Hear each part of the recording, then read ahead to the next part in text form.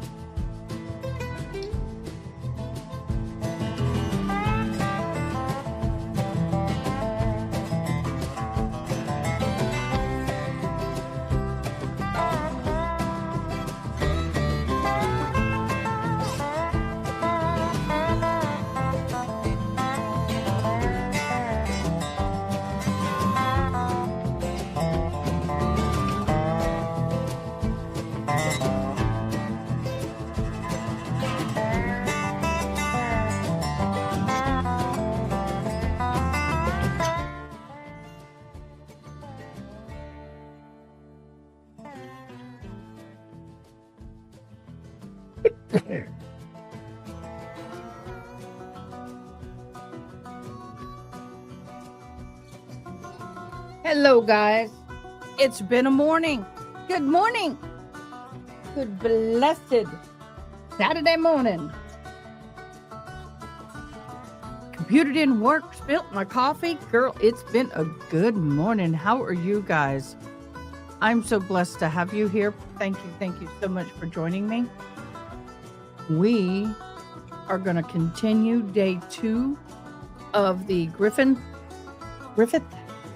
trial and see where that leads us. It's getting pretty interesting. Good morning, Haley Mouse. Good morning, Tash. Good morning. Oh, happy day. How are y'all doing? And my camera is now focusing on the background and not me. There we go. There we go, lovelies. Hello, thanks for liking. I've got to get it set up, but it'll catch you. I came in this morning and I had no camera, no audio. It caught you.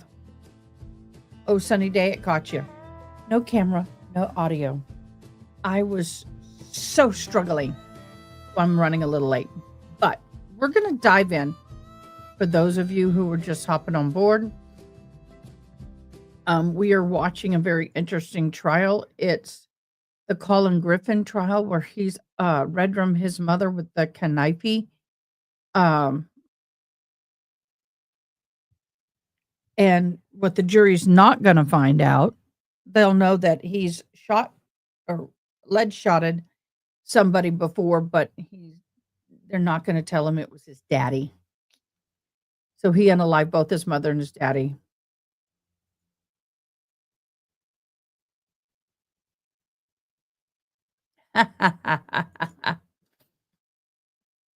Yes.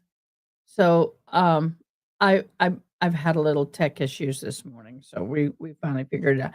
I don't understand. I leave all the cameras going. I don't mess with cameras. Don't turn them off. Don't do anything. If it's working, leave it.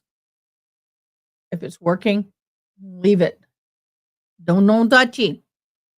Don't no touchy. Okay, we got stream announcements. Yay, me. Okay, Discord is up and running, you guys, for anybody who wants to come on over and join us. By the way, if you are a court junkie and want to be able to access the documents we access, go to As the Gavel Drops in Discord. All you have to do is register and validate your account, and you will have all the access we have to all the documents we have. So let's get this screen shared working. God, I hope it works. Get this up and going. Yay!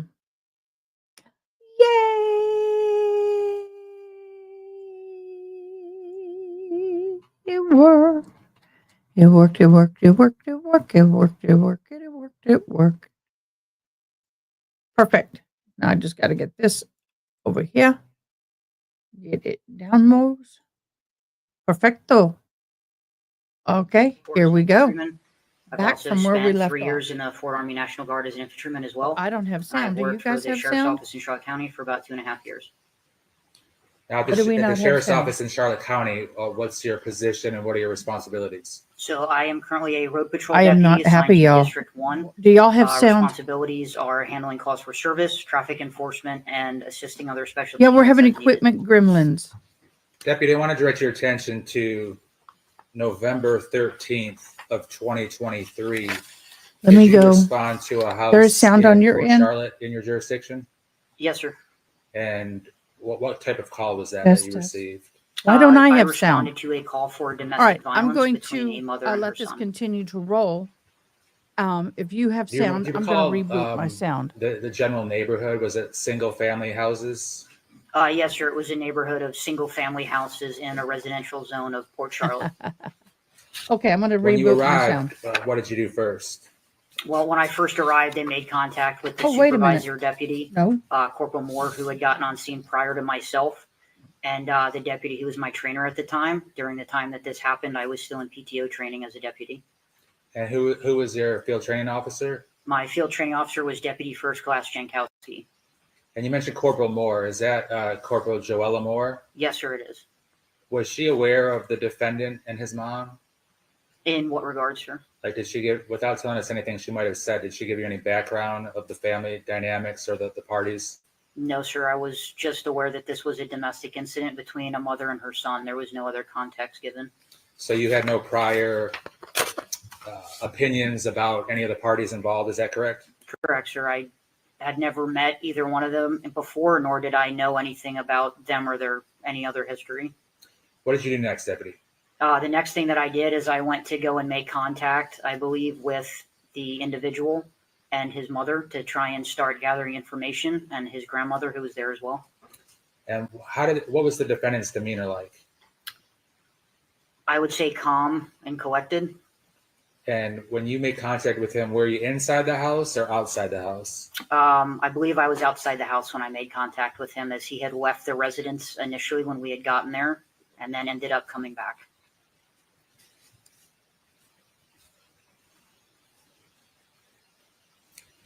Now, did you have an opportunity to talk to him? The defendant? Correct. Yes, I did speak with him. Did you have an opportunity to speak to his mom, Kathy Griffith? Yes, sir. And what was her demeanor like? She seemed nervous, 1, 2. Can y'all hear me? quiet, scared. From what I could tell, just her whole demeanor, she was still kind of just processing what was going on. Definitely seemed teary-eyed, if you will. When you say scared, did she appear to be scared of you or scared of what her son had just done to her?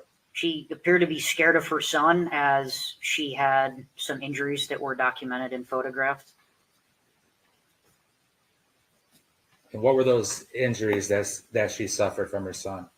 She's had some redness and what appears to be the beginning of bruising and swelling on her stomach and abdomen area, as she had stated that he had kneed her in the stomach. And then she also had a small scrape with some dirt on it on her hand, as she said that he had taken his foot and kicked or stomped her hand. Did she tell you why he did that to his own mom? So, speaking with both the mother and the son, what we were able to gather was that she had told him that she was unhappy with his behavior at the time as a juvenile and was going to do some new parenting and wanted to take away his Xbox gaming system and his cell phone. And at the time, he did not like those consequences, so he grabbed his mom and threw her on the ground after kneeing her and then stepping on her hand when she went to get her cell phone.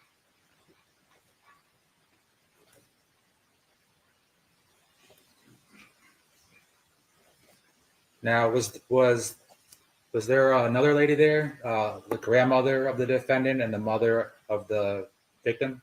Yes, sir. So the defendant's grandmother and the victim's mother was also present at the house as they were eating dinner together that night. So they were having a family evening, the grandma, her daughter, and the victim's son, correct? Correct. Those three individuals were the three people in the home that night. And did you have an opportunity to speak to the grandma as well? Yes, sir, I did.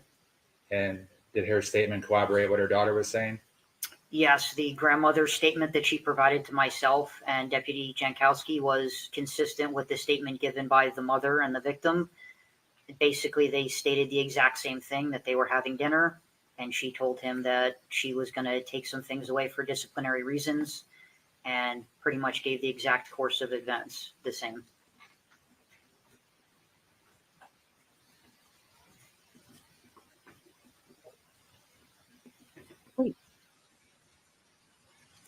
Now, did you see any marks or bruises or injuries on the defendant?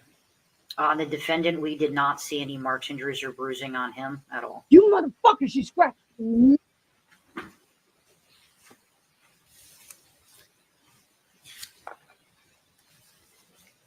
Now, did EMS respond or something like EMS, whether it was the fire department or EMS, respond to treat the mother? Honestly, sir, I do not recall. What happened? How was that case resolved that night? Who got arrested? That night, Collin was placed under arrest for domestic violence against his mother for battery by strike. And was he transported to the proper location then thereafter? Yes, sir. He was transported to the Charlotte County Jail afterwards. Was the mom or the grandmother arrested for anything? No, the mother and the grandmother were not arrested. Now, in addition to you and Deputy Jankowski, you mentioned Corporal Moore. Were there any additional law enforcement there you can recall? I cannot recall. Is it a fair statement that the three of you were doing multiple, multiple things, and were each doing your own part of the investigation, and not necessarily all three of you together at the same time? Correct. We were all doing different things together. I was going and getting paperwork at different times to provide the victim, such as Marcy's Law paperwork, as well as victims' rights forms and things like that, while other deputies were doing other tasks on the scene at the same time. Now, when you went to get that paperwork, you mentioned victims' rights and Marcy's Law.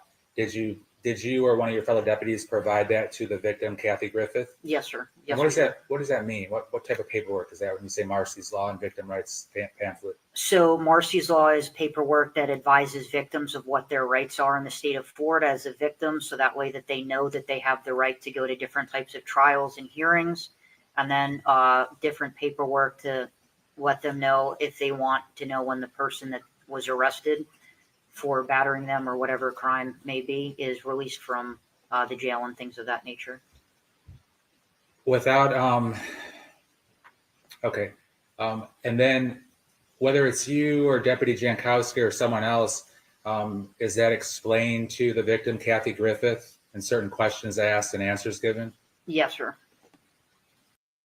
This day has pissed me off for the last time. Spill my coffee, no sound, no camera, computer problems. Then my son foolishly tried to hand me the cat, which I didn't want, over the desk, and she scratched me. Damn cat.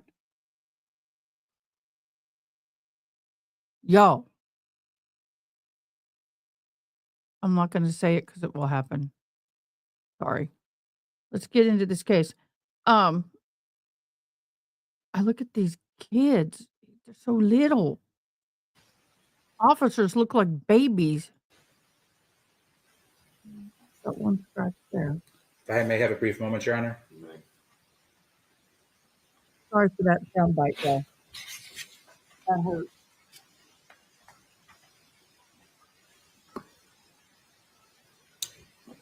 When the victim, Miss Kathy, was sitting on the couch, how would you describe her demeanor? I remember that I had asked her if I could get her an ice pack or anything like that, as she said that, the injuries that she had was sore, offered to help if I could. I was trying to be, as compassionate as I could be in that type of a situation. She just was very kind of closed off, if you will, and scared. She had advised me at one point that she no longer wanted Collin living with her or her mother, as she was honestly afraid of him. Deputy Sharp, I have no further questions. Cross. He's a little bipolar, and I don't say that to be derogatory, but 1 minute she wants. In your direct testimony, you made it sound like Collin fled the scene of what happened at his mother's house. But that's not really true, is it? He was the one who called 911. Okay. You don't remember that? I don't recall exactly who the caller was. I know that I responded to the scene, though, ma'am. Are you aware now that Collin was actually on the phone with Corporal Rentis, one of your supervisors, when you arrived on scene? Yes, he was on the phone with Corporal Rentis, and then also I recall that once he was placed into a patrol vehicle, he was also on the phone with Corporal Rentis as well, as they had previous interactions. Right. So Collin is reaching out to describe to a law enforcement officer what just happened. I don't know what his conversation with Corporal Rentis was, ma'am. Did you interview Collin? When you say interview, do you mean did I get a sworn statement from him? Did you just ask him about what happened? I had briefly talked to him, yes, initially. And he told you that his mom punched him before he threw her off of him, correct? Yes, ma'am. Okay. And well, there goes the bead. You and the other deputies who responded, it wasn't like you just went there, said, talk to you, everything matches, so we're arresting him. You were there for hours, right? I don't recall exactly how long we were there, but it was not an in and out situation. Right. And do you remember your supervisor on scene, Joella Moore, saying she never knows how to read Collin Griffith? I do not recall that statement. But it's on body camera, right? Okay. Speaking of body camera footage, you had one on your person that night, correct? Correct. And it was running the whole time you were there? Correct. Have you reviewed it since you found out you were going to have to testify?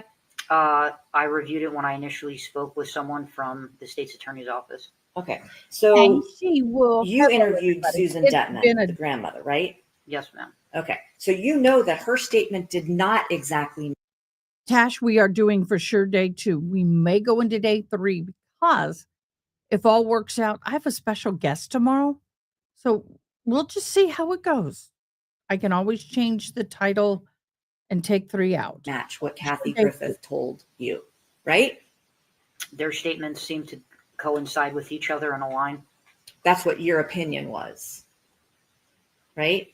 That is basically what I wrote in my report, ma'am, yes. Right, but what about what's on body camera footage? That she had told me that they were having a conversation at the dinner table, and that Catherine told her son that she wanted to take away his Xbox and his cell phone so that she could only send and receive text messages and make phone calls, and that they had pretty much both decided that he wasn't going to go on their family vacation. And then Susan also told you that as Kathy was reading him the riot act, that Collin stood up and said, let's do this. Correct. Right? They both told me that. Okay. But then Susan says she didn't see what happened next because she was going for her phone to call Corporal Rentis herself, right? So Susan had pretty much told me that once he stood up and said, let's do this, that she stepped away to go and get her phone. And by the time she came back, they were on the floor. And the only thing that I have between that time period is both what Collin had told me he advised happened and then also what his mother had said. Right. And Collin told you that his mother punched him in the face. Correct. Collin had told me his mother had punched him in the face, but when we were on scene, I did not see any bruisings, marking, or swelling, or any indication that he had been struck in the face by any object. It is possible to get punched and not have redness, swelling, bruising, correct? I guess anything's possible, ma'am. Right. You're not a doctor. I am not, no. So Susan did not tell you the same thing that Kathy did, because Kathy said, I never touched him. He's just being a brat because I took away his stuff, right? Correct. The grandmother and mother had both pretty much told me, I'm sorry, ma'am, can you please rephrase the question? My main point is that you made it sound like Kathy and Susan completely agreed on what happened, which would indicate to the jury that Susan supported what Kathy said about her not punching Collin. But Susan didn't tell you that, right? Correct. Susan had told me that they initially got into an argument and their statements were the same up until Collin got up and said, let's do this. At that point in time, the grandmother advised she was not present and did not see what happened from the time frame that he got up and said, let's do this, until she came back and they were already both on the floor. Both on the floor. Now, Collin was quite forthcoming with you, right? When you talked to him, your interaction? So I had talked to him initially, briefly, and then when I went to go and get a sworn statement from him, he advised that he wanted to speak I'm going to to stop you right there. He was talking on the phone to Corporal Rentis the whole time he was sitting in the car, correct? Correct. He was sitting in the back of the car. And anytime an officer walked up to him, they could capture his face and his voice and whatever he was saying on camera, right? We had our body cameras on. Right. So that's a yes? Yes. So Collin says his mom punched him and he defended himself by kneeing her and throwing her to the ground, right? That is what he had stated. Yes. And that's on body cam. Yes. Okay. And then Kathy says, I never punched him. Correct. Right? And Susan says, I don't know what happened. She may have punched him because I wasn't there when that happened. Correct. Okay. You all chose to believe Kathy over Collin, correct? Based on the evidence that we had seen to coincide with the two different stories and with what the grandmother had told us from the different points in time that she was there, it appeared that the mother and the grandmother had similar stories, or from what time periods they were both there together, that matched. And like I said, based on the physical evidence of injuries that the mother had and the son's lack thereof, that was where the evidence led us to go. So your body Like cam how would we put also that. show That's the where the alleged evidence injuries led us to to go. Kathy, right?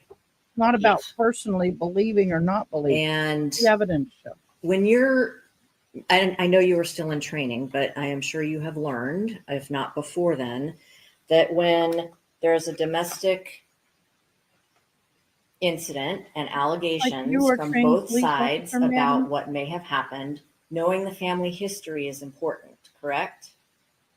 The like family dynamic between mother and Right. son. Yes. And maybe prior acts of violence on either side. Is that important to know too? Towards each other. Yeah, or towards anybody.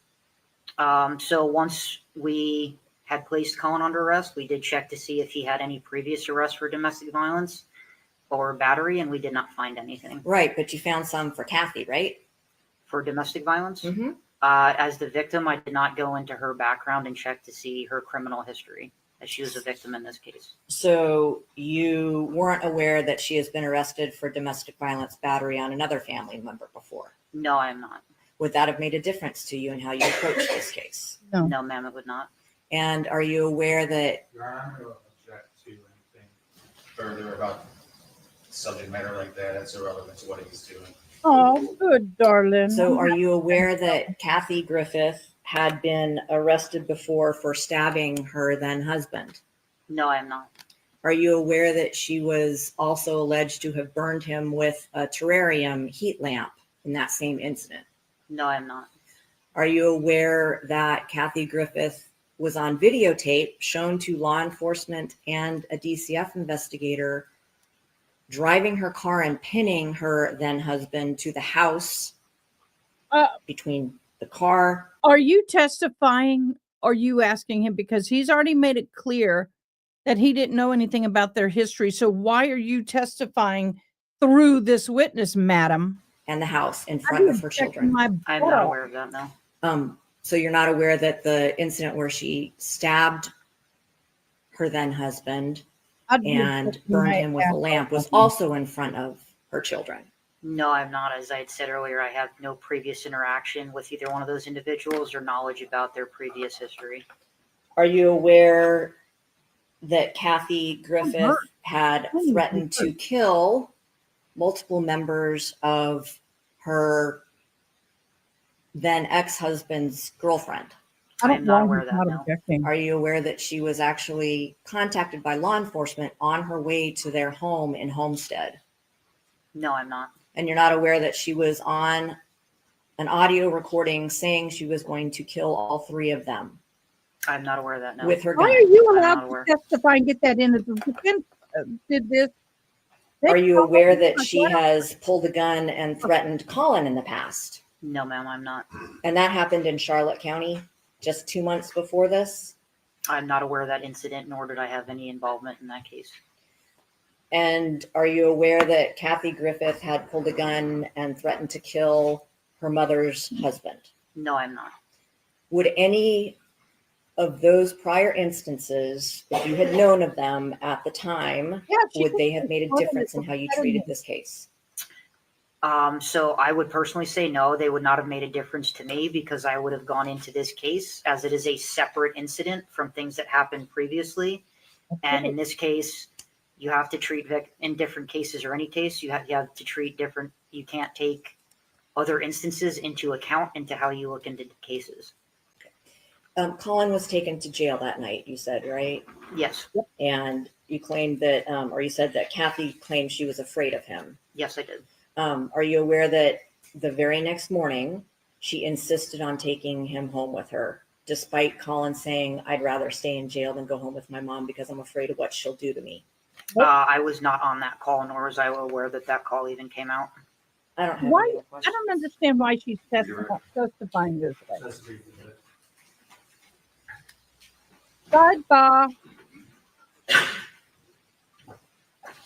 Deputy, are you aware that victims of domestic violence often want their abuser back in their lives?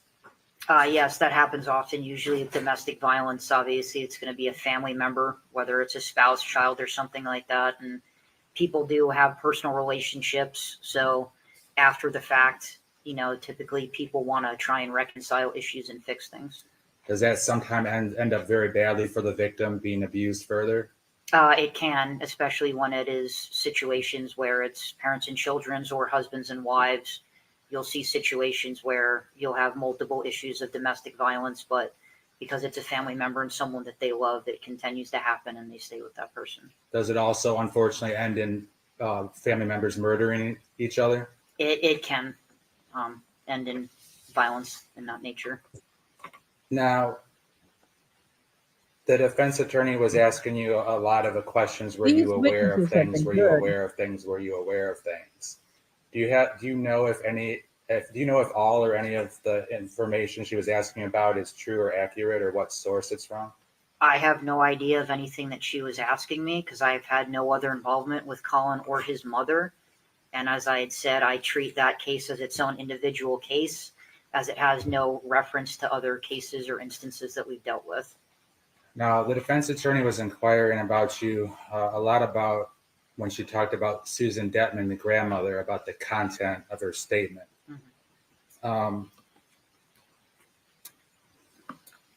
Is it accurate that Susan told you that her daughter was telling Collin that she would be implementing new parenting rules? Yes, sir, that is accurate. And the grandma told you that Collin would be having his Xbox gaming system and cell phone and other items taken away as a disciplinary action due to his behavior. Yes, that is an accurate statement. And these are things that Susan said the mother was saying to her son, correct? Correct. These are things that the grandmother and both the mother had told me in their statements that she was going to take items away due to his behavior for parenting. And they were so fed up with the defendant that they told him that the Thanksgiving cruise vacation he would no longer be going on. Is that correct? That is correct. And at that time, according to the grandmother and Miss Kathy, the defendant's response was, Collin stood up and said, "Let's just do it." Correct. So did you take that to mean he was challenging his mom to a physical fight? From both the statements that the grandmother and the mother had told me, yes, it sounded like he stood up and basically tried to show body language and intimidate his mother and say, okay, if you're going to try and take away my Xbox and my cell phone, then he wanted to have a physical interaction. So because the mom was trying to discipline and parent her child, the defendant physically did what to his own mom? So at that point, from basically what the mother had told me, is that he had kneed her in the stomach and thrown her to the ground. And when she went to go and get her cell phone, he stomped on her hand. I have no further questions. Thank you. Is the witness released? He is, yeah. Ms. Thornhill? I think sometimes, as frustrated as I am, I think sometimes, and this can be true, the more objections you make, the more true it sounds. Maybe and more attention you draw to what you don't want them to really be paying attention to. Maybe that's what he's doing. You know, I don't know. Maybe he's got something in his back pocket. I don't know. Yes. Thank you, sir. Thank you, Your Honor.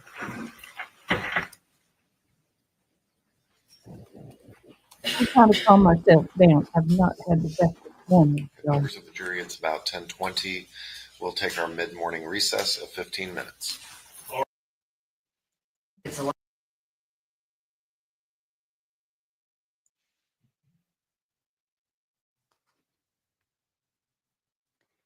But I would pull a sidebar and tell Your Honor, she is testifying for the defense through her questions, and I want it stopped.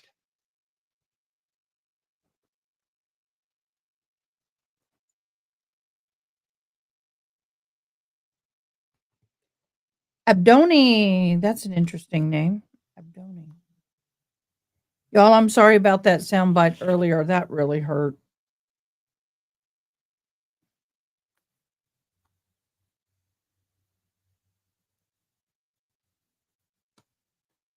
Oh.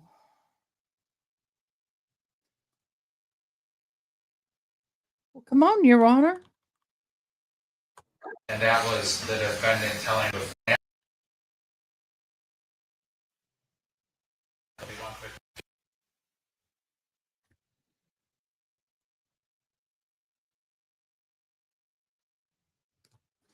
Lawyers are present. State's counsel is present. Are we ready for the jury? we just need a couple of minutes here. There'll be one quick thing to litigate. Okay.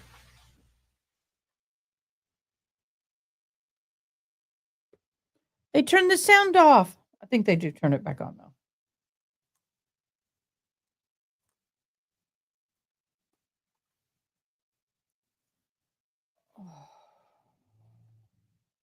Really smooth day. Welsh with the Charlotte County Sheriff's Office. Oh, Iris. And I wanted to inquire from the court and ask permission for her to be able to say one of the things that she had mentioned before at the prior hearing we had. And that was the defendant telling her, as it pertains to the prior killing. He made a statement to her that when he was talking about killing his mom in the future, he mentioned that he'd killed before and he could kill again. It would be my intention to. That is normally not thrown around unless I'm in bad pain or scared. I have post-traumatic stress. I'm a survivor of a lot of things, and that startled me. And I do have a mark right in that crease. I have a filter on here to smooth out my face so you're not seeing it, but it still stings. It's right here. But I apologize. I normally don't use that, but you know, we all have a bad side. To I'm so sorry. to ask Your Honor for her to be allowed to say I'm that. hurt. as it would not be contrary to the court's ruling. That was not fun. She would not be saying, and she did not What say a that the folk defendant said that in the to have context that. of his dad, and she would not be able to say that anything about him killing his dad here at trial. But I would ask for permission to be able to ask that I ask question, forgiveness, you guys. and I would say it would not run afoul of Your Honor's ruling and what has already come in regarding that killing. You're not I would a fan of object the to that, DA? Judge. It implies The way something that He's doing it. What are you not a fan of? Yep, the defense did. it's a true statement if he acted in He opened the door. self-defense, right? But the statement alone, without getting into details such as it was self-defense, make it extremely prejudicial. Understand I that. think that the prejudicial effect of it would substantially outweigh any probative value. So it's a 403 argument. I'd be arguing, Your Honor, if you open the door, I'll warn again. This conversation was in which the statement was made. What was going on? She was talking to him about, it was one of the times when he needed to be at home instead of somewhere else, and I don't You remember understand? You don't which place it was, if it was the jail or the psychiatric facility or foster care. But it was him again saying, I don't want to go home with my mom, I'm afraid of what she might do. Hey, the And state I is hurt doesn't her in know. response, basically, I've killed before and I know I could do it again. But once again, there's a whole host of interpretations that if it's allowed in, I would feel obligated to go into, that could mean self-defense too, correct? Which opens a can of worms. Is it Adam, you open the a fair characterization of the conversation that Mr. Griffith was talking about defending door. Working himself? and showing. Welcome, Jack. I believe so, I mean, yes. the words themselves. I know there's been some This talk was, about I'm afraid of what she'll do and then what I'll do. Is it that sort of give and take that's going on there? I believe so, yes. But I could be wrong. There was one deputy who testified, and it might have been Welch, who said that it was not a conditional statement. That was Welch, Your It Honor. was Welch? Yes. Okay, so I remembered it correctly. When was our hearing? I have notes. I just 14th and 15th, I think, of January, or maybe the 13th and the 14th. Yeah, I think it was the 14th and 15th.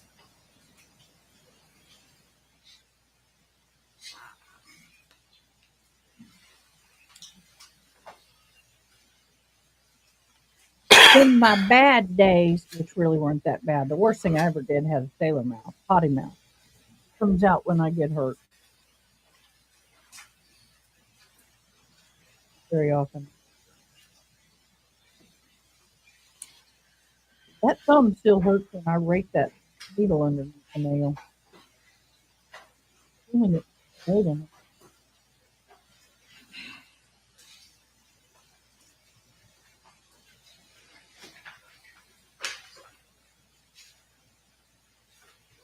Took my coffee so my arm, where my arm rests on the table, is wet all right. So my notes reflect this was the incident in the morning. at Charlotte Behavioral Health when he was being released.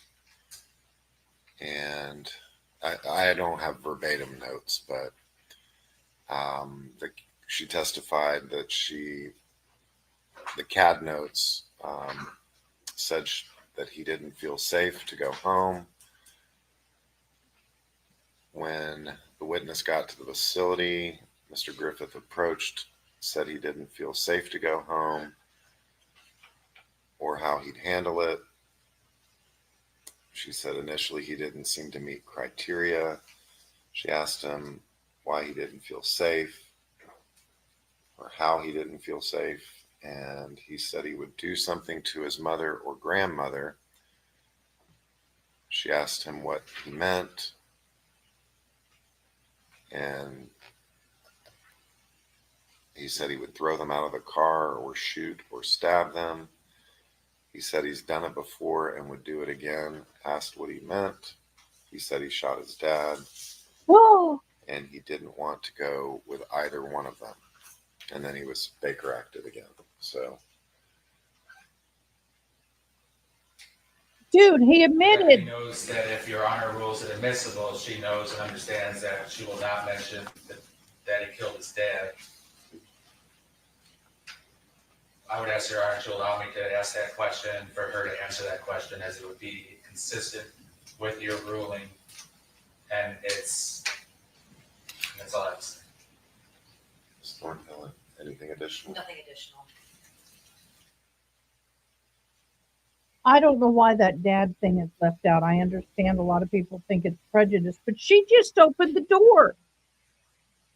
She opened the freaking door about the mother and about the dad, in my opinion. I hate it when lawyers open the door but want to make sure that they only allow the door to be cracked open for the jury to see what they want them to Yeah, see, and I'm then sure they it's better slam than it my shut, notes. and they don't get the whole story. You're supposed to already be beginning. It's not.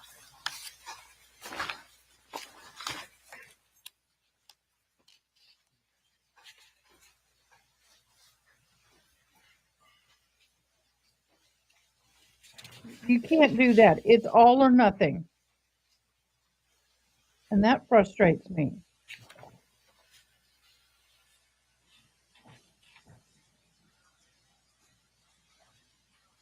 Did she not open that door?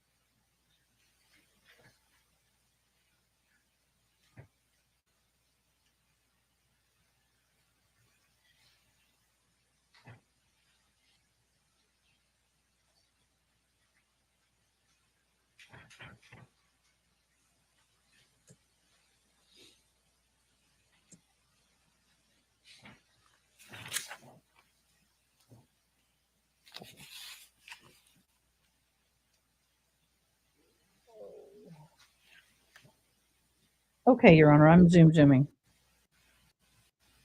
Well, he looked stand there, huh? At that point, all right, so Ms. Thornhill, I recognize the statement can be interpreted multiple ways, but isn't that the point?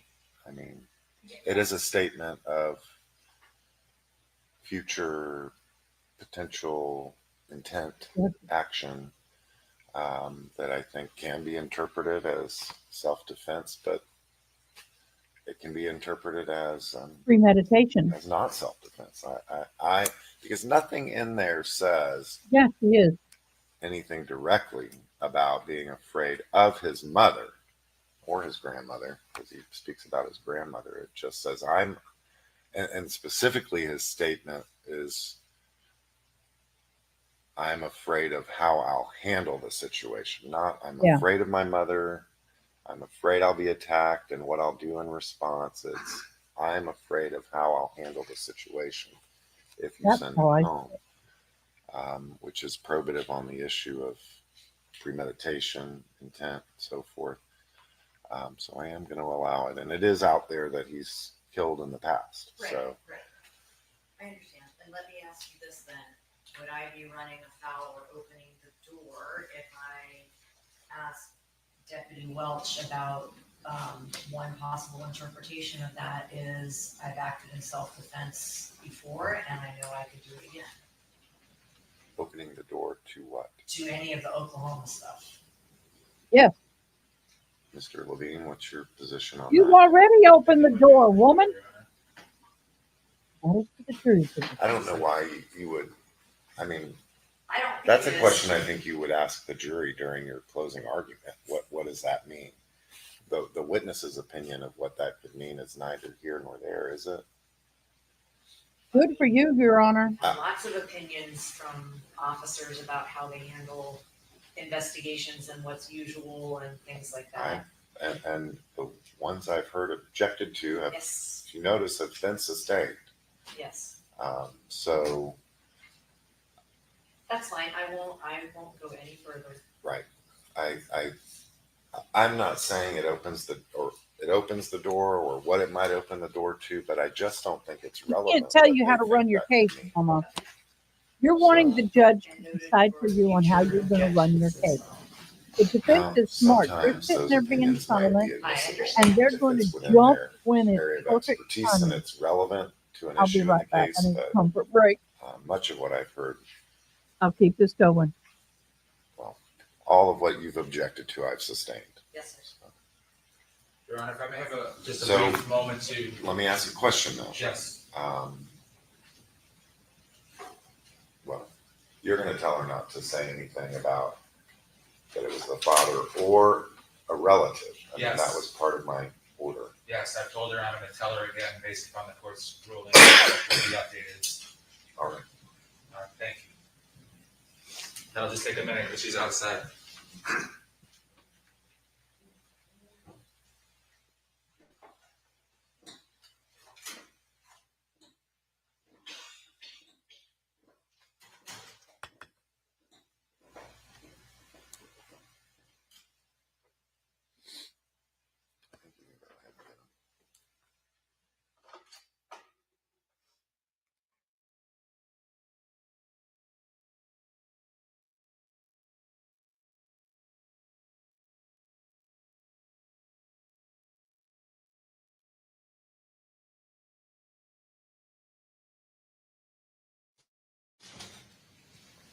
All right, thank you, Your Honor. State's ready.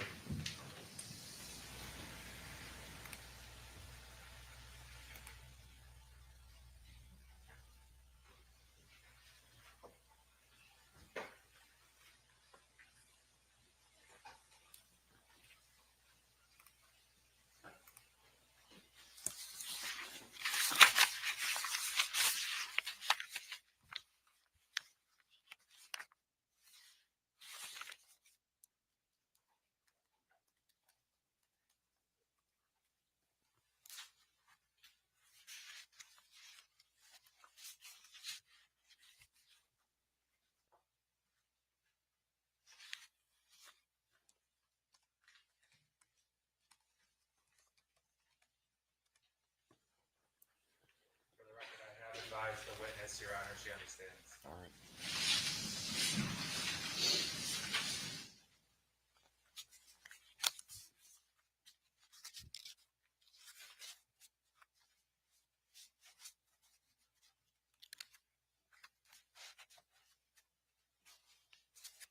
I agree with you, Case One, on that. This kid is not right.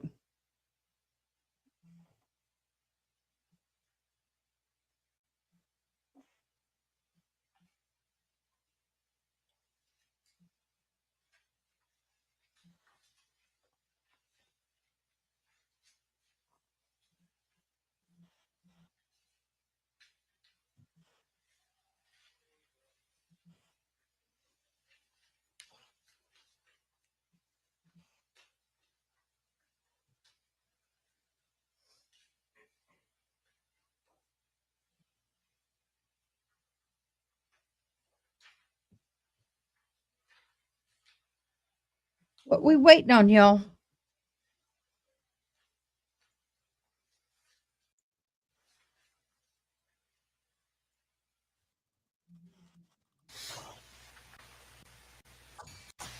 Your Honor, the state calls Deputy Carrie Welch with the Charlotte County Sheriff's Office. Mom may have been off, but it didn't mean she should be unalived for it.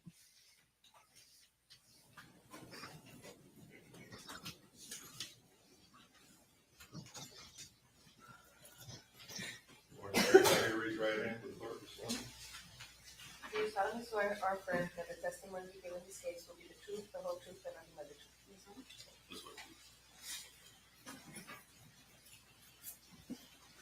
Did I hear? Mm-hmm. Good morning.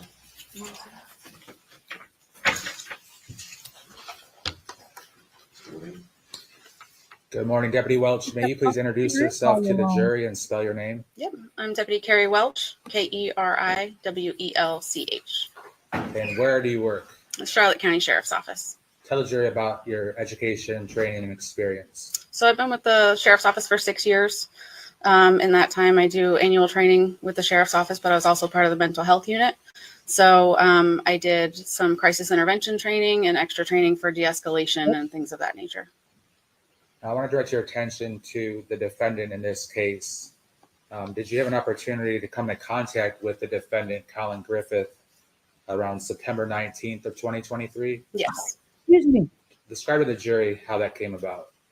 So I was called to our Charlotte Behavioral Center, which is our Center for Crisis and Addiction Services.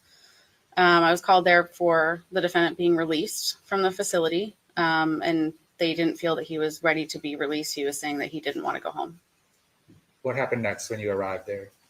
When I arrived, I spoke with the defendant, and he made several statements about wanting to harm his mother and grandmother if he were to go back into their custody. And those several statements that he made about harming his mom and grandmother, what specifically did he say? He specifically said that he had, or something along the lines of that he had done it before and that he would do it again, and said that he would either push them out of a car, stab them, or shoot them. Were you concerned when he said this? Absolutely. As a result of that, what did you do? I placed him under a Baker Act for protective custody and sent him back to the facility. And tell the jury a little bit about what does that mean that you placed him under a Baker Act? So Baker Act is for anyone that has mental illness or mental instability, someone that can cause harm to themselves or others. Now, when the defendant mentioned those 3 different ways in which he could kill his grandma and or mom, and he said he's done it before, what was he referring to that he had done what before? She's like, Yeah. Do you need clarification? Yes. All right. she knows she's not allowed to bring it up. Both approach, please. See, this is what pisses me off. The defense has opened the door, I believe. I wish I had a lawyer in the house. The defense has opened the door to this. Just saying. In my humble opinion, they opened the door, and I would walk through it if I was the the defense. I'd walk right through it. I mean, prosecution. And that, if I'm on the jury and I heard that enough, but nobody explained it to me, I'd be going, okay, he must have harmed another family member. This would drive me crazy as a juror. You're telling us he's done it before, but you're not telling us who, what, when, where, why, and how. And is it because he was a minor? Not a minor major, meaning 17, close to being 18. What do y'all think about that? I want your opinions. Question, please answer. If you were on the jury, how much would this bother you that they keep skirting around the fact that he has harmed, shot, bludgeoned somebody? Mr. Levine, rephrase your question. Thank you. Deputy Welch, when you said that the defendant said he had done it again, he had done it before and could do it again, was he specifically referring to he had killed before and could kill again? Yes. All right, I have no further questions. Cross-exam? Oh, heck yeah. And she's going to testify for the deceased. What she does. Good morning. Back on September 19th, when you Yeah, it is safe. came into contact with Collin Griffith, that was at Charlotte Behavioral Health Center. Yes. And were you aware he had been in that facility under a Baker Act hold for several days leading up to your encounter with him? I don't know how long, but he was in the facility prior. Yes. And are you aware of what caused him to be placed in that facility initially? No. He was just transport. Collin told you multiple times that he didn't feel safe going home, correct? Correct. And when he said, I don't feel safe at home, you all kept saying, well, if you don't give me something specific, you're going to go. Okay, I will tell you, there are kids from personal experience. I've known one who would tell the school and everybody that they didn't want to go home. They didn't feel safe at home. They said the parents were doing leaves and burning and inhaling, and they were abusing, and on and on and on and on, right? But they could not, like she said, give extreme specifics. What date, when, where, who did what. They were just vague. Now, there may have been some times where the parents did spank them, or they lost control and screamed at them, or the mom may have slapped them in the face. But what they're not telling is how much the child provoked it. And so I understand that we have to listen when anybody says they're being mistreated. I'm not against that in any way, shape, or form.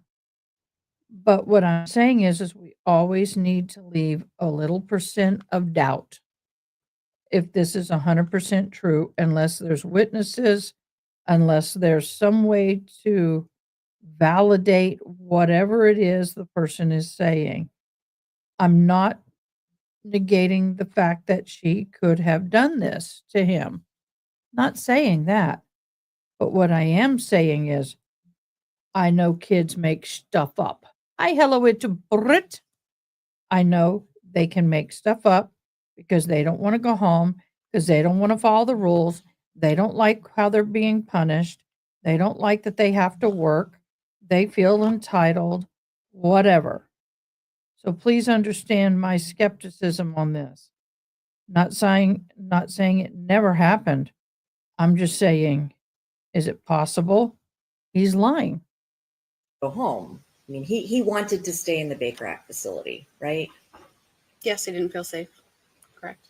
And Sergeant Schneider was there with you? No. At some point? No? This is separate from Sergeant Schneider? What time, if you know, was Collin supposed to be released from the Baker Act facility to go home with his mom? I don't recall. Is it safe to say that you responded to the facility hours after his release was supposed to happen? I don't recall. Do you remember going there at one point, finding that he didn't meet criteria to be re-Baker Acted, and then having to go back at another point? No. No? Okay. It just, there's some times on your reports that indicates you responded at both 6 and at midnight. Did I misread that? Yeah, I don't recall going twice, just once. Do you have your report in front of you? I do not. Is it possible you went more than once? Not to my knowledge, no. So Collin is saying, I want to stay here. I don't want to go home. I don't feel safe at home. I don't feel safe at home. I don't feel safe at home. Because he said it multiple times, right? Correct. And y'all kept saying, you got to go home. You got to go home, because you didn't think he met the criteria to be re-Baker Acted, right? Correct. And then finally he said the magic words that got him re-Baker Acted, right? I'm not sure what you're referring to. Well, once he said, I'm afraid I'll hurt or kill my mom or my grandma, you guys immediately put him back in the facility, right? Absolutely. It's a homicidal statement. Right. And that appeared to be his goal the whole time, was to get put back in the facility rather than going home with mom or grandma. I don't know what his intention was.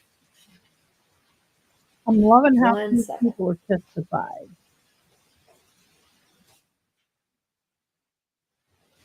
Thank you. You redirect. So you can question the kid all you want. Doesn't mean they're going to tell you the truth.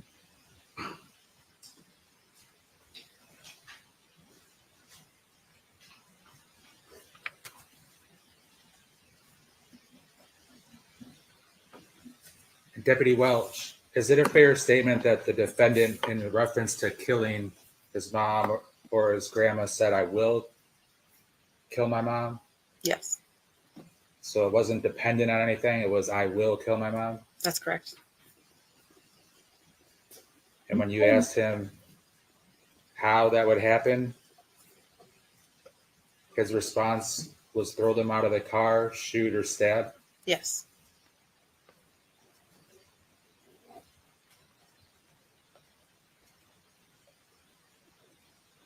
Yes, they are. These are very And is good. that when he said that he killed before and could kill again? Yes. All right, I have nothing further. Is this witness released? This is how witnesses Thornhill? should enter. Thank you. Thank you.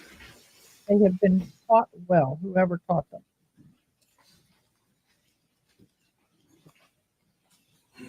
Yeah, yeah, they're doing a good job. Next witness. The state will call Detective Lacey Zenoniani with the Charlotte County Sheriff's Office. How many more sheriffs are we going to listen to, y'all? How many more?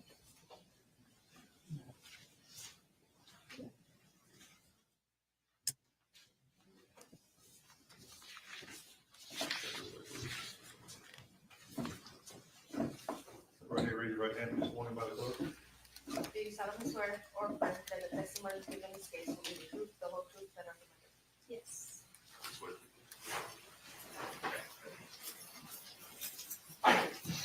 You watch your step. Good morning. Hold it. Look myself in the thumb. It's been a great day.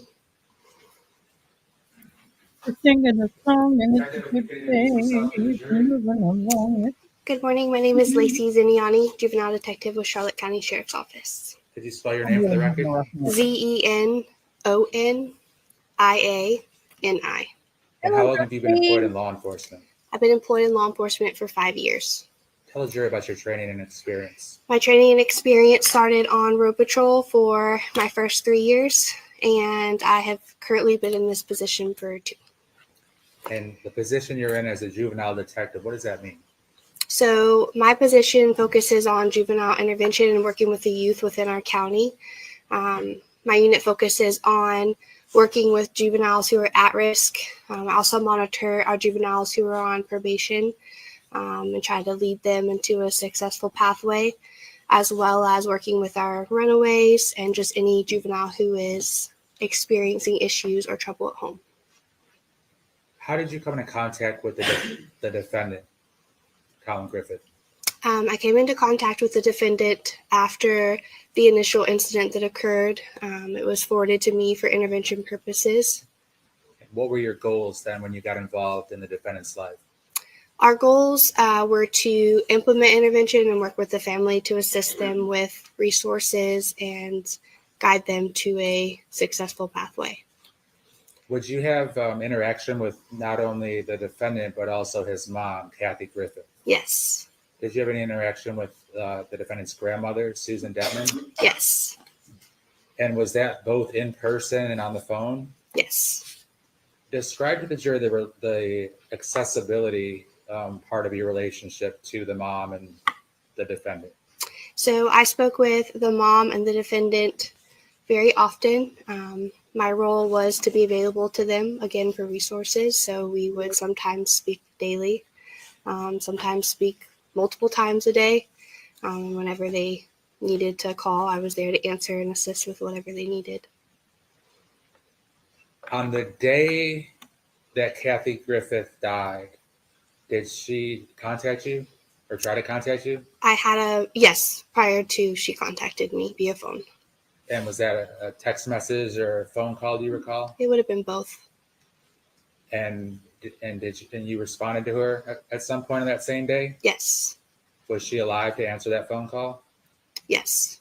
Or, did she answer that phone call? Yes. Towards the end of the day, did you ever call or text her and she didn't respond to you? Yes. All right. Now, can you give us kind of like a time frame, the general month and year to the general month and year of when you would have been in the defendant and his mom's life? Roughly, we began intervention back in September of 23. And that would have ended September of 24, I believe. You got a year probation.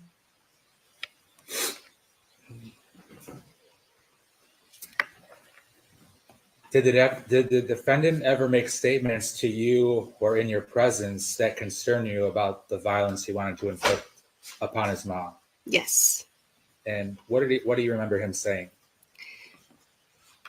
I don't recall specifics, but there were comments that if he returned home or back into the residence with his mom, that he wouldn't be able to control what had happened or that he would harm her.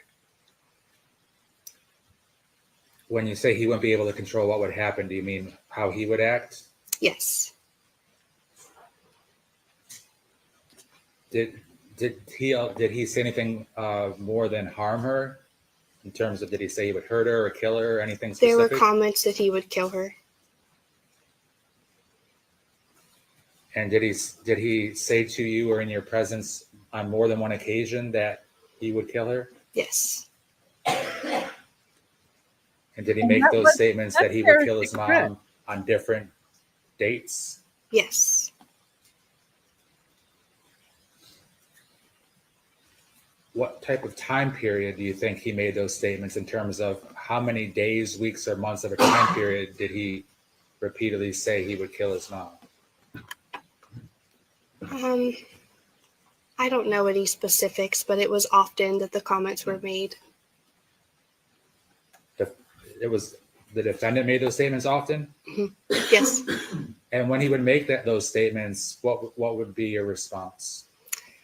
We would just try to work through with him and mentor him about the opportunities that he had for his future and how to work through the situations at hand and the consequences that would result from those comments. Did it appear that he would get angry when mom would try to take away his video games and cell phone and things of that nature? Yes. Was that a reoccurring source of discontent on the defendant's part? Yes.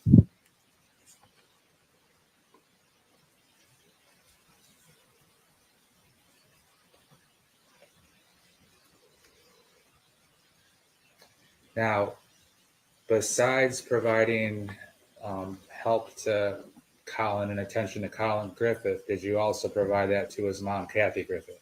Yes, we did. Was she receptive to doing what you told her to do? At the beginning, she would act like she was receptive, but would go against what was being discussed. And would she basically give in to cater to the defendant's desires? Yes. Do you think she was would give in too much and be too soft on him at times? At times, yes. Now, from those many months that you interacted with the family, was it clear to you that she loved Collin and wanted him to be around her? Yes. Did she understand the danger to her life having the defendant around her? Yes. Did she know that he had explicitly said he would kill her? Yes, she made a comment to me that she was willing to accept her faith if that gave her more time with her son. Meaning she was willing to die die at the hands of the defendant as long as she had more time to spend with him? Yes.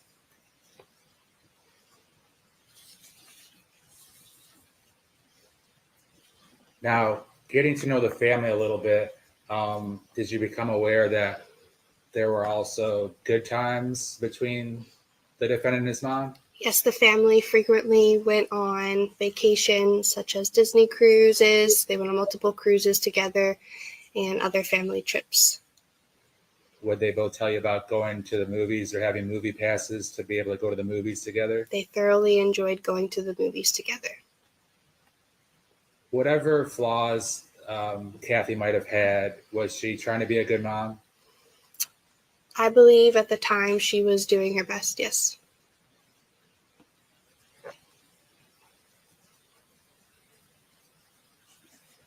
From your observations over that many month period, did the defendant have respect for his mom and her rules? No.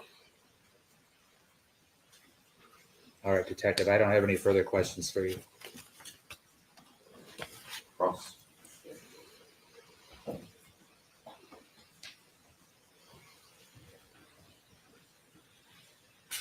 Good morning. Morning. Detective Zanoniani,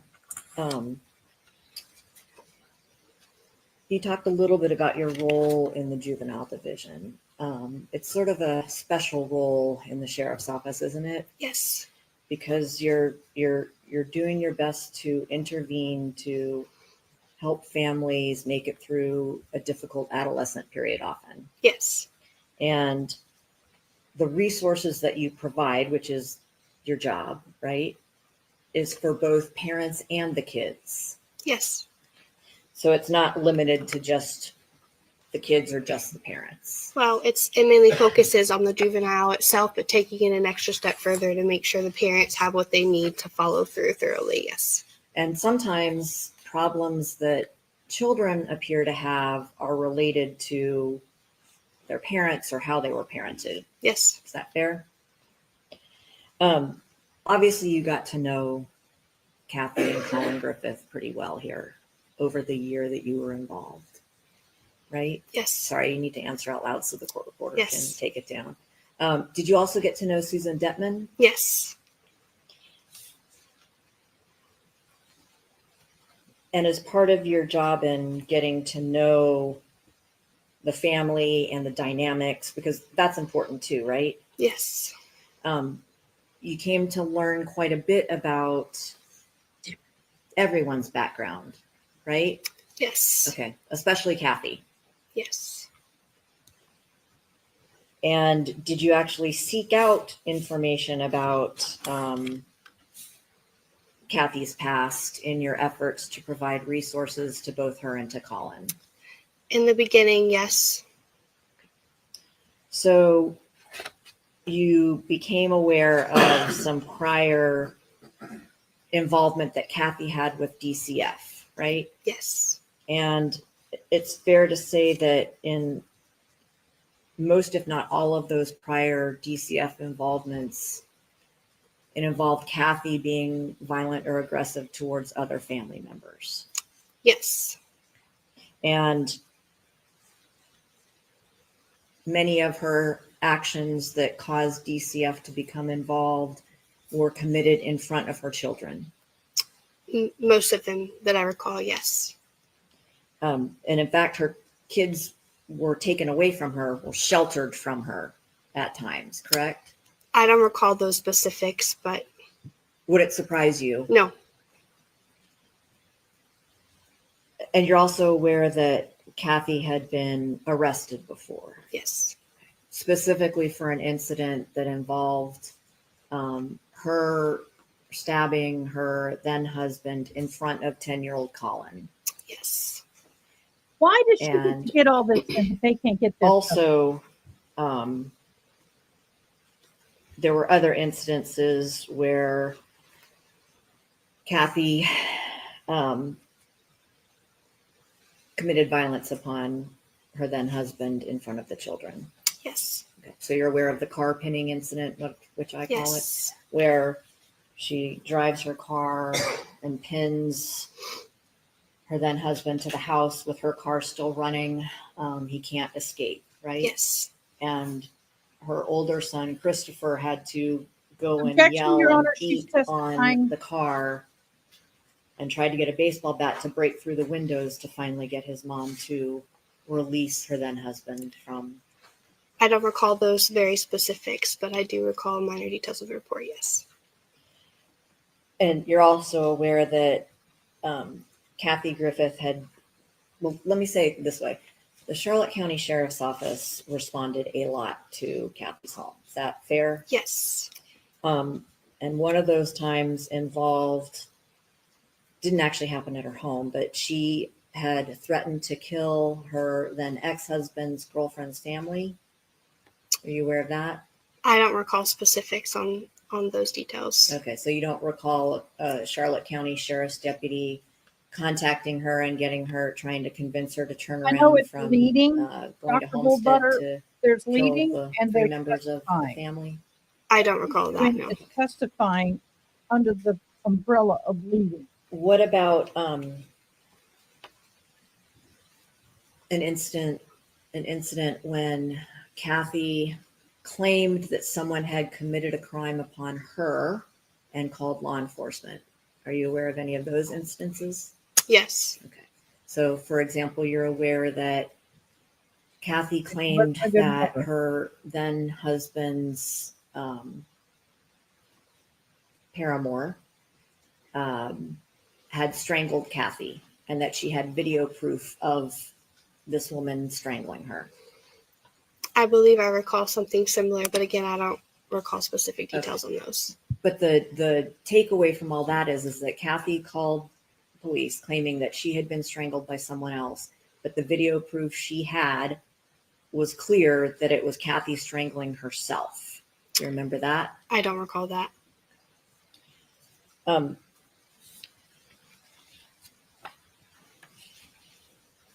Would you say that Kathy, in your interactions with her, definitely wanted her things to go her way, or she was not going to have it? Yes. Okay. So sort of her way or the highway. Yes. It's also fair to say that she really, really, really wanted Collin to stay with her. Yes. Independent. She knew that Collin did not want to live with her, correct? Yes. She knew that he had said he didn't feel safe with her, right? Yes. And she still wanted. But the problem is I understand, Tash, since he wasn't charged, he can't be brought up. Okay, fine. But why are they bringing all this up when there's no charges filed? They're just painting this woman out to be horrible, and she very well probably was not the best of mothers. I'll give her that. I give you that. But I will say, what frustrates me is they're skirting all the way around it. All that's going to do, in my humble opinion, is irritate the jurors because they don't give us what happened. If it's something that cannot be brought up, then don't allude to it. This alluding is what's pissing me off. Him there at all costs. Yes. Even despite the things that you all told her he said. Yes. The illusion is what. In your opinion, as somebody who provides intervention for families either in turmoil or distress, or if there's been an arrest, do you think it was a good idea for Collin and Kathy to live together?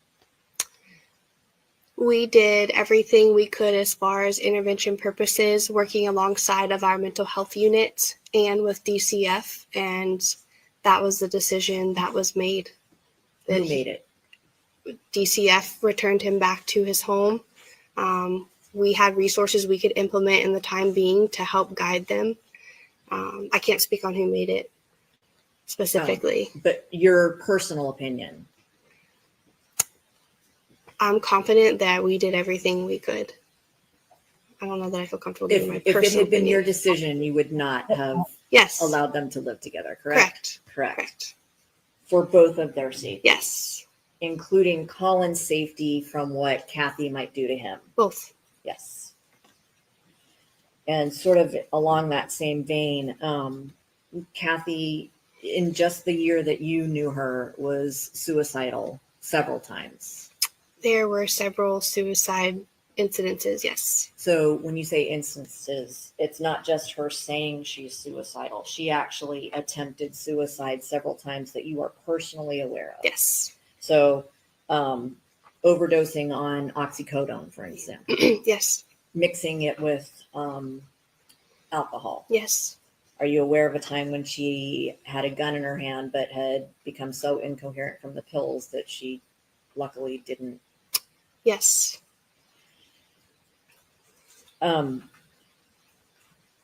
She even posted things sometimes about wanting to kill herself. Are you aware of that? I never had access and or viewed her social media accounts to answer that. But safe to say that at times she really wanted to die. Yes. And went beyond just saying it, but actually tried to. Yes. On September 11th or 12th of 2023. So right when you first became involved with Collin and Kathy. Did you speak with Collin about why you'd gotten involved? About why the sheriff's office was, talking to them? Yes. Okay. And he told you that time that his mom had pulled a gun on him, right? Yes. And that she had pointed at him and threatened to shoot him, Yes. or herself, or both. Yes. And he gave you a lot of details about what all she said to him. He gave a lot of details to the initial responding deputies who took the report, who would have had everything. I followed up the next day for intervention purposes, not mainly focusing on that, but figuring out how we can help them moving forward. And I mean, what he said happened is not unfathomable given Kathy's past, right? No.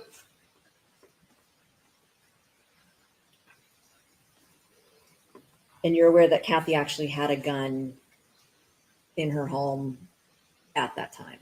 Based on the information of the initial call, it was assumed there was a gun in the home, but she denied it being in there. There was no way for us to prove if it was in the home or not. But you found out later that there had been a gun in the home, right? Several months later, yes. Yeah. And so she lied to you about that. Yes. And she convinced everybody that she had never done such a thing, right? Yes. Are you aware that she actually admitted to her own mother that she had pulled a gun on Collin? No. Well, mother's going to get up there. Grandmother will get up and testify. Why? So that means When you first became involved my humble opinion. with Collin and Kathy, Collin was in the Baker Act facility, right? Yes. And Kathy was not being cooperative with the efforts that everybody was making to make sure that she was safe, that Collin was safe, that things were being done to make sure nothing bad happened to either one of them, right? Yes. So, for instance, she wouldn't sign medical release forms for people to be able to communicate about Collin's treatment if any was needed. That's correct. And when when Charlotte Behavioral Health Center wanted her permission to try some different medications with Collin, she refused, right? Yes. And at that point, he was only 16, right? Yes. So she had to make those decisions for him. Yes. And in fact, she was so desperate to have Collin back with her, despite everything that happened, that she hired a lawyer to get him released from Charlotte Behavioral Health, right? Yes. And that actually happened. Yes. But Collin kept saying, I don't feel safe going home. I'm afraid of what she might do to me and then what I'll do in response. Mm-hmm. Right? Okay. And then another time, I think it was part of that same episode, Collin actually got placed into a place called Sandy Pines. Yes. And what do you know about Sandy Pines? Sandy Pines is a residential facility on the other coast. Usually your local mental health facility will complete a packet. Our mental health team would be able to answer this a little bit better than I can. But they go through a formal process and send them away to this residential facility to obtain help. Okay. And your understanding of it is that it's a 60 to 90 day program. Yes. And that's designed to get the maximum benefit from Yes. it, correct? As opposed to, say, Charlotte Behavioral Health and Baker Act, which is usually just a few days to get someone past Yes. whatever acute problem they're having. Correct. Kathy checked Collin out of Sandy Pines after 3 days, right? It was very quickly, yes. And against medical advice, right? Yes. And against your advice. Against all of our advice, yes. Everyone's advice. Yes. All right. So you're checking in regularly with the family. on November 12th of 2023, so the night that Collin was arrested for battering his mom. Well, actually, this is the day before. I apologize. There might have been some contact between either you or Corporal Rentis, who is somebody you work with in the juvenile division, Yes. right? Okay. Corporal Rentis was also very involved with Collin and Kathy, Yes. right? In fact, I think you may have told me on another occasion that you had a really close relationship with Kathy in terms of you communicated more often with her, but Collin and Corporal Rentis would communicate most often. Yes. So Collin would reach out to Corporal Rentis more often than he reached out to you. Yes. But he did reach out to you sometimes. Yes. Sorry, I thought I heard something. So on November 12th, so the day before he got arrested, did you have any communication with either Kathy or Collin when he called Rentis and said, I don't feel safe at my home anymore. My mom kicked me out, but now she's calling me a runaway. I don't feel safe with her because she had a gun and she's threatened me before. I don't recall specifics of our phone call because, again, we spoke almost daily, if not every other day, but they would reach out when things would escalate so that we could try to guide them through the process. Okay, but that particular, you do remember an incident shortly before Collin was arrested for domestic violence battery where his mom kicked him out. Yes. And he said, then when she started calling him a runaway, he didn't feel safe going back home because of the gun incident. And law enforcement got involved that day as well. Yes. And nobody checked for a gun that day either, right? I can't speak for who was there. Okay. But you are aware that Collin actually went with Susan that night Yes. to her house in, I think Yes. to her Auburndale house. Yes. Okay. And was the recommendation at that point for Collin to stay with Susan for some length of time, or was it kind of up in the air? He had a good relationship with his grandma, so she was a good divider between the two to keep them separated. So we were just trying to keep them separate for a couple days until things de-escalated. Are you aware that Kathy demanded that Susan bring Collin home immediately the next day? Yes. On the 13th. Yeah. And were you involved in any of the discussions about that? I recall speaking with Catherine and advising her to let them stay separate for a couple of days. That she insisted that Collin Yes. be brought back to her home. Yes. Are you also aware that she punished Collin for not coming home quickly enough? I don't recall specific punishment other than taking his gaming equipment away, if that's what you're referring to. What about corporal punishment? Are you aware of any corporal punishment she inflicted on him? No. Really? So not a belt whipping incident? I don't recall a belt whipping incident. And speaking of that, if Kathy claimed to Susan, who witnessed the belt whipping, that when Susan said, hey, don't do that, and Kathy said, no, it's okay, Rentis told me I could do it, would that be something you would expect That's Corporal not Rentis something to? Corporal Rentes would say. It's not something he would say? No. Okay, so if Kathy said that to Susan, she would have been making it up. Yes. No, you can infinitive. Then on the I will, 13th, we thank know you. Collin is arrested for the domestic violence battery. Thank you so much, beloved. And he said that his mom had punched him, and in response to that he kneed her and threw her off of him. Yes. Yep. And given Kathy's history, that's not, once again, unfathomable, is it? Damn it. Fucking myself. I need to take it. On the 14th of November, so the day that Collin got released from the jail, You're aware that he told jail personnel, I don't want to go home with my mom. Please don't make me go home with my mom. I don't feel safe with my mom. I'm afraid of what she'll do to me and then what I'll do in response. I wasn't there for that specific situation, so I can't really speak on their behalf. Are you at least aware that it occurred? Yeah. And jail personnel made him go home with his mom. At the time, again, I wasn't there, so I can't speak on that behalf of what happened there. Well, Colin's at home with mom when Charlotte County Sheriff's deputies have to respond to the home because the jail, I think, realized maybe that wasn't such a good idea to make him go home with mom and asked them to go check. Were you a part of that? No. Going to check? Were you aware of it at any way? Not at the time, not at the exact time, no. But you found out about it later? Yes. And you're aware that as soon as the sheriff's deputies get there, that Collin is doing standing marches right in front of Kathy, holding weights above his head.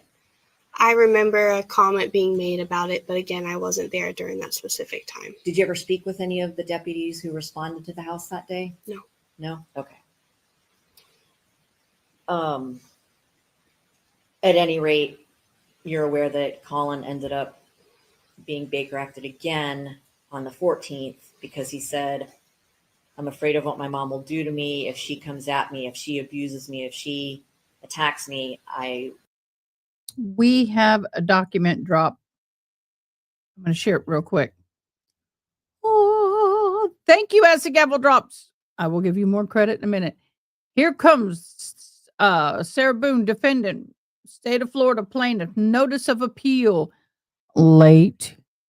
Notice is hereby given that the defendant, appellant Sarah Boone, appeals to the District Court of Appeal, 9th District of Florida, the judgment and sentence of the court on December 2nd, 2024 by Honorable Michael Cranick. All parties of said cause are called upon to take notice of this appeal.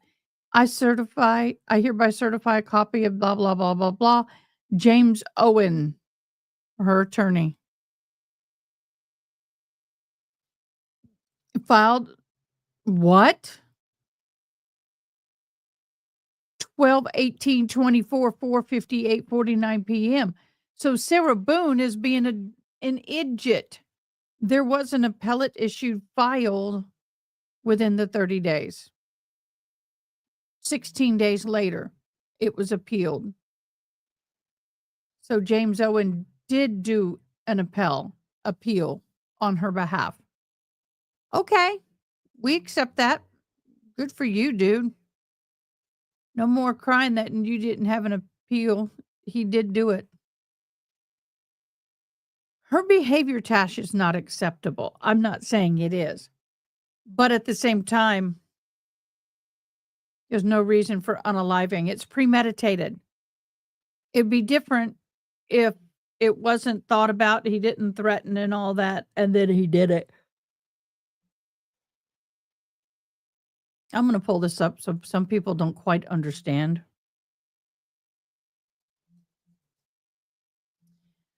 Florida state law, Baker Act, is a Florida law that allows temporary detention and or examination of individuals showing evidence of mental illness and who are in danger of harming themselves themselves or others. It enables family and loved ones to provide emergency mental health services and temporary detention for those who impaired due to mental illness. Baker's Act.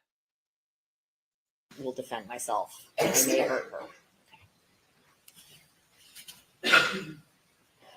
That same day, I know you're aware of this because you actually, I think, made the call. Kathy overdosed on medicine, right? Yes. Okay, so she ended up in a Baker Act facility on November 14th, 2023. Yes. Over the next few months, you're aware of the ups and downs between Kathy and Collin, right? Yes. And they went back and forth with who would be taking care of him, to the point where eventually Colin's lawyer. You know who Jeff Rapkin is, right? Yes. That was Colin's lawyer for the domestic violence battery. Yes. Actually, let me back up then. So on the domestic violence battery charge, it seems that Kathy was a little inconsistent in what she wanted to see happen with that charge. Is that fair to say? Yes. So sometimes she wanted the book thrown at him, take him away, lock him up, whatever. But then other times she wanted the charges dropped completely. Yes. Okay. And it wasn't always predictable what she would want. Correct.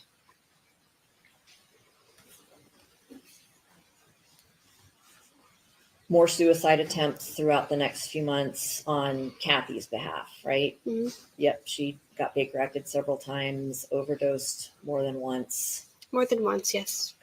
So during this time, Mr. Rapkin is representing Collin in the domestic violence battery case, and eventually Collin gets put on probation. But that's not until several months later, right? Yes. But in the meantime, as Kathy's not sure what she wants to happen, you're aware that both Kathy and Susan signed an agreement to have concurrent custody of Collin, right? Yes. And that's called the 751 plan. Yes. So both people who are taking on the responsibility or the duty of caring for a child have to sign in front of a notary for that to happen, right? Yes. And they have to file the paperwork with the court system. Yes. And then eventually a judge either agrees with it and signs an order or says, no, I don't agree with the concurrent custody. Yes. In this particular case, you're aware that a judge did sign off on the concurrent custody agreement. Yes. So that meant that both Susan and Kathy at any time could be caring for Collin, and it would be legal. Yes. They could each make. Okay, the 751 petition to remove conditions of residence. That's not the right one.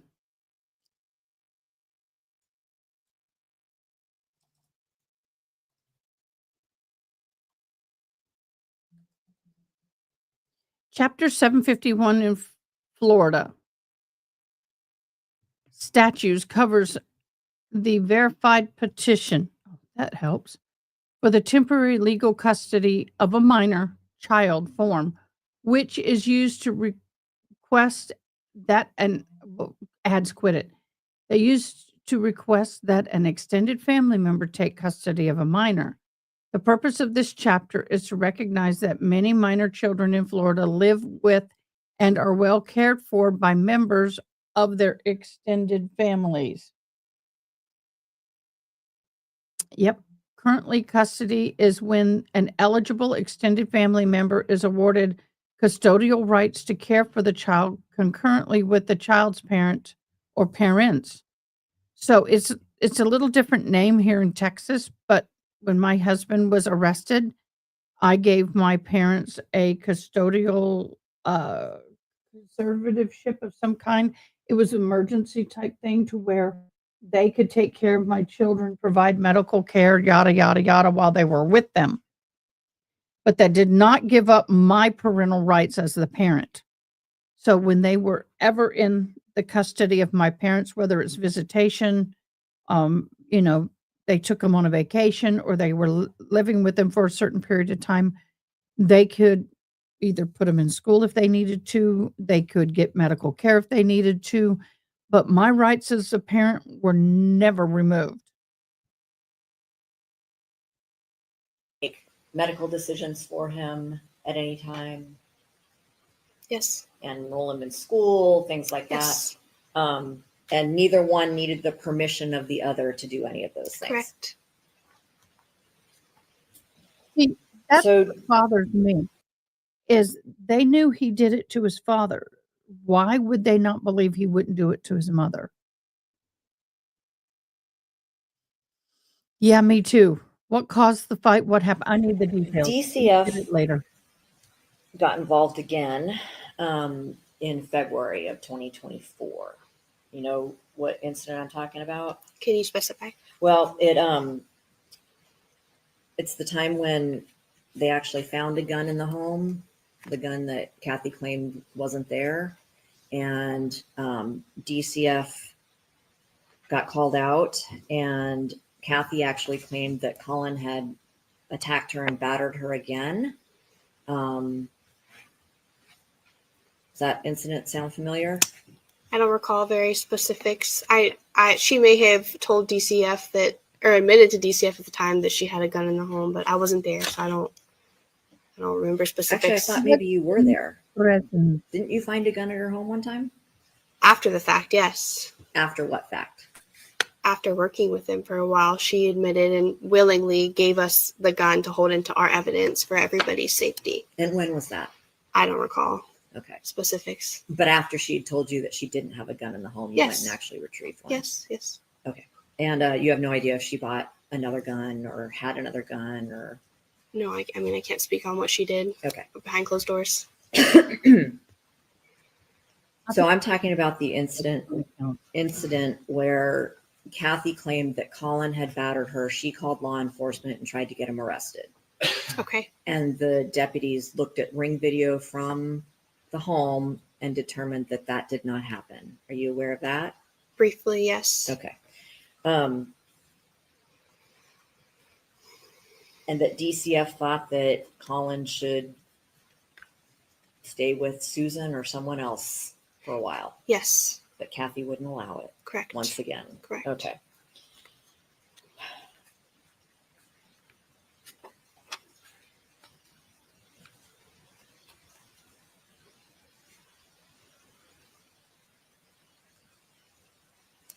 Are you aware of any other times when Kathy made false allegations? I mean, she made false allegations on multiple occasions, but unless you ask specifically, I don't recall. Okay. Like, what are you referring No, to? it's okay. I think you've given the jury a good idea of how trustworthy she was, which is not very, correct? At times, no.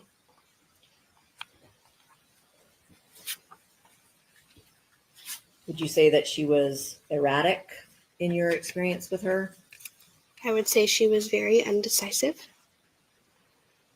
So erratic is not a word you'd use.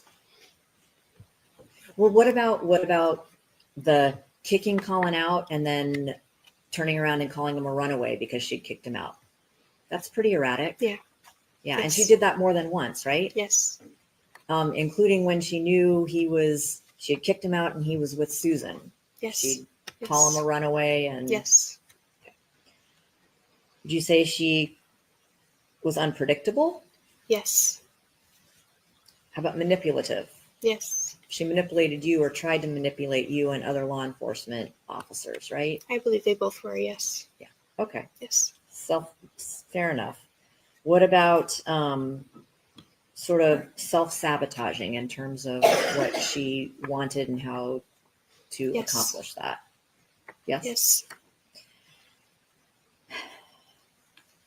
I want to talk a little bit about Collin's probation terms. So far as you know, he was complying with his probation terms, right? He was compliant with probation. Yes. And those probation terms also allowed him to go out of county to stay with Susan, right? Yes. Okay, there wasn't any requirement beyond that other than letting his probation officer know that he was going there, right? Correct. And his probation officer was Monique? Yes. In all the time that you dealt with Collin and Kathy, Collin basically told you he would rather be in jail than with his mom, right? He made a comment. What about that he'd rather stay in a psychiatric facility Yeah. than go home with his mom? There was a comment made previously. Yes. And he also has said he'd rather be in foster care than with his So why are Yes. they not going for the insanity? And that's because he felt unsafe with her?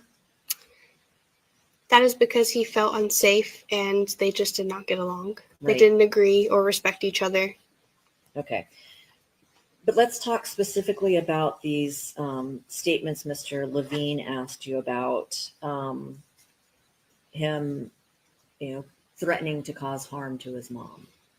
Every single time you heard one of those, it was always prefaced with, if she attacks me, or if she harms me, or if she comes at me. Yes. I will harm her. Yes. Okay. So indicating that he would utilize self-defense if she attacked him. Yes.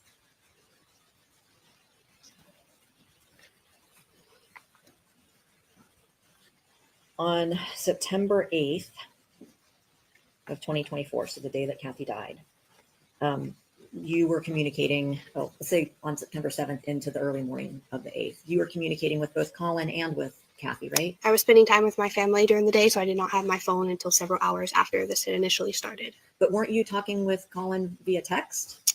He had texted me the day before, but I didn't answer nor did I have my phone. Okay. So everything was after the fact when I had called and checked in the Okay. next I day. thought you said that you'd talked to Kathy on the phone sometime on the 8th. I talked to her the day that it happened Yeah. prior to, but I Right. wasn't available the date it started leading Okay. up to it. I'm sorry. So on the 8th, you actually did communicate with Kathy. Yes. And you told her that she should let Collin stay with Susan, Yes. which was perfectly acceptable, both legally under the 751 plan and under his probation conditions. Yes. And she just wasn't having it, was she? No. She was going to make him come home. She was going to do whatever she wanted to do at the time. You told her there was no need to go up there herself. I told her to just give it a couple of days and let everything de-escalate. Okay, but she didn't listen, right? Right. Kathy made some claims via text and maybe even to you, I don't know, on September 8th, like that Collin was a runaway. Did she ever claim that to you? Yes. But that wasn't true, was it? No. She also claimed that Collin had stolen his car Yes. and that she was going to get him arrested for stealing the car. Yes. But that wasn't true either, was it? No. She made claims that she had sold the car. You aware of those claims? Not specifics, Okay. but I'll Yeah. move on. What about that? She specifically made a claim that law enforcement, meaning your sheriff's office, had told her that if Collin was not back at her house by 10 a.m. on the 8th, that she could be arrested and that you all were going to get involved because Collin was a runaway, and it would have been 24 hours then. I don't recall those specific details that she would get arrested. Okay. So it's safe to say you never told her that if Collin wasn't at her house by 10 a.m. on Sunday, September 8th, she would be arrested? No. Okay. No. And that law enforcement gave her until 10 a.m. to get him back. No, that's incorrect.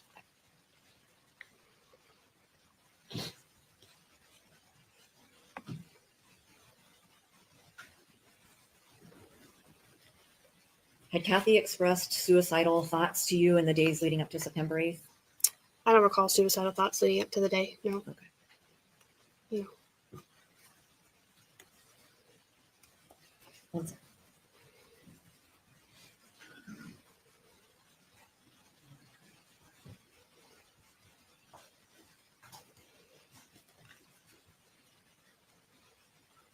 Detective Zanoniani,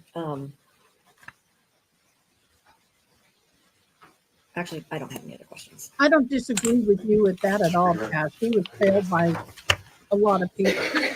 But that still doesn't mean he shouldn't be held responsible for what he did, in my humble. All right, Detective, would you agree that supposed suicide attempts are often cries for help? Yes. It's pretty easy to commit suicide. Would you agree? If someone's actually wants to do it, Yes. if you have a gun, you can put it to your head, pull the trigger, and suicide accomplished. Yes. All right, so Kathy had a gun. She could have killed herself anytime she wanted to, correct? Yes. But she didn't want to die, correct? Correct. She wanted to spend time with her son. Is that correct? Yes. Now, there was some mention about some prior allegations between Kathy and the defendant's father, her ex-husband. Yes. And you were asked if you were aware of a bunch of different things. Were you aware that the defendant's father / Kathy's ex-husband was very abusive to Kathy? Yes. Were you aware that he impregnated her when she was a mere child? Yes. Were you aware that he was physically and mentally and emotionally abusive to her? Yes. And were you aware that there was some incident or some allegation where she did something with a corkscrew to him? Yes. Now, violence, of course, is not acceptable, but would you agree that Kathy was the relationship with her ex-husband and what she put up with at his hands was atrocious? Yes. So that probably certainly didn't help her being a child, being impregnated, and then living however long she lived until she died. Correct? Correct. So the defense described her as unpredictable. Is that correct? Yes. But what was predictable was her love for her son and her wanting her son to be with her, correct? Yes. And she was cognizant of the fact that probably as soon as he turned 18, he was going to say, see you later, and basically Yes. ignore her. Yes.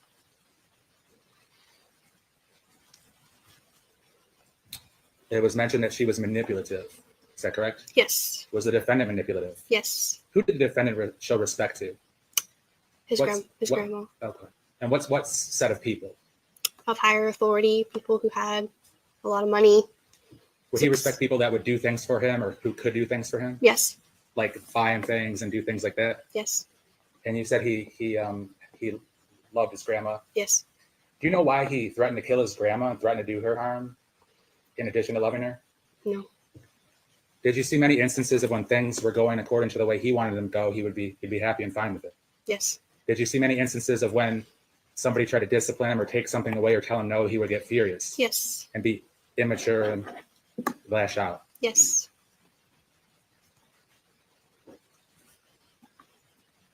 Is it a fair statement that he sure loved going on cruises with his mom? Yes. He sure loved going to Washington, D.C. and Philadelphia and the Caribbean and all these different places with his mom? Yes. He enjoyed vacations. He enjoyed the food, going out to eat. Is that correct? Yes. They took a lot of vacations together. He enjoyed basically unlimited Starbucks drinks, coffees, cold drinks, sandwiches that his mom would buy him. Yes. He loved the fact that his mom bought him computers, correct? Yes. He loved that she got him an Xbox. Yes. He loved that she got him a cell phone. Yes. He loved the video games and all that stuff, correct? Yes. But he didn't like chores, right? Correct. And he didn't like weed eating in the backyard or taking out the trash or keeping his room clean, correct? Correct. So God forbid he had to do any of those things. That would anger him, correct? Yes. So he would prefer to not have anyone telling him what to do. Is that correct? Yes. Sometimes our grandparents are a little less disciplinarians than the actual parent of a child. Yes.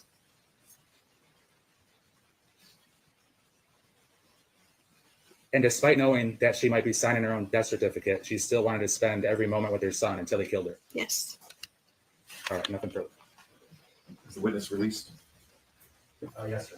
Mr. Lordville? You want to be on standby, just in case. You're not released from your subpoena, but you're free to go for now. You'll get a call if you're needed back. Okay. Thanks.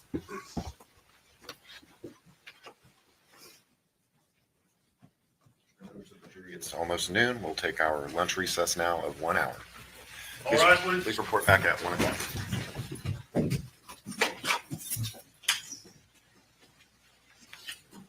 Lawyers, Mr. Levine is here for the state. Anything before we bring in the jury? Hello, Robin. Hello, You have Kat. an Hello, opportunity to Holy review Mouth. the Hello, exhibits that have been Steve. modified. It's just one. Hello, Yes. all of Because you the other guys one you said isn't who coming are not That's at right. Because I did the you same. guys for being here. So I think we're good to go. All right. Anything, Mr. Levine? No, you're.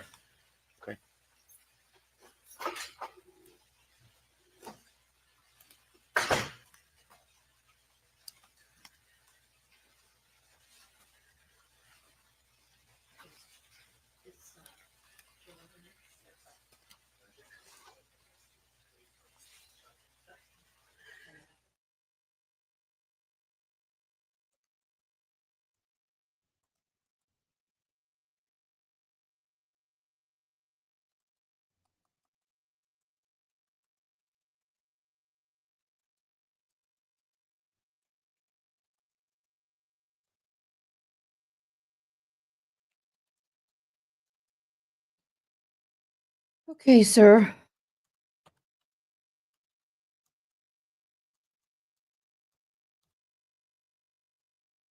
The Charlotte County Sheriff's Office.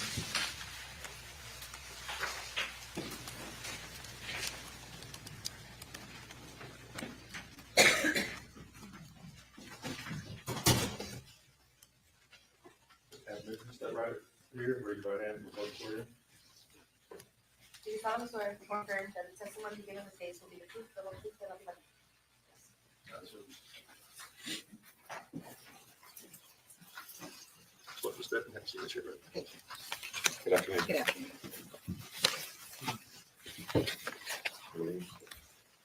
Corporal Moore, good afternoon. Could you please introduce yourself to the jury and spell your name for the record? I'm Corporal Joella Moore, Joella, last name Moore.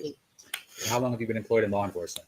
I've been in law enforcement 24 years. I've been with Charlotte County Sheriff's Office a little shy of 23 years. And what are some of the different units that you've worked in law enforcement? I worked in corrections and as a correction deputy. I worked road patrol. I was a school resource officer. I worked our street crimes unit. Then I was promoted and I went back to road patrol. Currently, I'm a corporal over our juvenile unit. And I also worked intel as a juvenile intervention detective. So tell the jury a little bit about your kind of specialty or specialized knowledge about interacting with juveniles as it pertains to criminal justice system and in life in general. So the majority of my adult life has been working with at-risk kids. Prior to law enforcement, I worked in Oregon under the special education department, working with at-risk kids, severely emotionally disturbed, ages 13 to 18. I moved here to Florida to take care of my grandparents and came into law enforcement, quickly ended up as a school resource officer. Like I had said, did that for the majority of my career at Charlotte County, and then went to the juvenile intervention detective, which works with the most at-risk kids. And currently now I'm back overseeing the juvenile unit where I started. Now, how was it that you first became acquainted with Collin Griffith and his mom, Kathy Griffith? We were in a transition as I got promoted to the juvenile, from the juvenile intervention detective position to corporal for road patrol.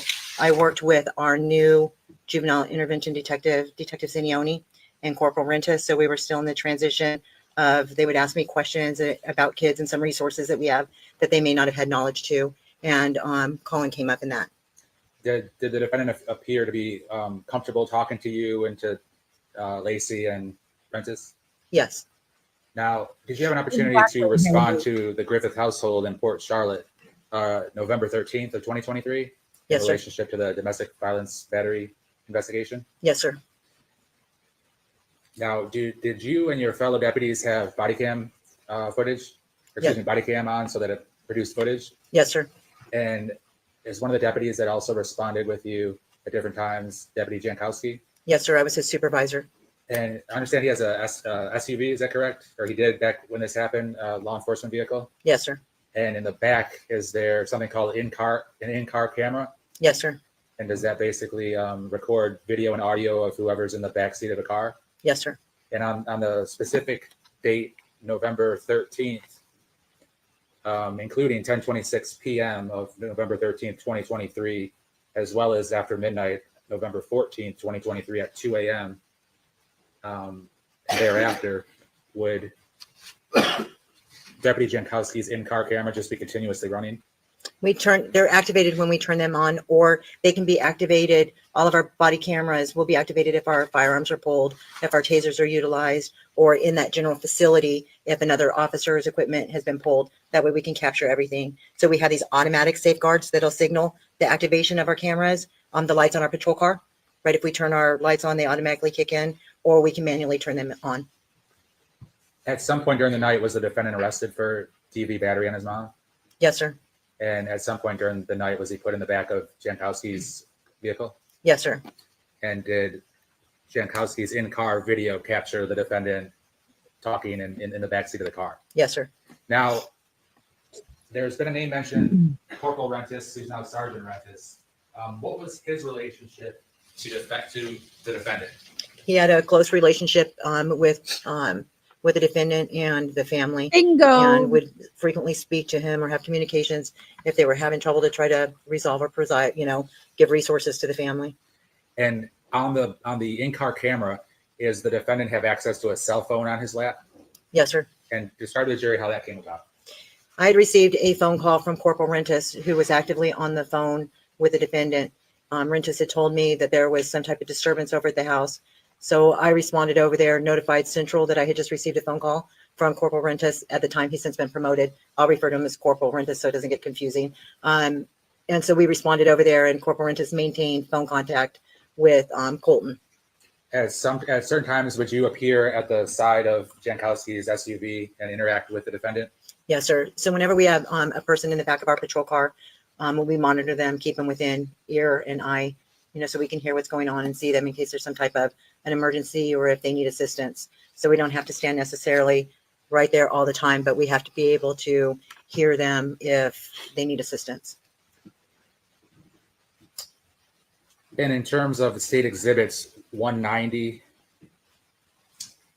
191, 192, and 193 all being in-car videos from Jankowski on November 14th. Actually, it looks like they're all from the early morning hours of November 14th. Have you had an opportunity at some time to watch the in-car camera footage? Yes, sir. Your Honor, this time the state would move State Exhibit 191, 192, and 193 into evidence. Any objection?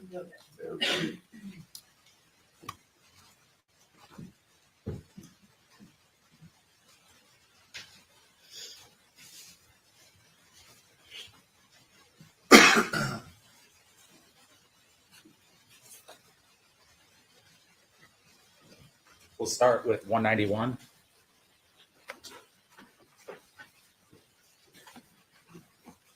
And before, as we get that queued up, was there some subject matter in which the defendant was talking about kind of two different personas, Collin 1 and Collin 2? Yes, sir.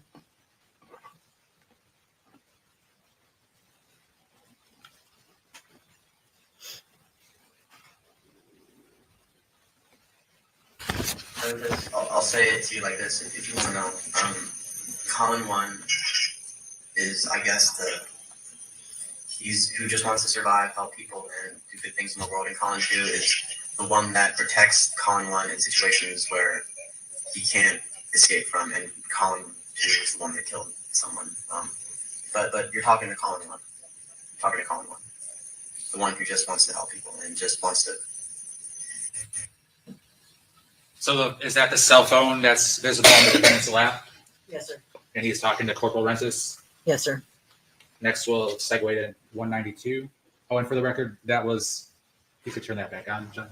Thank you. So we can see the time and the date.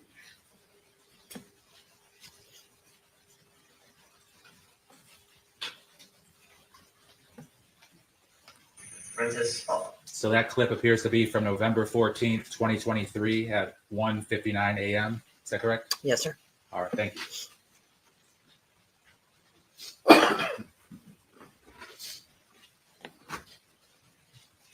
The state will next publish 192.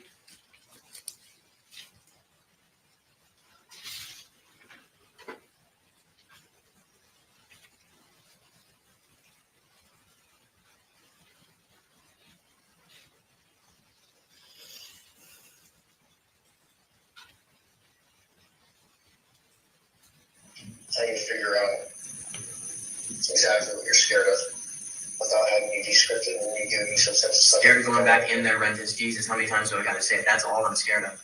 That's it. I'm fucking scared of that call. Yes, I am, Rentis, because what's it gonna come down to next time? Yep. Oh, I don't think you're a pussy. I think that you are capable of killing your mother, but I don't think that you will. No, why would I let you get to that? Yeah, that's a good statement. Anybody who told him no would be in danger.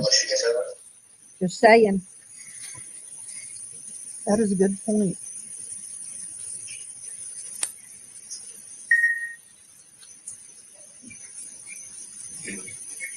I can't hear you, sorry.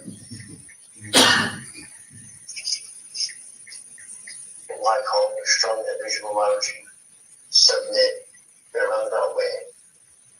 Should have called to when we talk about it's the strongest version of me. I'm going to leave Did you them hear and Corporal run Moore, to the a run. defendant, saying, yeah, he would, as it pertains to Collin 1, allowing him to kill his mom? I did, sir. Okay, I'm And that not is on following. November 14th, 2023 at about 2:21 in the morning. Yes, sir. And for the final clip will be State Exhibit 193.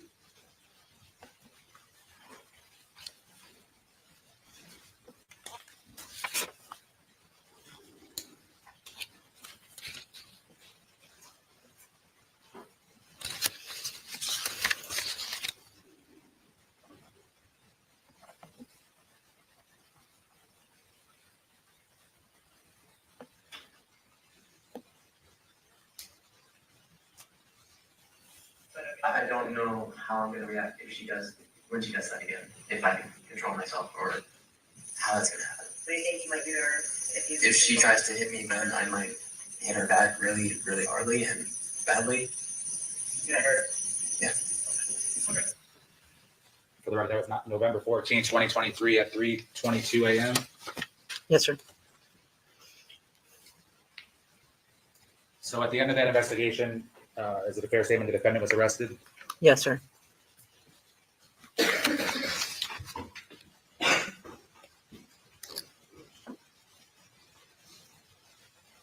Corporal Moore, I don't have any further questions, sorry. Cross. We'll see how fun this goes.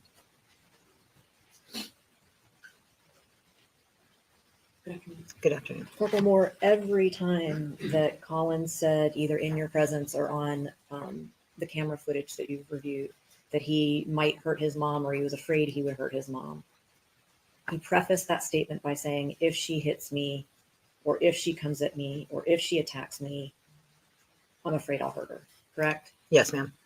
So he never said, I just want to kill my mom for no reason whatsoever. No, ma'am. Don't think I have any other questions. Oh, Collin told you that night that his mom had punched him before he threw her on the ground, right? Yes, ma'am. Redirect. Nothing further. Is the witness released? Yes, sir. Yes, sir. Thank you. Thank you, Your Honor.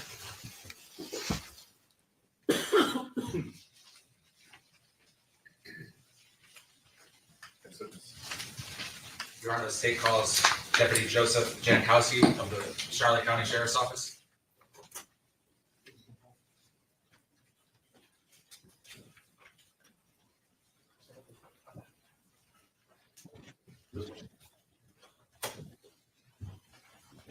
Everybody here, raise your right hand. if you stand by. Do you solemnly swear or affirm that the testimony you give in this case will be the truth, the whole truth, and nothing but the truth? I do.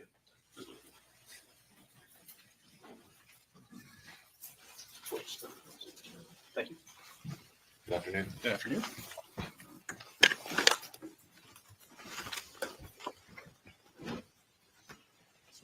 Thank you. Deputy Jankowski, can you please introduce yourself to the jury? I'm Deputy Jankowski with the Charlotte County Sheriff's Office. Tell the jury about your education and training and experience. So I went to the police academy. I've done multiple specialty classes like speed and measurement, as well as narcotics and dangerous drugs. I'm a pit instructor for the Charlotte County Sheriff's Office. I currently work on the road patrol. So you call 911 in my area. I'm the one showing up. Now, I want to direct your attention specifically to this case as it pertains to the defendant. Did you have an opportunity to respond to address in Port Charlotte as part of a domestic violence battery investigation? I did. And at the time, were you a field training officer of another one of the deputies who was present? I was. And who were you supervising? I was training Deputy Sharp. And were you basically overseeing him and allowing him to do his part of the investigation? Correct. What was your role in the investigation? So I was overseeing. So he was in his final phases of training. So I let him do his investigation. I'm there to guide him if he has questions or to help him along if he gets stuck in a certain situation. Now, while you were doing that, did you have your body cam going? I did. When the investigation was kind of coming to an end, were you inside with Kathy Griffith and her mom, Susan Detman, in the living room area? I was. And were you asking certain questions that pertains to domestic violence within the household? I did. Your Honor, the state at this time would move State Exhibit 189 into evidence. Any objection? No objection. It will be received. I just need one moment, Your Honor.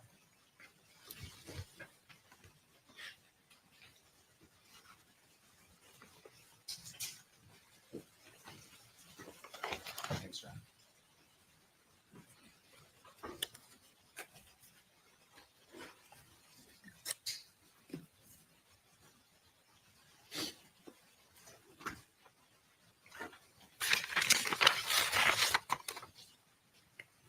And before we play it, would this is it a fair statement that the defendant at this time is outside, either in the back of your patrol vehicle or somewhere else? That is correct. So the only two people present, civilian wise, would be the victim, Kathy Griffith, and her mother. That's correct.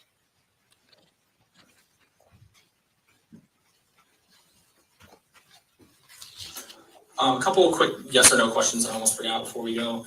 And do you think he's capable of killing you? Yes. Does he have access to a firearm? No. And Not enough. all right, any other questions before we? Okay. All right. Well, thank you for your time. So when you asked, do you think he's capable of killing you? Was her response yes? Yes, it was.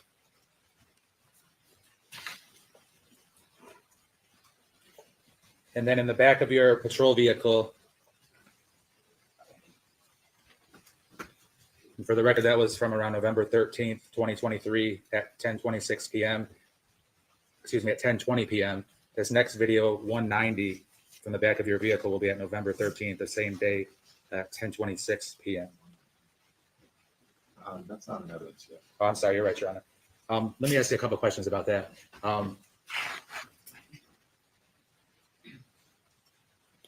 Now, as you return to your vehicle, did your body cam capture a little bit of a conversation between Susan Detman, who was standing outside of your patrol vehicle as she spoke with her grandson, the defendant?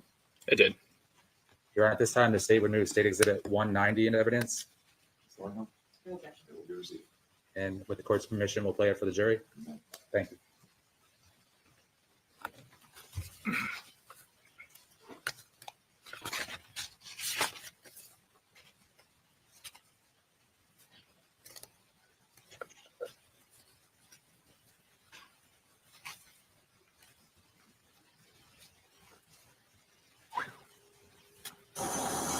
Why did you stand up? And why did you say? No, you didn't. You stood up and said, okay, let's do it. Let's do it. Yes, you did. I was there. It is, but it's showing the amount they had to deal with them. I know this feels wrong. This feels wrong. No, that's Yes, not I what have it up happened. a little bit. Do I need That's to not what happened. You never said you wanted to peacefully coexist. I've been saying that. You said that in the car, but not there with her.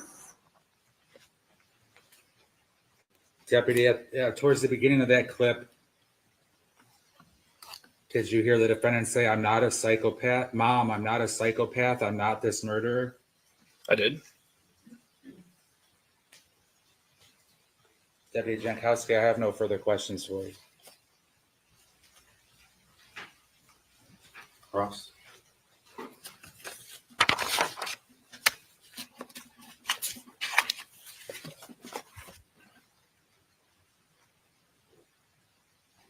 Good afternoon, Deputy Jankowski. Good afternoon. Collin was in the back of, was that your car or was that somebody else's car? That was my car. For over 5 hours that night, wasn't he? I don't know the exact time frame. That doesn't sound right. Well, one of the camera clips we've seen was from like 10 p.m. on the 13th. And then the last one from your car was 2:30 or so on the 14th, 2:30 a.m. So sorry, 4.5 hours. Does that sound about right? I couldn't say for sure. It sounds like a long period of time for someone that was arrested for battery to sit in the back of a car for 4 hours to me. Is it fair to say that this investigation took a long time?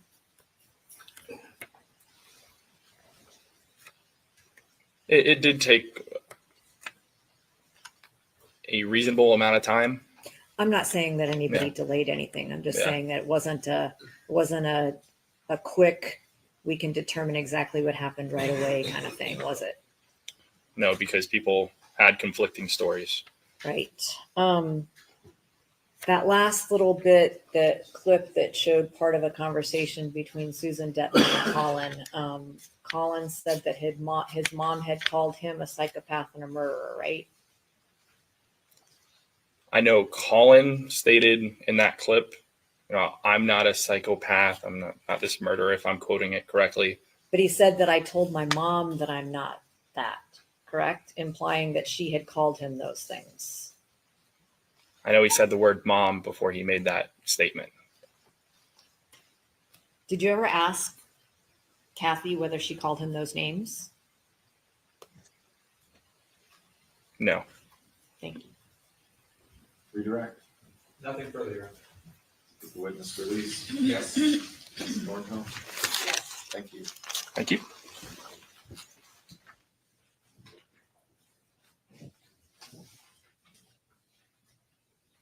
Next witness. Your Honor, the state calls Detective Danny Peters with the Polk County Sheriff's Office.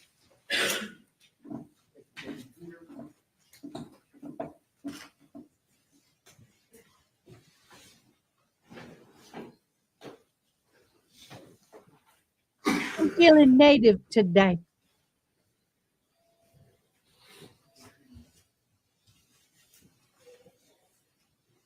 I got my t-shirt on from Powwow. Raise your right hand. Be sworn in by the court. Do you solemnly swear or affirm that the testimony you give in this case will be the truth, the whole truth, and nothing but the truth?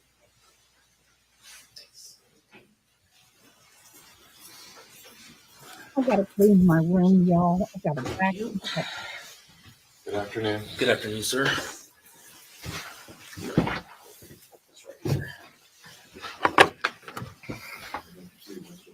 All right, thank you. Could you please introduce yourself to the jury? Yes, Danny Peters, Danny Peters, detective with the Polk County Sheriff's Office. And what division do you work in? I'm with the Homicide Division. In this case, are you the case agent, the lead detective? I am. Tell the jury about your education, training, and experience. In 2010, I went to the Basic Law Enforcement Academy. Upon graduation, I was hired by the Polk County Sheriff's Office, where I've spent 14 years, most of them in investigations, and led me to this point. Now, when you investigated this case, had you been in the homicide division for a certain period of time?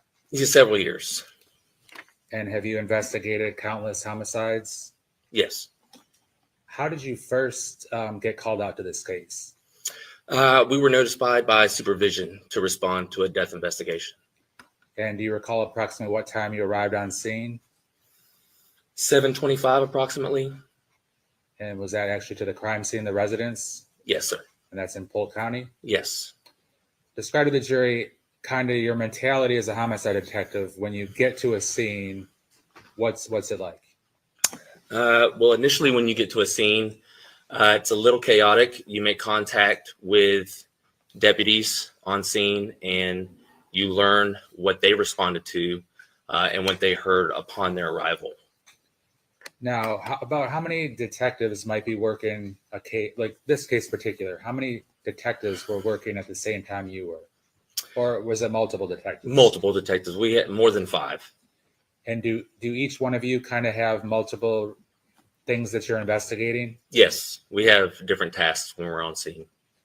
And then how do you get updates from each other to see where the investigation is at or where it's headed?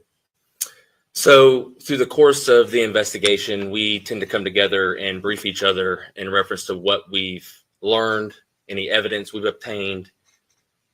We call each other on our cell phones and explain where we're at and what we're doing. What's the crime scene / forensic investigators' role at a scene?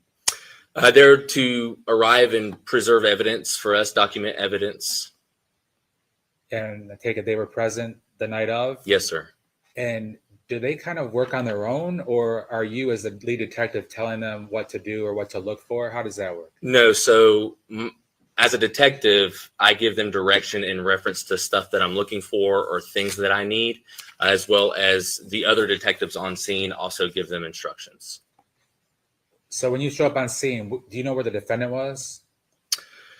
From what I was told, the defendant was in the back of a patrol car. So is it a fair statement you were not interacting with him at that time, but rather were then surveying the scene? Correct. Describe to the jury what you did. So upon arriving, I made contact with the initial deputy who briefed me of what he encountered upon arriving. And then once I learned that information, we made contact with the medical examiner to explain exactly what it was that we had on scene. And the grandmother arrived on scene, and then we began to do our interviews. Did you have an opportunity to actually speak and interview the grandmother, Susan Detman, that evening? I did. And was that a one-time thing, or did you interview her any additional times after the night of September 8th? Yeah, I interviewed her again after the initial night we were on scene, yes. Now, and she was / is the owner of that house, correct? Yes. Did you have an opportunity to go inside the house to see what was going on inside?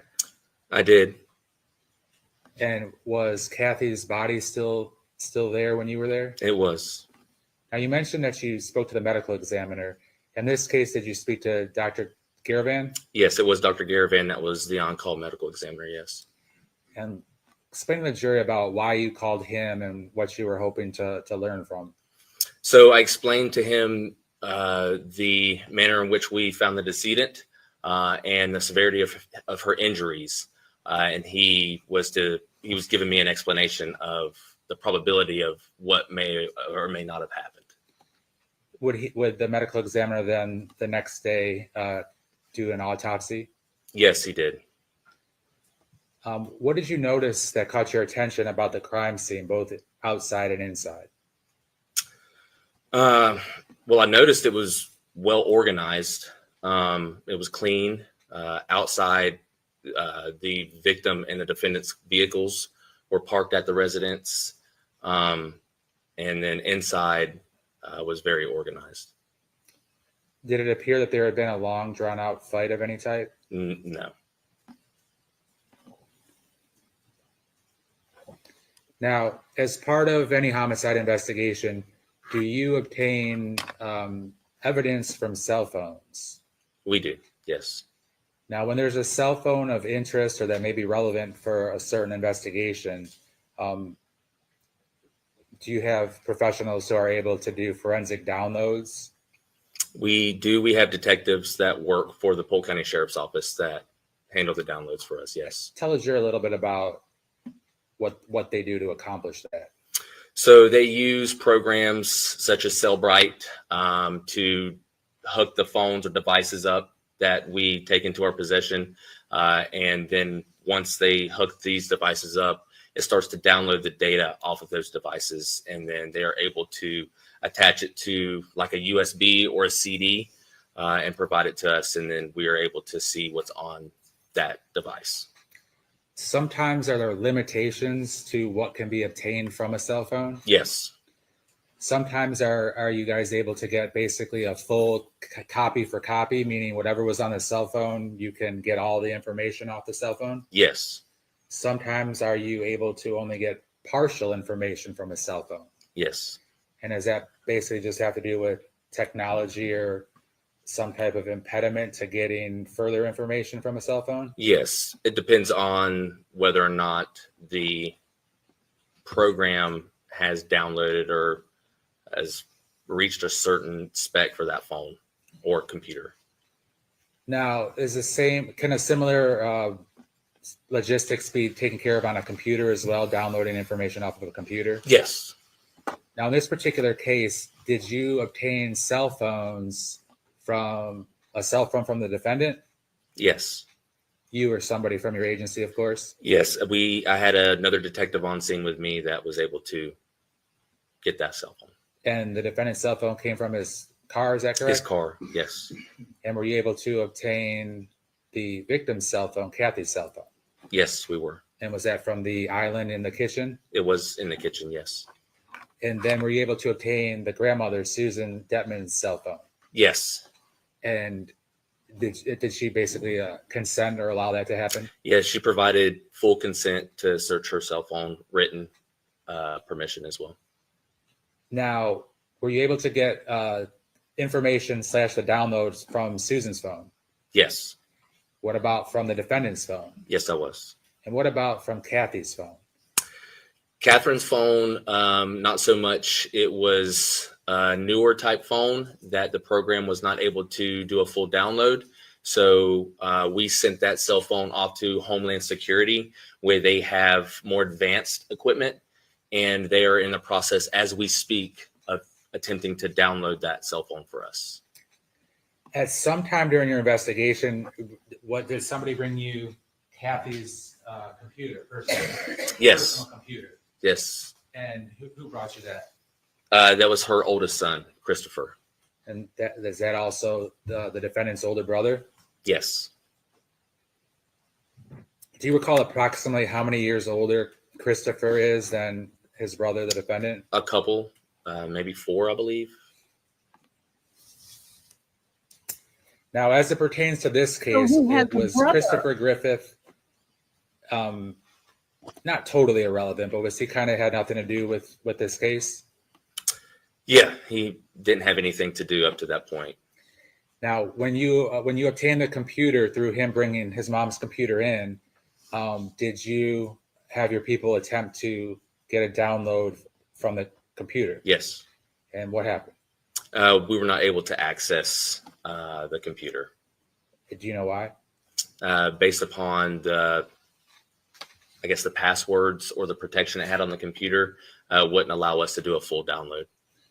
Sometimes our computers and/or cell phones difficult or impossible to get into. Yes. Sometimes does it have to do with whether you have a password or what make of the technology it is? Yes. So even though you weren't able to get into Kathy's phone, is it a fair statement that you were able to see a lot of her activity through the defendant's phone and Susan's phone? Yeah, I was able to see all activity that she had through the defendant's phone and her mother's phone. Yes. So, for instance, if Kathy texted her son or texted her mom, you'd be able to read those text messages as if you had Kathy's phone. Let me know who went there. And any photographs sent back and forth or call logs or things of that nature, you'd be able to see on other people's phones that communicated with her. Yes. So was that helpful? Yes, it was.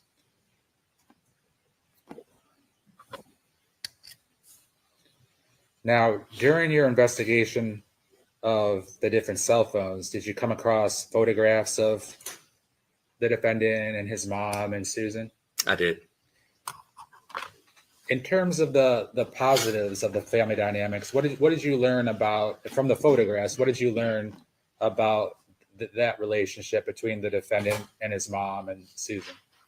Well, just by the photographs, they appeared to be a happy family. Looked like they traveled a lot, visited a lot of locations, Disney World, cruises, the White House. It looked like they were happy.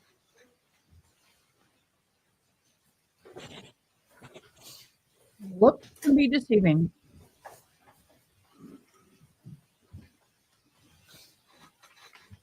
Detective Peters, did you have an opportunity to see a series of photographs in the form of, we'll start with 171, 171A, and 171B? Yes. And what about photographs 172 through 178 and 178A through 178I? Yes. Your Honor, at this time, the state would move those mentioned exhibits into evidence.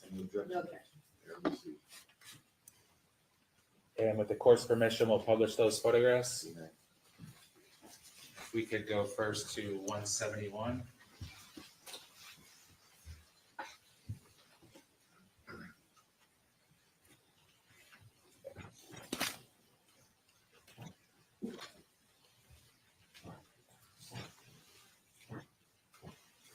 What did you learn from that picture?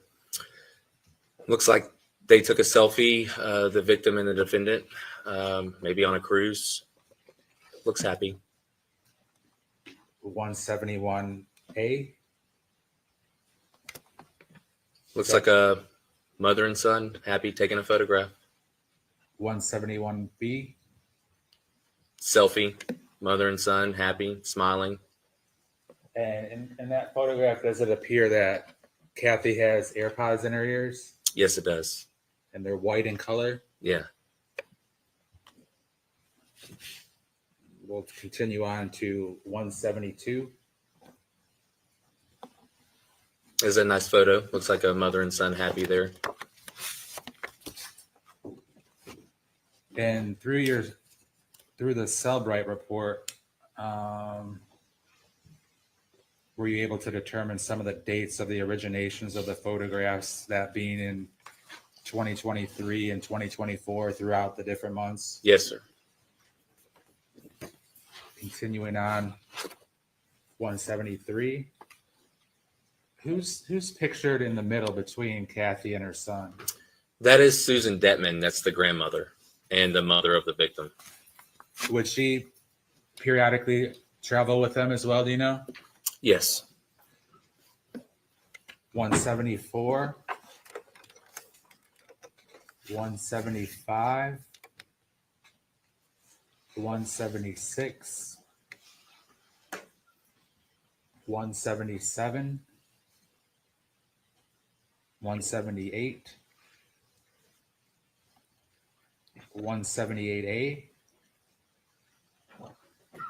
And 178B. So far, these pictures, is it a fair statement that it's showing different locales and different places that mother and son had been together? Yes. 178C. And it looks like they're in some type of courtroom or courtroom setup. Is that correct? It looks that way, yes. And this circular seal there, maybe you can see it on your computer. What is this? This is on. No? All right, no worries. It's not working.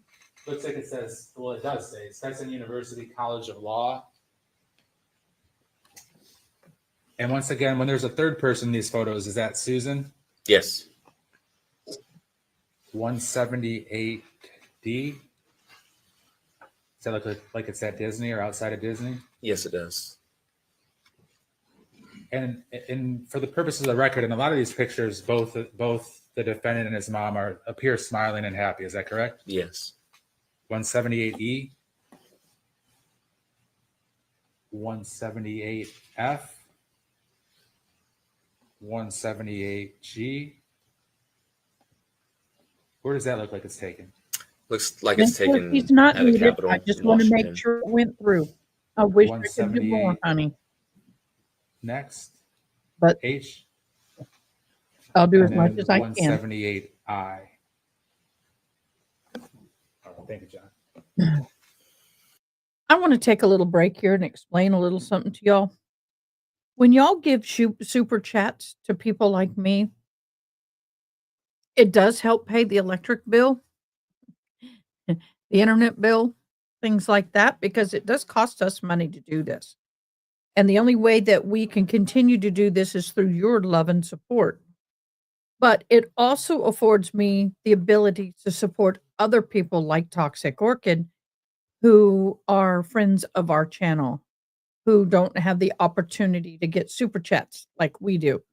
So by supporting me, you support other people like As the Gavel Drops and Toxic Orchid, because the documents that you see and the things that you see us use come from them most of the time.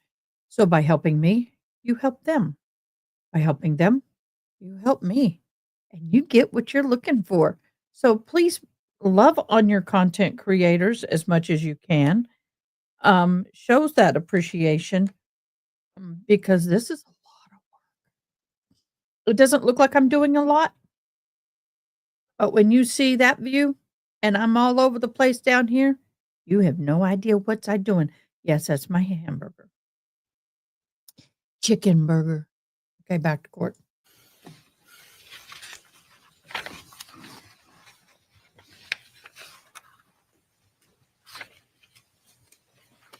Am I right? So some of those photos were from, according to the Cellbrite report, correct me if I'm wrong, were from as early as April of 2023, looking like it went until June of 2024. Yes.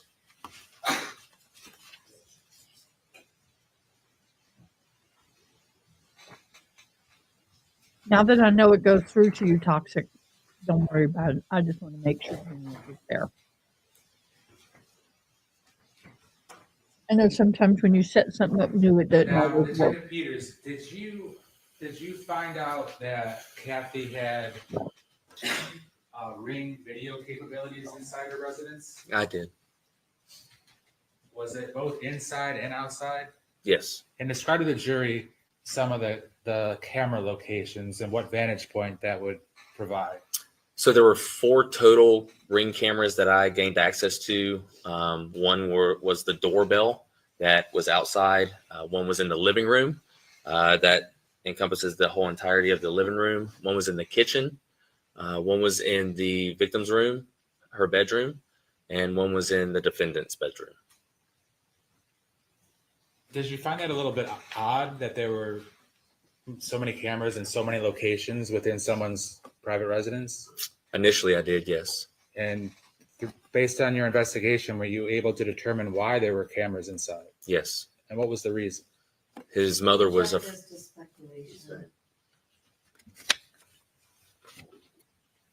Are you, without answering the question, but are you speculating or do you know from your investigation? Judge, I'm gonna object. I think I know where this is going.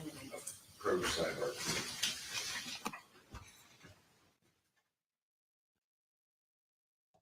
Sidebar.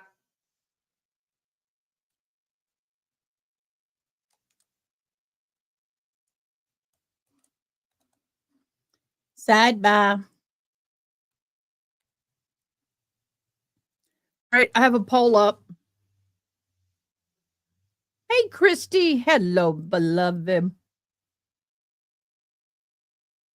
Ugh. All of a sudden, I'm getting cold feet. Need the fan running. Maybe I'll take it off. I'm getting chilly all of a sudden.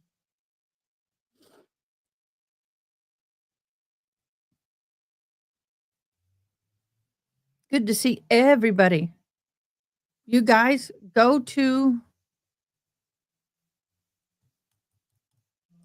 get my mouse to work.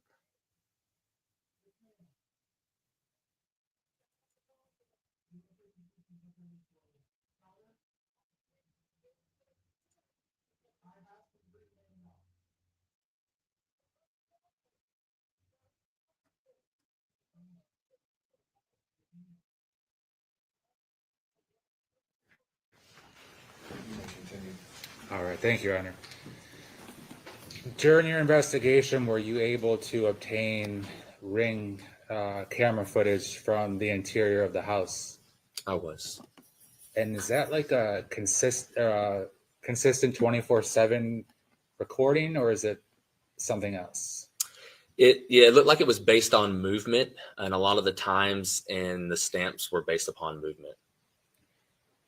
So is there plenty of times when people are doing nothing of significance, such as moving around the house or just having regular conversations, things of that nature? Oh, yeah. A lot of the times it was like that. If the jury, if during this trial I put on every single minute of Ring camera footage in existence, would we be here for hundreds of hours? Yeah, days. All right. Now, was one of the rooms that you were able to get camera footage from the camera set up somewhere in the kitchen? Yes. And would that point out to capture both the kitchen and then the living room that's behind the kitchen? Yes. And then was there a similar camera in the living room that pointed out to the living room and then behind the living room, the kitchen? Yes.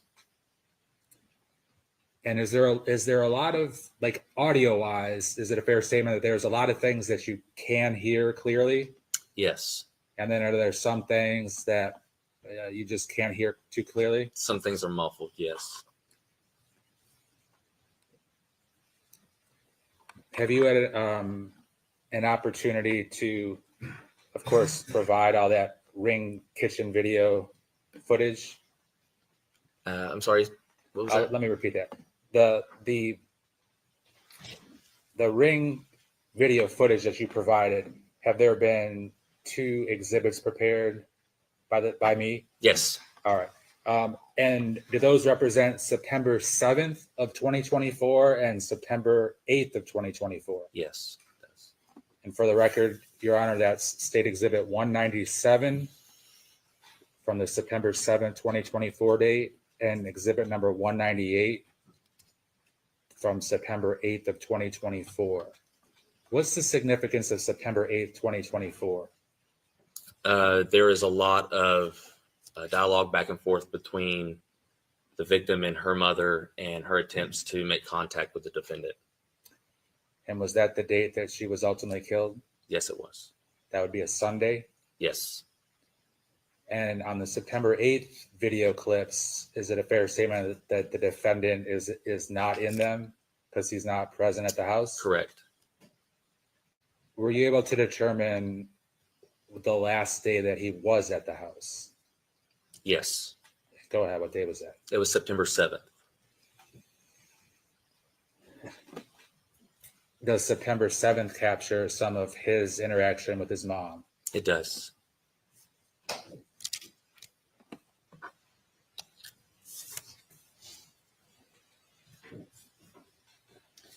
Now, during your investigation, did you come into contact with the name Jeffrey Rapkin?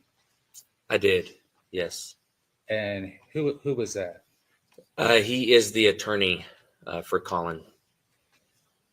As it pertained to the DV battery case and maybe some family law logistics? Correct. I learned that he was appointed his attorney. They hired him for the domestic violence case from November of the previous year. And was there many conversations in text format between the defendant and Jeffrey Rapkin? Yes.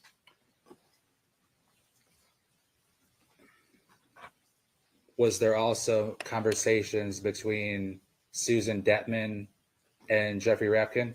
Yes, there were. Now, at some point, did you come across what was basically kind of like a photo icon of a business card of Jeffrey Rapkin? I did. And do you recall how the surrounding circumstances of how that came to your attention? Yeah, looking through the grandmother's phone download, I observed it in her photographs.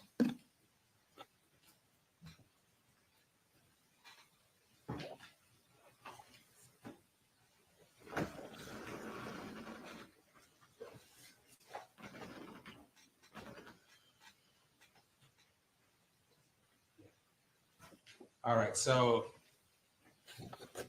when you click on it, it basically blows up in size to look like a business card? Correct. Your Honor, at this time, the state would move State Exhibit 187 into evidence. No objection.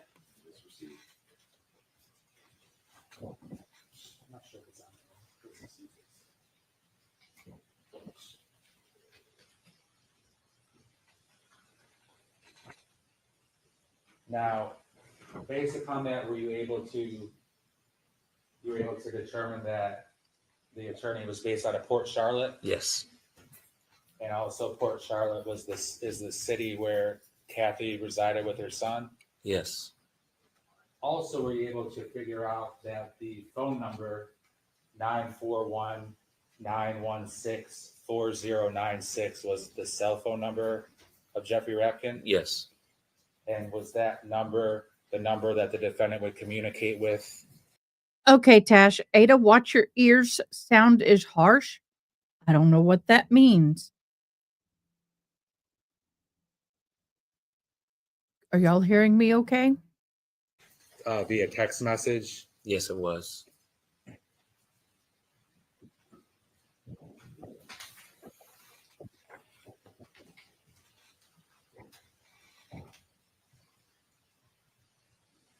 Was there a certain time, Detective Peters, when that phone number of Jeffrey Rapkin was in the defendant's phone, and at the top of the phone where somebody's either phone number or contact would be, it was the actual 10-digit phone number? Yeah, just the phone number. Yes. And then at a certain point, was that phone number saved into the defendant's phone so it said Jeff Rapkin or Jeffrey Rapkin? Yeah, it appears as if it was saved. The number was saved to a name. But either way, We'll go take a it quick was break. always the same phone number. That being Jeffrey Rapkin's phone I'll be number, correct? I believe so, yes.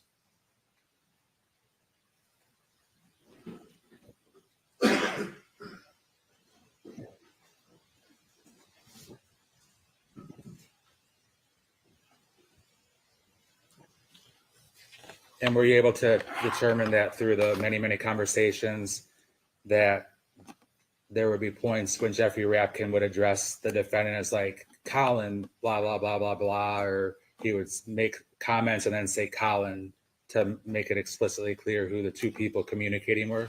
Yes.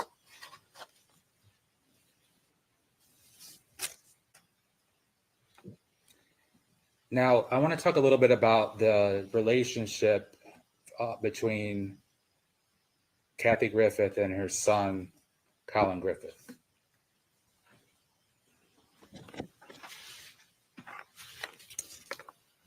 With a yes or no response, if possible.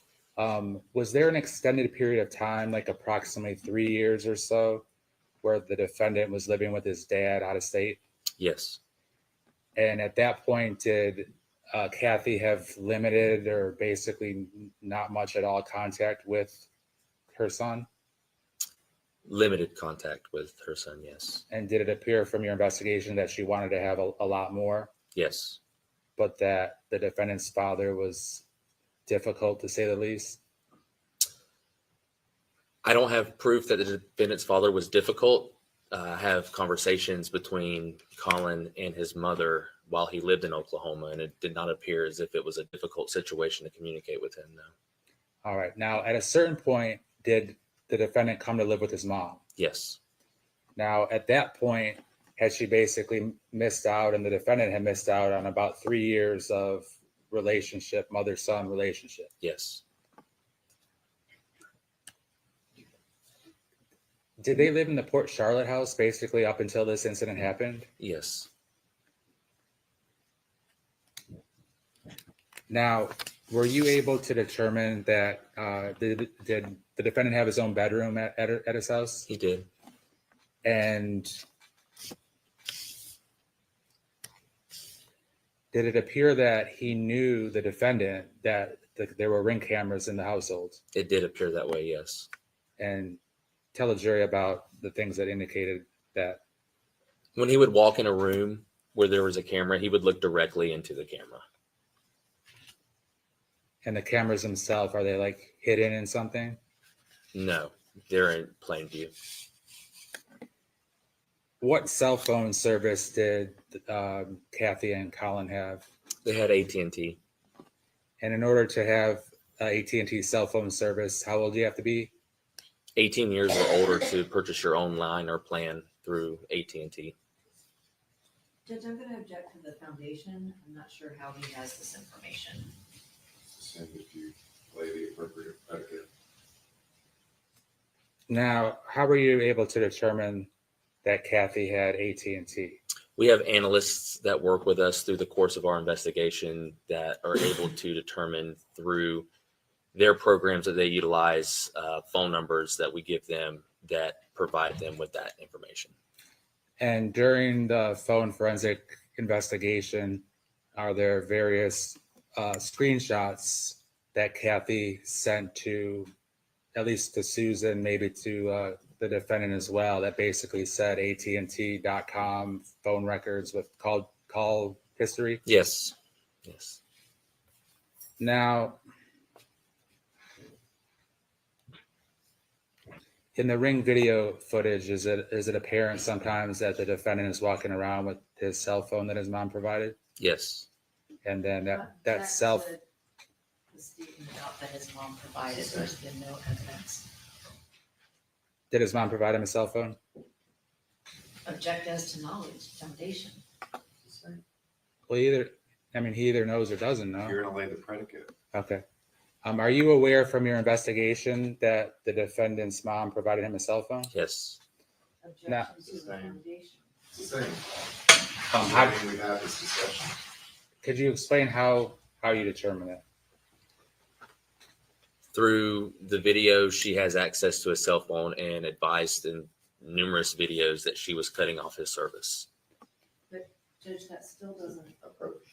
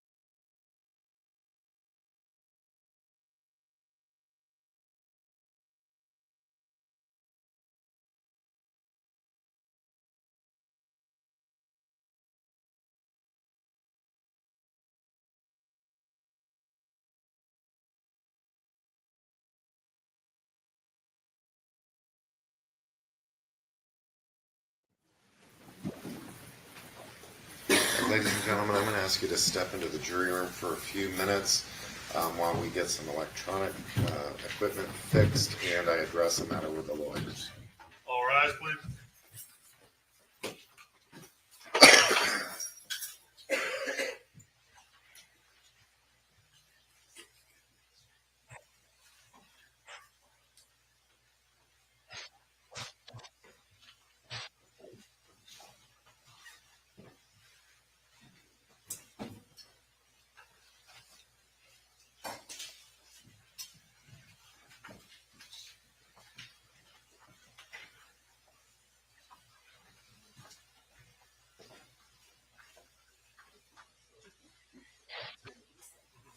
May be seated.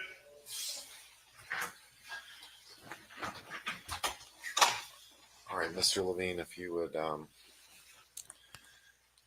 conduct a proffer. You said to go ahead, Your Honor? Yes, go ahead. Okay.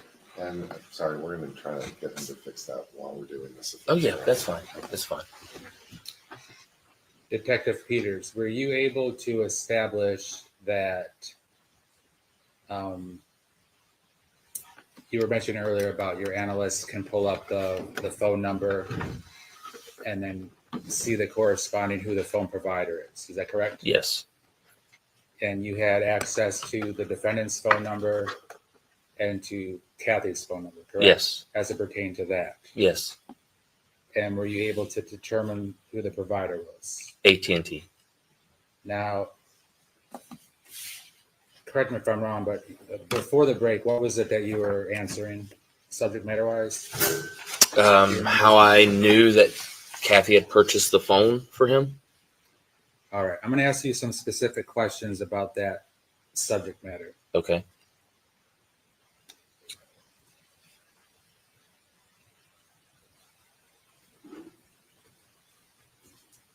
Now, the judge has heard at a prior hearing earlier this month, but so the record's clear during this trial.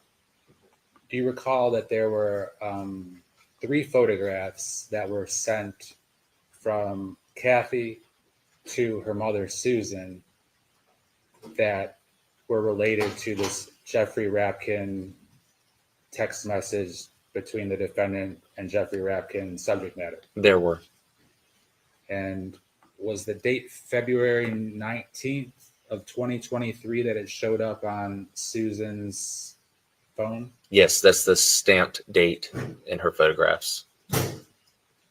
And those photographs were those photographs of what appeared to be the defendant's actual phone. Yes. And in order for that to happen, that would mean that Kathy would have had the defendant's actual phone and the phone was open, correct? Correct. So the defendant's cell phone screen was visible with the defendant's content open, correct? Yes. And in those 3 photographs, is it a fair statement that Kathy has taken a picture of the defendant's open cell phone? Yes. One of those photographs has to do with the subject matter that the judge heard middle of January as it pertains to the defendant talking about giving his mom the old knife to the neck from behind routine. Correct. Another one of those photographs has to do with Jeffrey Rapkin talking about how well versed in the law the defendant is, correct? Correct. And Jeffrey Rapkin addresses the defendant by saying his actual name, Collin, correct? Yes. On one or more occasions in those 2 text messages, correct? Correct. The third photograph that was also sent on that, or that was also showed up on Susan's phone on that same February 19th of 2023 date, was that another photograph of the defendant in text messaging Jeffrey Rapkin. Yes. And those 3 photographs had Jeffrey Rapkin's phone number at the top, correct? So it was clear. I mean, the phone number that the defendant was communicating with was Jeffrey Rapkin's phone number, correct? Right. The first one had his phone number, and then the other 2 had just Jeffrey Rapkin's name.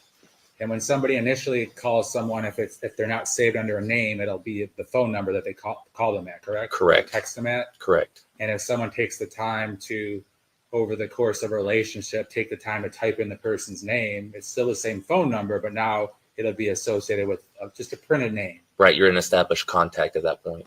But other than the established contact, the phone number remained the same. It was Jeffrey Rapkin. Yes.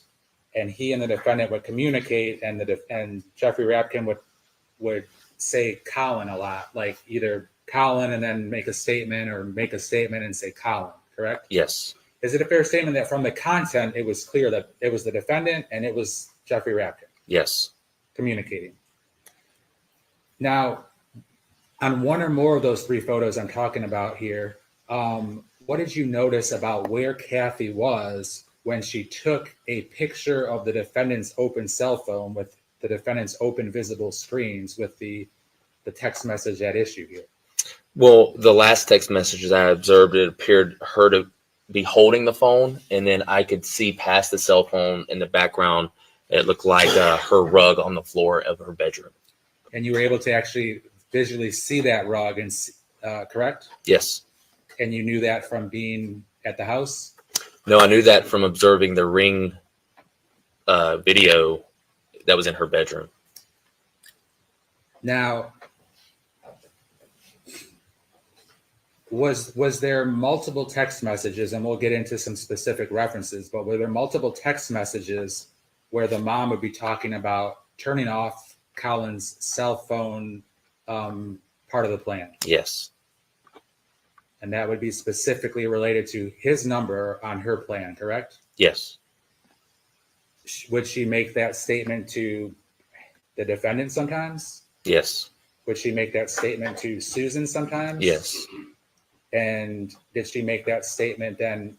And those were like in text message forms, correct? Yes. And she also made that statement to her, and Susan made that statement to a Charlotte County Sheriff's Office deputy on the night of the domestic violence battery, when they were explaining that the mom was telling Collin that she was going to be instilling some new parenting and was going to take away his cell phone privilege and his Xbox, correct? Right. So I've read, yes. Were there also multiple occasions where she told the defendant through text message and perhaps other forms too, that she was going to be changing his phone service so he could only receive phone calls and text messages? Yes. Were there multiple text messages where the mom and the defendant were talking, or the mom and her mom were talking about the defendant's phone service actually being off so that he would have to use Wi-Fi to try to use anything? Yes. Were there multiple text messages where the mom told the defendant to give her back the phone that she bought for him? Yes. And that's the phone that he was using, correct? Yes. And that's the phone that was found in the defendant's car, correct? Correct. In addition to that, did the mom buy the defendant a MacBook for college courses? Yes. And could that MacBook, or was that MacBook mirrored with his cell phone? You can do that, yes. And when that happens, what happens? Your text messages will display in your MacBook like they are in your cell phone. The defendant at the whole time during this case was a juvenile, correct? Yes. And is it a fair statement that it's the mom's responsibility to supervise what he's doing? Yes. And it would be common and even encouraged for a mom to monitor and know what their child is looking at or doing on a cell phone? Very common. And in fact, the defendant was aware of that, correct? Yes. How would he know? In terms of the mom supervising the defendant in many or all aspects of his life, was the defendant aware of that? Not talking about the phone specifically, but other, like the Ring camera footage, her parenting him, her providing the phone for him. Was the defendant aware of those things? Yes. On September 7th and 8th, in the Ring videos in the house, the defendant, he has a cell phone in a black case, correct? Yes.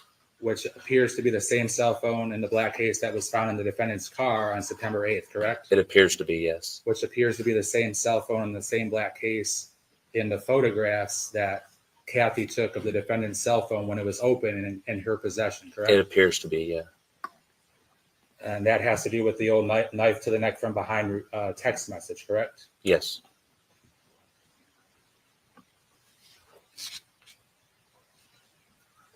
And there's approximately 35 pages of a Cellbrite report where the defendant is.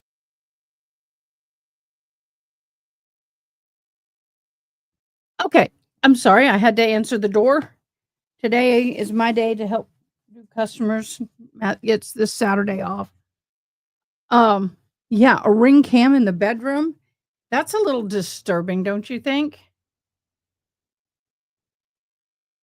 Hold on, I'm trying to catch up here. I'll have to go back and rewatch this.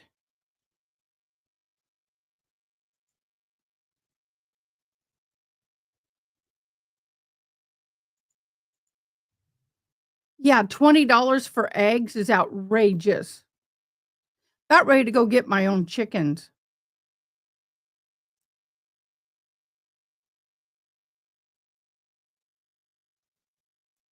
All right, let's get going. Texting with Jeffrey Rapkin Yeah. about different subject matter, correct? Yes. On pages 3 to 4 of that, the defendant texts to Jeffrey Rapkin, "This is Collin, I am 17, correct?" Yes. Yes.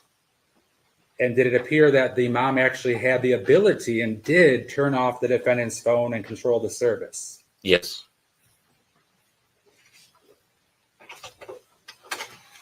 And when mom had the defendant's phone and it was open, it's quite clear that the phone was open. So she didn't need to do anything, correct? Correct. And if it's her phone, she can do whatever she wants with it in terms of getting into it or using it, correct? Yeah, sure. From the defendant's phone, did you find a conversation with his mom on September 7th, 2:15 p.m. when she said, "Please return my cell phone and MacBook that were purchased for your education"? You don't. Yes.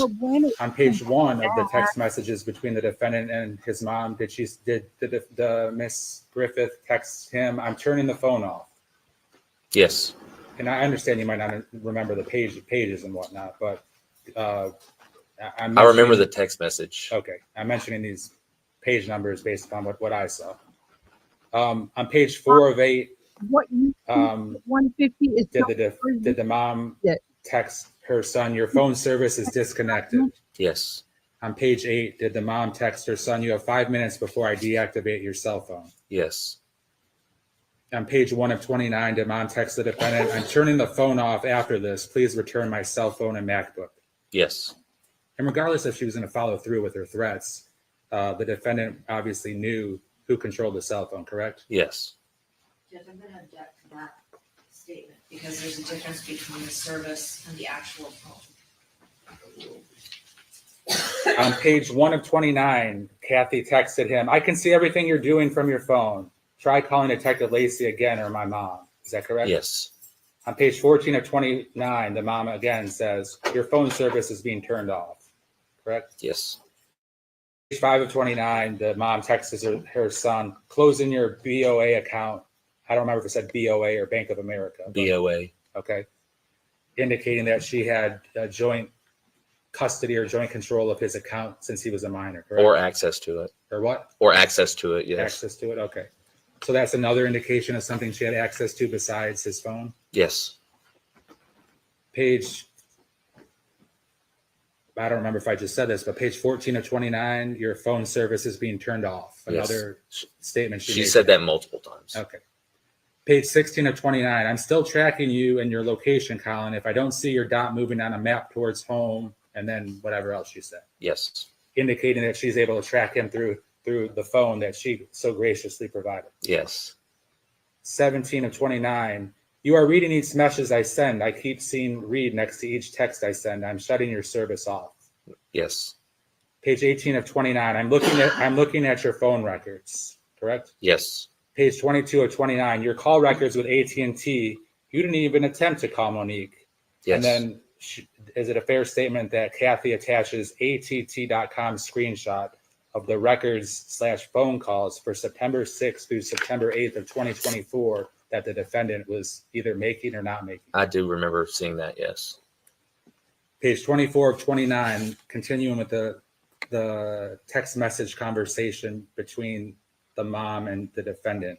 And you are at her house on Wi-Fi because your service is disconnected. Do you remember that? Yes.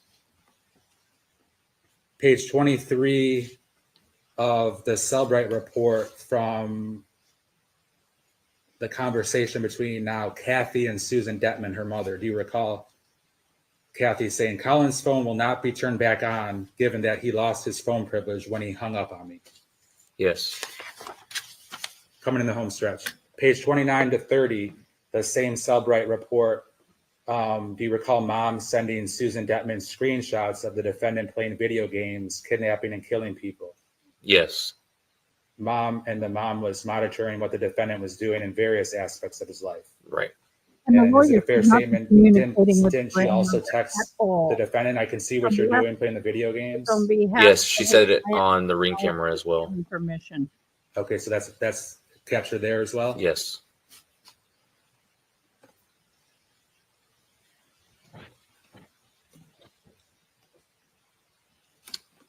During your investigation, your interview of Robert Wolantis on page 7 of 16 on one of the two interviews, Robert Wolantis told you Kathy did get Collin a phone. Do you remember that? Yes.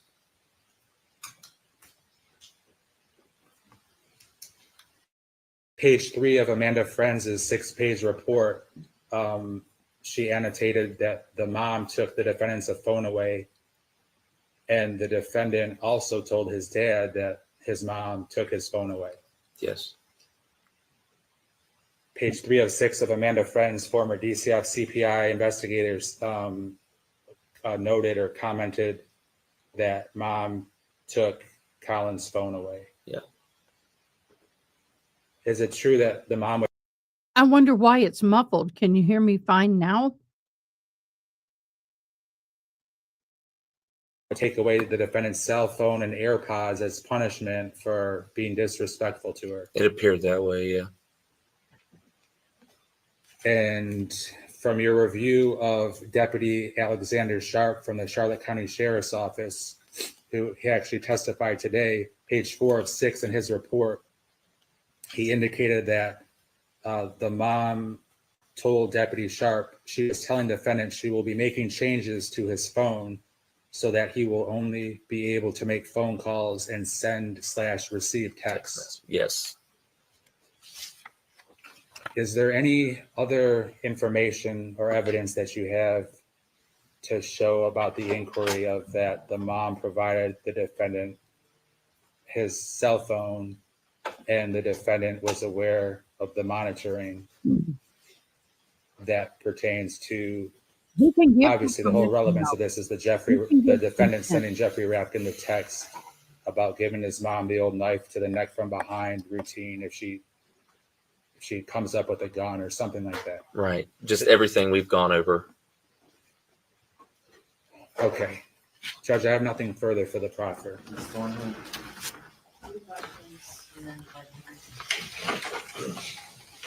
Detective Peters, let's start with the photo of the phone that appears to be the defendant's phone because it's an iPhone in a black case, right? Yes. But you didn't look at a serial number. That's not in the picture, right? Yeah, That through the Kathy- photograph? No, ma'am. Right. And there's no other distinguishing marks that indicate that it is the same phone that you collected later that belonged to Collin. Other than it's very similar in size and the case. You know how many of those kinds of phones have been sold? Countless. Yeah. Okay. So you also mentioned that the phone was obviously open when somebody took a picture of it. Yes. But you don't know how it got open, do you? No, ma'am. You don't know if Collin was asleep and mom crept in and took the phone from his room to take that picture, No, right? ma'am. No, ma'am. And you don't know if it was password protected, but she somehow figured out his password against his wishes. I don't know that. No.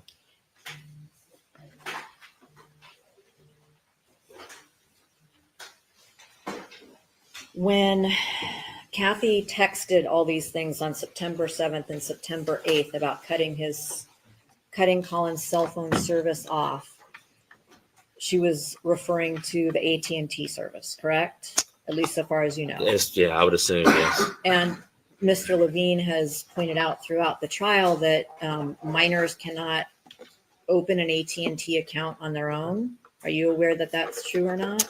From my understanding and experience, yes. Okay.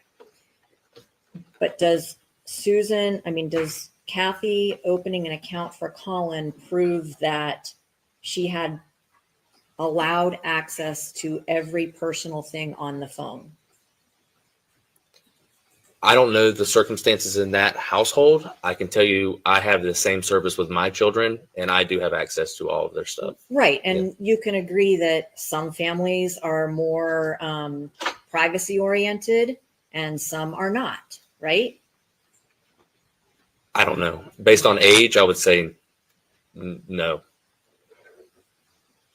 Do you know of any families whose parents don't go through their kids' text messages? No. Really? Yes, Well, ma'am. I'm going to testify right now that I never went through my son's text messages. Good for you. At any rate, you said that the photo of the, actually, never mind about that. The text message from Kathy saying, give me the phone and MacBook that I bought for your education back. You have no idea where the funds for those things came from, do you? No. You're aware that Collin had a trust as a result of the probate from Oklahoma, right? I am aware, yes. And that was the source of almost everything that Kathy provided for him of substance. I don't know that. Okay. You saw texts between Kathy and Susan regarding getting Shelley, the lawyer in Oklahoma, to Correct. send money to Correct. an account to pay for things, right? Yes. Right. Including for the Can you hear me computer now? that she was supposedly going to buy. I need somebody You to were let talking me know about if how I'm much clear. it costed and that they needed to get the money from Shelley. Yes, ma'am. I changed some settings. So for all you know, that phone was bought with money from Collin's personal trust. I can't testify to that because I don't know how And it was purchased. And you're aware that Kathy made things up all the time. Sure. Yeah, Yes, including from the text messages around the same date and time that you were just discussing. Yes, ma'am. I don't have any other questions. Anything else, Mr. Yes, just so I can read the text messages which Your Honor has seen at the prior hearing into the record. It's very short. And for the record, it will be, if Your Honor rules that. Why do I need to hear those again? What's that? You're talking about the actual text from Collin and Mr. Rapkin? Allegedly. Yes, Your Honor. I just want I to don't read. need to hear those for purposes of the proffer. Okay. The proffer was to determine this preliminary issue. Okay. But Ms. Thornhill, it occurs to me in this hearing, we're focusing a lot on who pays for the phone or what are the source of the funds for the phone. The real question, the basic question, is whether your client knew or should have known under these circumstances that what was in his phone will stay in his phone and would not be accessible to anyone. And what I'm looking at here is what appears to be, the Griffith household looked like a surveillance state to me, and she was definitely surveilling everything he did, not just actually, but constantly on his back about what he's doing, what he's not doing. A parent has a right, even if the object is Now am I purchased fine? by the child, Testing, owned one, by the two. child, Testing, stolen testing, by one, the two. child, whatever it is by the child, to examine those items. A child doesn't have that kind of right to privacy. The child has a right to confidential communications with his lawyer. Right.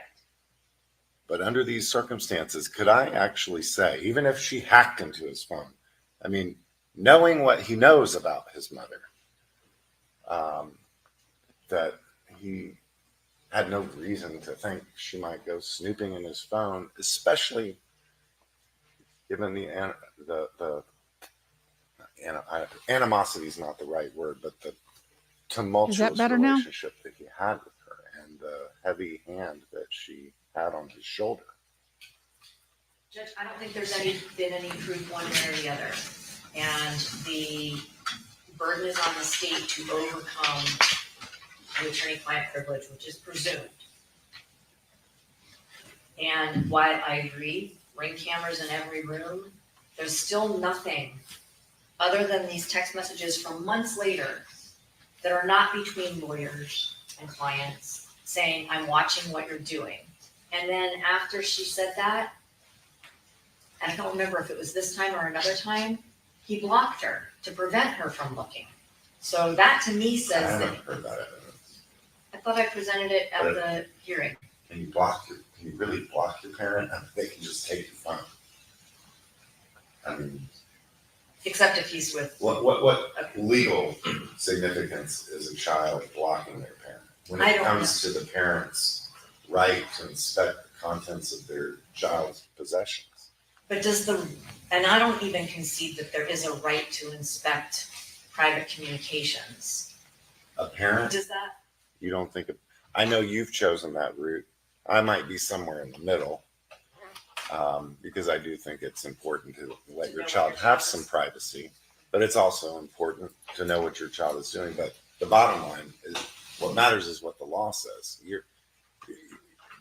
Are you telling me that the law affords a child some right against unreasonable search and seizure by their parent? You just leave attorney-client privilege aside. But I come home with some object that they didn't provide to me. They don't have a right to come in my room, look at it, see what it is, open it up, read it if there's something inside. Well, Judge, I think that cell phones are innately different. And I don't have the case sites for all of the Supreme Court decisions talking about how uniquely private cell phones are.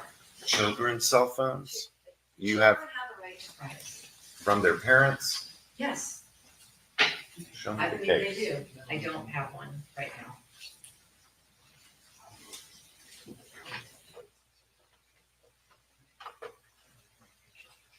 Oh, yeah, okay. Mr. Hendry is dead on, and because he's practiced family law and I haven't, but even in family law cases and custody cases, sometimes parents are actually explicitly banned from looking at communications between their own child and the other parent. But that, Mr. Hendry, I think has to do more. I mean, at that point, a court has intervened because there's an issue that needs to be resolved regarding the best interests of a child. And those orders are typically not put in place unless you have parents who are interfering with the other parent's time sharing and rights to the child. So that's not so much to protect the child per se, it's to protect the relationship between that child and that parent, to prevent the other parent from interfering. That I don't think that's the same. But Judge, isn't the relationship between a client and their attorney sacrosanct? That's the second question.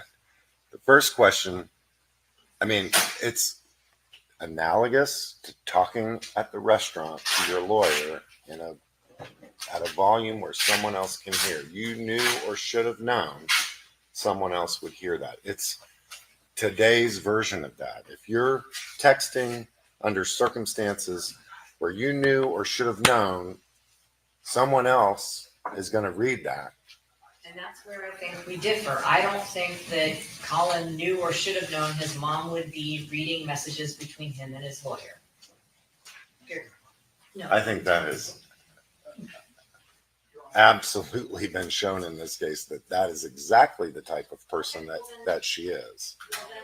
But you're telling me there's a case that says a child just blanket has this right to privacy as against their parent. No. Judge, we're talking about very specific circumstances where she is the alleged victim in the case. And this lawyer. Y'all, you, my kid, you's in my house. Yous don't have right to that kind of privacy. I'm going to say it. You don't. Where is I've got so many windows open here, y'all.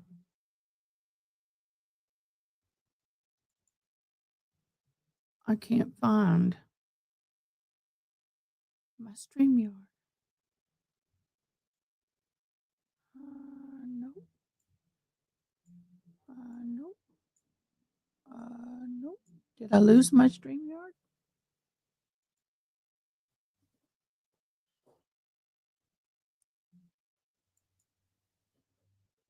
There it is. Put it back up here. Sorry, guys. I thought I lost my StreamYard. Yeah, she is. She is. But I have to tell you, I don't care. I pay for that phone. If you have an attorney, and there are some privileges to that, but at the same time, I would have to see a little more. But I believe parents should have access to their kids' phone, period. Now, if it's in your name and you're working and you're paying the bill for that phone, and you're 18 or older, then I would give you the privacy. But if you're under the age of 18 and I'm paying for everything, no. That's right. But if you don't give me a reason, I won't go looking. If I feel that there's a good reason, well, true. Okay, he paid for the phone, but he's underage and living in her home. It is a privilege. You know, with the dynamics of this trial, oh my gosh, who can keep up? But I will say, I tell my kids, even if their grandmother paid for their cell phone, which she did, you're in my house, you follow my rules. You know, we had some rough moments. But I don't know. Let's keep on going and see what they say. I got a lot of windows open up. Let me do to this. represent him in a case against his mother. So even if she is someone who looks in his phone now and then, Collin had every right to expect that the communications that were privileged between him and the lawyer that is representing him against his mother, that those would be protected. And I don't know how much more simply I can say it. I think we're making a mockery of the attorney-client privilege if you allow this in, but I understand if that's your ruling. I don't think the state has established the ownership and control to the extent that she could invade, and he should expect that she could invade his. Well, I'm sort of receding from that because it's occurring to me during this hearing that I think parents have those rights as against their child, even if it's not their property. And even if she's the victim, so that's like saying. But that's a double-edged sword. I mean, you have to take this in the context in which it's arisen, which is he lived in a surveillance state with his mother. Yep. Therefore, he doesn't get to have. No, therefore he gets to walk down the block, take a jog, call his lawyer, where she can't hear it. That's what I'm saying. Okay, well, we obviously disagree. I don't think this is the same as speaking in a loud voice in a public restaurant. I think that there was an expectation of privacy and privilege that the state has not overcome. But I don't think there's much more argument to be made about it. Sorry. Under the circumstances where we're operating, where he has no right to make a phone call within his home, but his mother also controls all of his assets and all of his belongings, how is he? I mean, we can set the hypothetical where he goes on a jog and makes a call, but if we're also conceding that mother has the access to turn off his account, how does he ever get a confidential communication if he's a child? If he's stuck inside of his home with his mother controlling every aspect of that life, and then we're to say, well, anything he does inside of that home cannot be confidential because he's in the home and he knows that it can't be confidential, then we just become, it's a circle where we're never allowing Mr. Griffith any privacy. And he would have to rely on his mother to take him to the office of Mr. He couldn't make a call in his room under these circumstances. She had a Ring camera in his room, which would be an invasion of privacy. And I didn't realize that there was a Ring camera in his room because I haven't gotten any footage from that. I thought we just had the kitchen and the living room. And the doorbell, sorry. It was clear from one of the body camera footage things that it says something you can tell she has a Ring doorbell. So, Mr. Levine, what I'm hearing is I'm looking at this into with too narrow of a view that what is a child to do in the circumstance where confidential communications with their lawyer either happen at the whim of the parent or not. They don't judge. Your decision, and obviously you make the decision, but where you were headed and what you were saying makes complete sense. I haven't said a word over here. The more the defense just keeps talking doesn't mean they're making more of a point. You shouldn't change where it appears you were going to, because you're supported by the law, you're supported by the facts, the proffer, the law, and what you've been saying it justifies you allowing this to come in. But you're on the side of yourself. The first thing, he wasn't held as a prisoner. This guy went out all the time. He could go wherever he wanted to. He had his phone all the time. His mom, despite all these threats, very seldom did she ever cut his phone off or turn off his service. So he could do whatever he wanted to, whenever he wanted to. It's ironic because on the day when he ended up leaving the house, he was too lazy and disrespectful to do some simple chores because he wanted to go take his walk, which is exactly what he did. So he could have done that at any time. I don't know. I Another was thing that I didn't helping a mention, but I customer. did Can mention someone in let us theory, know what the is text that said? Do we know? So I think you're spot on. I think the evidence is spot on. My arguments and the evidence as presented would justify you allowing this in. To do anything to the contrary would seem to go completely against what your gut instinct and the evidence is showing. Furthermore, one of the things I mentioned at the hearing was, it sounds like, the attorney's making the argument for the defendant. And of course, she has the right and she should do that. But what I said about, what I cited some of the case law and some of the propositions are, it's what was the defendant's intention and belief about, if this is one of many things. This is just another thing that would support you allowing this in. But one of the things is, what is the individual's belief or thought process when they're having a conversation with an attorney?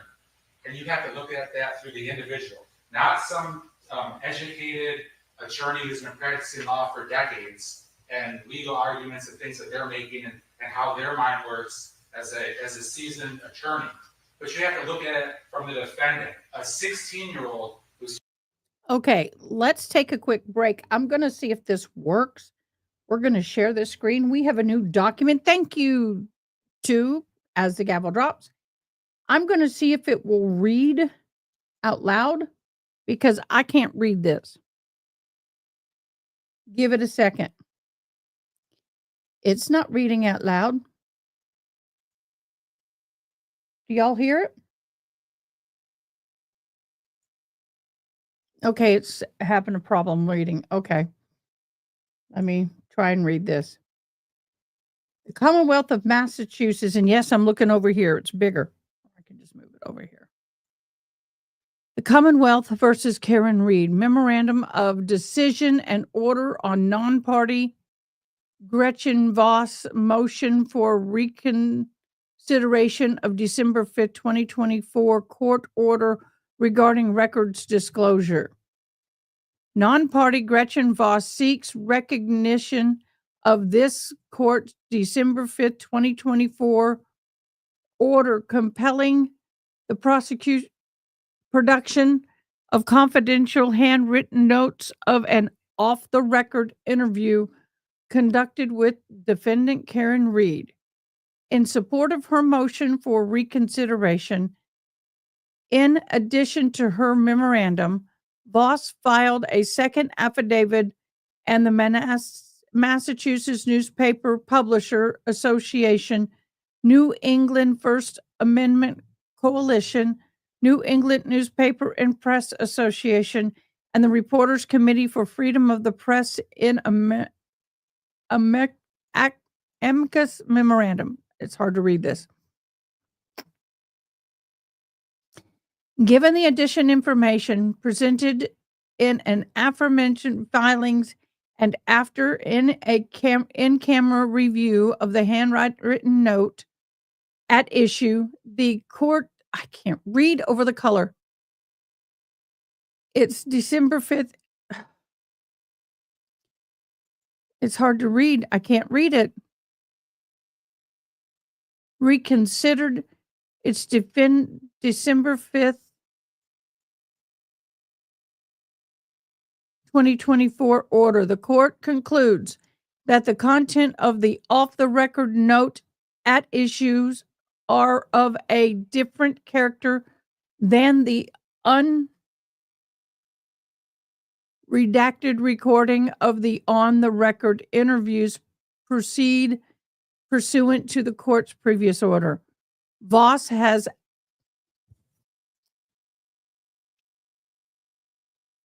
articulated and compelled the argument requesting disclosure of the notes posed a greater risk to the freedom flow of information than the other material produced. Conversely, the Commonwealth has not demonstrated to the court that it need for the handwritten notes separate from the audio recordings outweigh the danger posed to the public interest in the free flow of information. Accordingly, the court allows Voss motion for can anybody get that word?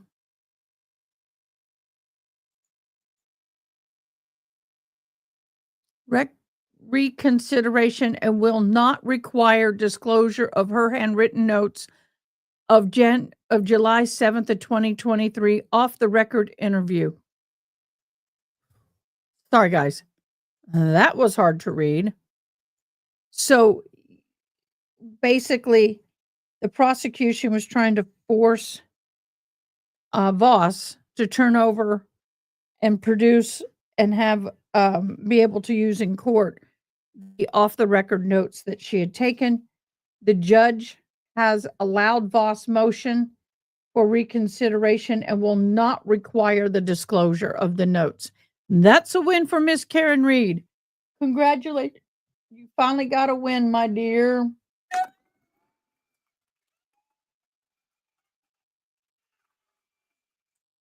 All right. Thank you. As the gavel drops, you rock. You're awesome. We love and appreciate you greatly. Okay, let me get back to getting this screen. I shouldn't have deleted it, and I did. Okay, back to our red room. Talking about giving his mom the old knife to the neck from behind, which is how he killed her. When he's having a conversation with Jeffrey Rapkin, he's not sitting there thinking, "Oh my God, this is definitely going to be protected as the attorney-client privilege. No one's ever going to see that." He could care less about that. What he was thinking was getting information from his attorney and what he might do in the future, which was he would be happy when he had the chance. Exactly, Haley. Exactly. The same thing. It's her thoughts, her opinions, and her. But when he sent that text, I guarantee you, when I would say the evidence supports this, and it's one of the considerations you should make, that Collin Griffith, the 16-year-old or 17-year-old, wasn't even considering the attorney-client privilege and wasn't thinking this will be protected. Nobody will see this. So that just goes to support what your honor should do, which is allow that to come in. There's nothing more humanly possible I can do. Well, you're asking me to let it in under crime fraud exception. No, and we've talked about that. No, I don't. No, I don't. You've already addressed that. That is much less clear. In this I understand. It's just new document that hit. Let it in under. I just read it. You've already made that ruling. That should said a long time ago. I mean, it is. I cannot say to a level of that you've shown to the required level preliminarily. Rachel, if you have the documents, drop them in Discord. That the crime fraud exception applies based on the context in which this lawyer was representing him and what appears to be, although eerie, and we've all recognized that, appears to be a discussion about what can I do to protect myself. No, and the way I'm thinking about it, you've already made that ruling last time, so I'm not arguing that today, but what I'm saying is you can and should consider it in terms of when he's making this text to his attorney, he's not thinking, Collin Griffith, the 16 or 17-year-old, is not thinking this will be protected by the attorney-client privilege. I feel safe in doing this. Whereas if Ms. Thornhill and Mr. Henry wrote the same text or a text like that, then their adult, intelligent, educated minds would be thinking about this would be protected. But you have to look at it through the defendant's point of view. And the last thing on his mind was the attorney-client privilege. I haven't seen that, I don't think, Rachel. I'm not Under sure. that logic, then we're providing less protection to a child for attorney-client privilege because they're less sophisticated and less smart than an adult. That goes contrary to the law. That goes contrary to how we treat children in this justice system. We give them more protection and we give them more leeway. To say that they're not sophisticated enough for an attorney-client privilege it's wrong. I'm not persuaded by that, but I mean, I think there's probably a lot of adults that's not what goes through their mind when they're talking to their lawyer. And typically lawyers will tell their clients, what you tell me is confidential. But Mr. Levine, all right, we're going to take 5 minutes. All right.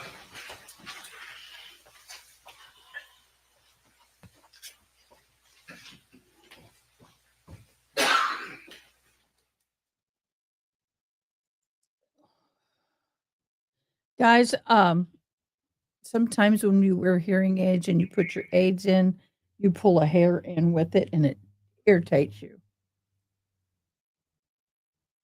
Ooh. Snipe. I like it. Is here for the state.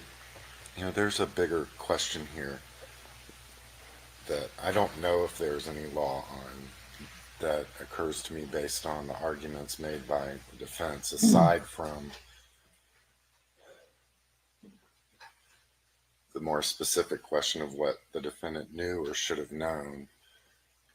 And the question in my mind is, does a parent, in the context of the attorney-client privilege, or just the attorney-client relationship of their child and the child's lawyer, have some obligation to facilitate attorney-client privileged communications? Meaning, yes, let's just assume that he had some expectation of privacy. Well, strike that. You have said, how is he supposed to communicate with his lawyer if mom can take the phone away? I guess my question to you is, does she have to facilitate it? Is that part of my analysis, that children should have a right to use property that their parents would otherwise have every right in the world? I mean, they could bring a locked chest home and the parent could cut the lock off if you ask me to see what's inside. If the lawyer's in there and they're trying to communicate. That's different. Once that relationship has commenced or is in action, the lawyer can prevent that. Judges, 35 But pages of text messages with the defendant had no problem communicating. He didn't need any help from anyone over many, many months, kind of proving that he had no problem getting to talk to his attorney or seeing his attorney, and Susan would have taken him there every day of the week. I think you're missing my question. The communication we're talking about here occurred on a telephone. And so, is that what you're saying, Ms. Thornhill, that Y'all don't I want to get forget this to right, like and and you're put telling I me like for the drawing. children should be allowed to talk to their lawyers on their phones without having been found to, and imputed knowledge that their parents can get in there and see what they're saying? You're asking me to rule that way. Yes. And would that be contrary to the case law that we discussed at the last hearing, and what the court is supposed to analyze in terms of what we've been discussing about? No one showed me a case about a cell phone and a parent's right to look in there even when it, and to use confidential, otherwise confidential communications. What would be a confidential communication if you were an adult? No, but as it pertains to the defendant having no right to, no thought process that You're would good, toxic. be You're good. confidential. And the analogy that Your Honor was talking a little bit about today, but we talked much more in depth about at the hearing, about if you send an email on a company computer, even if it has to do with lawyer-client privilege. And I cited a case, I don't remember the case, but I cited a But what's case. different is that person is an adult and has other means of communication. Y'all are wonderful. This We love and child's- appreciate this you. I person's, think I read it okay. Means of communicating with his lawyer was a cell phone. He wasn't locked in a cage, Judge. He was at Susan Gutman's house all the time. He was using that cell phone as much as he wanted. His mom made a million threats, but never followed through basically on any of them. He's running around enjoying doing his walks. He was not held captive. He had almost like an adult. He could do whatever he wanted to. He had a driver's license. Susan Gutman would Not take him. when he sent that message. All right, fair enough. I didn't remember that. Susan Gutman could take him anywhere. And all like what I was saying about the 35. I don't pages know. of We're text watching. messages. Time wise, like he had his phone and was using it anytime he wanted to. So it wasn't like he didn't have the opportunity. Thank you so much, Tess. You were reading my mind. I was wondering how to approach this. Your attorney of privilege ends when there's a third person involved. So, for example, if my son had an attorney and he had me go with him to the appointment and he told me he wanted me to sit in on the appointment, and then we go to court and they find out that I was in on one of the appointments, that visit does not fall under the attorney-client privilege because I, as a third party, was involved.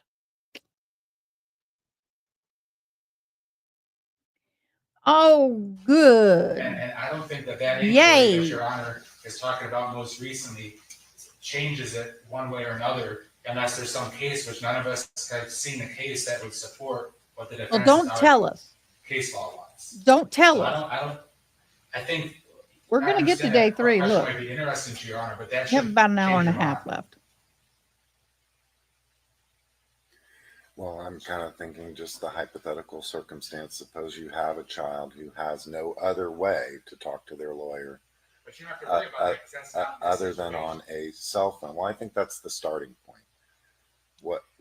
What do you do in that situation? Does the parent have an obligation to provide a means of confidential communications with their What if they lawyer? can't afford to provide the It's clear means? that question could be interesting, and it's definitely interesting to you, and I know you want to make the right decision, but that's not the situation that the defendant was in. And when you analyze that thought that you have, but under the defendant's situation, Am I going to need to he's not get in a on the ball and situation have like a my hypothetical, teenager might be. button? I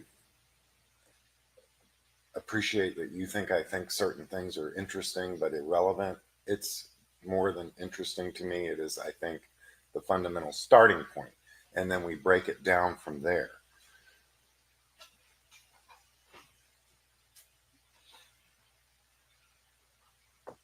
You can't answer the question though. Is that correct? Does a parent have an obligation? Does a parent No. have an obligation to facilitate not this defense, No, just but the as a lawyer matter can of facilitate it.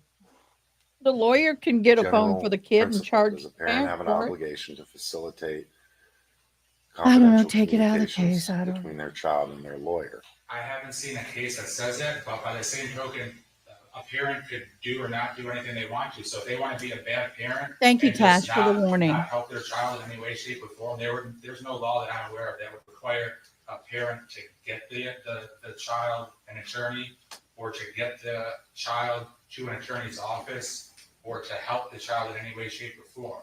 As we've seen with a bunch of deadbeat parents who don't do anything, not in this case, but just in general. A parent could sit back and be completely uninterested in their child's life, and that might not be against the law in the context that you're asking about if they have an obligation or a legal requirement to help their child have confidential talks with their attorney. So I would say no.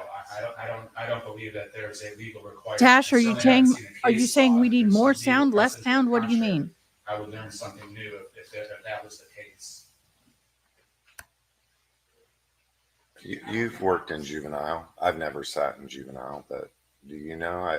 I mean, I know the parents are I don't want to say parties down there in criminal cases, but they're always called up to the podium. They're always asked questions, and I think the judge has some jurisdiction over them.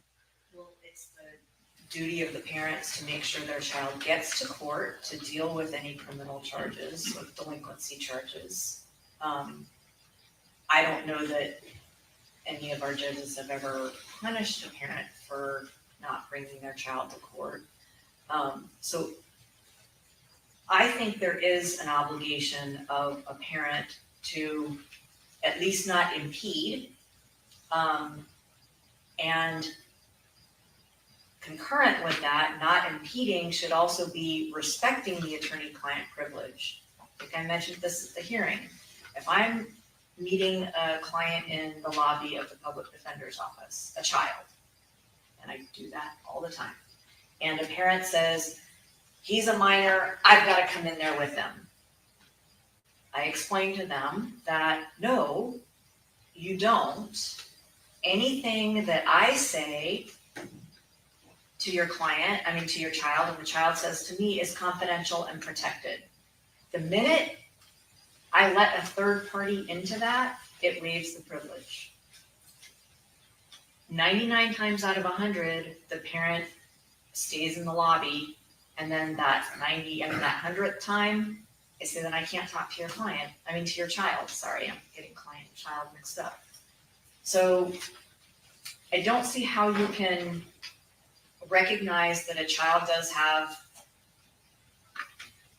the attorney-client privilege, the protections that Well, exist. that's interesting. In that 100th case, then you are recognizing some superior right of the parent to say, no, you're not going to have confidential communications with my child because you say, Yes. I'm not going to talk to your child. Or what I say, and it doesn't usually last longer than this one visit, I say, I can't talk with your child about the case in the way that I need to be effective with you present. I will be So happy.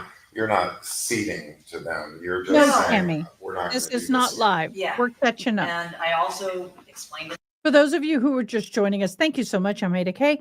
We are catching up on this trial. We were on another trial that was moving so slow that what should take a week and a half was going to take 8 weeks, and it was so bad. The case itself is interesting, but it was horrible. So we have switched over to this trial. Monday morning we will be live time, but right now we're playing catch up. But thank you for hopping in and watching with us. That I will be happy to answer. Sorry, please like. We will be having another drawing at the end of this month. Dawn won the drawing. Yay, Dawn! And thus, so we will be doing another drawing at the end of the month. So if you like this stream, you will be entered into a giveaway. I'm going to change the date, but it's the same rules. And we will be giving that away at the end of the month. Let's get going. Answer the questions that I can answer after I've talked with them privately. I don't know how else other to say it than a child had, well, the case law does, I provided that case that talks about children have the attorney-client privilege. It's not superseded by their parents or somebody saying, we need to know where this child is right now. Attorney, tell us where the child is. I'm not disputing the child doesn't have the right or the privilege. So can you respond to Mr. Levine's suggestion that we're talking about Collin Griffith, Right. who had other means, had a car, He didn't have a car at that point, had a grandmother, who lived in another county. who he had a relationship with, though, correct? A Absolutely. positive relationship. Absolutely. And But if he's got a lawyer who says, I am your lawyer, I work for you, anytime we talk, it's confidential because the lawyer also doesn't know that Kathy maybe is intrusive and hacks accounts and things, and assures Collin. well, I don't have that evidence of what the lawyer told him. You don't have a lot of the evidence that Mr. Levine is talking about either, the claims he makes, and yet the privilege exists, and it's their burden to overcome the presumption of that privilege. I don't know how else to to answer the question. If Mr. Levine is trying to say that Collin Griffith knew that this was not a privileged conversation, like he specifically did it knowing his mom was gonna look at it, I think that's absurd and he hasn't established that. I don't know that I would agree under the circumstances I've heard about this relationship that it's he would have no reason to think his mom wouldn't be snooping around. I don't know that I necessarily agree with that, but Mr. Hendry, you've risen. Do you need to be heard? Just a thought occurs that if we're dealing in these hypotheticals, if there was not this screenshot, if they have Collin's phone, Collin is a child, mother has access to this phone, they've done a Cellbrite download of this phone, well, the message exists on the phone. He doesn't have confidential communications because somebody else has access to that device that may have just gotten it in without the mom. I mean, I think there are some cases that talk about that particular circumstance. But I think it's what's in the mind of your client that's important in terms of whether he knew or should have known that another person would have access to it. But if the access was the same, if mom hadn't actually taken that picture, but he knew that she had access to that phone, even if she hadn't taken that screenshot, would that still not be a confidential communication? Are we saying that anything that happens on those devices for children, they can never be confidential? Well, that's the question I'm asking. I just don't think that. I think that's an unreasonable position to take in 2025 when the bulk of communication happens not face to face. There's nothing that supports the state's position that I'm aware of that a phone cannot be confidential. The only thing that seems to be unique in this case is that somebody took a screenshot of a device and then sent it to a third party who, if we didn't have this warrant, I mean, it's not like these things, it's not like Ms. Bettman's on the stand right now testifying to this. We are using a detective who accessed this through a Cellbrite download and a search warrant. It wasn't I think it's beside the point, but it wasn't a search warrant. It was a consent to search from Susan Bettman herself. But be that here nor there. But this is still, we are not in a situation where somebody was told something and then that person is on the stand saying, hey, I know this information. This is law enforcement gaining something from a search device. And I think that's different. And I think that this is still, to the extent that the child has, confidential communications, child has a right to privacy, but also there's parents' rights, and it's all kind of murky here. I don't think that this communication has been breached from Collin's perspective. And I don't know that Susan or Kathy have the right to breach that on Collin's behalf without him doing it. And that's the ultimate issue here is, did Collin give up his right by putting this communication on his device? Because he didn't give it to anybody else. Somebody went through that. The question I have is whether he knew or should have known that it wasn't going to be whether he knew or should have known others would have access to it, AKA his mother. That is one of the hugest, of course, inquiries, which we've been talking mostly Back about. turn that picture The other back thing I on. mentioned, which I know you said you weren't impressed by, but you still have to consider what was the person's intent when they sent the message from that person's mind. And I would ask yourself, I would ask you to ask yourself, when Collin Griffith sent that text message, was he thinking this is a confidential communication between me and my attorney? And I would submit to you the answer is no. I would submit to you that the other inquiry that we've been talking about, the evidence that I've presented is evidence to support you ruling this admissible, Your Honor. If your answer is no to the question about whether Collin thought that was a confidential text when he sent it, not now after his damning evidence and he knows that, oh dang, it's going to be used against him, and his attorneys are obviously bright to know that they don't want this in.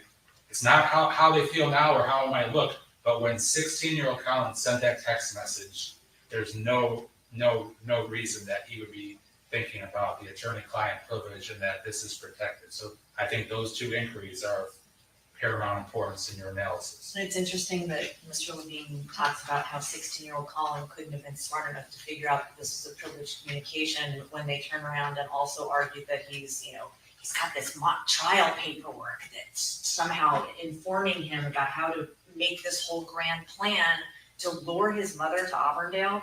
So I think that's ridiculous.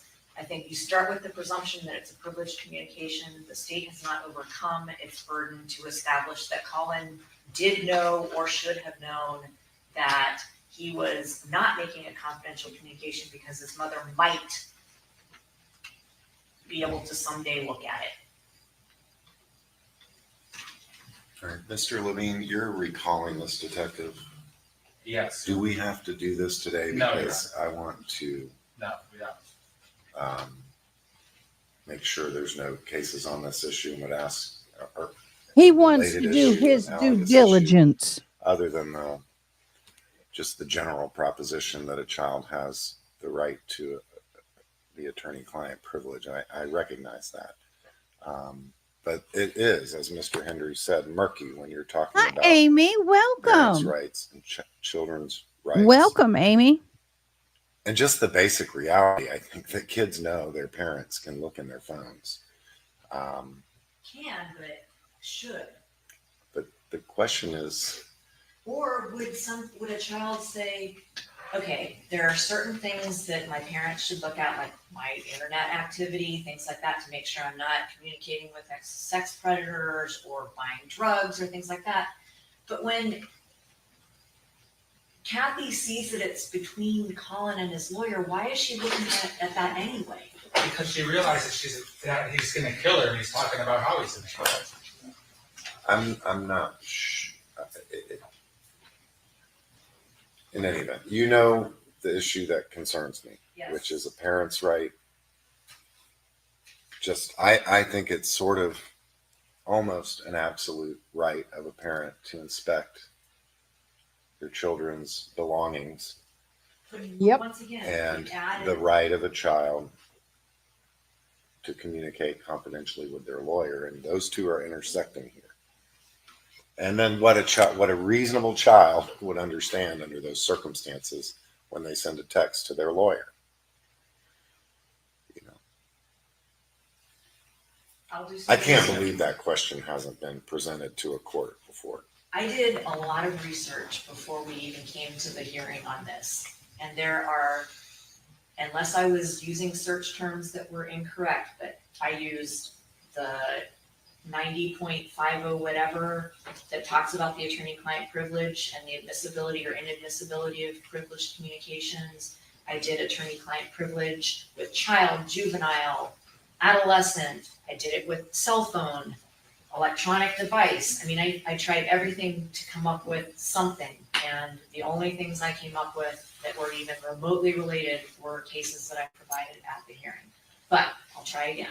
There must be some other areas where children's rights versus parents' rights intersect in some more general sense that at least can give us an appropriate framework to talk about.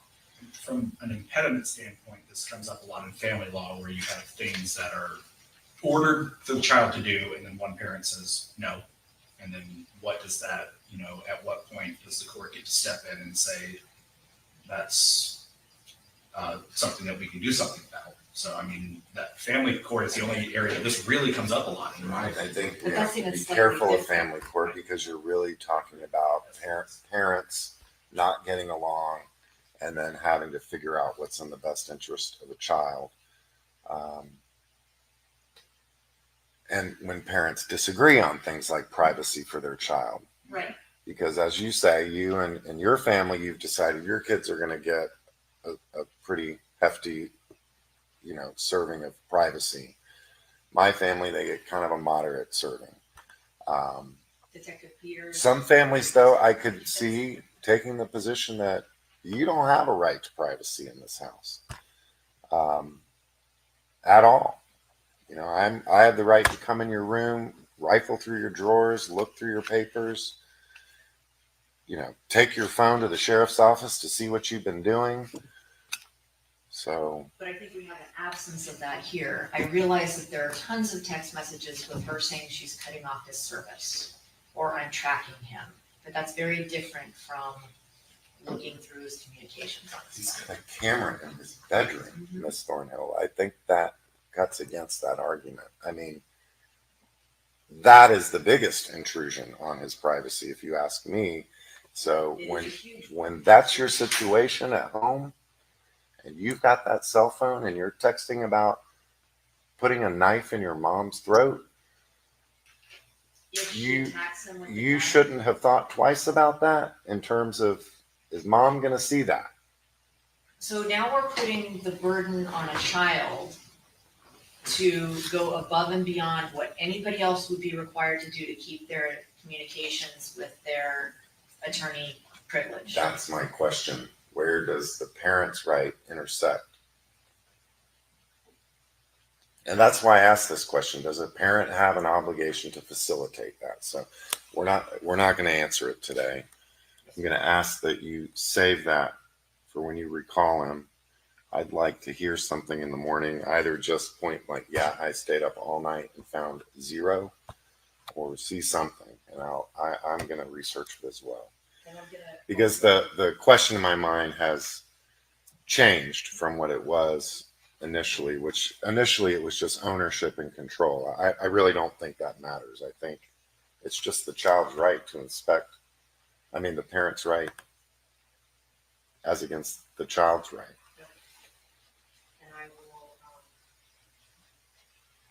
also see if any of our public communities have some ideas. All right. Because I will recognize my limits in my research skills. You have some other line of questioning for the detective for the rest of the day, though? Well, Judge, and another thing that would go into would be the ring videos, but then those are kind of time consuming. So I don't know if you want to stop now, but I think logistically it would make sense to stop now. How much footage is there? Time wise? It's long. So more than an hour and 15 minutes? I just don't remember. I can pop it in and answer that. If you can give me 1 minute, I can pull it up and we'll see. Yeah, we might get through September 7th, but not September 8th. September 7th is long.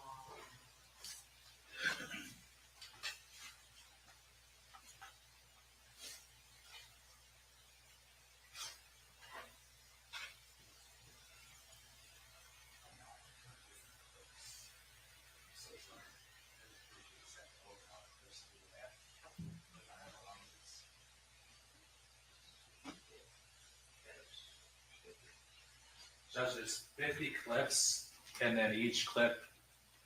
It's between 30 seconds and 2 minutes. I mean, we've spent a lot of time doing this. I'd like to sort of catch up a little bit if it's not going to seriously interfere with how you're presenting your case. I'd like to fill up a little more time this afternoon. Whatever your honor wants. All right. Does anyone need just a quick bathroom break, anything like that? Madam Court Reporter? I'm good, thank you. All right. Let's have the jury.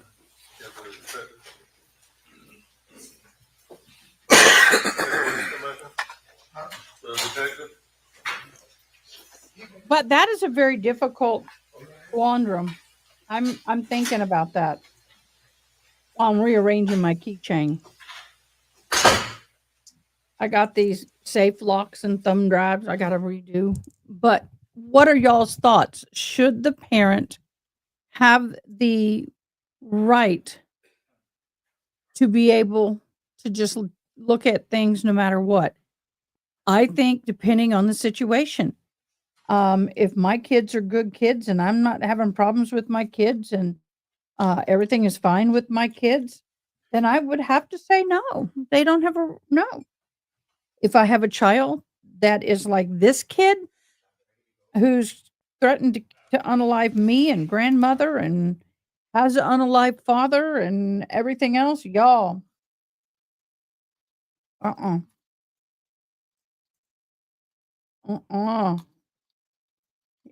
He would be he wouldn't have the freedom to tie his shoe. And I know some people don't like me for saying that, but oh well.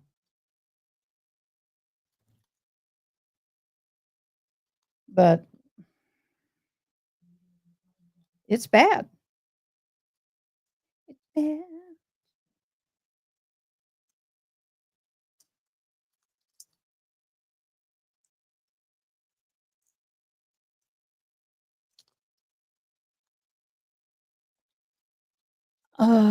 He's a smart kid. He should have known it would have been seen. If you don't want it seen, don't say it in a text because it will be seen. You know, the old adage, and I have to shake my head on this, the old adage is if you don't want it publicized, don't write it. If you are uncomfortable seeing it in a newspaper, how did they say it? If it can't be printed in a newspaper, don't say it at all. Don't write it at all. And I don't disagree with that. It can't be said in the newspaper. If you don't want the world to see it or read it, don't write it. It's that simple. Uh-oh, I glitched. Let me go back. College for automotive messages. No. Really? Phone. Well, the message exists on the phone.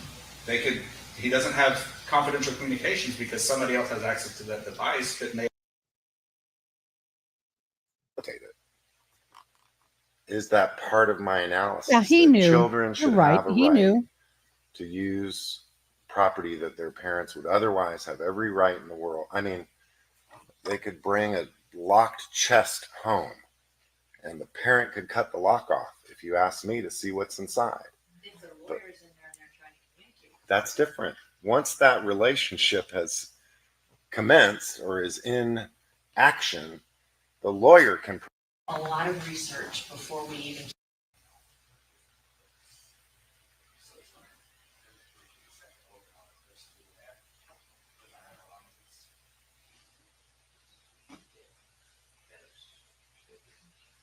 Judge, there's 50 clips, and then each clip.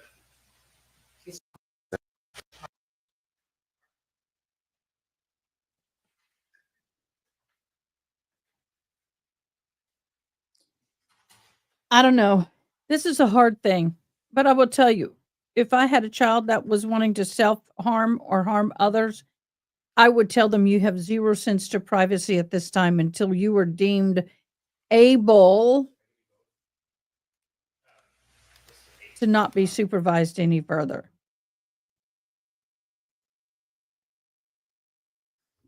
Does that make sense?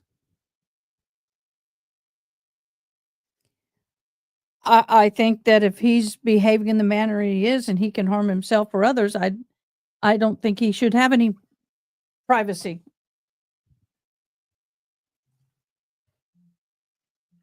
And I'm getting mad.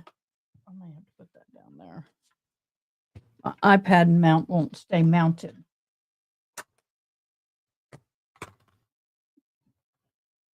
Oh.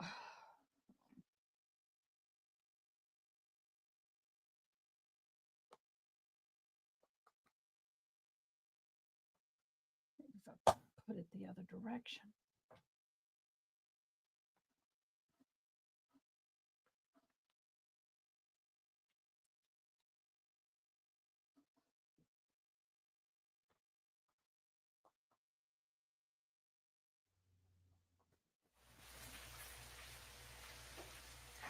Now, there comes a point in time when my child is now showing the ability,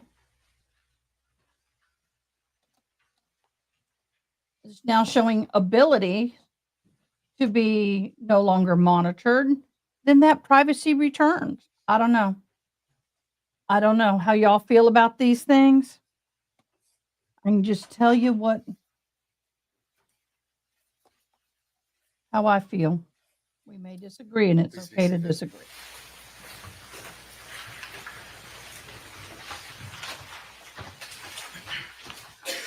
Ladies and gentlemen, I'm sorry for that delay. Mr. Levine? Thank you, Your Honor. Respected readers, we're going to next segue to September 7th of 2024. We were talking earlier about the Ring video footage. Has an exhibit been prepared that has dozens of clips from that September 7th date, the last day when the defendant was at home with his mom? Yes, sir. Your Honor, at this time, the state would move State Exhibit 197 into evidence. Any objection? No. It is received. And we'll start playing the clips, Detective Peters. If there's any questions that I have as the clips play, I'll let you know.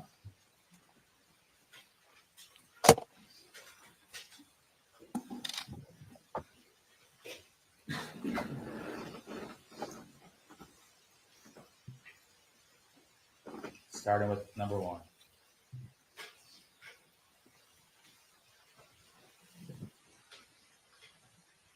Hold on.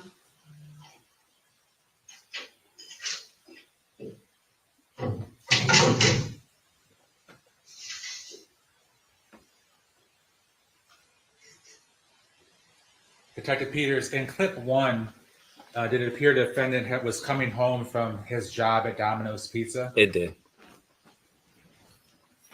Clip two.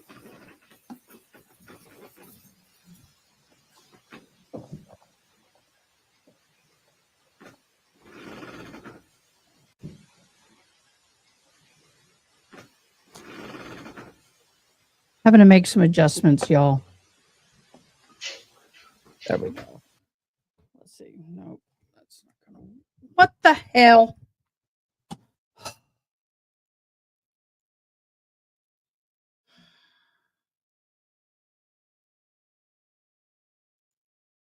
College. When we talk, it's confidential because.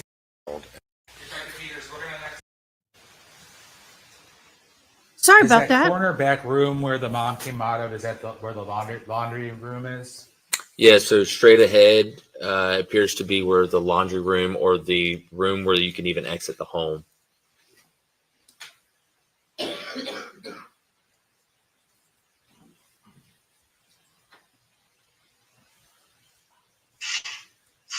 Close these windows, yes.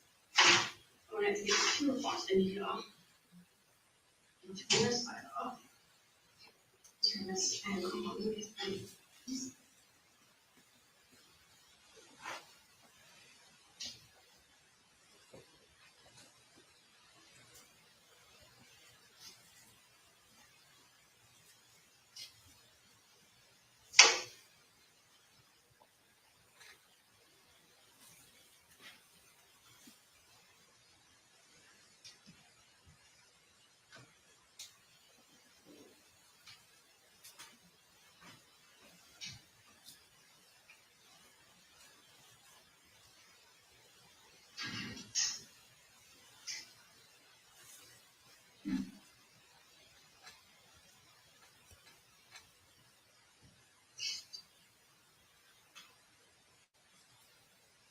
Did it appear that the mom did a lot of cleaning and laundry?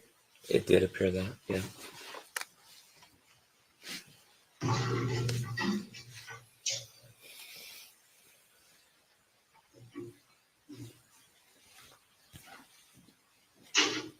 Oh, and I love you, but in case you'd like to know, my fucking ice maker is broken because of you. You put the goddamn ice cream tub up there. The ice cream tub broke that little gold piece off. There's a gold piece broken inside of my freezer that's supposed to stick into the fucking thing. But you put ice cream tubs up there and it knocked it off. I've never put ice cream tubs up by the ice maker.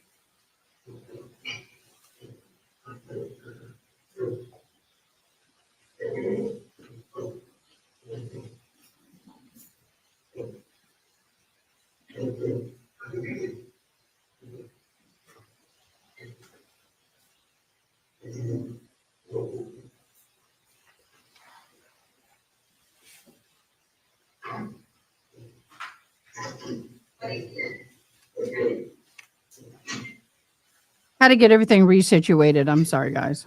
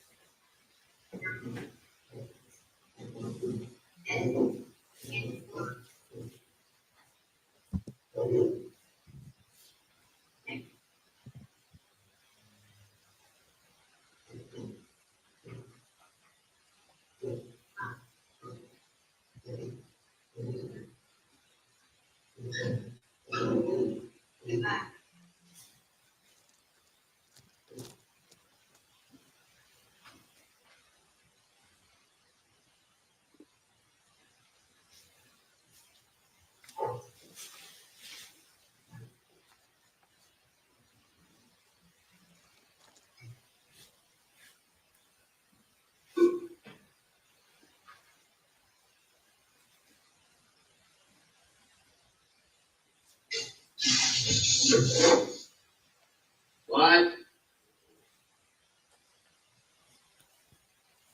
What?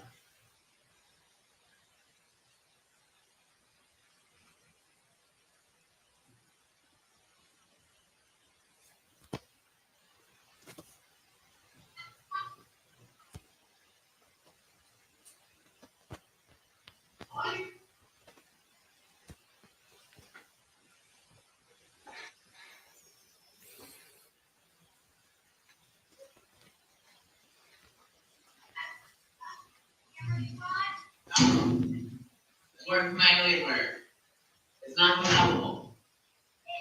No, it's not. They said it's not. I forgot to tell you.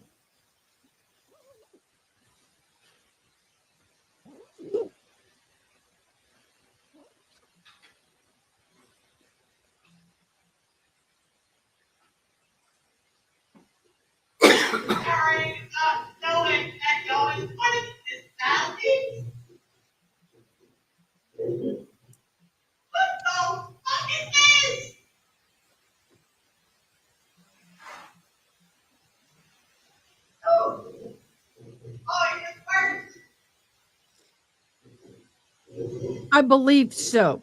I think so. I'm not sure. Anymore. What the fuck?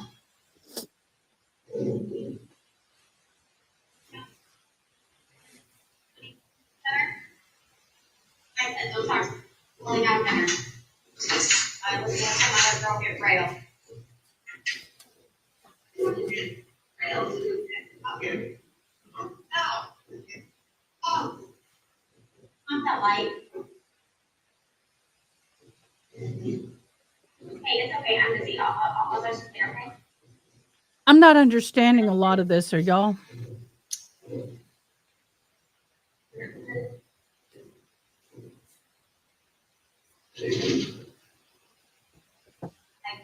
Like, right then, fine.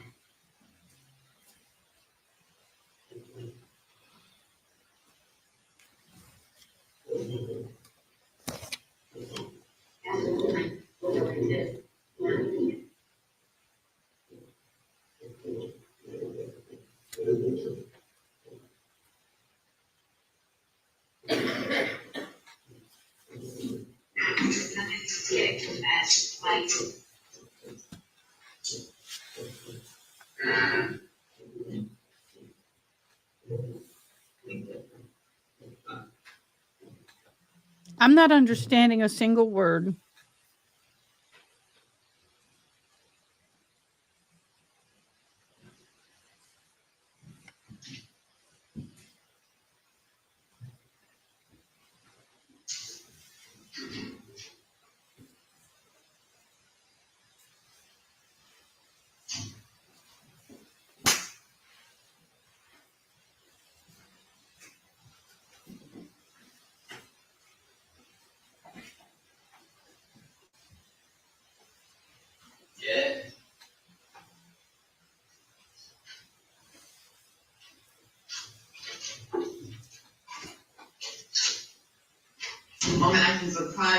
keep on fast as fuck.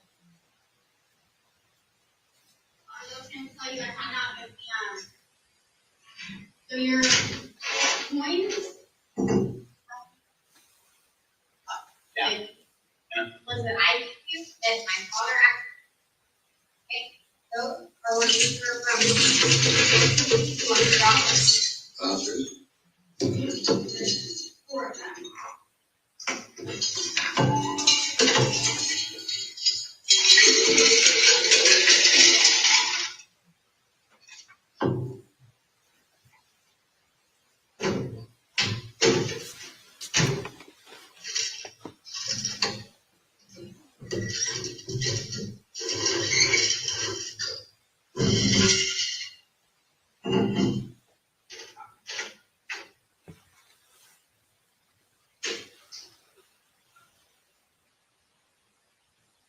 What?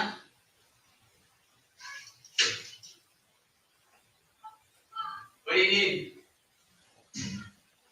That's gonna take until I go to the No, never mind. Yeah.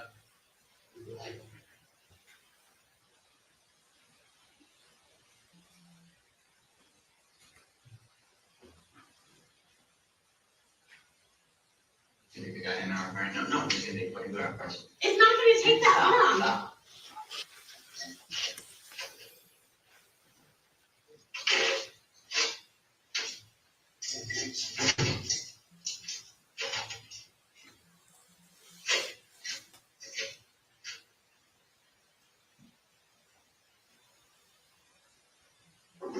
Is this even with this? Yes or no? No fucking idea.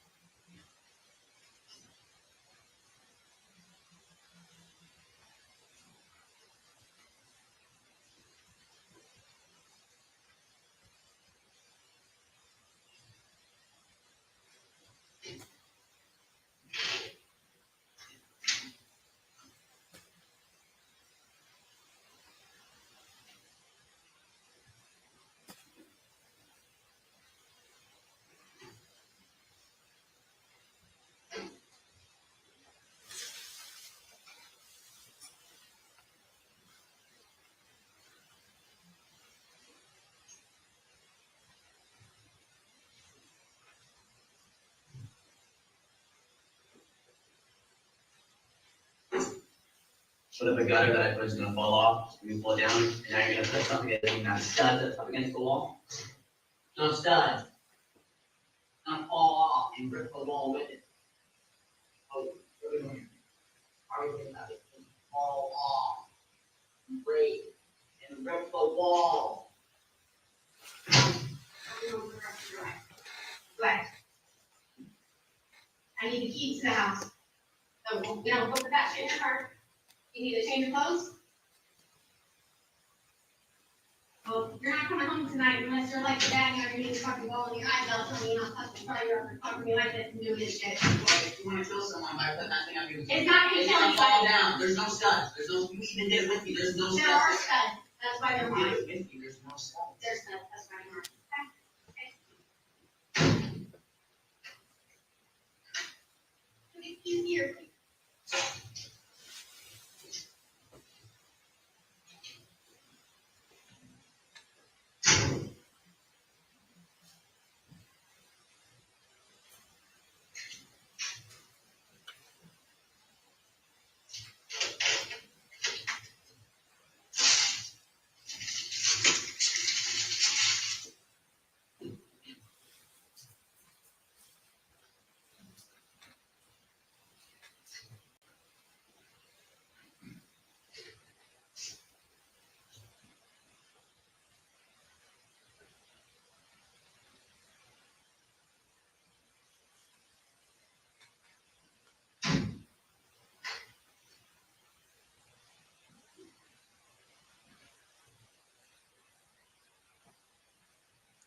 send a text message to Collin Griffith. I put your Starbucks and your sandwich outside because you decided to forget those too, which I paid for this morning. You decided to throw your temper tantrum. So you can come and pick those up. They're sitting outside the front door.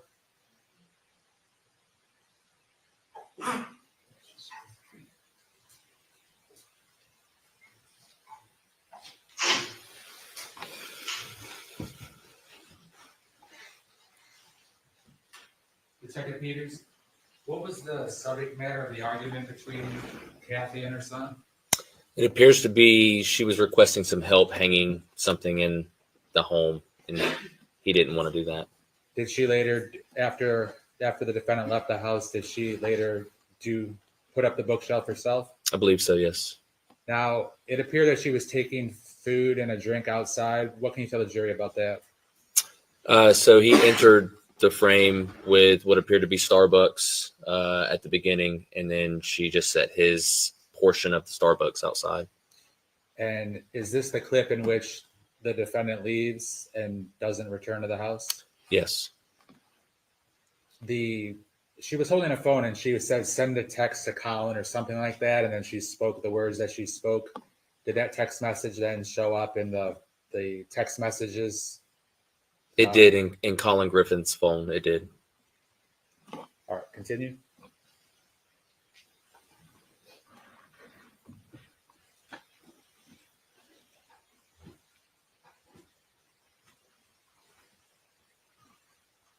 So also, gets up. I started going through his room. It was a complete and total fucking mess. He had shit everywhere. Okay? He didn't even go to sleep last night until 1 o'clock in the morning. I was asleep by 8. I was fucking out. I took my gummies. I was asleep before he even got home. I had dinner for him waiting that I had bought for him at a fucking Mexican restaurant that delivered. And he still decides that this morning when I was like, hey, we need to get this last bookshelf up so I can get everything going. He said, no, Mom, that's just going to fall on somebody's head and kill them. I'm not going to help you do that. And I was like, Collin, I told you for the past week that we were going to get this done. And he was like, no, I need to go on my walk. And now I'm not going to be able to go on my walk because this is going to take 2 hours to get done. And I'm thinking to myself, okay, well then maybe you shouldn't have slept in because I've been up since 7:30. Where have you been? I didn't say that to him. I said to him, I said, Collin, you know what? You have a great life. The fact that you don't even do your own sheets, you don't even clean your own bathroom, all of the things that I've told him to do for-wise, he doesn't fucking do. And he just looks at me, okay, and he wants to live on his own, and he's able to, he thinks he's able to live on his own. Mom, I have cockroaches coming into my house because Collin leaves candy and food in his room. Just leaves it in his room. Out. No, and I told him that. I even said, because I showed you how I had everything in those little containers, those glass containers or the plastic ones that seal everything. I said, you can have candy in your room if it's this, because they can't get into that. And then like last night, there was an ant on the doorknob. He hadn't going from the house to the garage on that doorknob. I could tell, and then I looked, he hadn't closed the back door all the way, the back sliding glass door. And there were ants. He's like, Mom, everybody has ants in their house. I said, Mom, nobody has ants in their house. Nobody has cockroaches in their house. The first time you see them, you kill them, and then you start spraying your whole house with bug spray. Because once you see one Starbucks with his drink he drank, he was mad that I was making him go with me, like, stand here with me and hold a bookshelf while I mount it to a wall. And he didn't want to stand there and hold it. He said, no, this is going to take 2 or 3 hours. There's not any studs back there. I said, I've already shown you where the studs are. I marked them, Collin. I said, why else do you think I put 1, 2, 3, 4? There's 1, 2, 3, 4, 5, 6. There's 6 areas this thing is being bolted in, and it's not going to hold books. It's going to hold pictures. It's not going to fall on anybody's fucking head.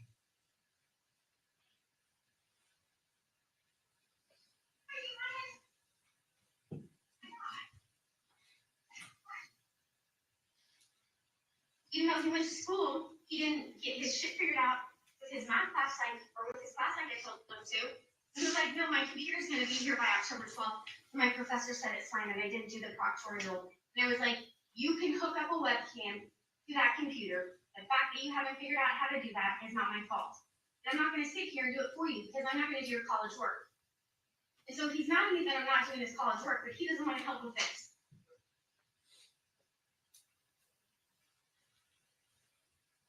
I'm not talking to anybody because I'll just get upset. No, he doesn't. I get zero shit.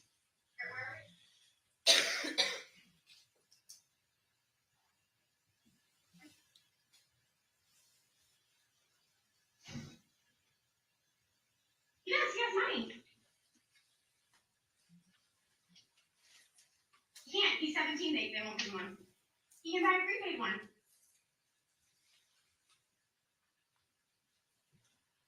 He knows how to do that.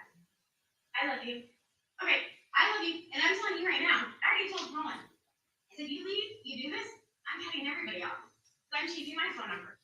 So I'm changing my phone number. I'm cutting everybody else off because I'm fucking sick and tired of this. This is bullshit. This is fucking bullshit. I try to let him sleep in, try to be the nice mom, try to do everything. Had my identity stolen. I've had all this shit going on. My own, and he can just fuck himself with his little AT&T phone and figure out what the fuck to do with life. He has a trust fund. He has a lawyer. He can figure that out. What's he gonna do? Call DCFS and say that I kicked him out? Okay. Fine. He has a car. He has a brand new car he's driving around.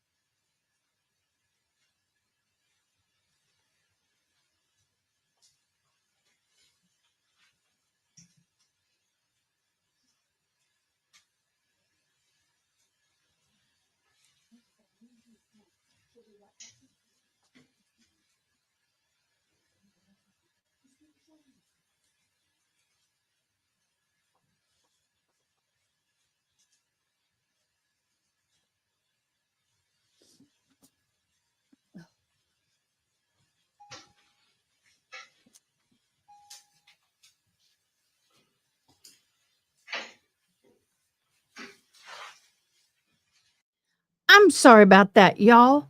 My son has a business, and this poor lady wanted something we sold out of first thing this morning. I hate it when that happens. Thank you guys for hanging on. Let's keep listening.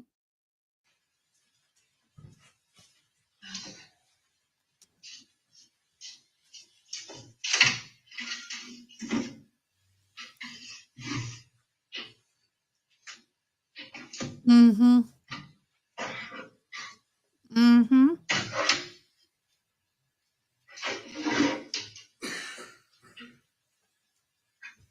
But the police can't put him in foster care. That's the courts.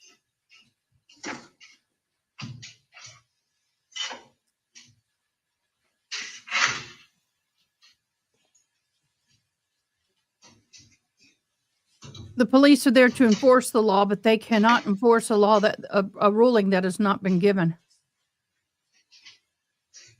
Mm-hmm.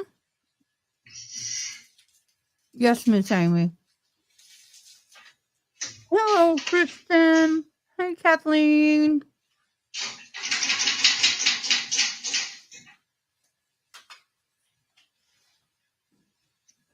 That is very true.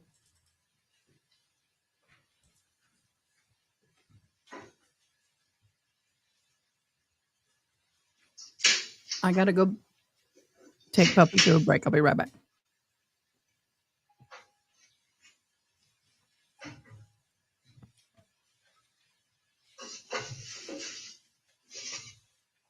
Well,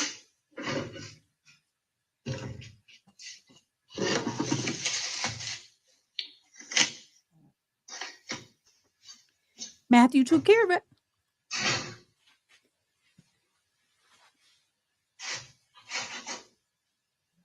And thank you for liking, Heidi. We got 10 of you on there. Come on, guys. You can do it. You got to hit the like button. If you do, you get entries into this month's giveaway.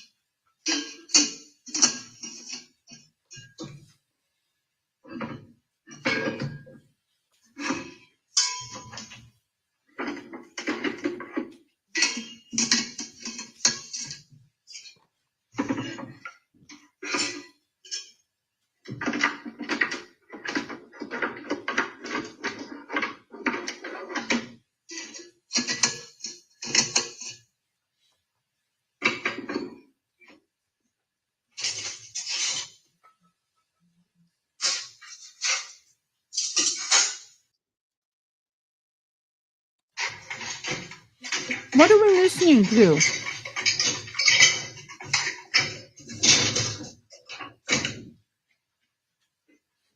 Someone make an iced tea?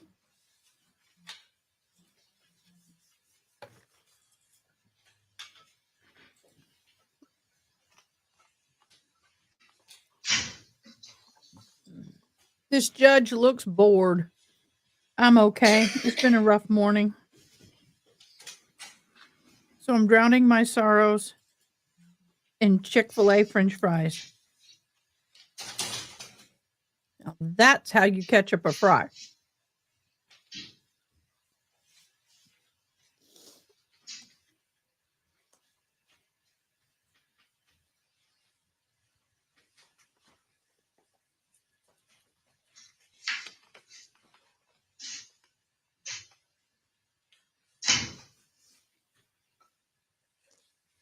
Welcome back.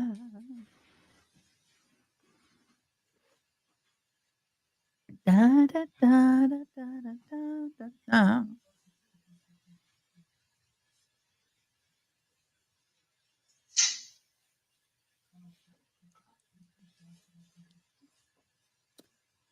I buy it by the bottle.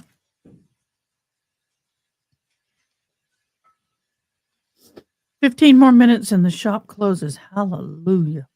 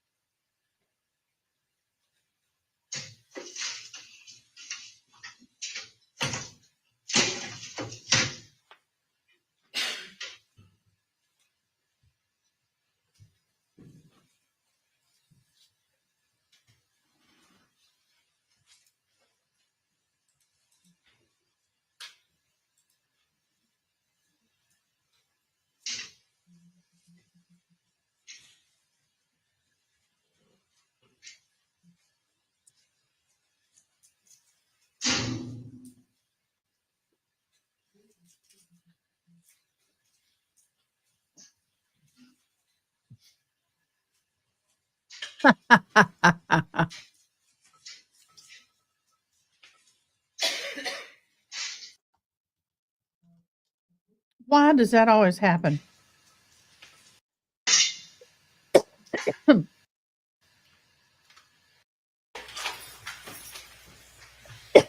We're getting ready to go into day 3, y'all.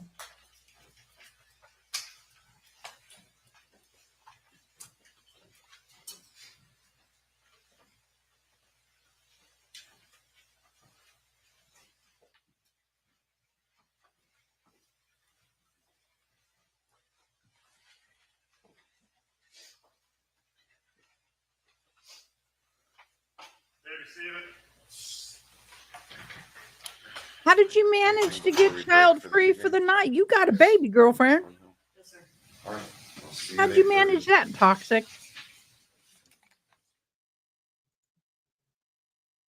I know you've got a baby.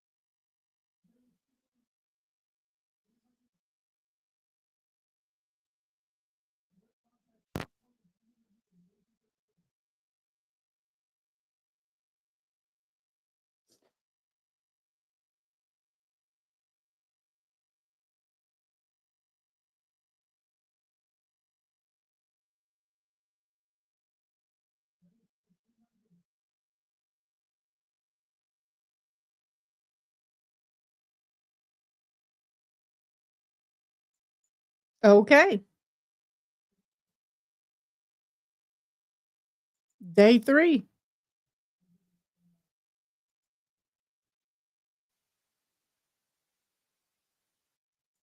To hold as He's trying that case all by himself. Kudos to you. Oh, I know that's going to be hard, but enjoy it. You enjoy being away, but then you feel guilty for enjoying it.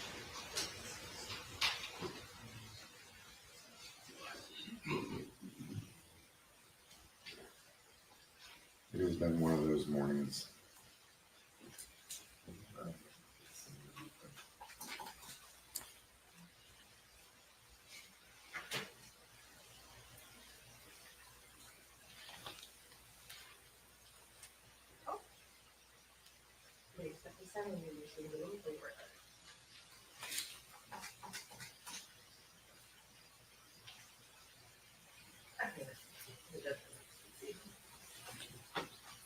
Yes, we all need a break, love. We all need a break. Computer suddenly will not tower on. Judge, did you check the cord to make sure it was plugged in? Present with both his lawyers, Mr. Levine is here for the state. The jury is on the way up. Mr. Hertel tells me, but before that, do either of you have any authority on the issue that we were discussing yesterday? I do, Your Honor. I found a couple cases that seem quite illuminating.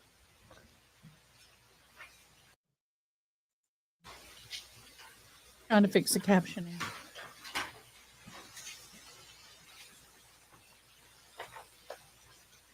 Your Honor, beginning with Tallman v. State, for the record, that's 120 Southern 3rd, 593. Tallman is spelled Tallman.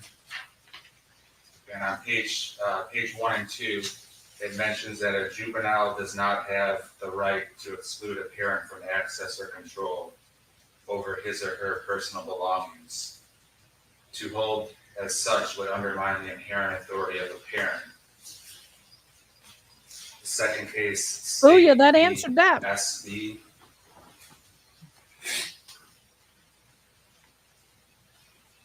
And for the record, that is 758 Southern 2nd, 1253. Has a similar holding, including we hold that by virtue of his parental authority, the father's consent overrides the juvenile's objection. And then it talks about some of the rationale behind that, including a father has the responsibility and authority for the discipline, training, and control of his children. And the exercise of his parental authority, a father has full My access God, that's a to the grown room quit. set aside for his son for purposes of fulfilling his right and duty to control his son's social behavior and obtain obedience. When a parent basically, the parent can, like the first case said, can do as they see fit. The parent is exercising his or her parental authority and control over the unemancipated minor child. So I would submit that those two cases coincide with one of the court's inquiry regarding that subject matter, Your Honor, that would further support the finding that the text message in conjunction with the attorney-client privilege law and arguments and subject matter we've discussed, that should be admissible, Your Honor.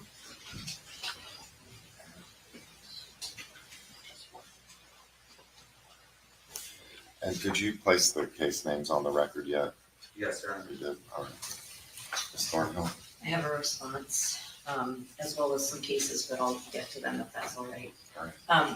First, I found no authority that talks about a parent's unlimited right to go through everything. I understand the cases that Mr. Levine cited in connection with the Fourth Amendment issue, but of course, we're dealing with a different issue slightly.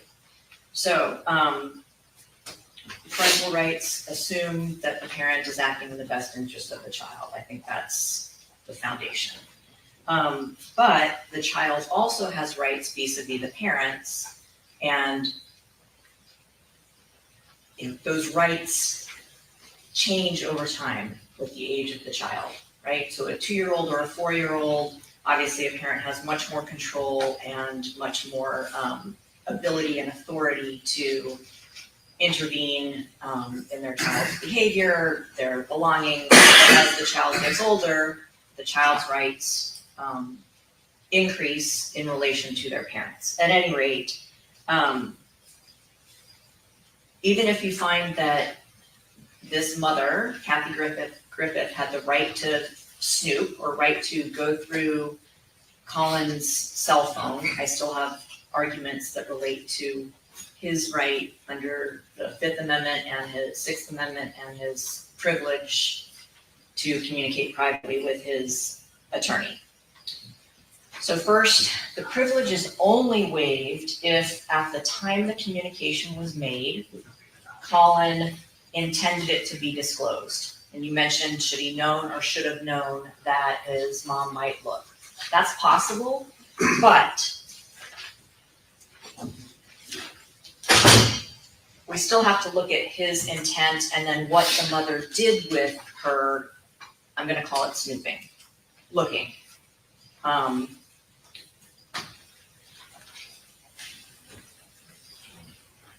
When we talk about people who are in jail, inmates, even though they have very restricted liberties and their right to privacy is severely curtailed, there is still a means by which they can communicate privately with their lawyer, right? So we have attorney booths at our jail that are private, are not monitored. So they have that ability to exercise their privilege. If an inmate makes a choice to call their attorney from the monitored line, say just call on the phone, they are warned at the outset. This is being recorded and monitored. Anything you say is not private. Oh, come on. You cannot sit And if there they and choose use to a use prison that recorded phone, line then shame on them and the privilege is waived. with a parent. But the important thing God, is no. that they have a feasible option to exercise their confidentiality privilege. But what choice No. did Collin have? We talked about this. Could he have made a phone call? As you pointed out, there are surveillance cameras everywhere in the house that could have picked it up. Could he have gone to his attorney's office? He didn't drive, he didn't have a license. Could he have called his grandmother in another county? Possibly, but is that reasonable? Yeah. A child has restricted agency by virtue of them being a child. He didn't have any other feasible options. And I don't think a child should have to give up a privilege because they are a child, which is essentially what the state's wanting you to find, is that unless the child can somehow on their own, or if their parent's not willing to cooperate, can get to their attorney's office and go inside the office without their parent, then they can't exercise their privilege. It's like putting the burden on the child to do something extra to preserve a privilege that other people have easier access to, which seems unfair. But in addition to that, Judge, I may have been wrong in how I deal with parents who want to be present in privileged conversations. Because the case law indicates that I think due she's to losing the parental battle. What do authority, you think? that also includes duty. Because I think parents she's are losing the close battle. advisors, and it's natural that a child would seek advice from a parent, and that a parent would want to be involved to some extent in making sure that their child is represented adequately, also to facilitate the communications, so driving the child to the office, providing the phone by which the child could call their attorney. There is a case that I found, nothing in Florida that's directly on point with this particular issue. It's Doe versus Town of Greenwich. It's 473 Federal Supplement 54. It's from the District of Connecticut from 2020. A brief rundown of the facts. Two minors had an interaction where the female alleged that the male had attacked her, had sexually assaulted her. It's not a criminal case. The girl's family, on her behalf, sued the Town of Greenwich, saying that they had not provided adequate supervision and investigated the criminal case adequately. So that's kind of neither here nor there. At any rate, the suit was between the girl and her family and the town. I've got her sped up and she's still too slow. Girl's family, and it's unclear how they got these emails, but they obtained emails between the boy. Now he was a non-party, but the boy and his lawyer, and the boy and his headmaster from his school, that discussed what he had discussed with his lawyer. All right, so the kid himself actually disclosed to a third person, his headmaster, communications between him and his lawyer. And the federal district court held that even though the other side already had them, and even though the child had purposely, so very different than what we have here, purposely told somebody about those communications and shared them, that the attorney-client privilege still existed and that those communications were not admissible in court. So a couple things with this case. The court found, they talk about how minors are treated differently than adults out of the recognition that they do not always know, due to lack of maturity and moral experience, what it is they should be doing or not doing. And given the various protections afforded minors in the law, it seems particularly harsh to summarily find that Roe, the boy, waived his attorney-client privilege when he shared privileged communications with his headmaster. During the investigation, Roe, the boy, was 16 years old. There was an investigation into his behaviors that left him scared and anxious, and it's clear that he considered his headmaster to be a friend and source of guidance and support. It goes on to say that under the circumstances presented, the court concludes that Roe did not waive his attorney-client privilege by virtue of his disclosures to the headmaster. So it talks about the protection of children and their rights, given their unique positions as sort of subservient to adults in their life. I would argue that the headmaster is analogous to Kathy Griffith. It's not a completely on point analogy, but Collin communicating with his lawyer and knowing that his mom might find it doesn't excuse, and this is something that this case also discusses, doesn't excuse what the mom does with it later. And that's my second point. That's that, okay, so maybe you find she had an absolute right to look through his communications with his lawyer. Or maybe, as her duty as a parent, once she realized they were privileged communications, she has a duty to act in the best interest of the child and not go sharing those with other people. And certainly that shouldn't translate to, if she does make the bad decision to breach the attorney-client privilege, to allow it to be admissible in a court of law against her child. She also was the alleged victim in that particular case. So she bears some responsibility in doing what's best for Collin. I think she violated that duty by sending it on. And even though the cat's out of the bag now, I don't think that her maybe having a right to go through clearly privileged communications gives the state the right to use that in this criminal case. She was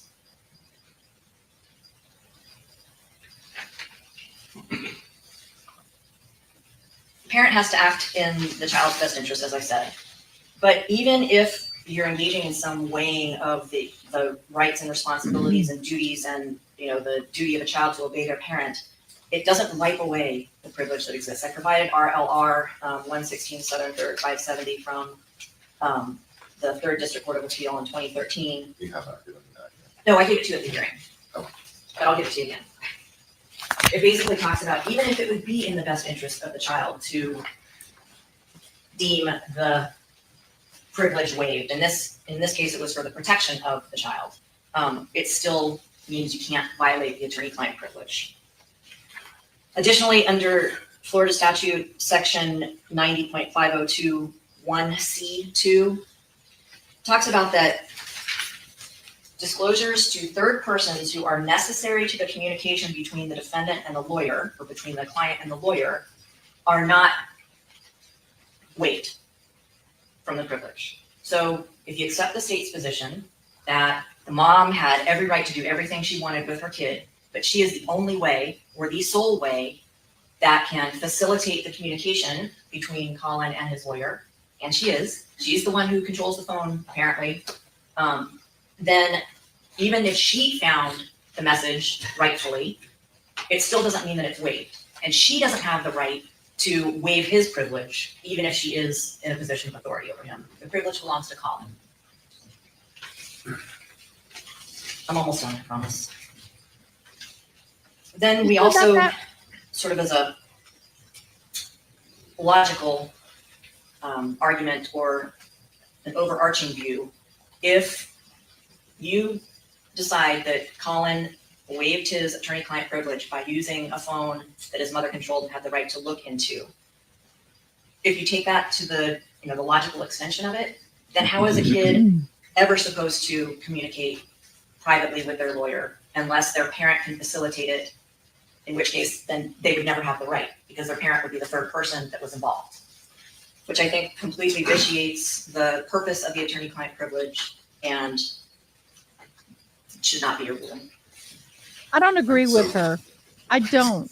Thornhill, I had essentially come to a very similar conclusion as yours, agreeing with you. First of all, recognizing I believe the law is clear that a parent has the absolute right to determine what extent the child will have privacy in that relationship. But I agree with you that there's an overarching duty of the parent to act in the child's best interest.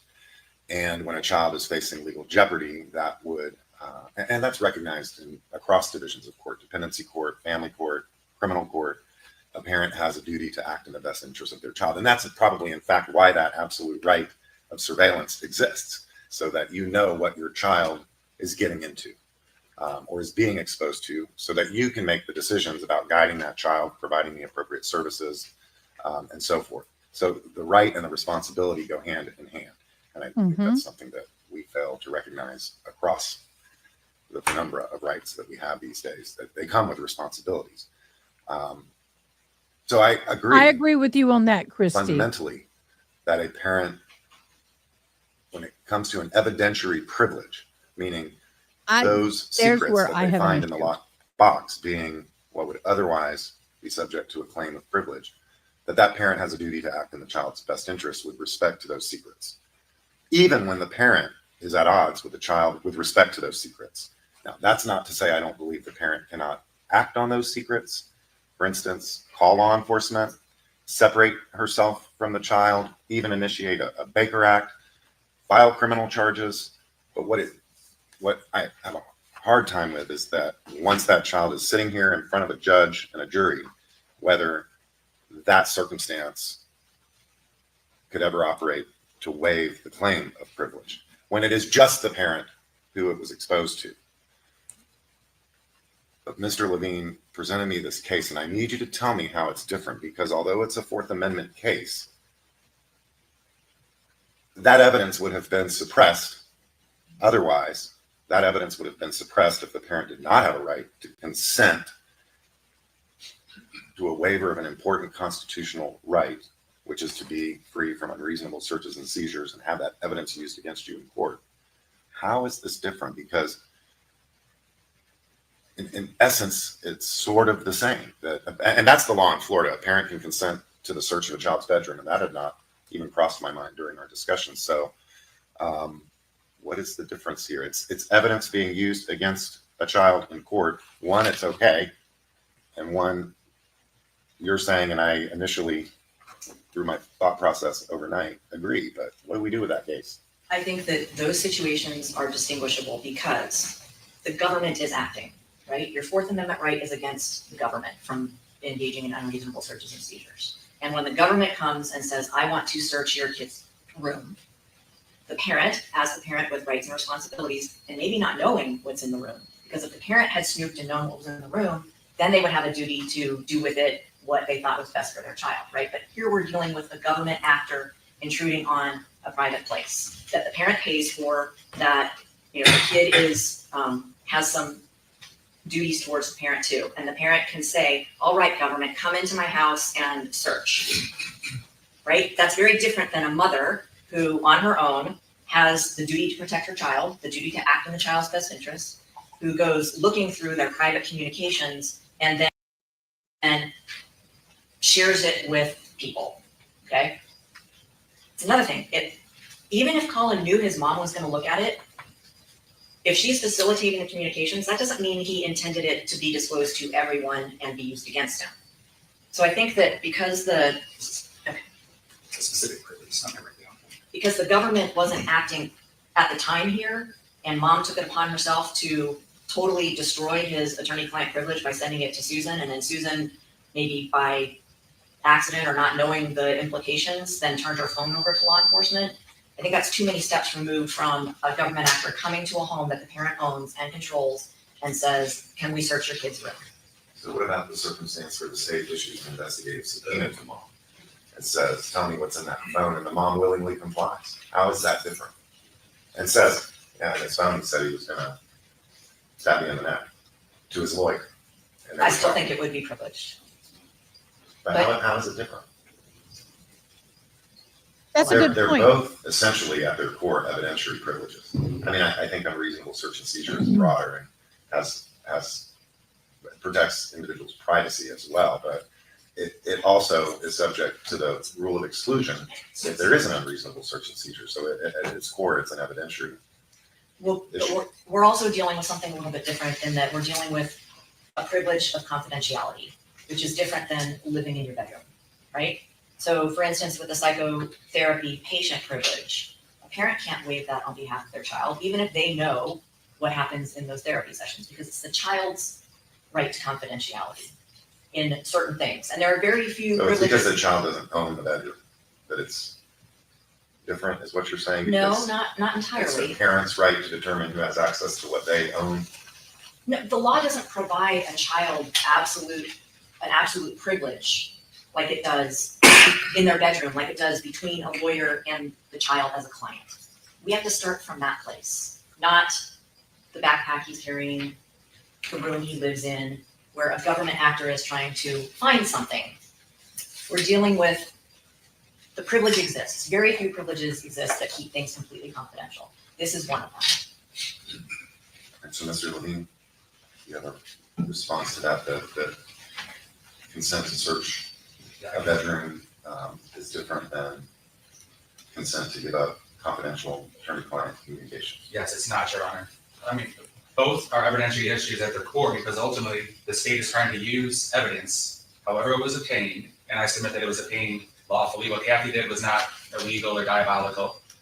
It was Susan Detman, which I think is beside the point, but nonetheless, it was Susan Detman who consented to giving her phone and that information to law enforcement. It wasn't like Kathy, who would have been within her right to go to law enforcement and say, look at this, my son is saying he's going to stab me in the neck and he's already killed his dad in Oklahoma. And the only reason I say that is because obviously the jury's not here. So it's not like. I remember I didn't say she couldn't use it, like for purposes of protecting herself, getting him services, whatever it may be. I didn't say she couldn't use attorney-client communications for other purposes. The issue is whether that means she can consent to waive the confidential nature of the communication in a court of law. No, nobody's waiving the communication for him.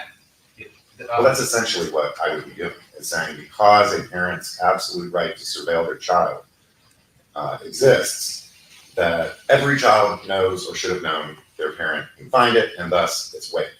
No, I don't think it's that broad, John. But in terms of the admissibility, there's reasons and court findings, including some of the cases I gave you, the general topic matter, where the attorney-client privilege, the evidence comes in court. If it was such an absolute right, then there wouldn't be any case law and there wouldn't be instances where a court has the discretion to allow it in. So this is not earth-shattering or groundbreaking if Your Honor lets it in terms of it happens under certain circumstances. The circumstances being such as the case law and the issues that Your Honor is weighing. But in terms of whether it's the attorney-client privilege or it's the right for unreasonable searches and seizures, at the heart of it is the court being the gatekeeper. Both are governmental action. It's no different because the ultimate thing that can be helpful to the prosecution of a case or hurtful in terms of evidence against the defense is if that evidence comes into court. So both are evidentiary issues. They're not these different things. The end result is the same.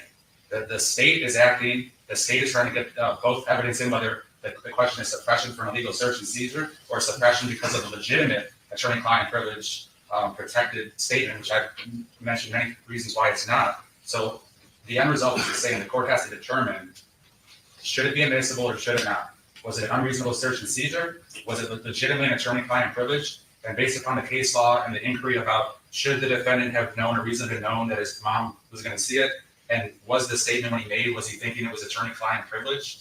Obviously, he could simply walk outside and take one of his walks that he so much loved to do, make a phone call, we wouldn't be here.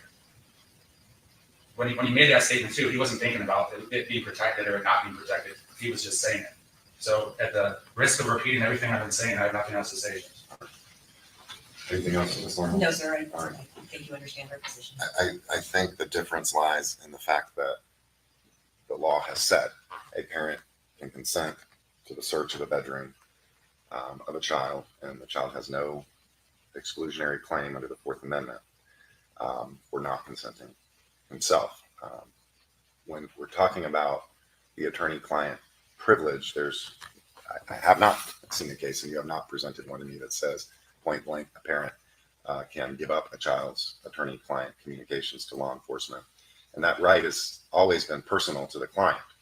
And unless the court decides otherwise, that it's personal to the individual, I don't think this case is analogous. And finding that a parent's absolute right to surveil their child serves as a tool for their responsibility to act in the best interest of the child, in this case, and under these circumstances, means that when it is just the parent who the child might have reason to believe will see what's in the phone, there could be circumstances where this wouldn't apply. If he knows that he's sharing communications in an environment that others are going to be aware of that don't have a duty to protect him, that's a different story. But even when a child's interests, legal interests, a child in legal jeopardy, even when those interests are contrary to the parent's personal interests, that doesn't vitiate the parent's duty to act in that child's best interest.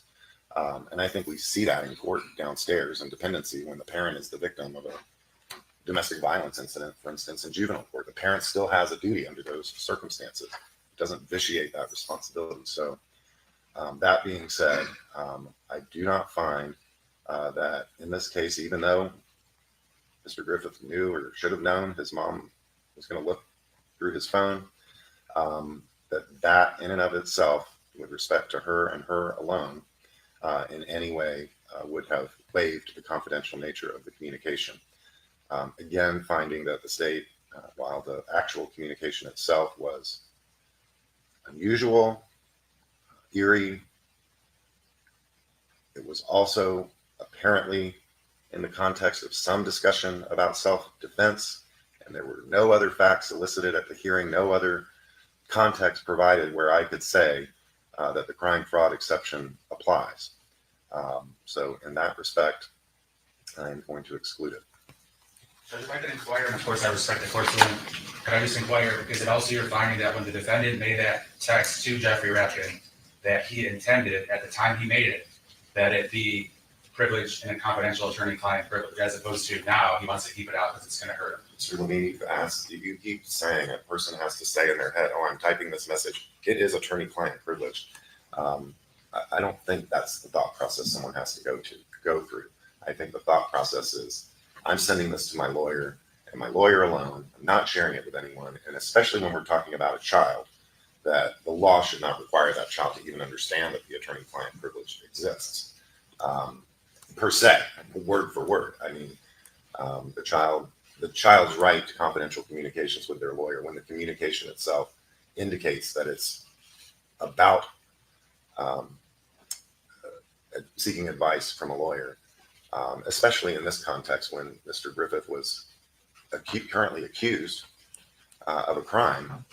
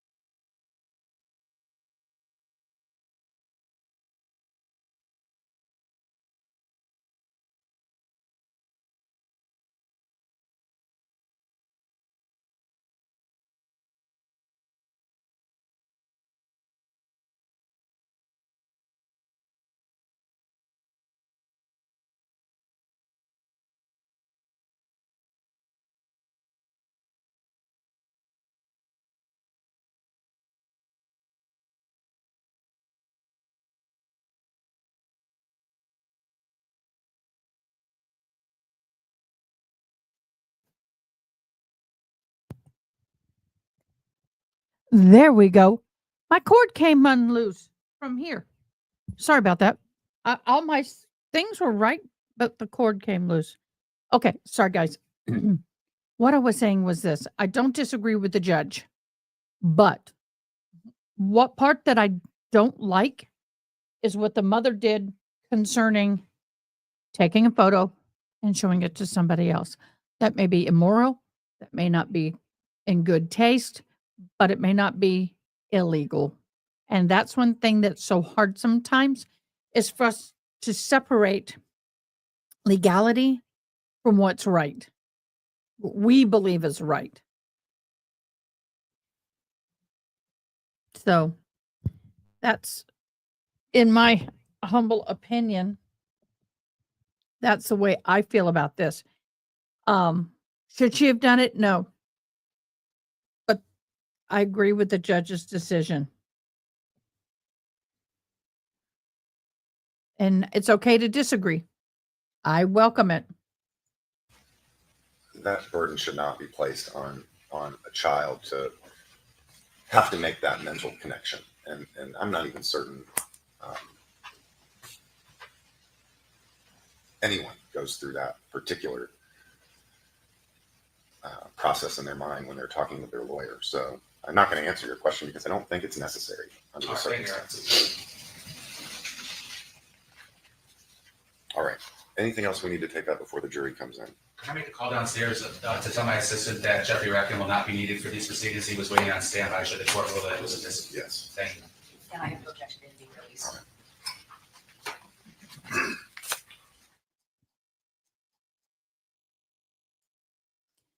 So that was a lot about that. Let's go see. You put your hand down. Have you discussed this stipulation with your lawyers? Not in detail, Judge. Obtained from the right hand and through all facts is for you.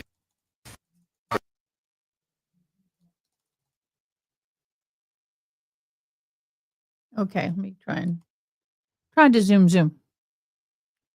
Okay, I want to take a minute to say thank you guys so much for being here, being a part of my live. I can't do this without my sponsors, and I have some fabulous sponsors. I have a coffee sponsor that I just every day. I drink it every day. And here it is. Hey y'all, please help me welcome the Hitchman Homestead Coffee. They are fabulous. They have many different blends of freshly roasted, freshly ground coffee. They have a monthly club where you get 4 bags for $40 or a Keurig option. Also, they just came out All right, are we ready with a for half your- and half. Oh my gosh, I absolutely love it. So do me a favor. Go down to the link below at hitchmanhomestead.com. Order you some coffee and show them some love. Yes, show them some love. Yes, sir. All right, for the record, Before that, Your Honor. for the record, Mr. Griffith is present with both lawyers. Mr. Levine. I prepared a stipulation that I shared with the defense. If it still makes their approval, I would request that you read both 1 and 2 when the jury comes back into the courtroom, Your Honor.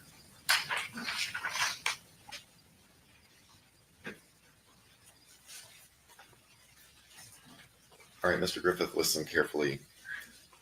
I've been provided a document. And I agree with entitled that. Stipulations, and it reads, when parties agree that certain facts are true, that is called a stipulation of fact. You must accept stipulated facts as having been proven. This is something that I would be reading to the jury. However, the significance of these facts, as with all facts, is for you to decide. In this case, the stipulated facts that you must accept as true are 1, Catherine Griffith is dead, and 2, John Robida, Senior Crime Laboratory Analyst in the Biology Section at the Florida Department of Law Enforcement, performed DNA analysis on fingernail swabbings from Catherine Griffith's right hand and left hand. No DNA results foreign to Catherine Griffith were obtained from the right hand fingernail swabbings from Catherine Griffith. No DNA results foreign to Catherine Griffith were obtained from the left hand fingernail swabbings from Catherine Griffith. Parent, would you raise your right hand? Do you solemnly swear or affirm to tell the truth, the whole truth, and nothing but the truth? Yes, sir. All right. Have you discussed, you can put your hand down, have you discussed this stipulation with your lawyers? Not in detail, Judge. No. Do you want to? Because I'm going to tell you one of these stipulations is an element of first-degree murder and the lesser included offenses of first-degree murder that the state would have to prove beyond a reasonable doubt with evidence absent this stipulation. So that's an important thing that I think you should discuss with your lawyers before you stipulate to it. They may have very good reasons as to why they think it's a good idea, but you need to know why they think it's a good idea. The other things are evidentiary matters that could have some impact on the state's proof in this case, affirmative proof in this case, and perhaps any defense that you might have in this case. So I think you should talk to your lawyers about this for a few minutes. Yes, I was. I want to hear that again. I need to hear that again. Before that, Your Honor. For the record, Mr. Griffith is present with both lawyers. Mr. Levine. I prepared a stipulation that I shared with the defense. If it still makes their approval, I would request that you read both 1 and 2 when the jury comes back into the courtroom, Your Honor.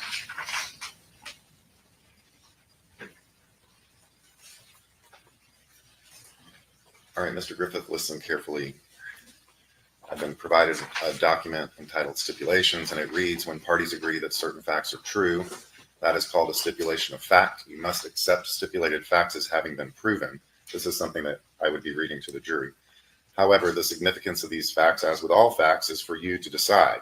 In this case, the stipulated facts that you must accept as true are 1, Catherine Griffith is dead, and 2, John Robida, Senior Crime Laboratory Analyst in the Biology Section at the Florida Department of Law Enforcement, performed DNA analysis on fingernail swabbings from Catherine Griffith's right hand and left hand. No DNA results for and to Catherine Griffith were obtained from the right hand fingernail swabbings from Catherine Griffith. No DNA results for and to Catherine Griffith were obtained from the left hand fingernail swabbings from Catherine Griffith. Parent, would you raise your right hand? Do you solemnly swear or affirm to tell the truth, the whole truth, and nothing but the truth? Yes, sir. All right. Have you discussed, you can put your hand down, have you discussed this stipulation with your lawyers? Not in detail, Judge. No. Do you want to? Because I'm going to tell you one of these stipulations is an element of first degree murder and the lesser included offenses of first degree murder that the state would have to prove beyond a reasonable doubt with evidence absent the stipulation. So that's an important thing that I think you should discuss with your lawyers before you stipulate to it. They may have very good reasons Yes. as to why they think it's a good idea, but you need to know why they think it's a good idea. The other things are evidentiary matters that could have some impact on the state's proof in this case, affirmative proof in this case, and perhaps any defense that you might have in this case. So I think you should talk to your lawyers about this for a few minutes. Yep. Yes, I was shaking my head no to. And you tell him, oh, you take, well, how long do you think you need? A few minutes. All right. We just need a couple minutes. He needs to go back there and talk with his lawyers. All right.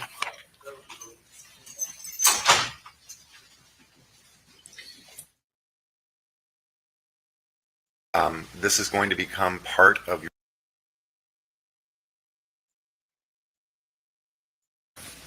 Griffith. Did you just have a discussion with your lawyers about this stipulation? I did, Your Honor. Did they explain to you what the purpose of agreeing to that stipulation was? Yes, sir. And did they give you some advice on what they thought about stipulating to it and why you should stipulate to it? Yes, sir. Did they answer any questions you had about it? Yes, sir. Address all your concerns? Yes, sir. And do you agree with their proposal to stipulate to these particular facts? Yes, sir.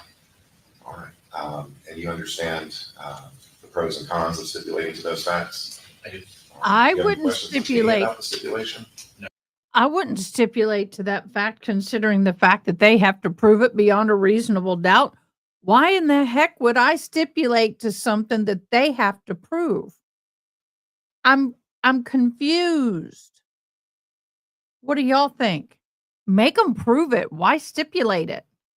No, Your Honor. And I guess we'll know by anyone the end of the promise you trial anything why, or but it threaten just you to doesn't get you make to sense. stipulate to these facts? No, Your Honor. Including your lawyers? No. And you're not currently under the influence of anything, are you? No, Your Honor. No medications today, correct? No, Your Honor. All right.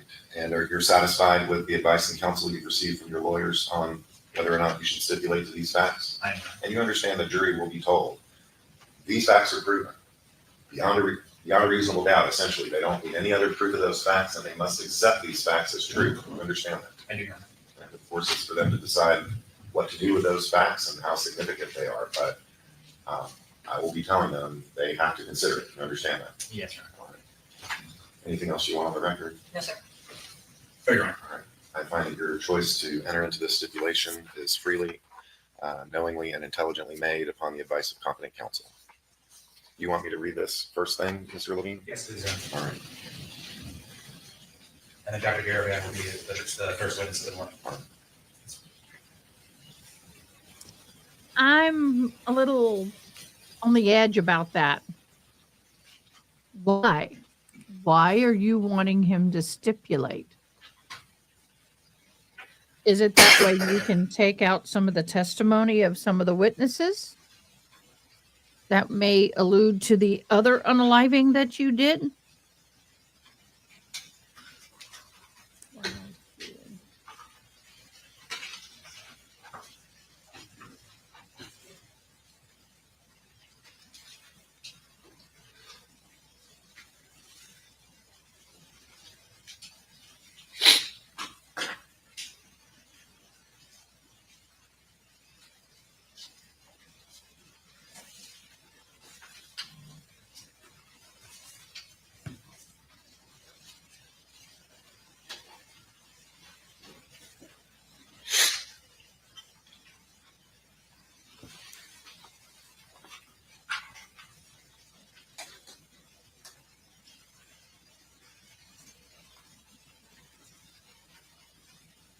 I don't know. I'm perplexed. I'm perplexed.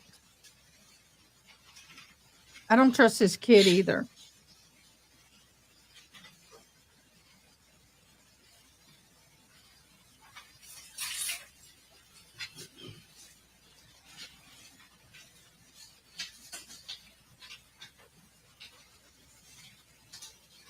Good.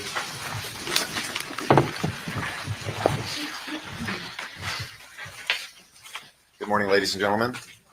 Welcome back. Thank you for your service. I want to apologize for the delay. I assure you we have all been here at the appointed time working to resolve a legal issue that has arisen in this case. That has been resolved, and we are ready to proceed.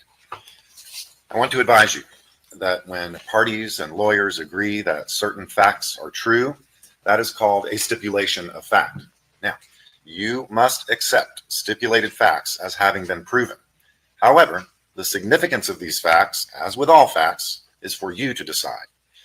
In this case, the stipulated facts you must accept as true are as follows. 1, Catherine Griffith is dead. 2, John Robida, Senior Crime Laboratory Analyst, and let me stop you for a moment. I see you writing furiously. This is going to become part of your final instructions, and you will receive a written version of these instructions, and this will be in there word for word.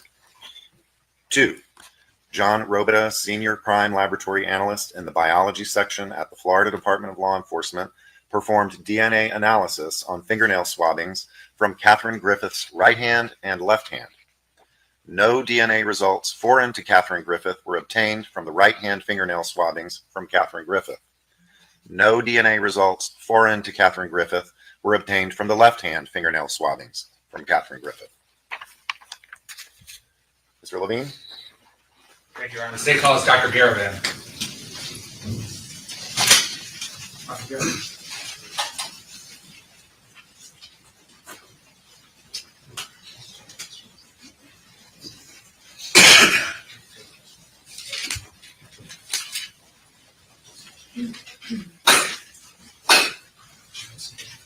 Dr. Clinton?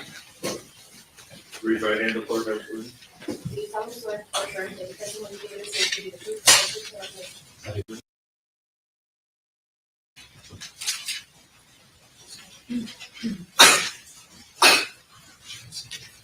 Dr. Clinton? Raise right hand, the floor, Dr. Clinton. Do you solemnly swear or affirm that the testimony you give in this case to be the truth, the whole truth, and nothing but I do.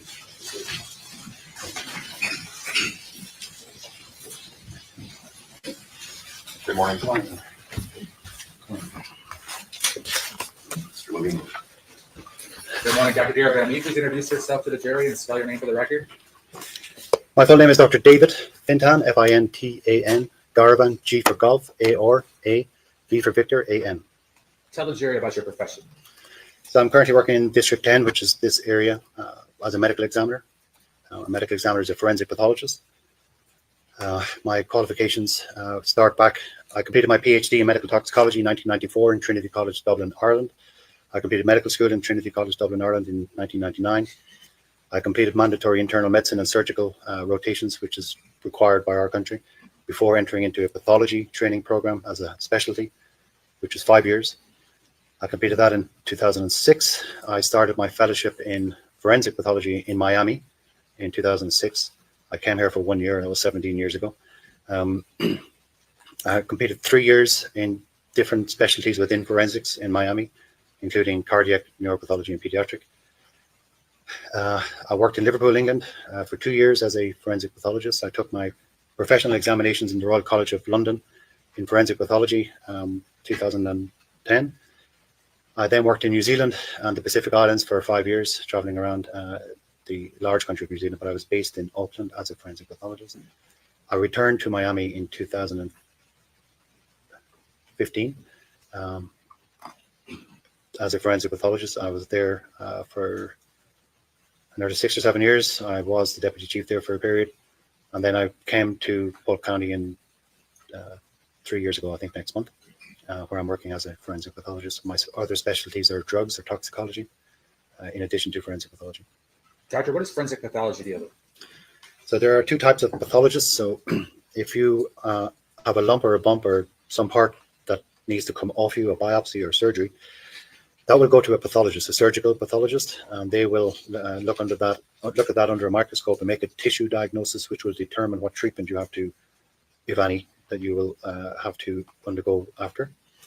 A forensic pathologist will have done that, but we then move on to additional training where we're not looking at parts or biopsies, we're looking at the whole body, and our interest is to determine the cause of death, keeping in mind how natural disease or illnesses affect the human body, how that may cause death or impair the human body, how injuries Sorry, you had to affect see the me human get body, up. either on their own or in combination with injury that may cause death or to a person, or drugs, the scene, depending on the environment where the body is found, and then the circumstances to a case, whether or not the person was involved in an altercation or not, or whether they were doing drugs or not, or a bit of both, or they were drinking, or they have some disease or illness that may have participated in the injury, the drinking, the drugs, that may provide an explanation to the police. Our purpose is to help police, our jury, or families to understand how somebody has died, or the mechanism, or what were the factors involved. We, in addition to determining the cause of death, we will determine the manner of death. The manner of death is the context within which the death has occurred. It can be natural, accident, suicide, homicide, or undetermined. What is the definition of a homicide? From our point of view, the medical point of view is different from a legal point of view. We do not make legal, our determinations are not the law. The law is a separate matter, but under the medical determination of homicide, it means that death has occurred as a result of a violation of some other action. So somebody has done something or made an action, or have made a series of decisions in an action which have resulted in the death of somebody else. That their action,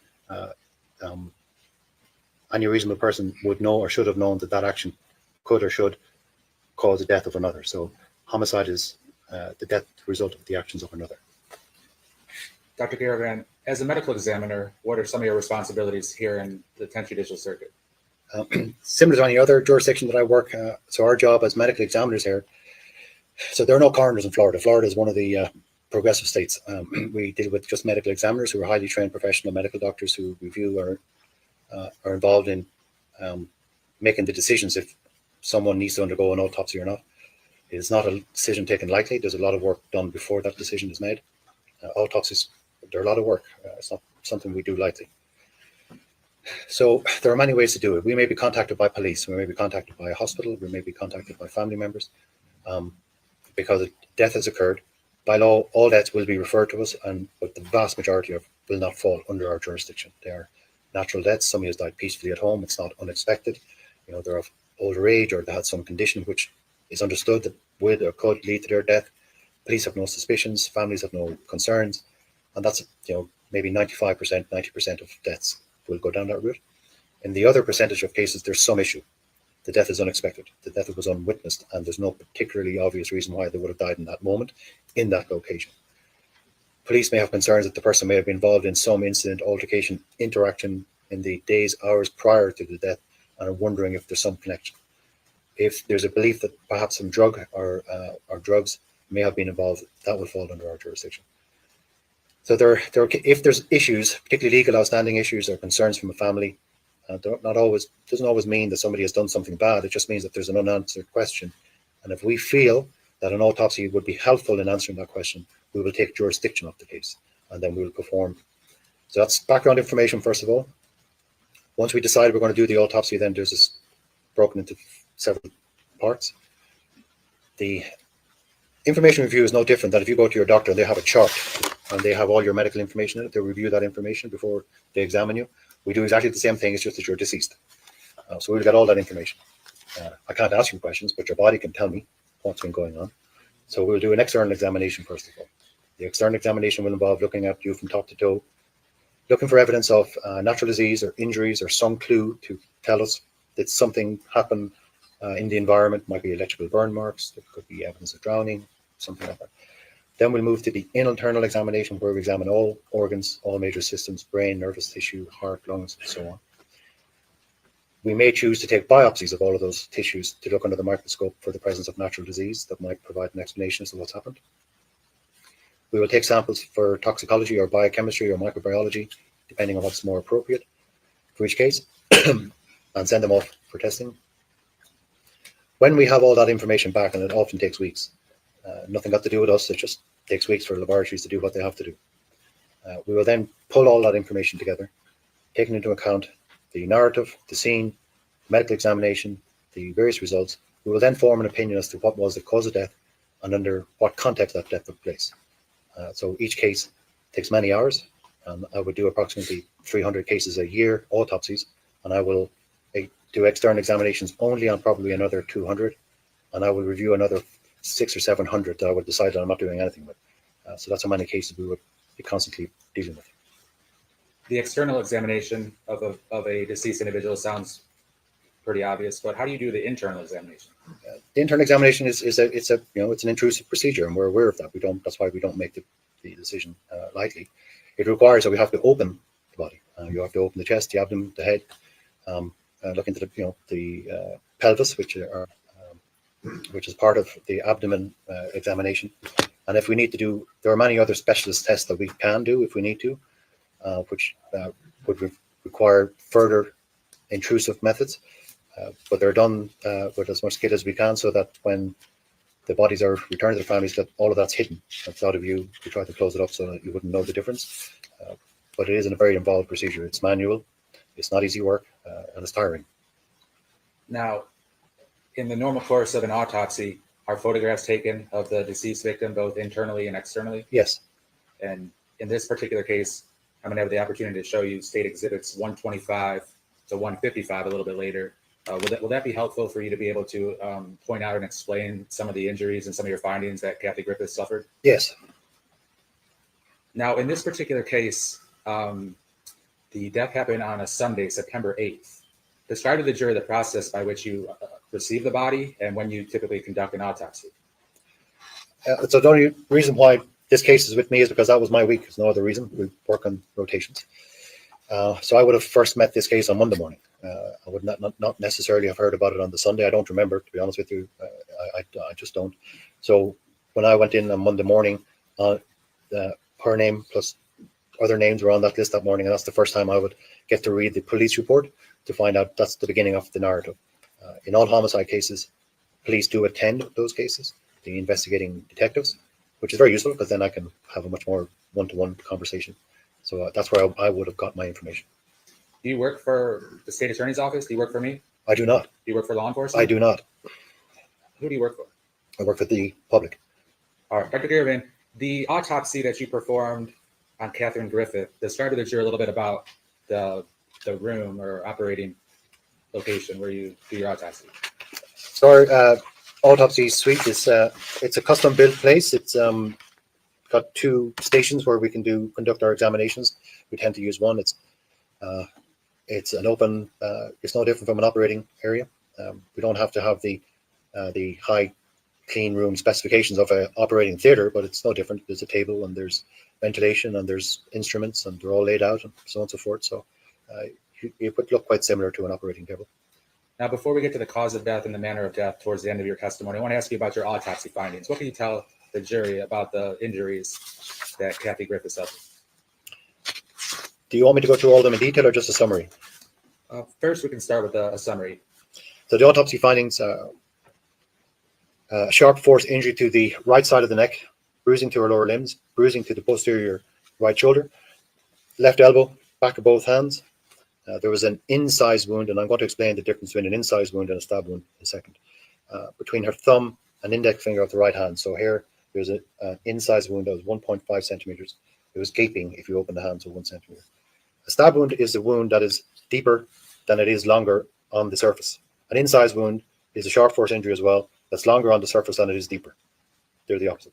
So in an incised wound, the sharp blade or the sharp surface has come across the skin, but has not gone deep into it.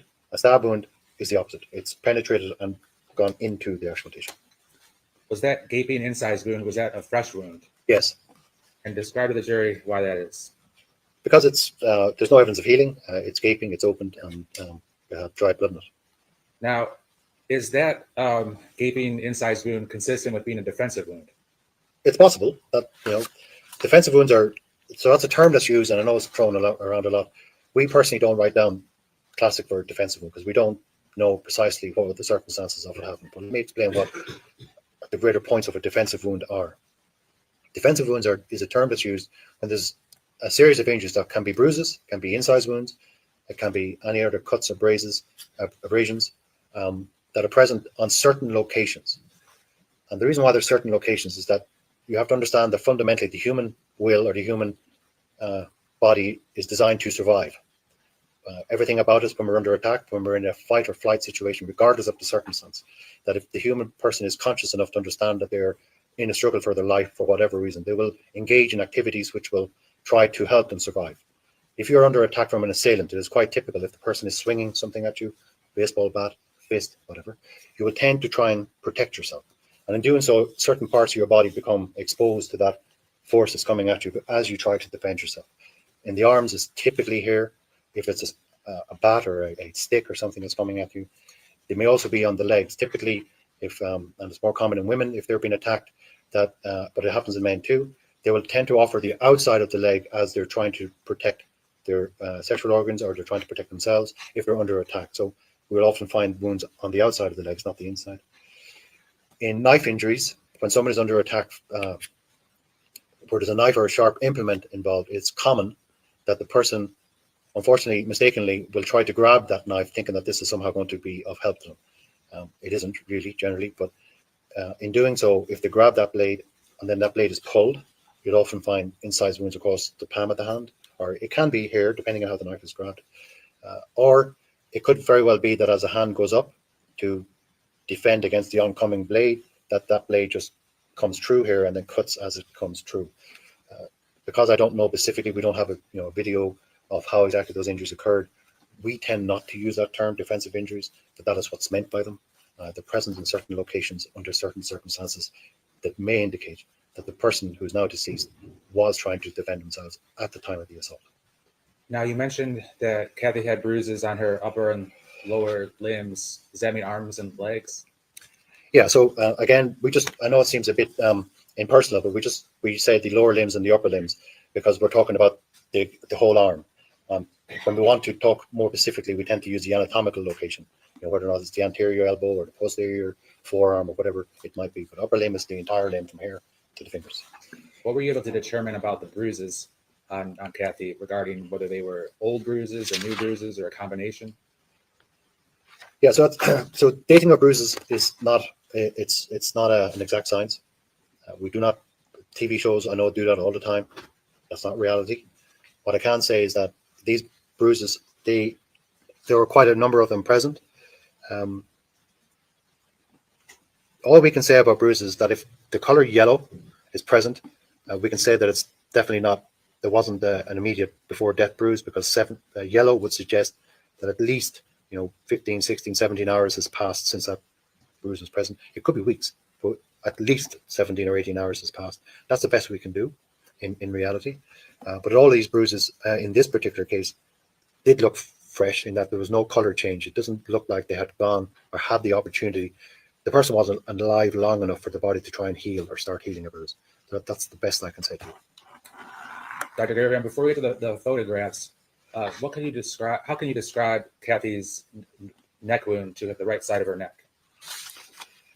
So the wound on the right side of the neck is a large stab wound. It's gaping, and gaping means that it's an obvious. Once you see it, it can't be anything else. It's an open wound. It was 4.3 centimeters long and 1 centimeter apart.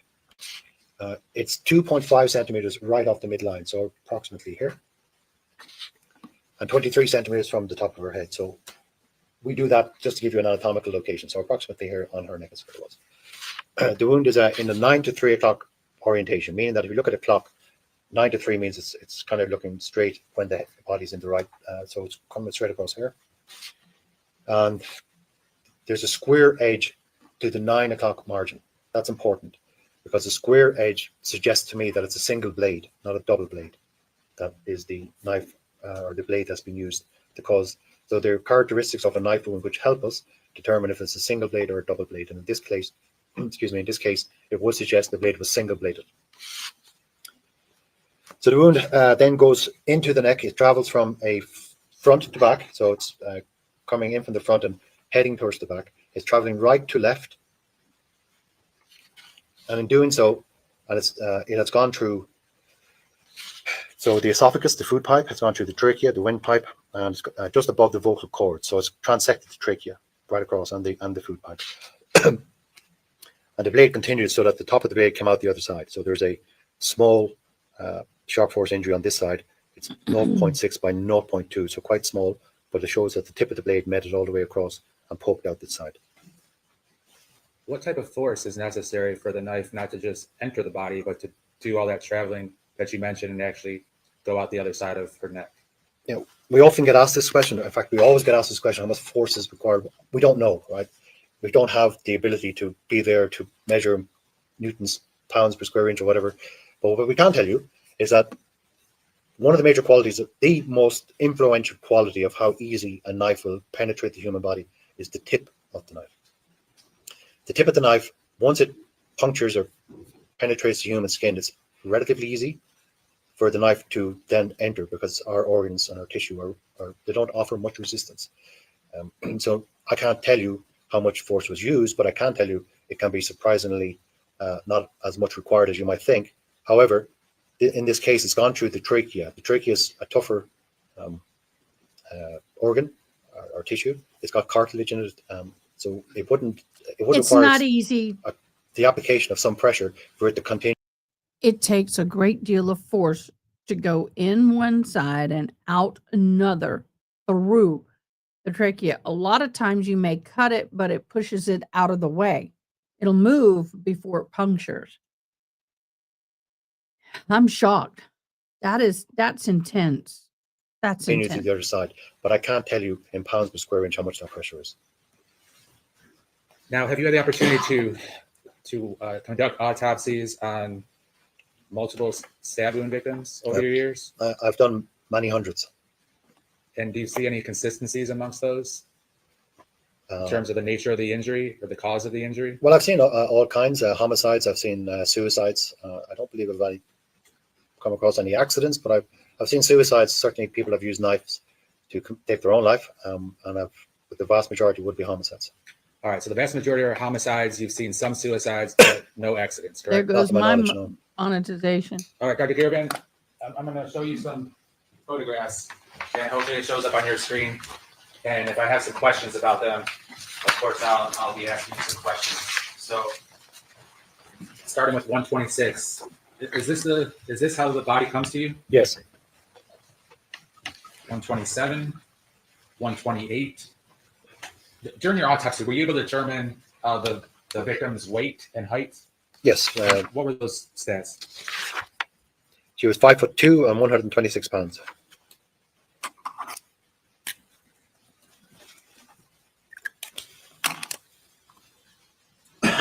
Is that a picture of the stab wound?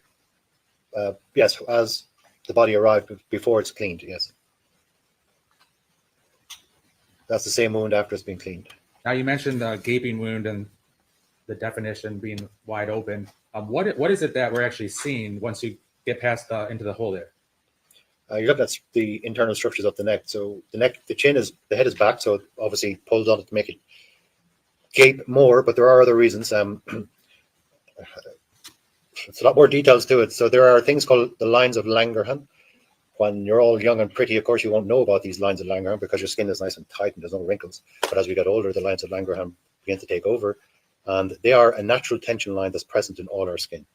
And if we cut across the lines of Langerhans, you may be familiar with the grain of meat, then the wound are gaping. But if we cut in the same direction of the lines, which surgeons will always try and do, then the wound the scar will be a lot less obvious.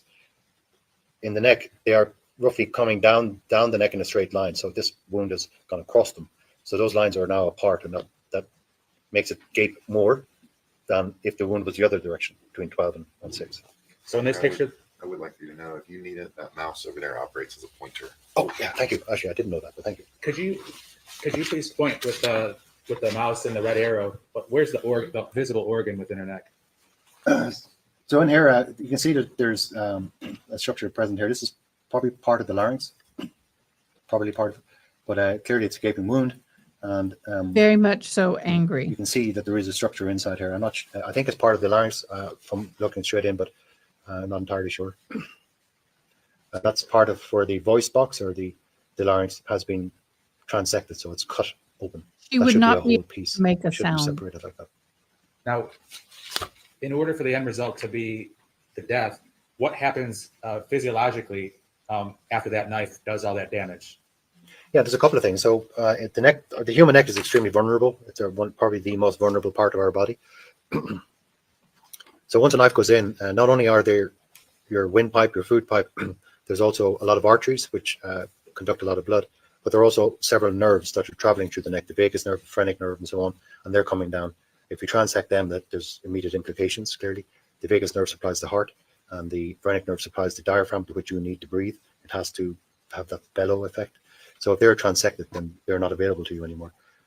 So you have a combination of bleeding and severing of nerves combined will bring a rapid death. Is the bleeding both external and internal? I would expect this to be a bloody scene, yes. Very much so. 132. Is there any different parts of the organ visible in this picture? No. All right, now we continue 133. What's that there? So that's the exit of the tip of the knife. So the tip of the knife has come all the way across the neck and has poked out here. Is that a close-up of the exit wound? Yes. Now, there's a metal rod there. Describe to us what you were doing here. So in all gunshot wounds and in stab wounds, where possible, we will put in probes to show the direction that the wound is traveling in. So in this case, it's traveling right to left, upwards, front to back, and that probe is following the path, the same path that the knife followed. What can you tell us about 137, Dr. Garvin? So this is the internal examination. I've taken out the neck structures. You are looking at the neck from behind. So here is the epiglottis. This is the tongue, and this is the esophagus that's open, and the trachea is underneath it. It will be this is the epiglottis. This is the posterior surface of the larynx, and here the blade has gone through the upper part of the esophagus, as I'm pointing out there. So this fold and this fold connect. So this would be a tube. The lumen here is your food pipe. I've opened it to show you that the blade traveled through the esophagus, which is transected the esophagus, or perforated, I should say, the esophagus. 138. What do we begin to see here? So this is the right hand, and you can see there's a bruise here, and it's not well shown in this picture, but this is where the incised wound between the thumb and the index finger is. There's some bruising down here also at the bottom. This is the index. This is the thumb and the index finger of the right hand, and this is that incised wound that I talked about. So it is longer on the surface than it is penetrating, and it's from a sharp force injury, I suspect, from a blade. Going back to, you mentioned the bruising. So due to the color of that bruising, does that coincide with what you were saying are more fresh bruises on Kathy? Yeah, these do not look as if they have had time to heal or undergo the healing process.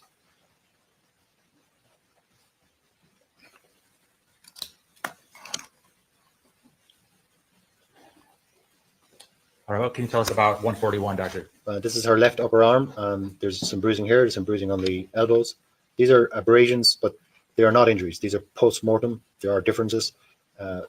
They happen after death, and it's got to do with many other things, but they're commonly often misinterpreted as injuries. They are not, due to their yellow parchment-like color. And I understand, I can appreciate if you don't see it, but there are actually small veins running through the bottom there, and that's quintessential of post-mortem, not an injury. But there are injuries, and the injuries are here, the elbow, and up here on just at the biceps, and down here. Continue on with the close-up, and we continue with some additional photos. Now we have 143. What appears to be on the wrist area and the hand? Yeah, so this is the left. It looks like the left upper arm. So there's that bicep bruise, and this is heavy enough bruising present on the posterior wrist and hand. Some small bruising here also. Is that another view of it, different angle? Yeah, and there's also just another bruise there on the back of the little finger. That's the left hand also, and the left arm, and there's some bruising here. Can bruising be caused by if somebody grabs somebody real tightly? Bruises, by definition, I mean, it's better to just go with the definition, and then you can work it out thereafter. So in our forensic pathology, a bruise is where blood has escaped into the soft tissue due to blunt force trauma, not due to a sharp force injury, not due to a bullet wound. It's due to blunt force trauma. What the blunt force trauma is can be a whole range of things. It could be grabbing, it could be punching, it could be falling, it could be kicking, but it's blunt force trauma. All right, thank you, Doctor. What do we see here? This is the other arm. That's the right arm. And there's a bruise across the triceps here. Right elbow, more bruising. Back of the right hand. I think that's the right hand. It is, yeah. There's some bruising there on the back of it, and up here on the back of the index finger of the right hand. That's a small abrasion, minor abrasion on the right shin by the look. Yes, the right shin. You can see bruising here at the back of the left. This is the left calf. There's some bruising here on the anterior shin, here. This is an abrasion along here. So an abrasion is just for your definition. So a bruising is the escape of blood into surrounding tissue. An abrasion is due to blunt force trauma, but is confined to the epidermis. So the outer layer of skin is the epidermis. So as something rubs across that for whatever reason, blunt force comes across the skin and pulls or rips or tears that epidermis, that's an abrasion. Okay, and they're only due to blunt force trauma, typically. And the last few photographs, Doctor. This is an abrasion, but I suspect that's post-mortem. I would not probably call that an injury. That's an injury. That's an abrasion. That's a skipped-like abrasion, incomplete abrasion. So something, whatever has caused this, either it has skipped along the skin or it itself was not fully in contact with the skin as it was rubbed across the skin, causing the abrasion. Bruising is present on the forearm, here, and here.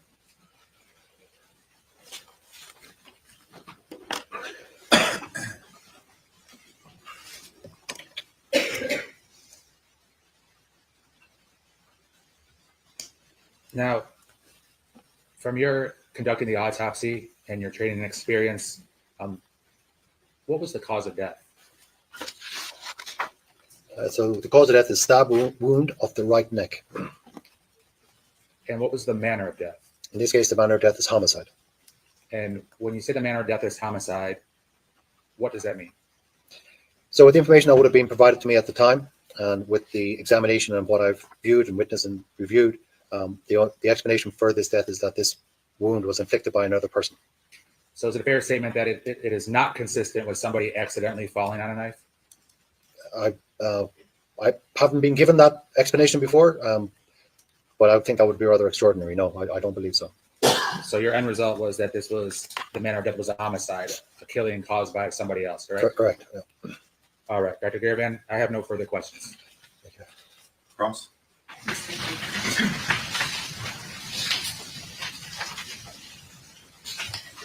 Good morning, Doctor. Morning. Dr. Garavan, I want to talk about injuries that can result from mutual combat or a fight where two people are mutually involved in a struggle, whatever. They can be very messy, correct? Well, I suppose mutual combat, mortal combat could very well be messy depending on the circumstance, yes. Well, if any two people, regardless of size, strength, etc., are involved in a fight, both can receive injuries, correct? Yes. And both can receive what you termed defensive wounds, even though that's not a term of art, it's sort of a vague term. Yes. You would agree that both could receive those types of wounds. Yes. And you would agree that both could also suffer offensive wounds in such mutual combat. Yes. And even if somebody suffers a wound that ends up leading to their death, you don't know from your evaluation what happened leading up to that wound, correct? So depending on the information provided by police, so I am given some information, but it depends in each case. Sometimes we know nothing, but in this case I knew something. Right, and then the information that you get from police is their interpretation of things, correct? Yeah, I rely upon them. I'm that's how it works. I rely on the information they give me. Yes, that's correct. And so if Exactly. they don't give you all of the information that they have, then you might be lacking some critical piece of information in making your determination. I'd be very disappointed if that happened, but yes, you are technically correct if I'm not given all the information. Do you also look at media accounts of what allegedly occurred? I that do led to not that? watch the news. I have no media. I have no social media. God, no. I have more better things to do with my time. So this is a weird question then. Why does the medical examiner's file in this case contain multiple media reports? The secretaries in the office will do that as part of the thing, but I only saw them yesterday for the first time, and I don't read them. But it's common practice around the world. I've been in other offices, people do that, but it's nothing got to do with me. Okay, I'm just checking. Yeah. But basically, you cannot say what happened in the kitchen where Catherine Griffith suffered this wound, can you? Well, I can certainly say that she suffered a fatal stab wound or has suffered fatal injuries, and based on the information provided to me at the time, that the most likely determination, excuse me, is that she's died from the action of another person, therefore a homicide. But you can't say, for example, whether Catherine Griffith attacked the other person with a knife first, right? No. Okay. And you don't know how everybody was positioned or whether there was a struggle over the knife or anything like that? Not in this case. Sometimes we do, but not in this case. I did not have that detail of information. Speaking about the bruises that you've shown the jury, those could be up to several days old, couldn't they? So dating a bruise is tricky. There's no argument there. But in this case, I wouldn't say days, but could they have been present a couple of hours before the incident? I can't tell you. Okay. And bruises such as we saw on the photos could happen from somebody bumping into something? Yeah, absolutely. I mean, people can bruise very easily. You always get a bit concerned when there's a lot of them, and there are a lot of them. And I wasn't provided with an explanation other than a confrontation that might provide an explanation for them. What about from doing innocuous activities like housework or things like that? Also, yeah, it's entirely possible. And again, you would take that into account if it's as you are now, and that's perfectly fine. And yes, people can get bruises doing innocuous things. But the thing about innocuous things is that they tend to be very few bruises. They tend to be confined to one particular place, depending on what they were doing. And in this case, there's a lot of bruises, and they're in a lot of locations. So if you can give me the innocuous thing they were doing, I would consider it. But otherwise, for me, it more likely than not would be better explained being received during a confrontation. A confrontation that could have been mutual combat. Yeah, absolutely. A violent confrontation for whatever reason. Do you, can you say whether somebody who has rheumatoid arthritis might bruise more easily than someone who doesn't? It's not something I'm aware of as being a thing. But if they're taking if they're on a lot of steroids as part of the treatment, people on steroids do bruise easier.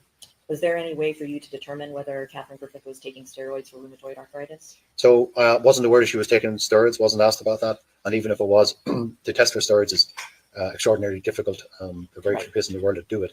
And even if you do it and you find steroid is present and you know she's taking it, I haven't proved anything. So if somebody tells me she's taking it, that's fine, but I wasn't told that. Right, and I'm not suggesting that that's something that you normally would have been aware of, given the fact that the autopsy happened the day after she died and you spoke with law enforcement, not family members, right? Correct. Right. I'm just asking about that possibility. Sure, yeah.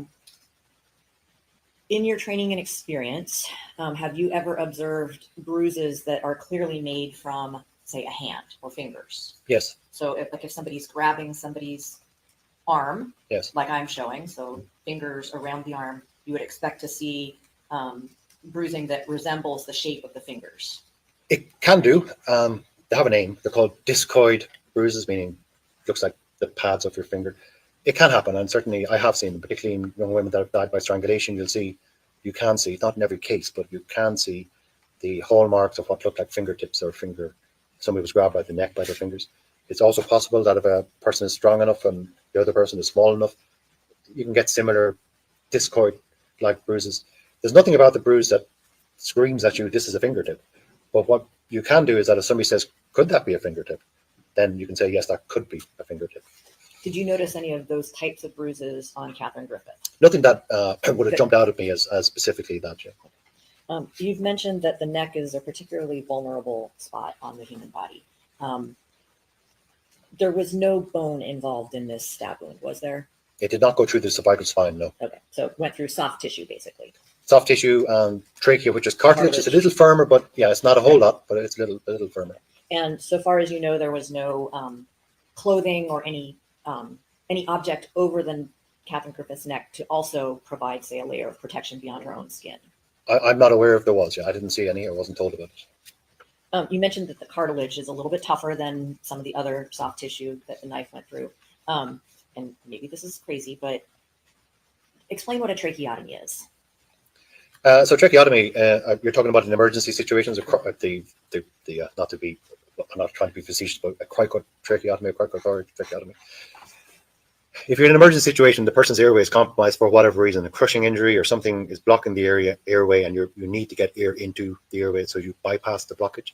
So you find the Adam's apple, which is the trachea, right? which is the voice box. It's the front of the voice box, more prominent in males than females. But then you come down approximately 1 finger, but as you rub there, you feel a little dip. It's very subtle, but you feel it, and that's where you want to make your incision. But that's not going through cartilage; it's going through this soft tissue in between. My mistake. You mentioned in your direct testimony that you can't say with any certainty what level of force was necessary to make this wound. No, I can't give you a number. No. And you said that but you are aware that there are some variables that can give us some information about the level of force. Yep. If you're looking at a spectrum from very little to a whole lot. Yeah, they are, but from my point of view, it's the tip of the blade that really, once the tip of the blade overcomes the skin, the greatest resistance is from the skin. Correct. And once get over that, you'd be surprised how little actually is involved. But that doesn't mean that the person wasn't using a lot of force. It just means I can't tell you. Right, I understand. And in this particular case, the tip of the knife that caused this wound was triangular in shape. Are you aware of that? I don't believe the knife was shown to me. I wasn't brought the knife from memory, at least.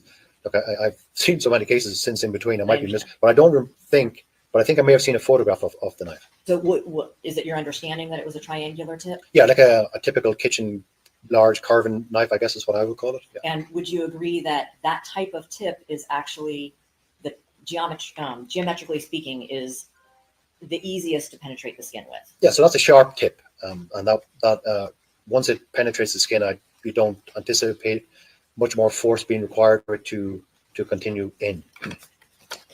I want to ask you a question about the toxicology in this case. I know you personally did not perform the toxicology tests, but you received the results of the toxicology tests on Catherine Griffith's blood. I gotta go. Yes, correct. We take the samples. They're I'll sent be right to a toxicology laboratory. It's a whole different world. They live in a different place, but they're the ones who do the testing. It's up to us to do the interpretation. Right, and in this particular case, while you didn't find that the toxicology results contributed to Catherine Griffith's death, there were some drugs in her system that you were at least concerned enough to note in your report, right? Yeah, I wouldn't say I use the word concern. I'm kind of obligated to tell the truth, and if they're in the report, I've got to report that. I can't hide it. But there were 2 drugs present. That is correct. Okay, what were the drugs? One drug is called alprazolam. You might know it as Xanax, and the other drug is amphetamine. Okay. Tell the jury about alprazolam. So I'm sure I'd be surprised if you haven't heard about Xanax. It's a drug which is given, is widely abused by many people, but it's a legitimate drug. It's prescribed. Typically, it's belong to a class of drugs similar to Valium. It's a benzodiazepine, and it's used typically for anxiety. People who are prone to anxiety or have anxiety, it can be used for other reasons. But that's the main reason. People who who have symptoms or signs of anxiety. There might be heartbeat, racing heartbeat, chest palpitations, whatever the case may be, not sleeping well. Typically, Xanax can be prescribed for that. As far as some of the side effects that could occur from alprazolam, do some of those side effects, although they might be rare, include racing thoughts? Yeah, it's like any drug. No drug is perfect. Some drugs, they can have strange side effects. It's true. Can Xanax cause the opposite almost of what it's designed to do? Like any drug, that can happen. It would be very rare, but it can happen.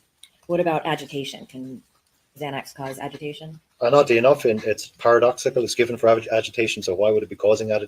In very rare cases, it's been known to happen. And what about risk-taking behavior? Can it also cause that? Risk-taking behavior. What do you mean by risk-taking behavior? That's just what the literature said. That's the term I'm asking about. It can be interpreted many different ways. Yeah, it can. Yeah. It is a drug. It is a drug that's commonly abused, I suppose. So if people are using it in an abusive manner, that's not the medical reason why they were taking it or the reason why they prescribed it.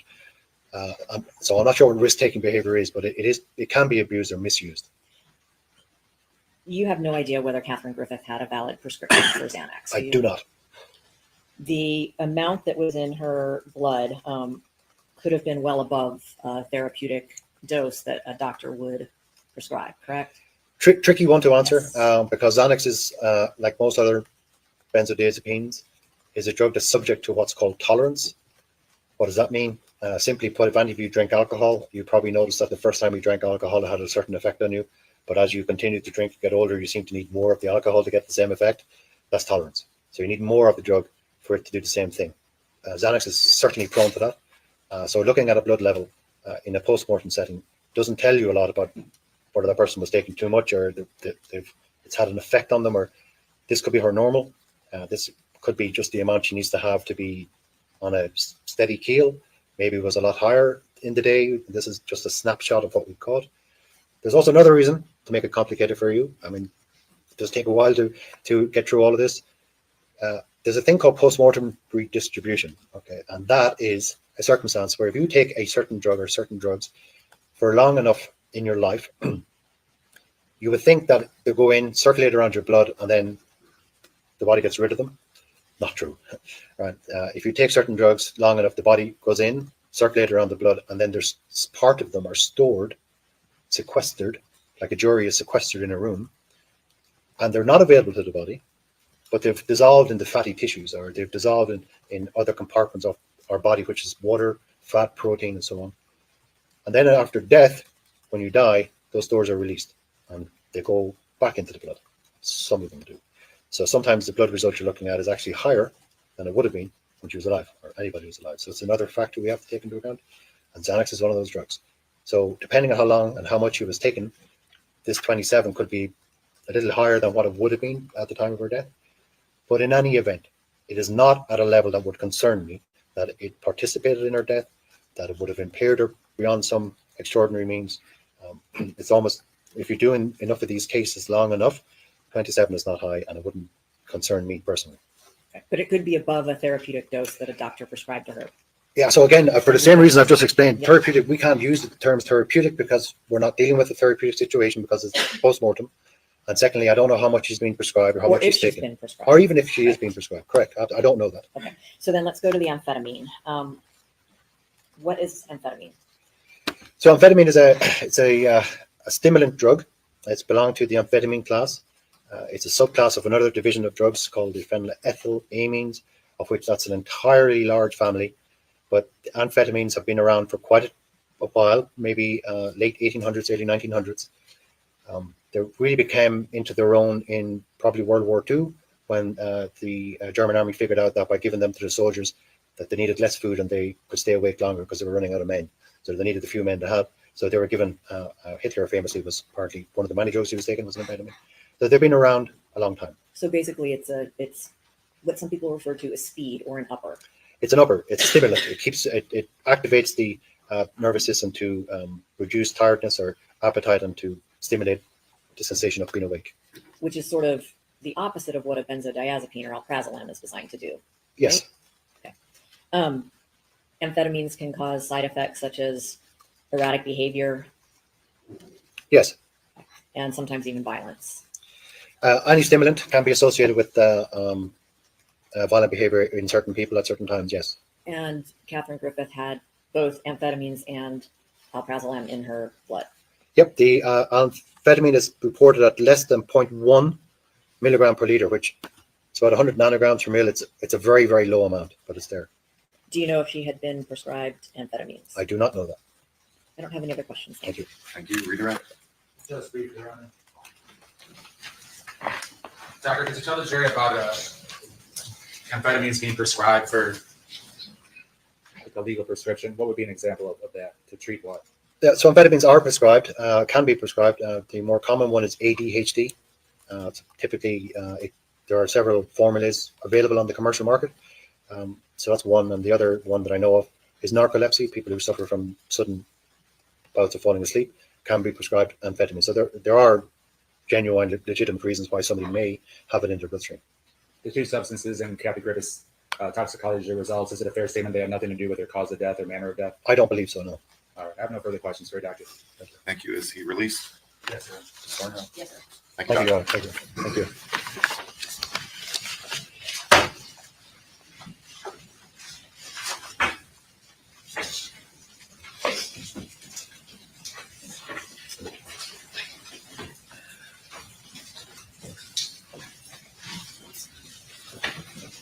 Ladies and gentlemen, it's just past 10:30. We'll go ahead and take our mid-morning recess of 15 minutes. All right, please.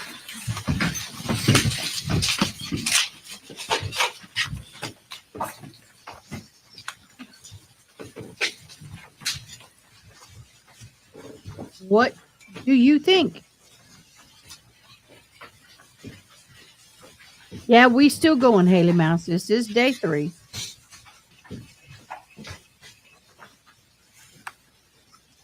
Up. Thank you for a break, Mr. Levine. Your Honor, I have, the next witness is going to be Robert Volantis. I have instructed him that he is to the court's ruling and order that he is not to mention in any way, shape, or form that the defendant killed his dad. So that will not be elicited from me. He understands that, but in abundance of caution, if perhaps Your Honor could instruct him outside the presence of the jury. Mr. Levine, do you mean you're not even going to ask him about that incident at all, or he just needs to know he can't say it was the defendant's father or relative? Well, if I remember correctly, Your Honor. I don't know what you intend to present, is why I'm asking. Yes, if I remember correctly, and please correct me if I'm wrong, but I believe Your Honor ruled that he could not mention that the defendant told him that the killing in Oklahoma was not an accident, that it was planned, even without mentioning that it was the defendant's dad that he killed. That's my understanding of your ruling. So if that wasn't your ruling, then I would ask him that. I think that was my ruling, but I didn't know what other information he might have that's adjacent to that. Gotcha. No, I will not be asking him anything about the killing in Oklahoma, and he understands that. But once again, where we are in the trial, which is coming in the home stretch of the state's case, and to ensure the integrity of not getting a mistrial, I would request that you order to not discuss that. And I wholeheartedly agree with Mr. Levine's suggestion to speak with him outside the presence of the jury. Let's do that when I get back, so it's as fresh in his mind before he's called to the stand. Very good. Thank you, Your Honor.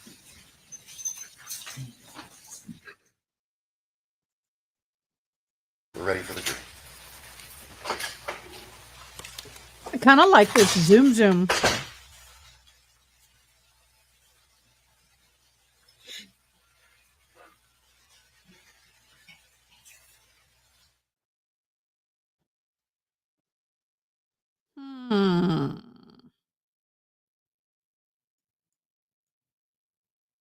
Next witness. Your Honor, his name is Robert Volantis.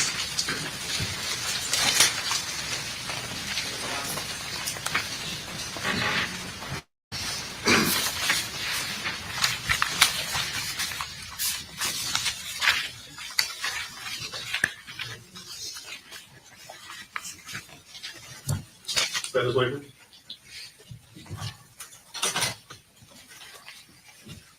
Can you read your right hand? Do you solemnly swear or affirm that the testimony given in this case will be the truth, the whole truth, and nothing but the truth?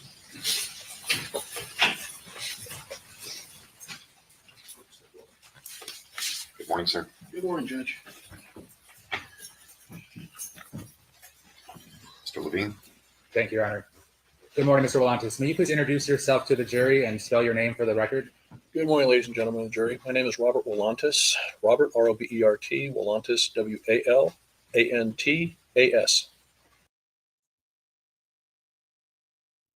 Why are we freezing?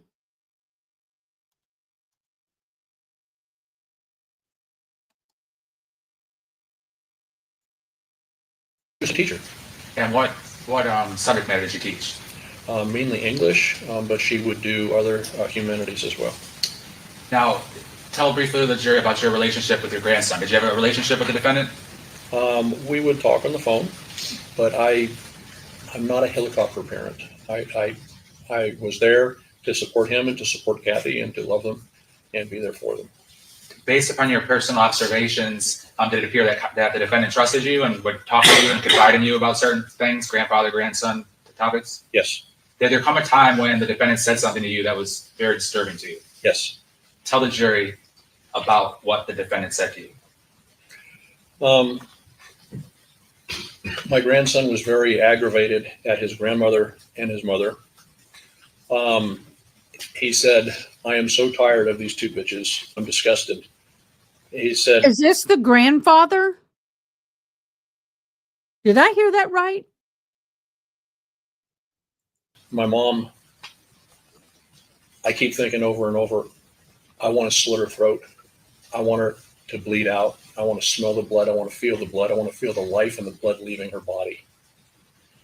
Woo! Now, when he said that, what went through your That's mind? bad. I needed to take a deep breath and do what I could to discourage that thought, because thoughts become words, words become actions. What did you say to him in response?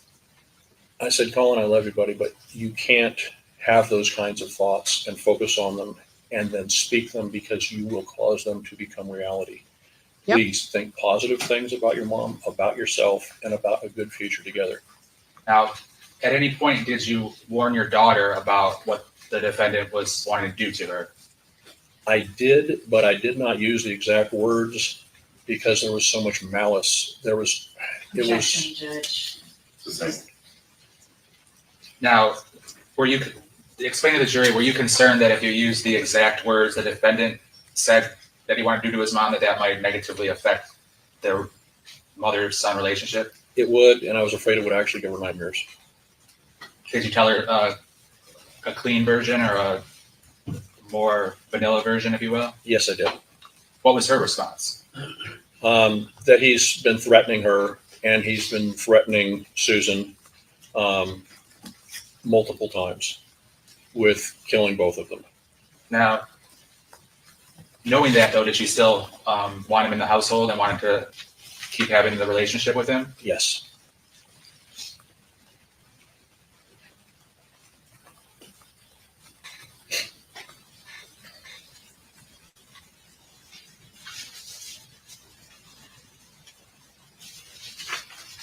Mr. Wolandis, I don't have any other questions for you. Thank you, Ross. Good morning, sir. Good morning. Mr. Wolantis, you didn't come to Kathy's funeral, did you? No. Can you explain why? The funeral for a person is for those left behind.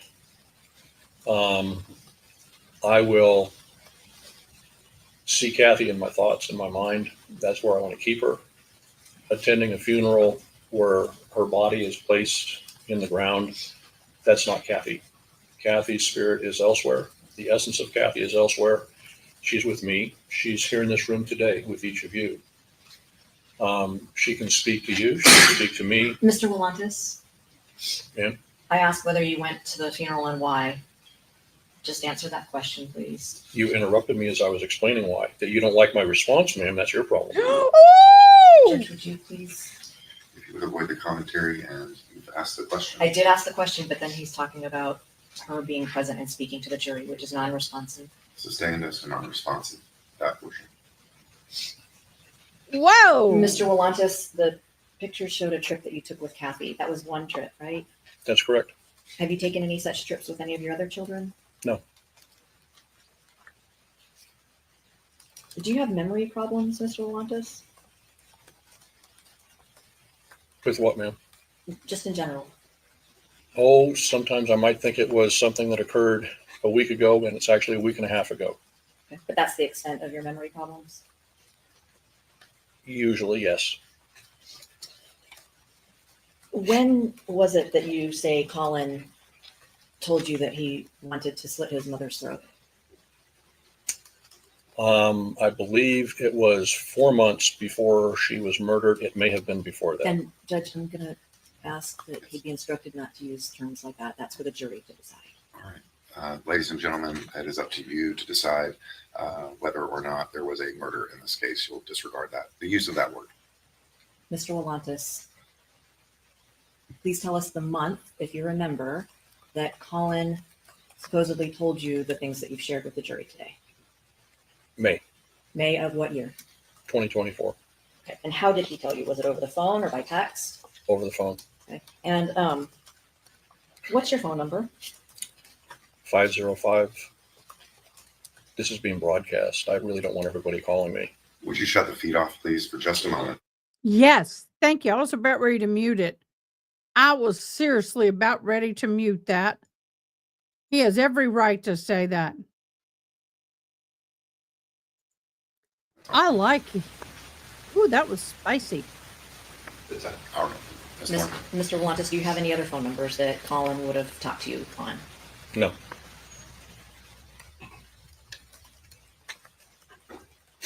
And you're certain that the phone call happened in May of 2024, aren't you? Because you said it happened shortly before the presidential debate where Joseph Biden had to later withdraw from the presidential race, correct? It was before that. How much before that? Was it a month? Was it a month and a half? Could it have been 2 months? Sure.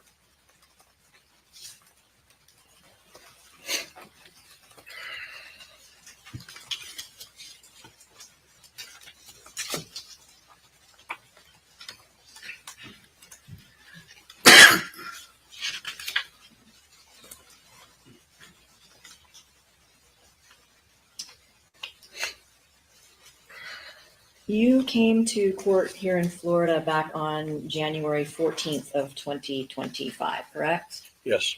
And you rose your right hand, swore to tell the truth. Yes. Do you remember being asked this question and giving this answer? Question. Now, did your grandson, Collin Griffith, then at some later time make some very disturbing statements to you He's about what he gonna wanted to impeach do to him. your daughter, his mom? Answer. A few weeks before the disappointing presidential debate in June, which we can all snicker about, Collin was telling me, and then it goes on to repeat what you said earlier, but Yes. you remember saying it was a few weeks before the debate. Yes.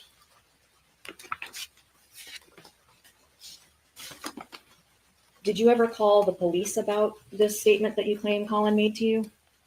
I called the police here. Yes. Oh, I meant at the time that he made it to you. So in May of 2024, or a few weeks before the debate. No.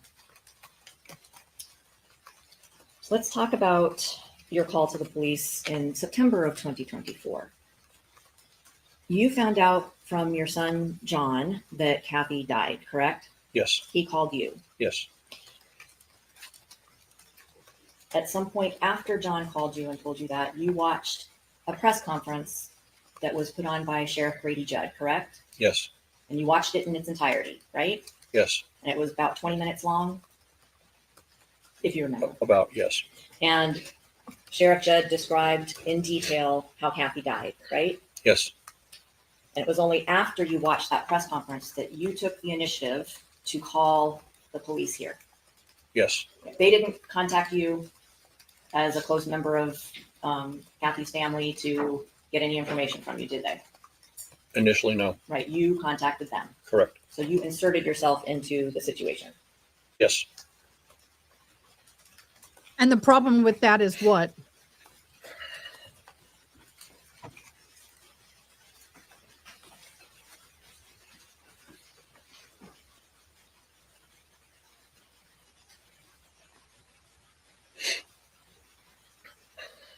The problem with that is what? Oh, I know what I was going to ask. Sorry.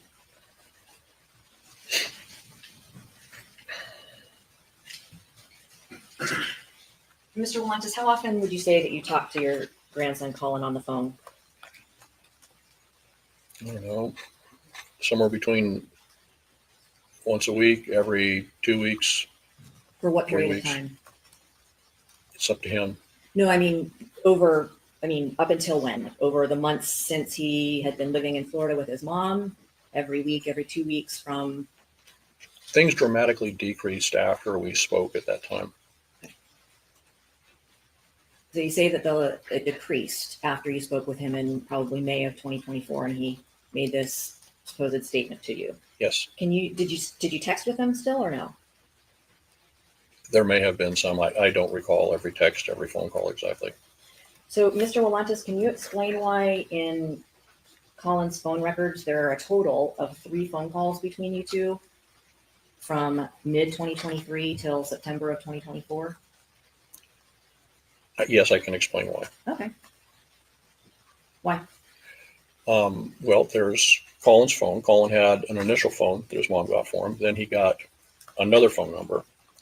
And then often when Kathy would talk, she would then hand her phone to Collin and we talked from there. So you have 3 different phones. Oh, do you know what phone you talked to him on every week up until September of 2024? Yes, On Amy, my you're phone. correct. I know that The much. phone- You're right. Which the one? phone Well, that's he was using, He was on one of the three. but only 3 calls on the phone that we are all aware of. No, there's 3 phones, ma'am, not just one. The records we have. Sorry. How do you know the records? Sustained. And you said that there may have been some text messages. So the text messages that are shown by the records indicate that there have been no text messages between you and Collin since Father's Day of 2023, when he texted you Happy Father's Day. Does that make sense? Most everything was phone calls.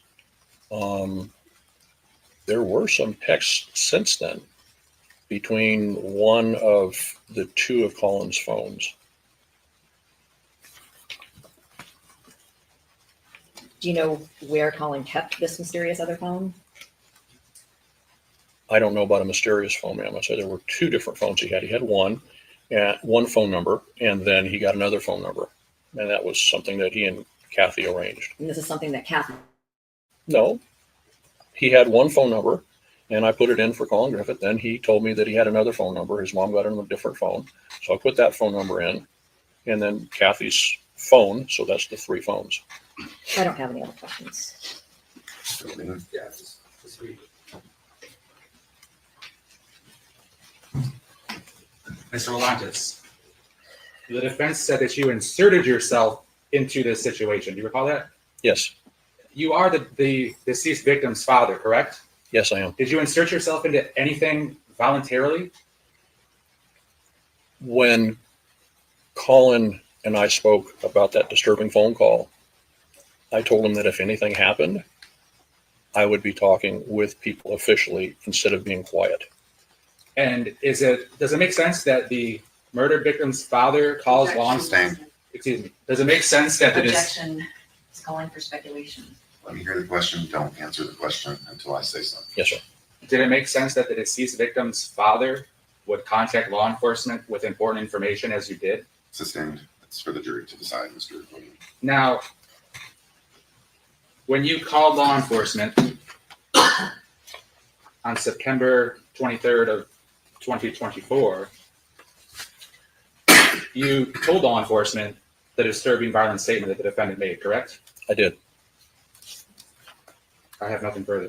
Thank you. Is the witness released? He is, Your Honor. Ms. Thornhill? I have no problem with it being released. Thank you, sir. Thank you, Judge.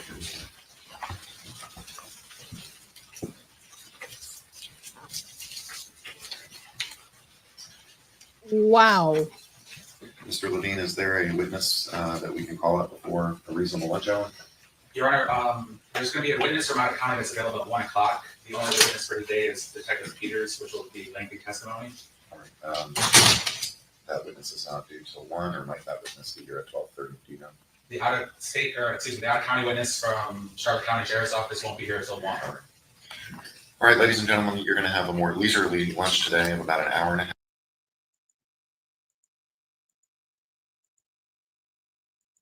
What are you doing?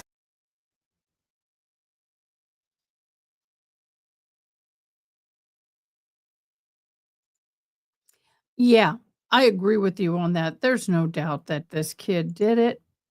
I don't know why they are not trying this kid on a mental case.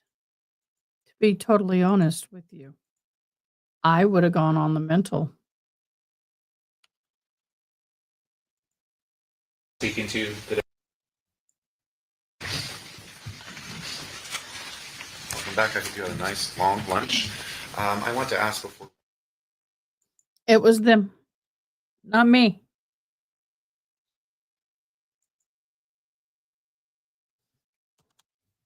Not me.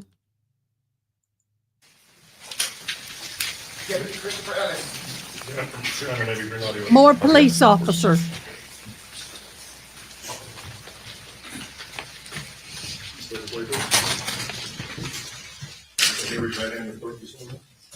Do you solemnly swear or affirm that the testimony you give in this case will be the truth, the whole truth, and nothing but the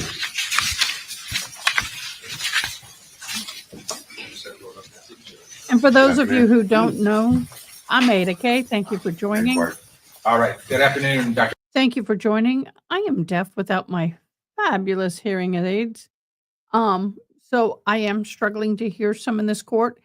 I wish they would turn off the defendant and the plaintiff's microphones when they're not at them, but they leave them on. So all the breathing and the moving of documents are making it hard. So if you see my eyes kind of bouncing, I'm reading the words.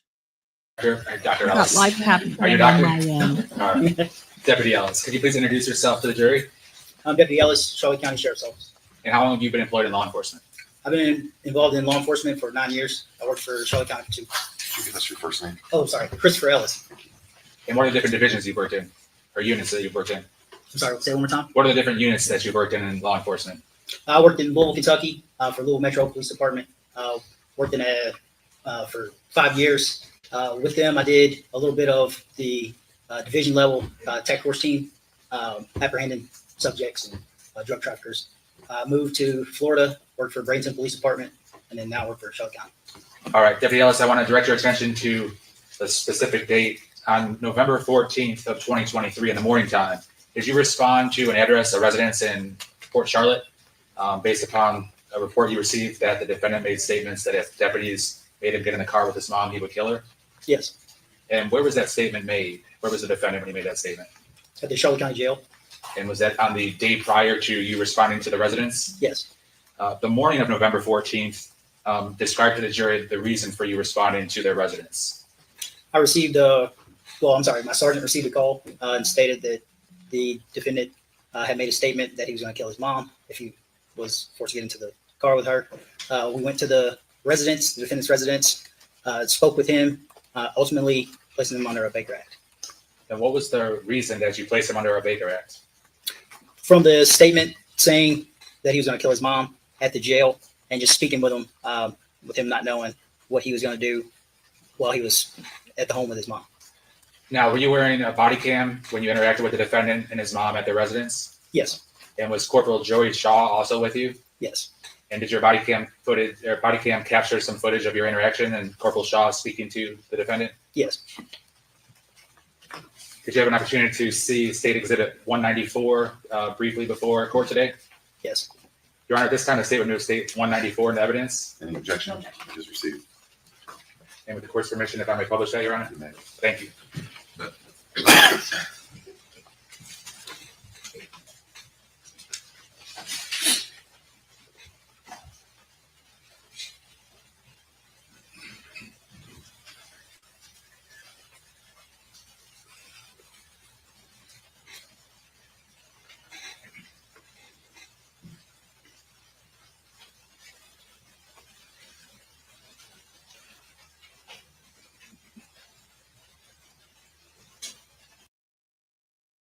John,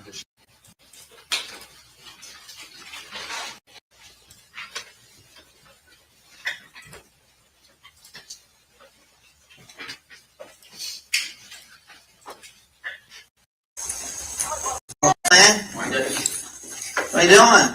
Come on in, he's doing standing marches. He's not a happy camper right now. You can get your marching bells down. What's up, man? What are you doing? He's doing standing marches as a form of discipline ever since he got home. I have that right there recording this, so you can see everything. I'm sorry? Do what? Just so you know, it's being recorded, because as soon as he got home, I had to start doing standing marches. Is it working? I mean, he beat the shit out of me last night, so Right. this is his form of discipline for. That's something for a judge to decide. Can we, just go talk to him a little, okay? I wanna talk to him, we'll just figure out what happened. What's going on? Last night, me and my mom got into a physical altercation. I got arrested for domestic battery, but when it comes to judge today, I have right to public defender and see how that goes. Okay. So how is the situation with you and mom right now? Things calm down, and you guys everybody get along, where are we at? No, sir, it's not good.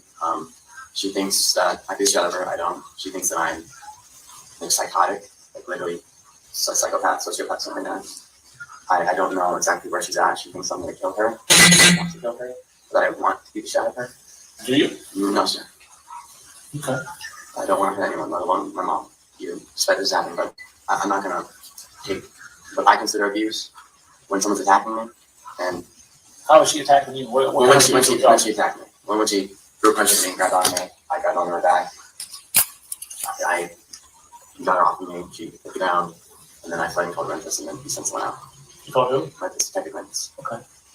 So basically, what we came back is when the jail was releasing you to your mom this morning. Was there anything said then? Yeah, I said that I didn't really feel safe there with myself and with her. And that I didn't know what was going to happen. I didn't know what was going to happen. As far as what? Her attacking me or her doing something to herself or me. Okay. What about you doing something to her? Are you able to control yourself? I'm in a constant state of fight or flight, and I don't know. If I think she's going to do something, even if she's not, I might act. I'm not going to like go crazy or anything, but I'm not sure, honestly. Yeah. You're not sure if you're gonna hurt your mom? Only if she tries to hurt me. Okay. Did you make any statement saying that you were gonna kill your sir. mom No, if sir. you got in the car with her? No, sir. I'm trying to figure out why we would have a corporal at the jail that took you out, that dropped you off with your mom, and telling us that you said, "Don't put me in the car with her. I'm going to kill her." Yeah. Was that said? I did not say I was going to kill her. I did not say kill. I don't know why he sent me back here. I asked him not to, but he said he didn't like my attitude and that I had to just look. But his words are mine. Okay. Well, we're trying to figure out. We just want to make sure we do everything we can to prevent anything. Sir, given the situation, I don't think that we should be in the same house at all.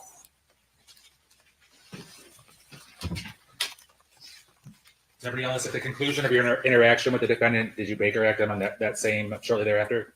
Yes. I have no further questions. Ms. Thornhill?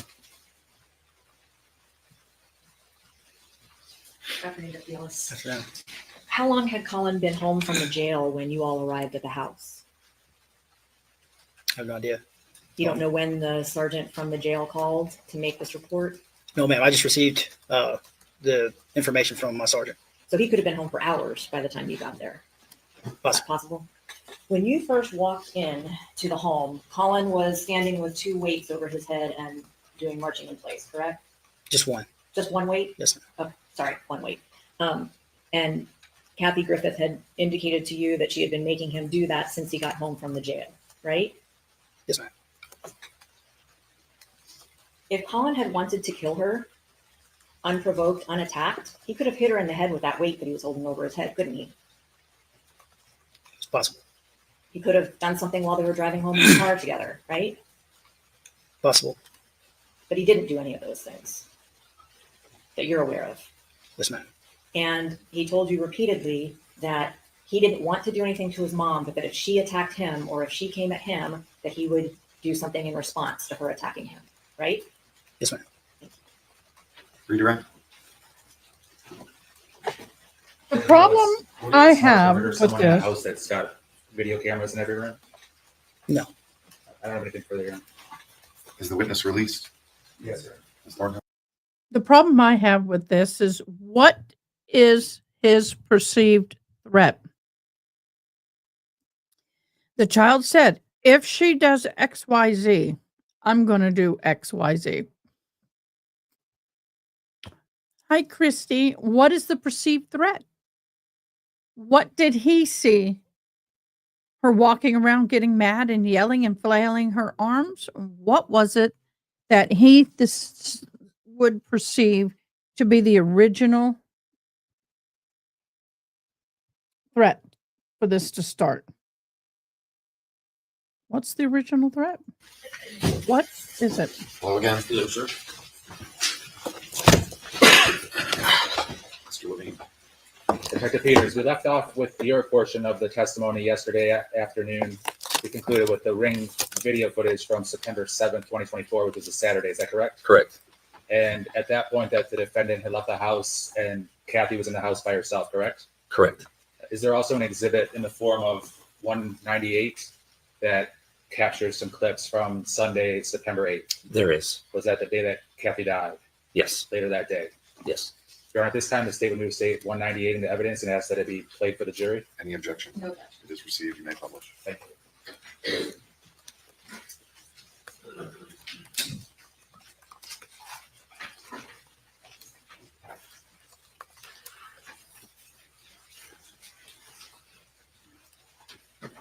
Language?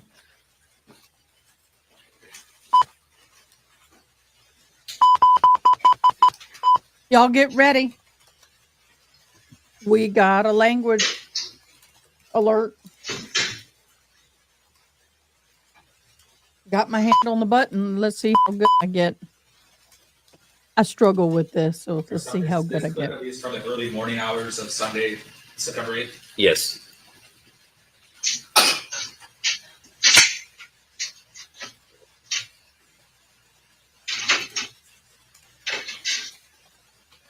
We'll see how I do.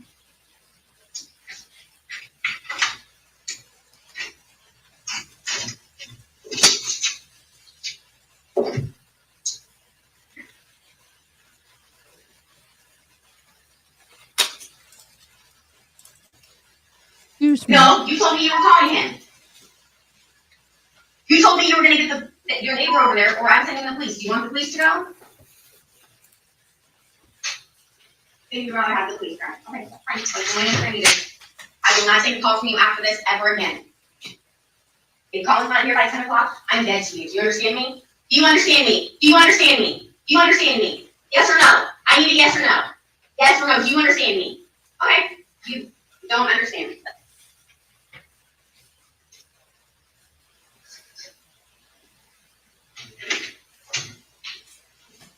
I slowed it down so I can catch it better. I need to catch it.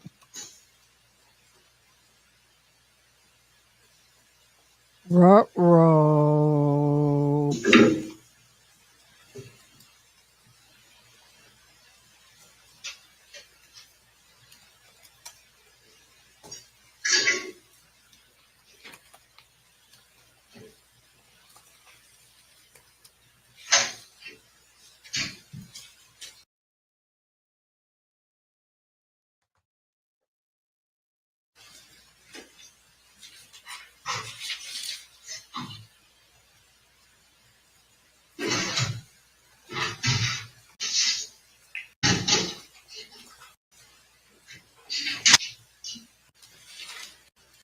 So are you returning home or no?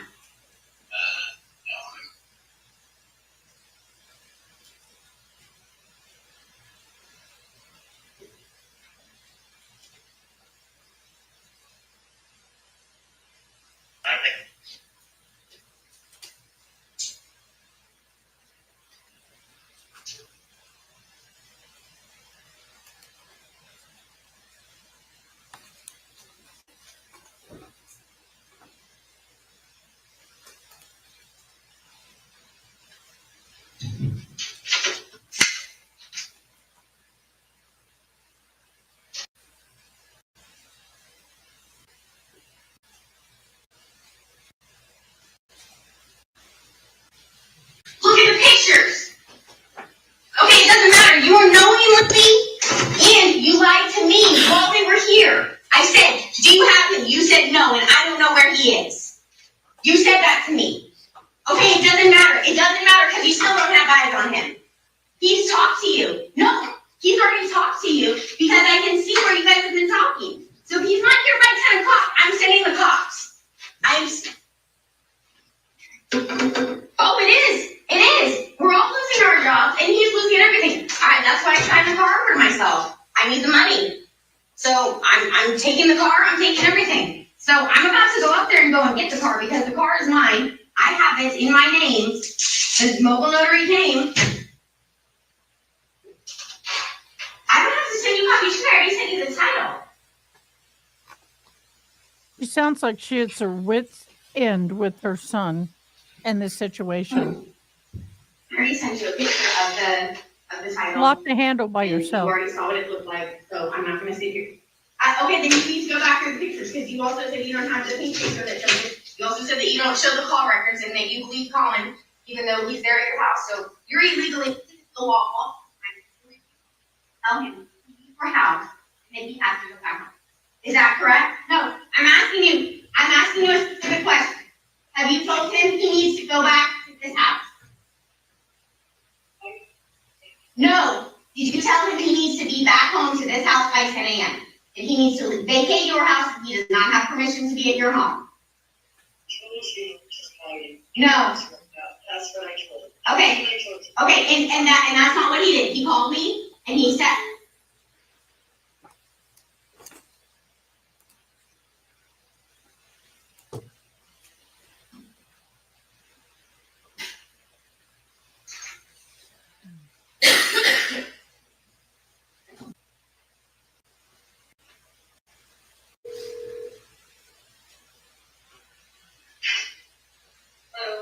he completely blocked me and he's completely removed himself from his Apple ID so that he cannot be tracked. So, great on that.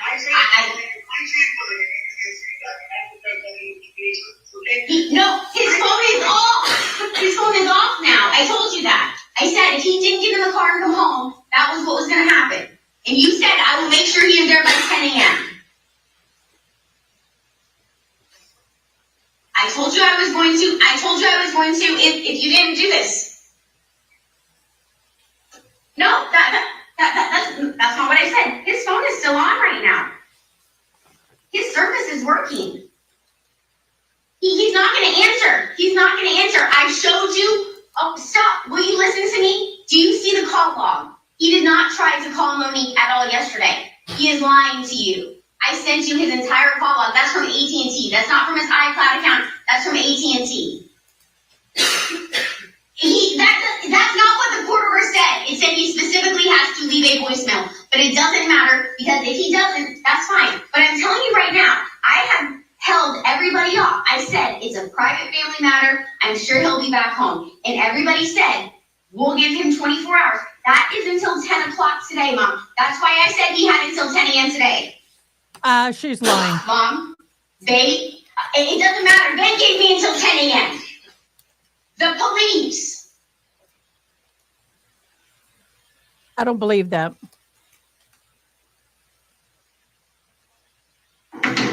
Because grandma has custody of him as well. And he's on probation, but he had permission to go to her house at any I'm not time he speaking needed to you to. anymore. Either my son is in my driveway at 10 a.m. or we're not talking anymore. Okay, that's fine. You don't want to talk to me? That's fine. Goodbye. I know she's at her wit's end, but she's also being very unreasonable, in my humble opinion. She's being very unreasonable. And they said that he could be at grandma's house anytime he needed to be. And he informed his probation officer and the police detective that he was close to, excuse me, my eyes are watering, that he was at his grandmother's. Yeah, he said, I need my fucking computer. And I said, fine, come and get it. I told him to be back after work. It's on the fucking camera. I don't give a shit. I don't give a flying fuck. Did I tell you to let him stay at your house? Did I tell you to let him stay at your house? Have I or have I not told you multiple times in the past that he is never to stay at your house ever again? Not without my consent. And I have not consented. Do you hear me? You don't need to. Answer to me. Answer me. Do you understand that you do not have my consent to have Collin? Do you understand that? No, answer my question. Do you understand? No, I didn't. I never threw him out, and it's on the ring camera. Never threw him out. Never threw him out.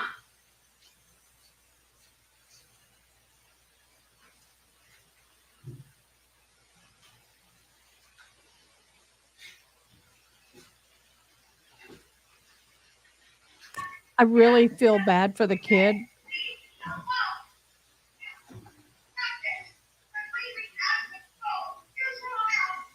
Never threw him out. I didn't.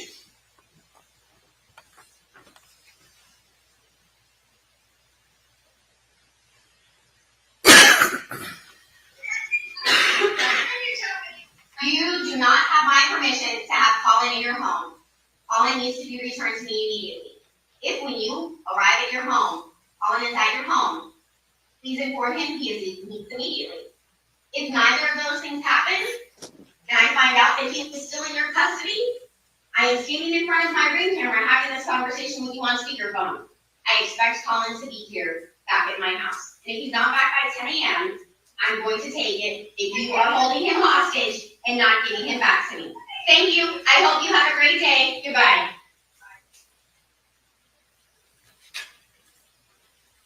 That was my daughter, I'd get custody of the kid. I'm sorry. If that's the kind of stuff that was going on, I love my daughter, love the grandkid, but one's an adult, one's a child. It's sickening. Lotus Spider 7, you're right. It's sickening. This poor woman needed help too. But she still doesn't deserve to be unalived.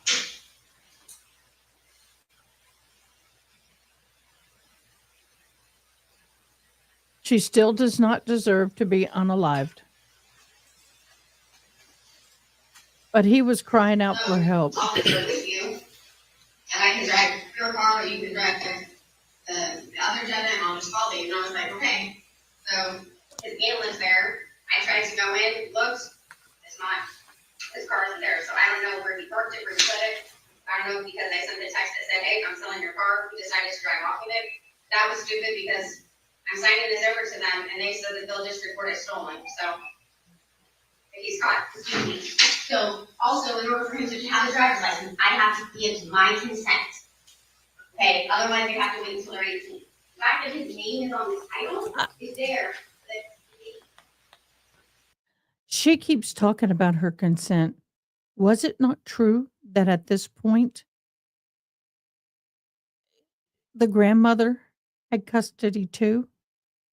And it was understood that if things heated up, that he could go to her house. The probation office gave permission because it's not in the same town. I mean, it's not too far away, but it's not in the same town. So for me, I'm like, okay, so he left the house. He went to the grandma's house, a safe place, cooled down for a few days.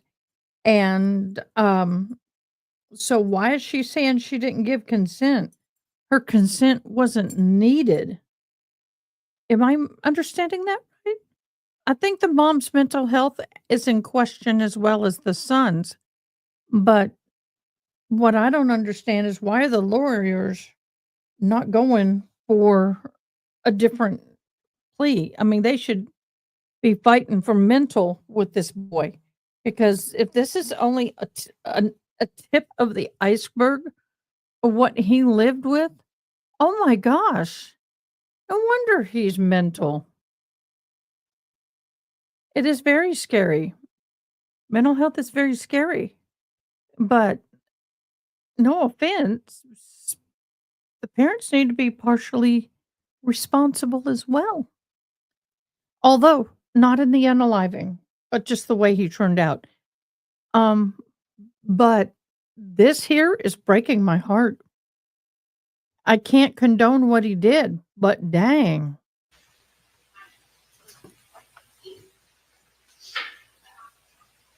This is horrible.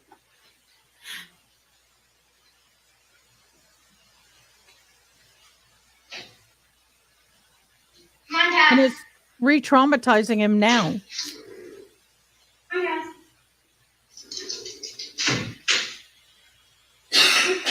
Is this the police?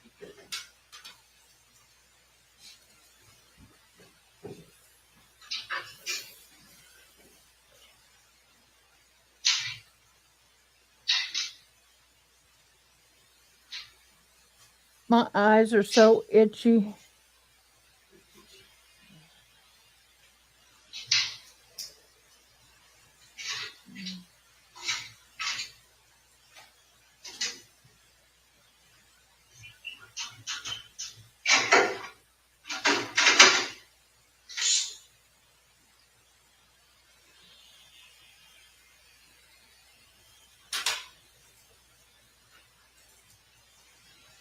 I wanted to confirm, did Collin quit yesterday?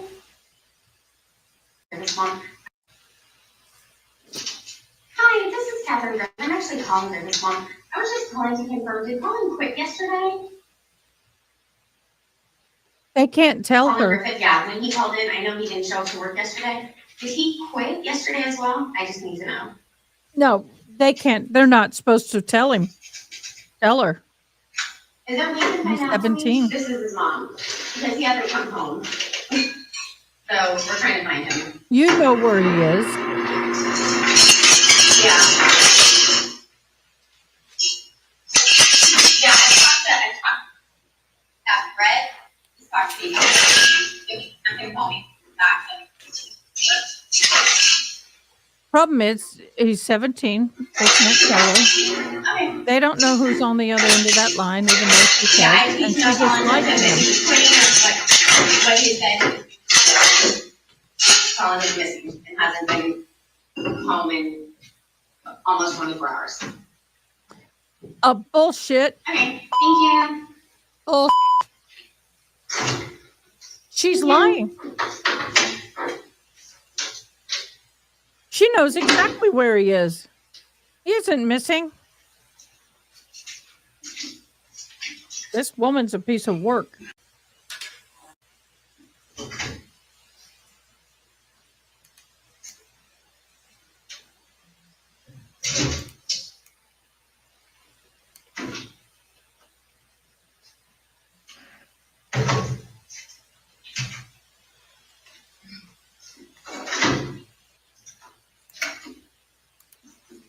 Yeah, she's in the kitchen. Is that when I'm home?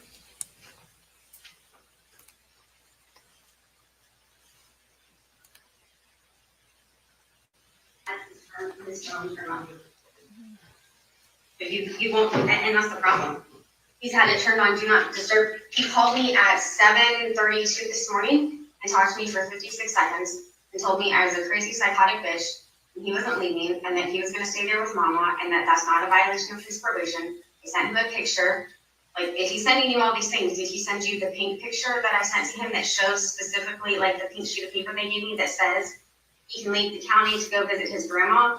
But it doesn't say he can leave the county to go visit his grandma, and that's what he thinks it means. And he thinks it means without my permission, he can just leave and go and do that. Why is she pushing so hard? Let him cool off. Give him time to regroup. Why are you pushing so dang hard? How are you gonna live on your own? No, you can tell Dr. Wilson, no, I'm not leaving when I turn 18. You and I both know. Yes, I'm still leaving. This is all. I guess I don't, this is crazy. If you tell me, just sit back and stay with your mom. You'll sit and eat. Let it go.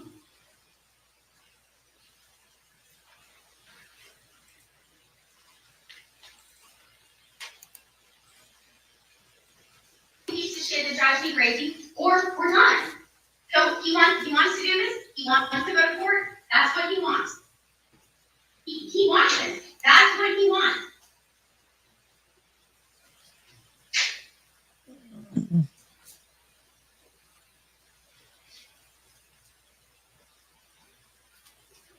I didn't change my phone. I didn't change my phone. No, I changed the voicemail to say that nobody could call me. That was all I did. No, Mom, you're a fucking moron. My phone was never disconnected because if you would have tried to send a text, it would have showed you that it would have gone through. I went onto YouTube, pressed play for the violated the rules in the house. We already showed he didn't show up to work yesterday, and it said, wanna know where he went? The movies. I'll show you the receipt. He went to the movie theater. And you know what he's been doing all day while he's at your house? Because it's showing up every time he takes a screenshot of it on his iPad account. He's playing video games, killing people. And I send those screenshots to you. So tell me how he's better off at your house where he's killing people. Pretend and making fun of it.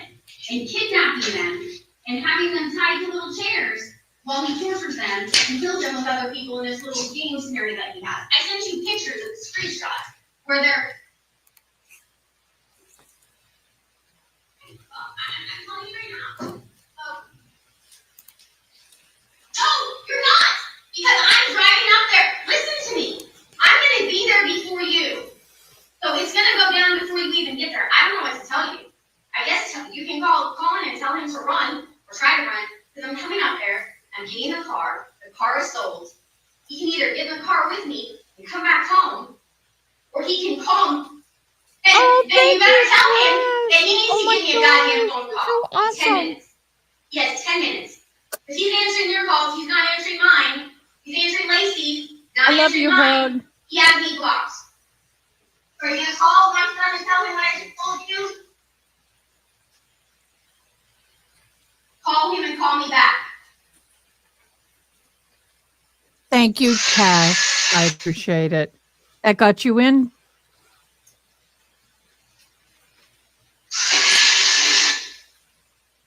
Boy, this woman's crazy.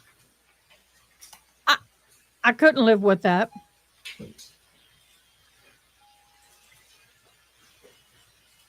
No, I could not.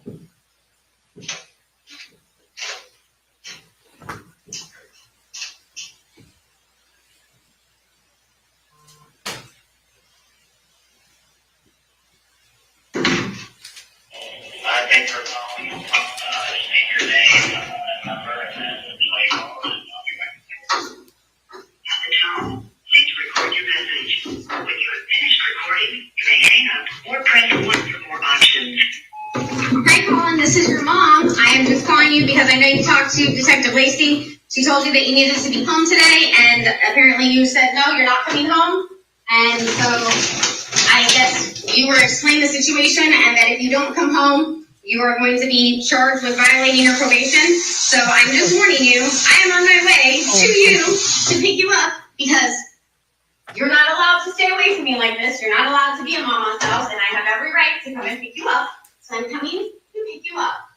Get in the car, or not get in the car. Run away. Up to you. No, it didn't delete from StreamYard. I don't see anything deleted in my thing either. I don't see it deleted.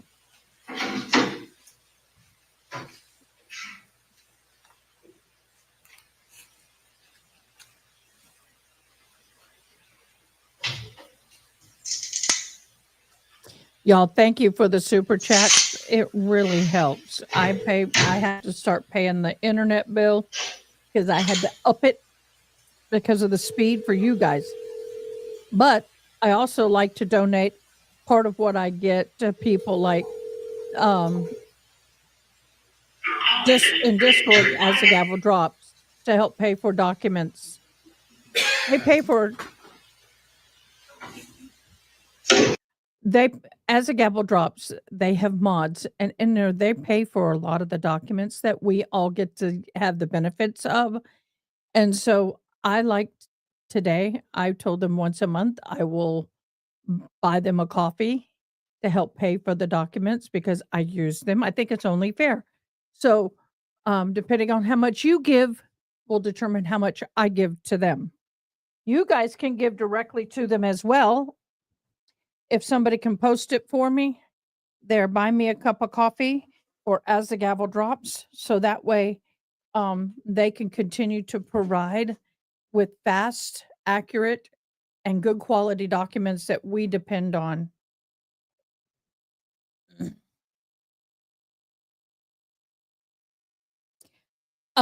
I'm 53 years old. My mama is 80. If I even looked at my mama with that kind of attitude, I wouldn't have a head left. That's what happens when you don't raise your kids as a parent and child. You raise them as your best friend and almost like you would your brother or sister. The respect isn't there. They both need therapy. You are so right on that, honey bun. Both of them need it. Ain't that the truth?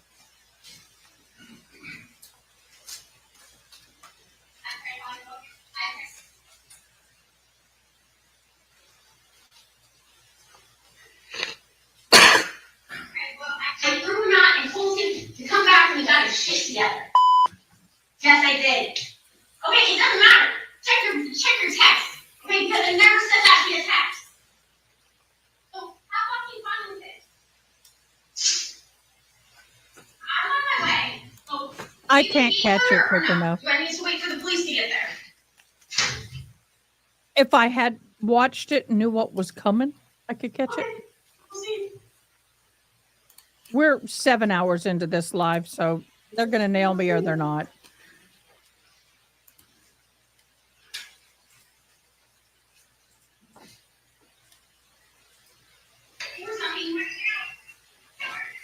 It actually is less.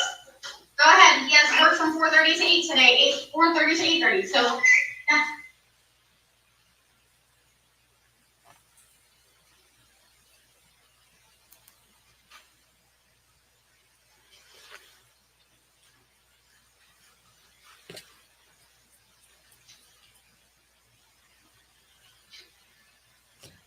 I told my grandma whatever once. My grandfather, who was the apple of my eye, backhanded me across their home. One bam. I was flying. I was crying. He goes, "Don't you ever disrespect your grandma like that again. Do you understand me? I love you to the moon and back, but I love her more. She's my wife. You disrespect her, you disrespect me." I never did it again. Nothing came out of my mouth that was remotely disrespectful. I'm getting in the car right I now. love that man, and I loved And I'm her. getting back in the car, and I'm going to pick him up. And if once I'm in the car, he hasn't called me and told me anything.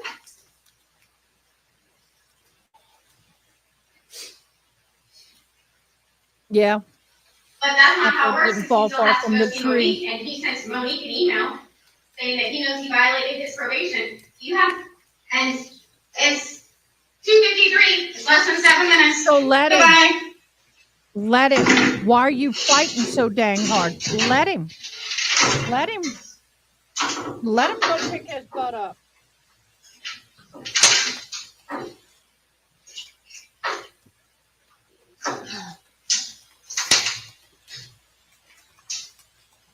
Let them come pick his ever loving. I got to get my mic. It's the joint from my mic to the stand is not staying tight, and I'm struggling with it. Although both of the pieces are fabulous, it's just this joint. I need to maybe do something to it. But anyway, both of them. Oh my gosh, it's horrible. Yeah, no.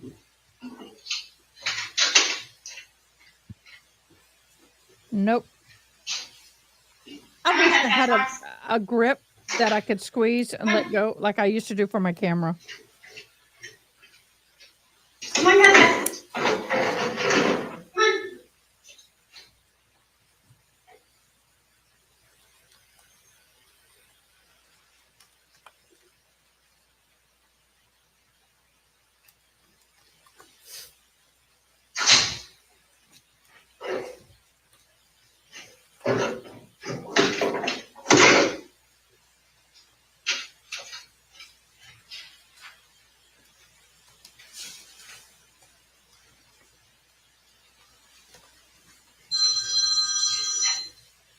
Hello?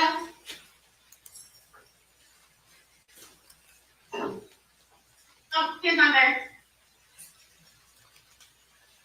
He hung up. He won't answer when I call, so good luck. Tell him to do this anyway. Tell him to do this. I thought he was going to work. No!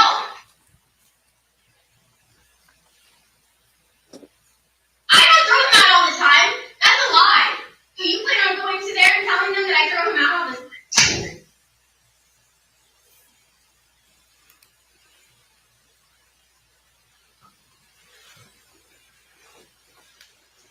Lay down. And say down. My service dog. A puppy dog.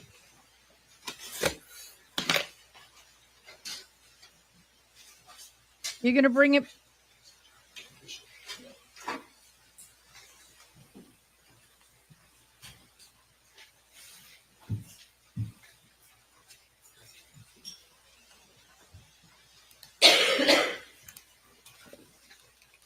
Was the last video that the jury saw the last video that captured Kathy alive? Yes. And did she leave the house in the clothes that she would die in? Yes. And did she have the brownish yellowish Kate Spade backpack purse kind of over her shoulder? She did. And did you see that at the crime scene? I did. Was it soaked in blood? It had blood on it, yes. Now, let's switch subject matter for a moment now. Done with the videos, going to text messages. I believe you mentioned yesterday the basic process of getting forensic downloads and information off the cell phones. Were you able to, from those cell phones, something called a Cellbrite extraction report, generate a Cellbrite extraction report that detailed text messages on September 7th and September 8th? Yes. Describe to the jury a little bit. What does that mean, a Cellbrite extraction report? It's just a report that's generated from the program that's used to download the phones through our computer crimes division. From that, were you able to basically see all of the text messages between Kathy and the defendant on those last 2 days, the Saturday, September 7th and Sunday, September 8th? Yes. Were you also able to see the text messages between Kathy and her mom, Susan? Yes. And as the timeline kind of continues, and we'll focus obviously on those 2 days, would there be periodically photographs or pictures or attachments that Kathy would send to either her mom and or her son? Yes. And then some of those, were you able to kind of click on and print out? Yes, I was. Some of them, for some reason, is the pixelation such that you can't really see what it is for whatever reason? Right. So some of the photographs, when you try to enhance them, they wouldn't enhance like through high definition. It would be completely pixelated and you wouldn't be able to tell what was in the photograph. As far as you can tell, though, was there anything of major importance that you weren't able to see? No. Now, have you had an opportunity to see State Exhibit 188, which is the Cellbrite reports containing text messages and some photos from September 7th through September 8th between Kathy and her son? Yes. And were those obtained off of the defendant's cell phone? Yes. So is it a fair statement, even though that it was not possible to get a download from Kathy's phone, you were still able to see the content of the conversation because the defendant's phone was able to be downloaded? Yes. At this time, Your Honor, the state would move State Exhibit 188 into evidence. Any objection? No objection. It is received. And then 196, Detective Peters, is that a similar exhibit but from Susan I'm Devon's gonna phone? take dog to Yes. the bathroom. And I'll does be that right show text message conversations between Kathy and Susan? Yes, it does. Your Honor, at this time, the state would move State Exhibit 196 in evidence. Any objection? No objection. It is received. And for the record, that includes the text messages from September 8th between the two ladies, correct? Correct. Now, from watching the videos, is it a fair statement that sometimes you can actually see Kathy sending texts or taking photos and then sending them to her mom or to the defendant? It appears that she's texting and sending photos to someone in that moment. And conversation-wise, are you able to see some things that Kathy refers to her mom, text messages that she sent as well, and subject matter that she was sending off to her son, the defendant? Yes. Now, did you come across, or did one of your expert computer crimes detectives come across a text message of note that was brought to your attention about an additional motive that the defendant had to kill his mom? Yes. Tell the jury just briefly, how did that come to your attention? So early morning on the 9th of September, I received a phone call from our computer crimes detective who was going through the download and explained to me they found an interesting text message that I needed to be aware of. After reviewing that, were you able to create an exhibit within an exhibit, so to say, meaning you isolated that specific text message and it was able to show the date and the time? I did.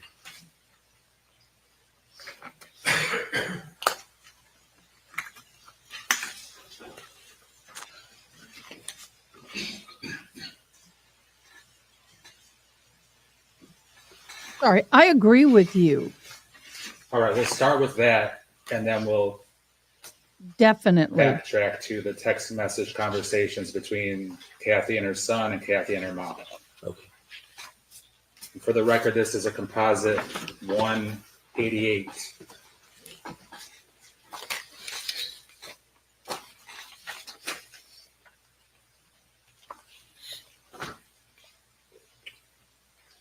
I'll bring this to you so you can read it to the jury, but for their benefit, just so they can see visually what it looks like, we'll put it on the Elmo here.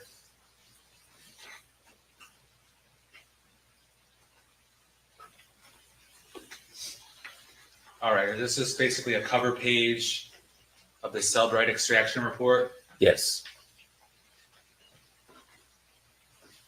And then is that how it generally looks in terms of you can figure out the date, the time, who sent it, who received it, and the content of the text message? Yes, it does.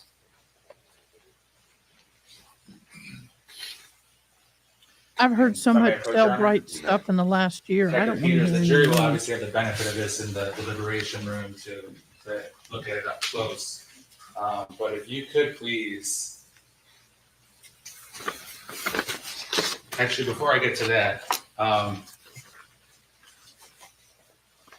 mirroring that text message, were you able to also get a screenshot?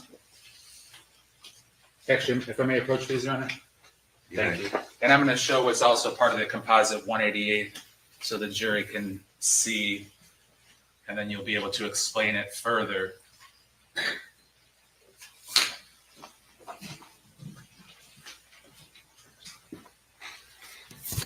If you could please, Detective Peters, explain to the jury those 3 screenshots. What are those pictures of? These screenshots are photographs of conversation between Catherine and Collin. And at the top of the screen, what's the picture and name? The picture is of Collin Griffith, and underneath it says Mom. And whose phone did that come off of? Collin Griffith's phone. And how did you actually obtain a picture like that? These photographs were copied in a screenshot format that was in the photographs. So you were able to get screenshots of the defendant's phone conversation with his mom, is that correct? Yes. And is that the text, the full text conversation regarding another one of the motives the defendant had? Yes. All right, if you could please read the full context of the text message. You want me to read this one or the Cellbrite? The one in your right hand is the full one. Okay. But before you get there, can you tell the jury, according to the Cellbrite report, is that sent by the mom to her son, the defendant? Yes. And a time that it was sent and or typed? Yes. What's the time? The time is 12:02 p.m. And that would be I on love Girl Sunday? Scout cookies. Correct. I don't like September mine. 8th, 2024. And then on the cell phone, what does it say? The time? 12:29. All right, so at or between 12:02 and 12:29, the message is sent, typed, received. Is that correct? Correct. All right, if you could go ahead and read the full content of the text message. Okay. Begins, the car isn't there. Not sure what you did, but it's being sold as we speak to CarMax for $15,600. Unless you'd like to reply to my text and tell me you're driving home right now. Period. Didn't think so. It's a felony to drive a stolen car without insurance. And if you wreck it, that's it.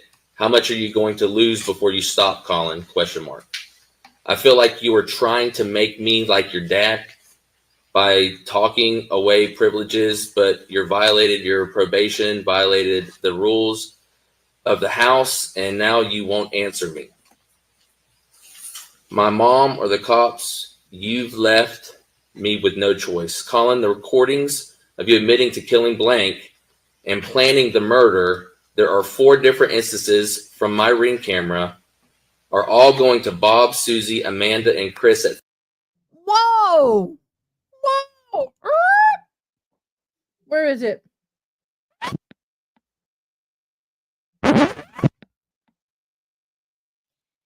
Did he just get this in? I hate it when you get chocolate all on your teeth on the inside. He just got it in. That you murdered blank and you planned it. They just got that in. Holy crap. I thought they couldn't do that. Did 3 I p.m. miss? today, plus the recovered audio from blank's iCloud where you told your blank you hated me and I was an evil bitch are being sent to. My dad is sending his recordings of you telling him how you planned my murder back in February. Audio, video, email, text, and phone recordings are being sent. For the record, no, you cannot have a single one. Your attorney can request them. Good luck hiring a good one. And this goes into the next screenshot. Because the 751 clearly states I have to be medically incapable of caring for you, and I am not. You can keep hiding and running away from me. It is illegal for your grandmother to allow you to stay at an empty house 3 hours away when she was in Summerlin Key, which was on speaker and recorded as saying, I almost had an Amber Alert issued until she admitted after midnight Oh my you were in God, are you Auburndale, which kidding? is why I agreed to give you until 10 a.m. to cool down and come home. But I made it very clear you didn't come home. I legally don't have a choice but to report you as a runaway. Mama complained about you in February. You threatened her in February, but all of a sudden you go back to her and she takes you in, and I'm supposed to just let her steal you when I'm legally responsible and now in trouble for not reporting you as a runaway last night and waiting until this morning. That's not how this works. I'm giving the police your number, Mama's number, and DCF's all numbers now. They also have all 3 addresses. Also, Freddie is not registered in Polk County. You're not considered. And this goes over You're not to considered the a runaway third for 24 screenshot. hours. Am I not wrong? I have to go down to where I could be wrong. it It depends on the begins. jurisdiction. Also, Freddie is not registered in Polk County with a dog tag. That's a fine. And Mama owes taxes on her other trailer she sold That's in the none same of his neighborhood. business, Her HOA people. doesn't like you or her. The police are going to bring you home, or DCFs will take you and eventually bring you home. Either way, you fucked up and list your chance to get off probation by October 5th, 2020. Grandma lived in a mobile home trailer where there are plenty windows and there is a back door. A mobile home has to have 2 entrance and exits. So she lived in a mobile home park for those who were 55 and older. God, I can't believe I'm a year away from that. A year and 2 months. But anyway, so that he was not trapped. 24. All because you didn't want to help me mount a bookshelf that took under 30 minutes. Weed Unless eat it the was like backyard and clean your room a because fifth wheel bugs were in the candy and type that you trailer. had all I over. don't think it was. I think Remember, it's a you mobile chose home this. You have 10 minutes to call me and fix this, Collin. I am signing this title and handing Okay. over the keys. Lotus Spider. We're all good. We don't hear everything. I don't hear everything. This woman's gone off the deep end.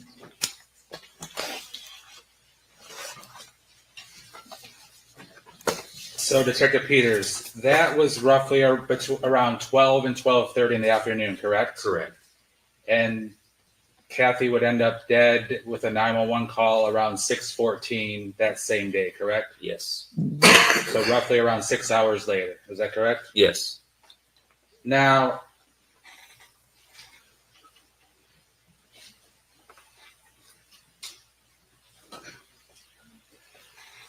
I want to focus for a minute on the main part of that text. Collin, the recordings of you admitting to killing, you said blank, Blank. did you? Right, but It's she mentions the name, correct? Correct. And planning the murder, there are 4 different instances from my Ring camera are all going to Bob, Susie, Amanda, and Chris at 3 p.m. today.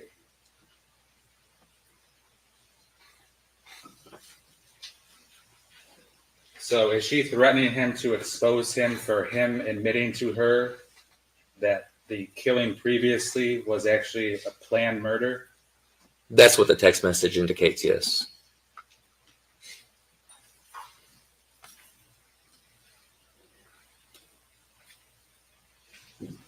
Y'all And then remember when she also, when the police officer was up on the stand and they were talking about this, or somebody was talking about this custody, maybe it was a probation officer, or it was that young woman who was on the mental health team for the sheriff's department with the juveniles. She stated that it stipulated in his probation if all he had to do was call them and tell them that they've had a fight and he's going to his grandma's house. And his grandma did at that point have a custodialship. So when he was in her presence at her home, she had all rights as a custodial person to provide medical care, send him to school, whatever. So he did not have to seek permission. He just had to notify the probation. And there was a deputy that he investigated that he was calling every time they had a blow up. So Mama's not telling the full truth on that. They rather him go to planning on grandma's. Now, he sending didn't go to grandma's. That's another recordings story. of the defendant calling her an evil bitch. Yes.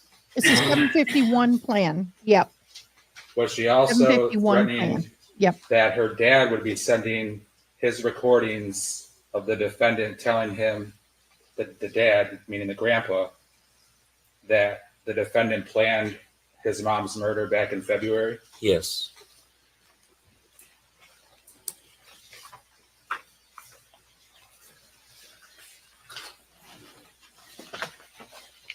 Now, was it clear from your review of everything that on the September 7th, or more so on the September 8th date, I guess, but that the defendant was having much more contact, like speaking to his grandma, than with his mom? Yes. And was Kathy hopeful that her mom would like pass on information that Kathy wanted Collin to know? Yes. With the hope of what was Kathy's hope stated over and over? What was she trying to accomplish? Did Kathy say on multiple occasions that she wanted or demanded that Collin return home by 10 a.m. on Sunday? Yes.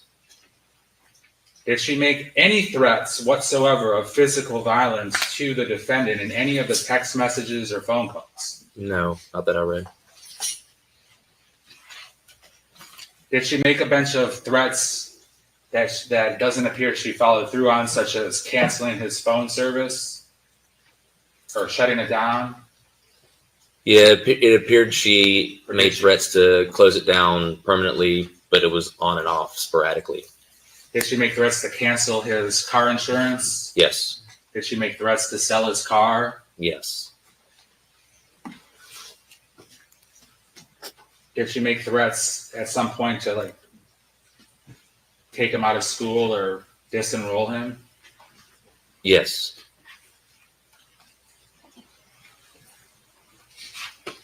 Now,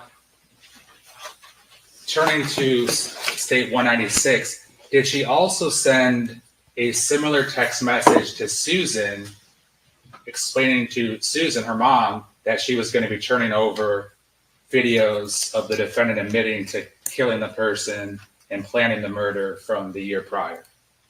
Yeah, she wasn't getting the response from the defendant, so she texted the same text message, just advising her to tell him the same text that I read. And I'm going to approach with State Exhibit 196. But before I do that, we'll stay just to be able to show the jury visually what it looks like. A cover page is at the Cellbrite report, where basically it goes in chronological order: date, time, who sent the message, who received the message, and the content of the message. Yes. And of course, this exhibit I referenced is the text messages on September 8th between Kathy and Susan. Is that correct? Correct. So as the day progresses, I'm going to direct your attention specifically to page 25 for purposes of the record.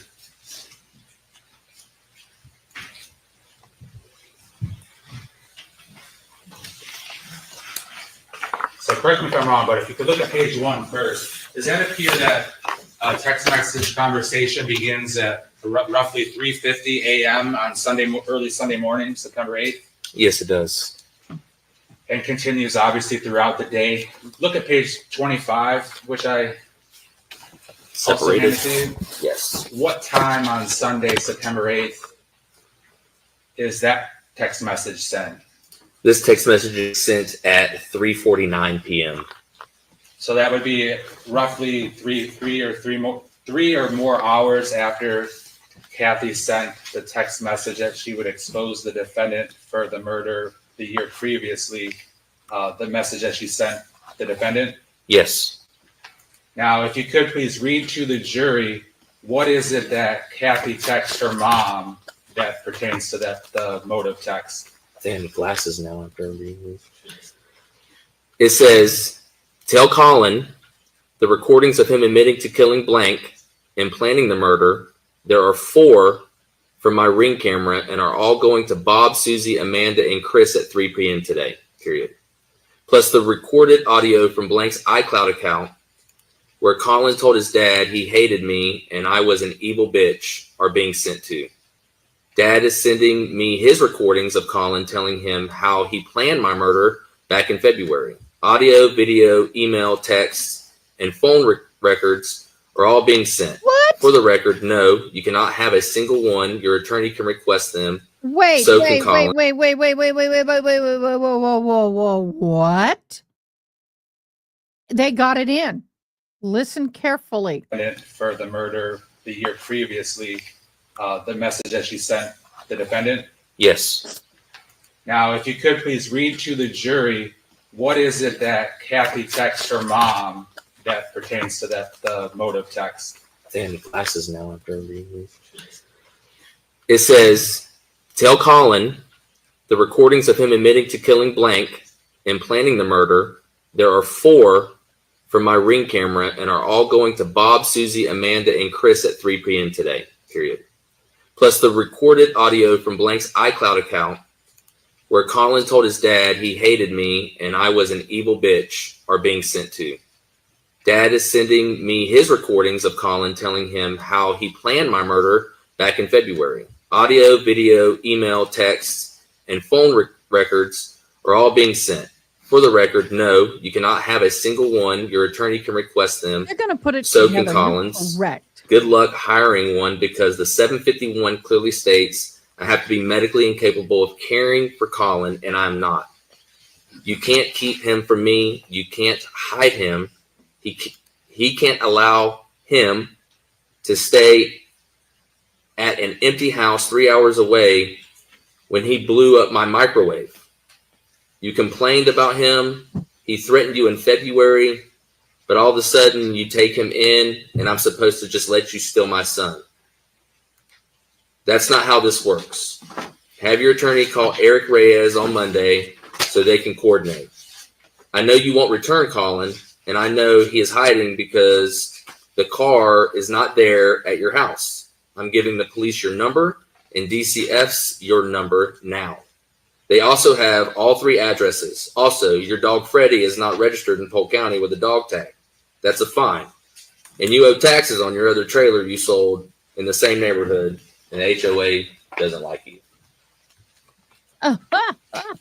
So is it a fair statement that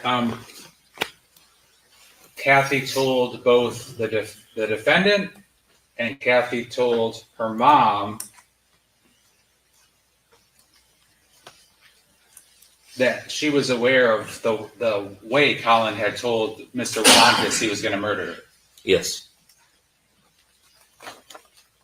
So that wasn't just known by Robert Wantis, but Kathy knew that, correct? Sustained.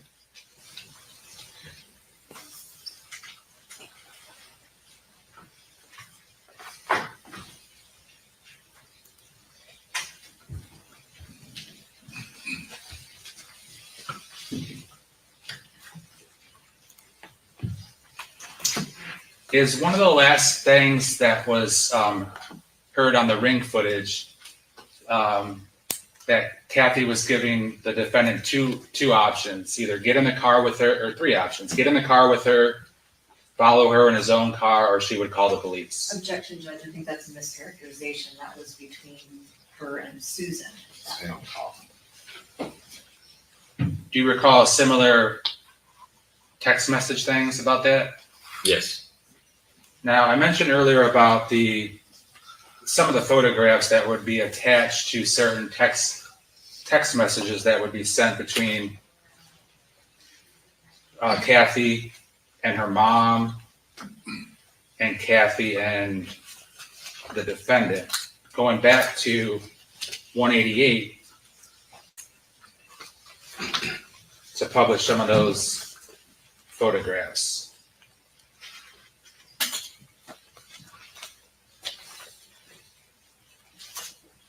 Do you recall from yesterday, Detective Peters, the chores that the mom was unhappy with Collin not doing?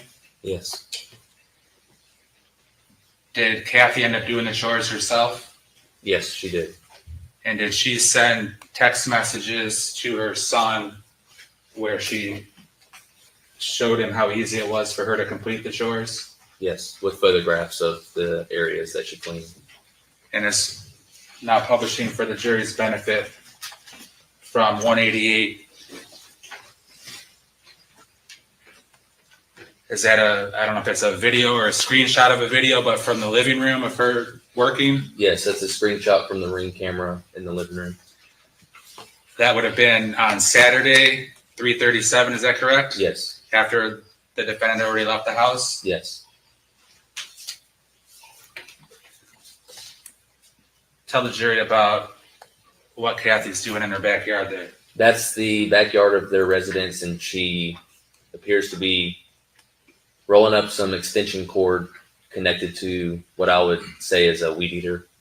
And what day, time on Saturday, September 7th, did she do that? 6:20 p.m.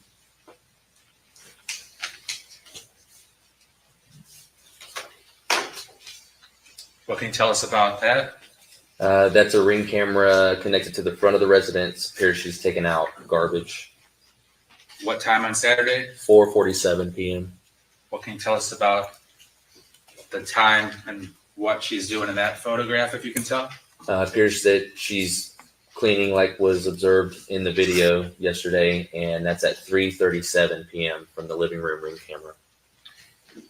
And then a photo, what was in that? What subject matter was that in reference to? That's the call log in reference to her attempting to contact Collin.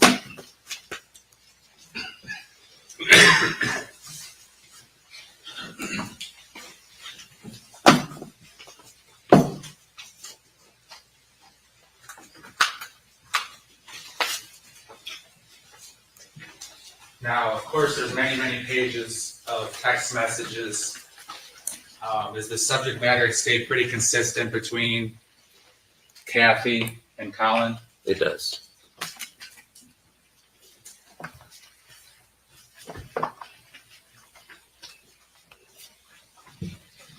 Now, finishing up with the Cellbrite report, going to 196. some of the photographs, correct me if I'm wrong, but some of the attachments / photographs that were accompanied by text message that Kathy sent Susan. We'll begin with a certain one. What can you tell us about that, Detective Peters? It appears to be a screenshot of a conversation between Catherine and Collin. And help explain at the top of the screen, what does it say and whose phone would this be? It says Collin.Griffith at iCloud.com. That'd be Collin's phone. And read to the jury, if you would, what the conversation between Kathy and her son was. It says, Mom, believe coming from Collin. She's, Collin, what's going on? He says, you told me to leave. She says, I told you to leave because you were scaring me. You hurt me, Collin. He writes, I'm not doing this with you. And then a continuing text message says, Collin, you need to stop before this gets way worse. If you don't come home soon, you're going to face charges, serious ones. Just stop. This same thing a year later. Why? You just have to stop, Collin.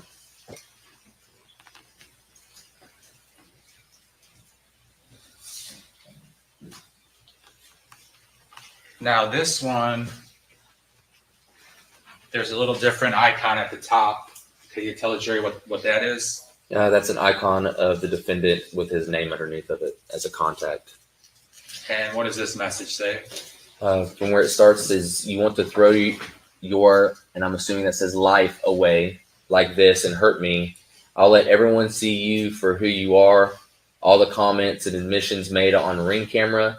You chose Collin now, or you choose Collin now. Respond that you will be home by 10 a.m. today. That's in 2.5 hours. Or don't respond and go back to court. You choose as always. And that's the last read you get at 7:28 a.m. Remember that you chose not to respond and instead just read the text. Another photo of screenshots? Screenshots appears to be a photograph, maybe of some court documents. And then the bottom says, you do not have my permission and you did not call Monique yesterday and notify her. You would be going, and it doesn't matter because you have to have my permission to, which you don't, and you've read my messages and called me and still refuse to come home. Probation violations out the ass. You have until 10 a.m. That's it. And then what is that? That is the phone log. That appears to be a screenshot of a voicemail.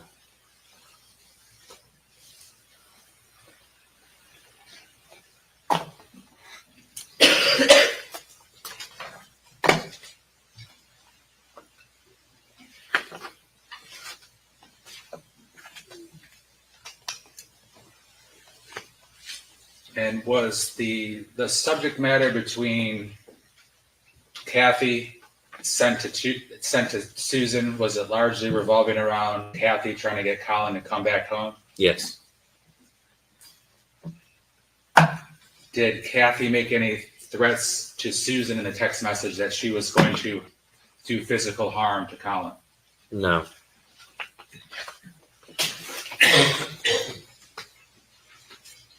If I may have a brief moment, Your Honor.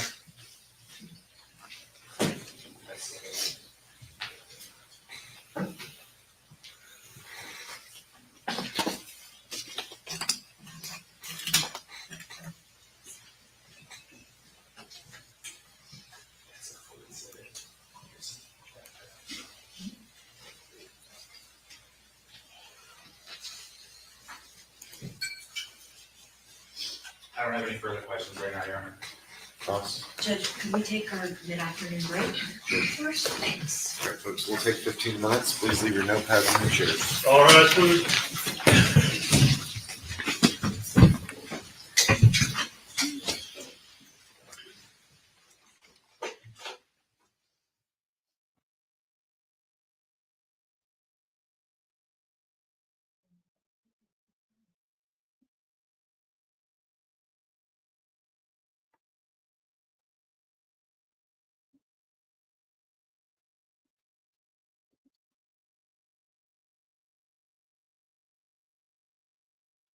Okay, guys, what did I miss? Got to get my ears plugged back in. I know, right? That's pretty bad cough. So where are we? Let me back up. Charges, serious ones, just stop. This sane thing a year later, why? You just have to stop, Colin.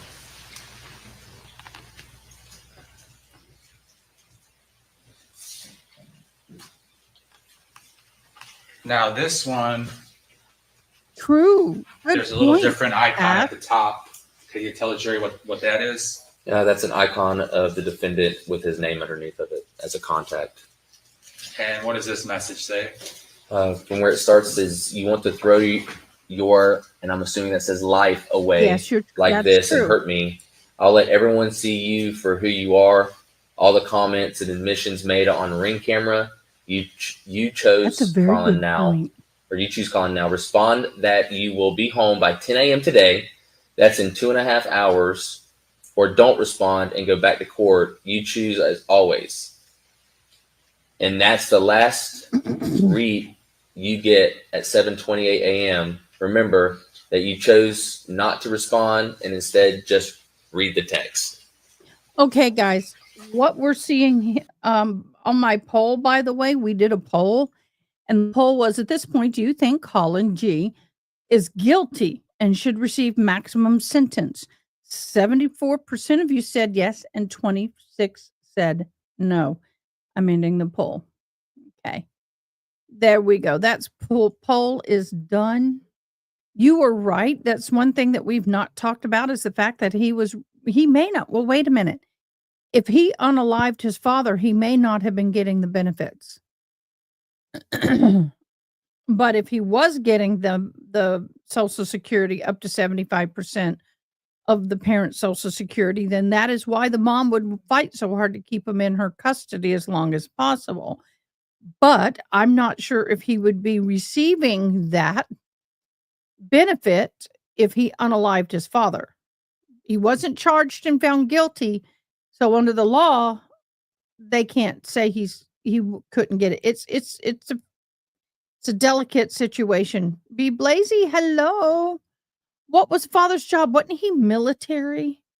And he was very militarian with the boy. Can any of our document fairies find anything on that? Just curious, any document fairies find anything on his case? That would be great. We appreciate it. And I can tell Your Honor that they're working on, I think, some further redactions because there were some words. I'll wait till Mr. Levine gets back.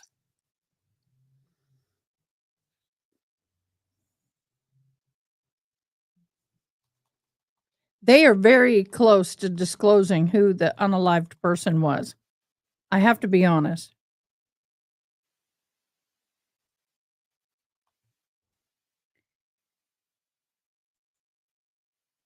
We don't have much longer, y'all. We got less than an hour.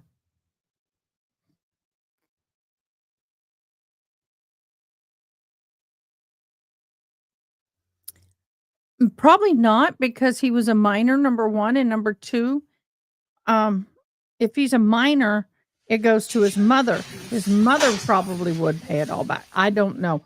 That is a good question, Christy. Very good question.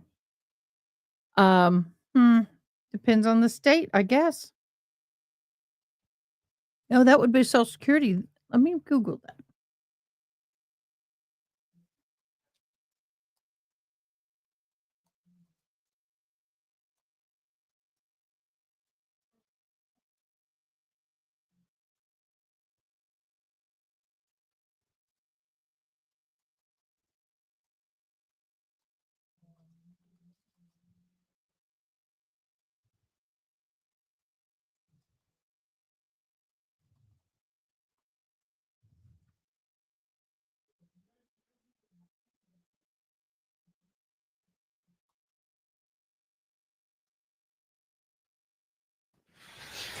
In general, if a parent was held reliable for their child's acts, it would only start when the child is about 17.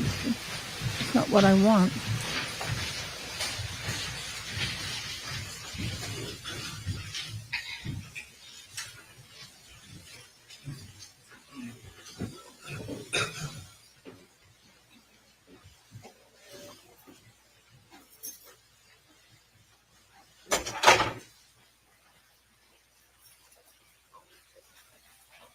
Please be seated.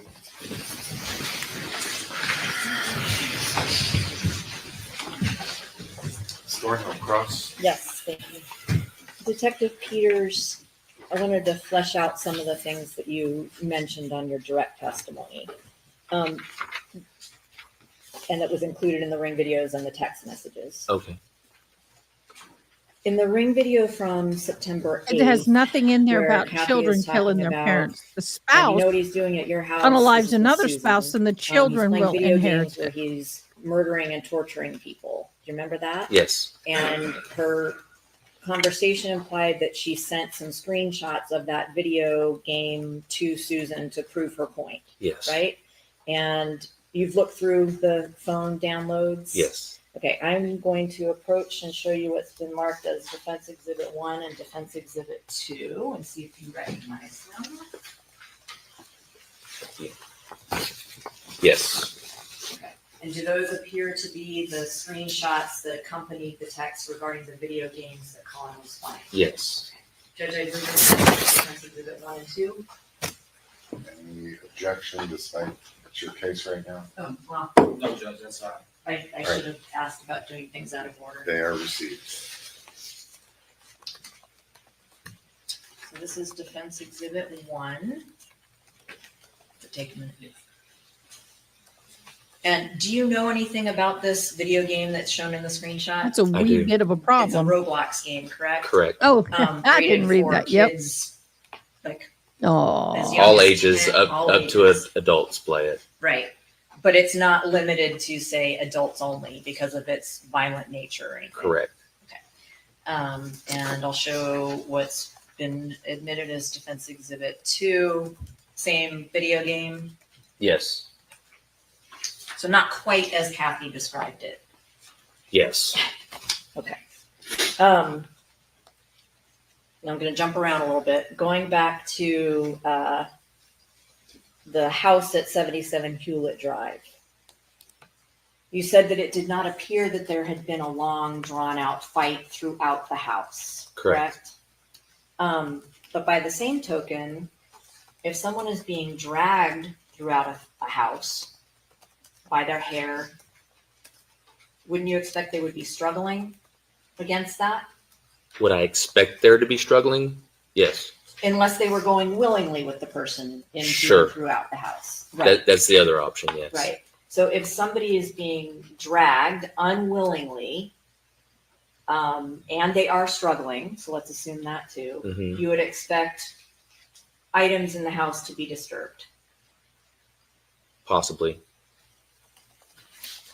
The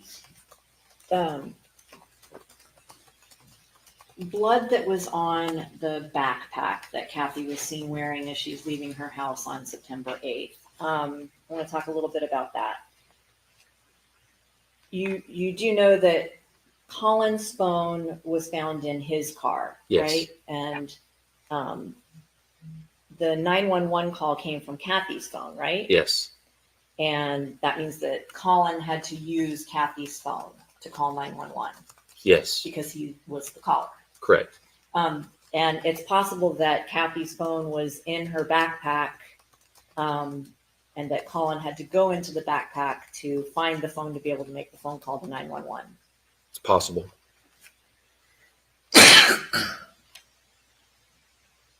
The Ring cameras, you said that there were cameras in the 5 different cameras, one an outdoor, one on the doorbell area, Yes. right? Then one in the living room, Correct. one in the kitchen, Correct. and then one in each of Collin and Kathy's bedrooms. Yes. dang. And the Ring videos we've seen are from Paranoid the kitchen much? Ring video. Yes. Camera, rather.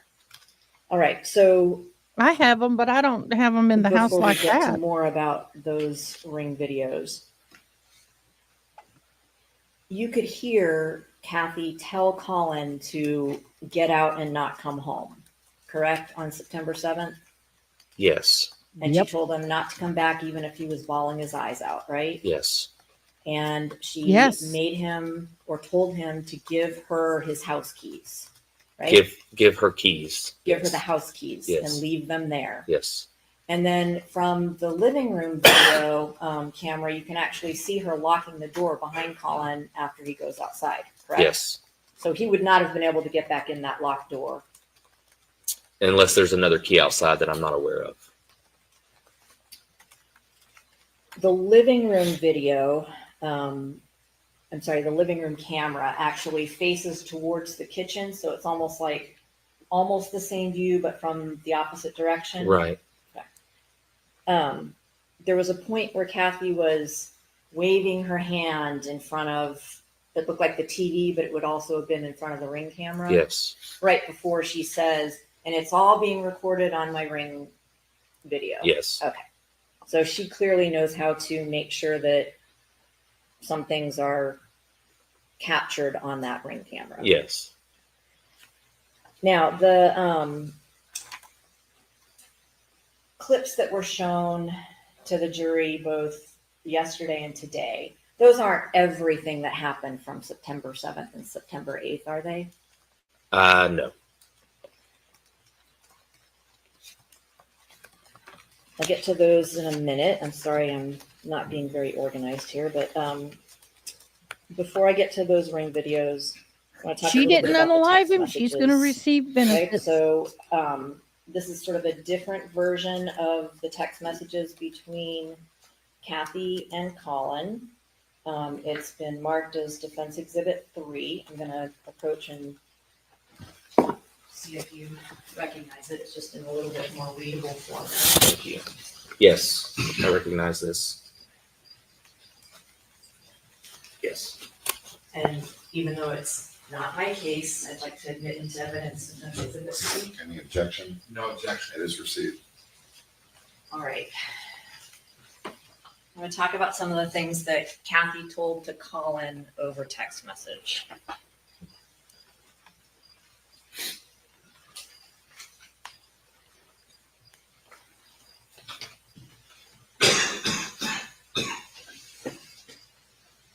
Okay, so can you see it on your monitor as well? I can. Okay, It's so easier to read on this one. on the bottom one from September 7th at 7:01 p.m., she talks about wanting him to return the cell phone and the MacBook that were purchased for his education. Then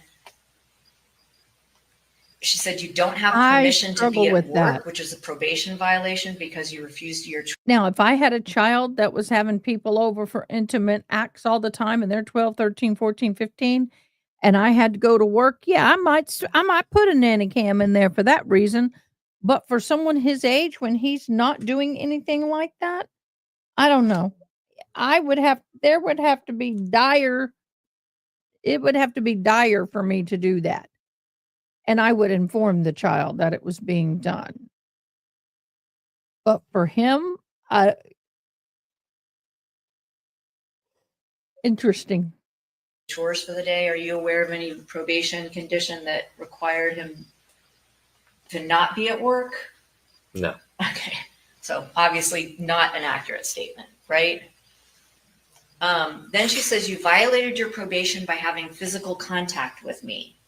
It implies that that happened right before he left, but there was no physical contact that you saw in any Ring video that you've reviewed, right? No.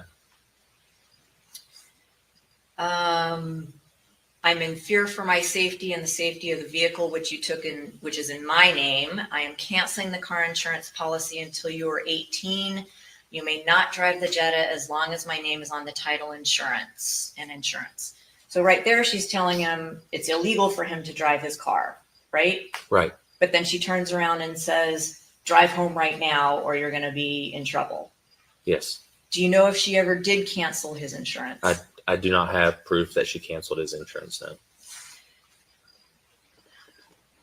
Do you know anything about the title to the car, whose name it was in, anything like that? I believe it was in Mom's name, and I think Colin's name was on it as well. So both people's. Yes.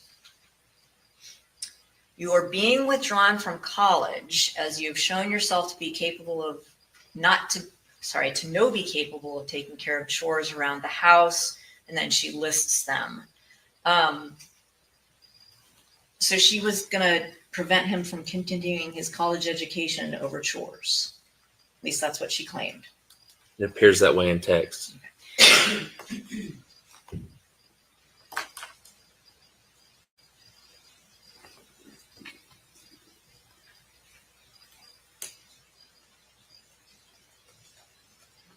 Okay, that was it on that one.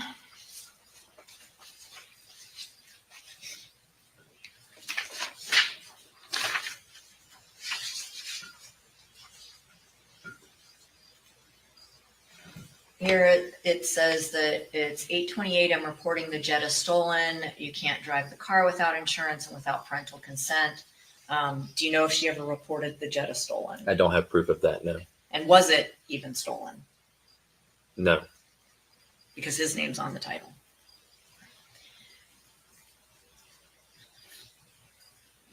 And then she talks about communicating with Detective Lacey.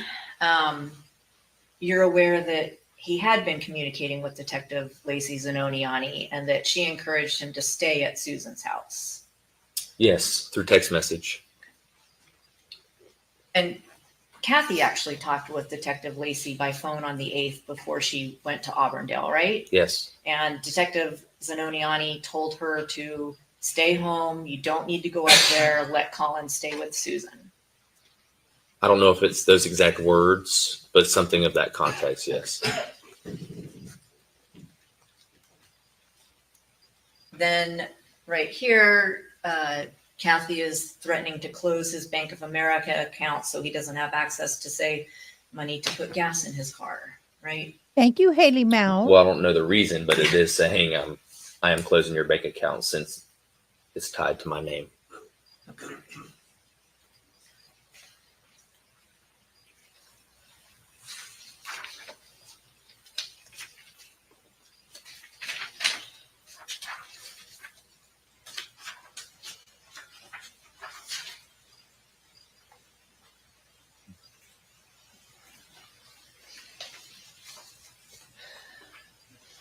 The top message talks about how Collin's probation paperwork says he cannot leave the county without her unless it's for school.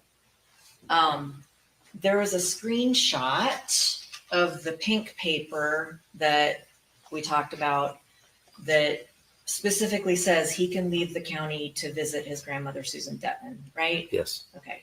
And you're aware of the 751 plan that existed between Susan and Kathy, where each could have custody of him and it would be perfectly legal? Yes, I'm aware of it. I'm going to approach and show you what's been marked as Defense Exhibit 6, 7, 8, and 9. You may not recognize them, but take a look. See if you do. Thank you.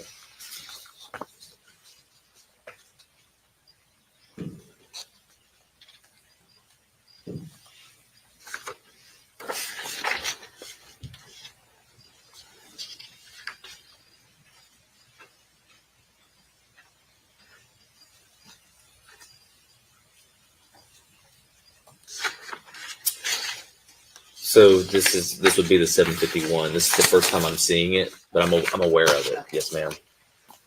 Y'all, Haley Mouse, you freaking rock. Get a load of this.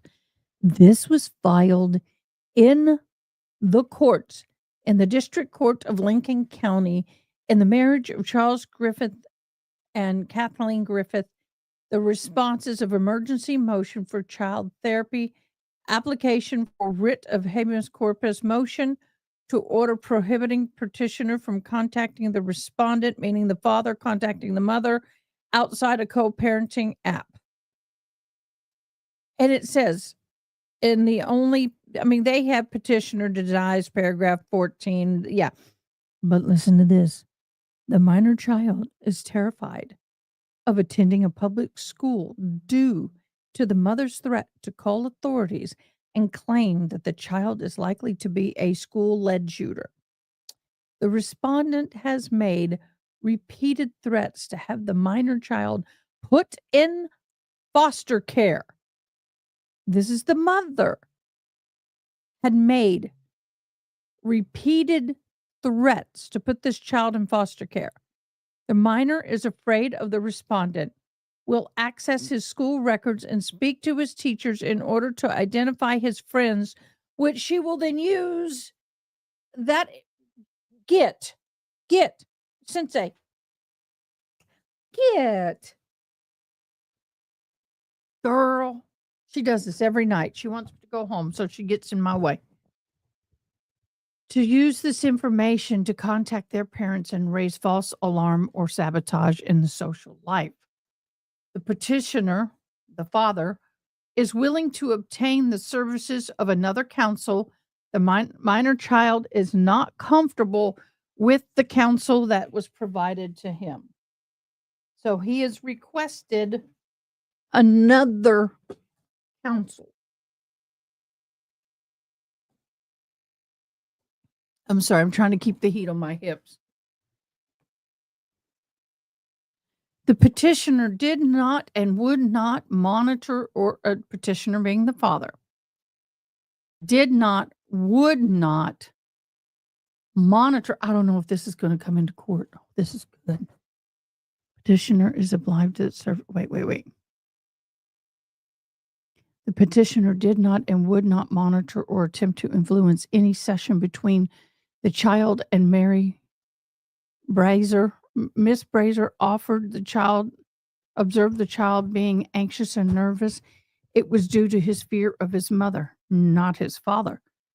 The petitioner has received a request from the respondent, the mother, relaying to him by his attorney that he should not contact the respondent. So the father should not be contacting the mother. This is often followed by a call to the petitioner. Among the subjects that the respondent, the mother, can call the petitioner the father, the mother, brother's mental issues in the military. Mother's brother's mental issues in military. Impending nuclear strikes. Respondent, mother, implied that she became aware of the foreknowledge of the Russian first strike by the way of a highly classified information given to her by her brother-in-law, who is a naval officer. Oh my God, now we got conspiracy in this crap. You can't make this crap up. Respondent implied the mother implies that she works for the government in some capacity relating to national security. Does she? Really? Minor child and respondent should be relocated to a survivor colony so they can survive. The minor child should not be allowed to target shoot due to the danger of his becoming a school bangbanger. What? Yeah, she was a teacher.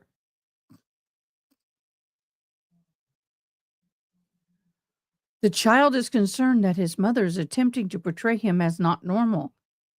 The father has never hacked anyone's social media, including the wife's. The wife told the father to look at her TikTok account at several posts are directed towards the father. The minor child located the account, discovering several disgusting videos, at which the father began monitoring more closely. The father assured the minor child that he would monitor the account so the minor child would not be exposed to so much. Yeah, he did. He did, Christy. Oh my gosh, y'all, this is getting good. Oh my God, girlfriend. Haley Mouse, you're the one that gave me this, right, Haley Mouse?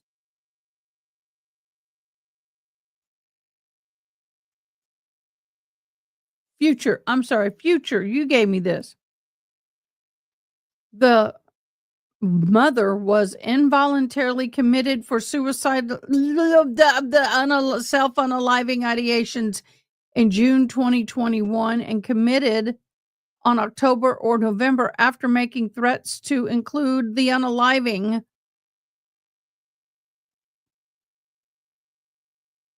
including Redrum, not just herself, Redrum, and having been found hours from her home. Petitioner has serious concerns about the respondent, so it's the father, has serious concerns about the mother's current medical state.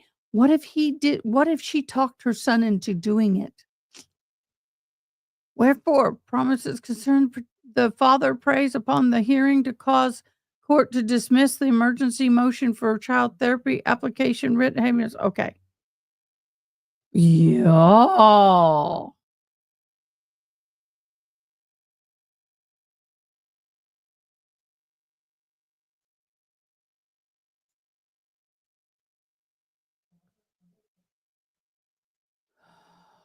I'm looking at the documents, y'all. Oh my gosh, y'all.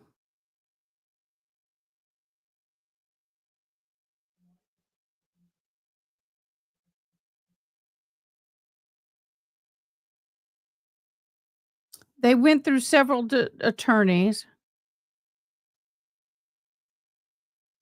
Let's see the petitioner's response. Okay, Charles Griffith, the father is the petitioner, mother is the respondent.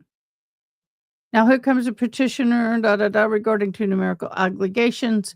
Number one, they admitted. Number two, admit in part and deny in part. The parties agree that the child's wishes to be acknowledged. The minor does not wish to see his mother. Oh my gosh, he was so young.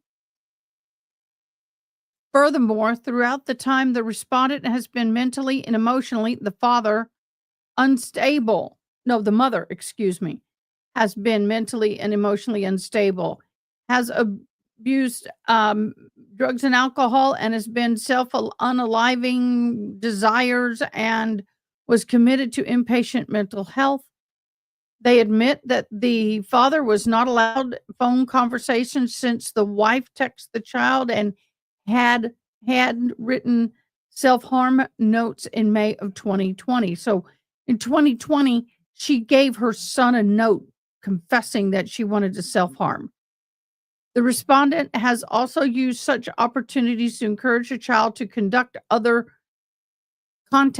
on Discord and VoIP and digital platforms in which the child had been preyed upon by adult males. Oh, we're going there.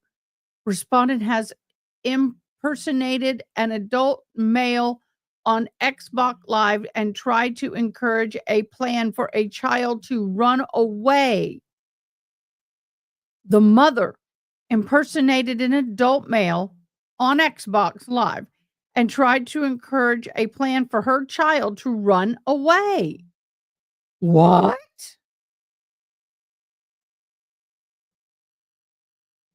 Respondent, wife, mother, has also communicated to the child that she wishes to relinquish her parental rights. They admit that the sense of they were admitted that the respondent has only called when she is in a manic state and clearly not able to have good visit with the child. So apparently he was living with his father for some time. They provide the mother can successfully address the issues referenced in paragraph 2. I don't have it. We'll have to figure it out. There was a denial. The mother's issues are severe enough at this time that her communication should be monitored. If not by the father, then by a qualified third person, such as a licensed professional counselor or therapist. The respondent should keep apprised. The mother should be kept apprised of the child's education status, and mother should be made aware of the child is homeschooled. The child is terrified to go to public school because the mother has previously told the child that she plans to make false allegations to the OKDHS in order to have the child removed from the father and placed in foster care. Neither admit or deny the respondent's fear, the mother. The father does see the child's medical and dental needs. When the mother did not have health insurance on the minor child, it was nearly impossible to use. However, the mother has since told the father that she dropped the child from the insurance, that she quit her job, and that she is on disability. She also has threatened if the father does not attempt to use the insurance that she will report it to the police. So the father does not know what to think.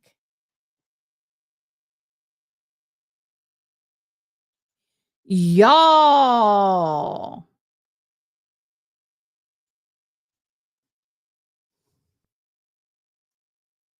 Dad was 41 and mom was 39. Thank you, Blaze. Thank you, Haley Mouse.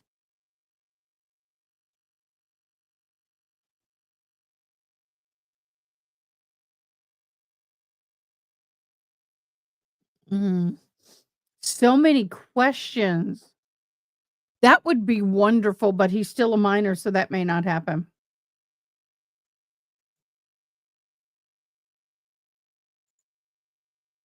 We're reading stuff that's not even in court.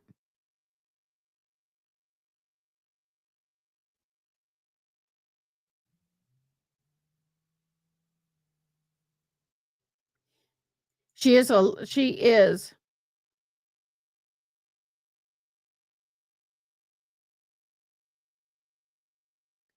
Okay, yes, these are from the divorce, and the document I just read was from, I think, December of 21. OMG.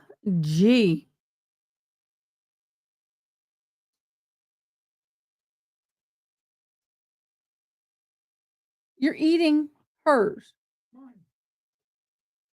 My son's eating gelato. No. Sherbet. Thank you.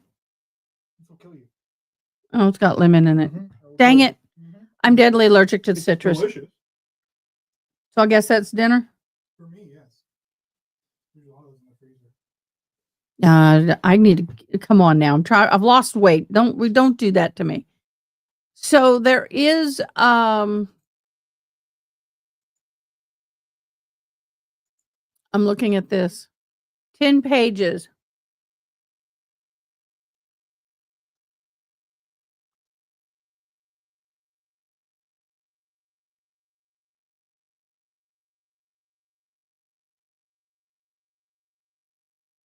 So this is the divorce and all of that. So do you know what I may do? Let's finish watching this, and then what we'll do is maybe tomorrow I can go live and go through some of this, because y'all, I'll do a live tomorrow and we'll go through that, because I'm not going to be here like I was last night. Got some cleaning to do. I don't want to do laundry clean, but I got to. So let's continue. The evidence was, we just mentioned, it's the signed paperwork filed with the Charlotte County Clerk of Court, so I think you could take judicial notice of them as well. Any objection? No objection. They are received. We're almost caught up, Debbie. I'm going to publish them then. This is day 3.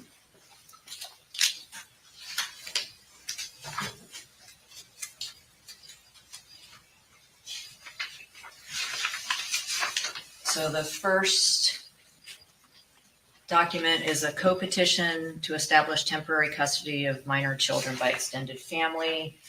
And you would agree that it was signed and notarized Yes, it is. by several people, right? Yes. Including Catherine Griffith and Susan Detman. Correct.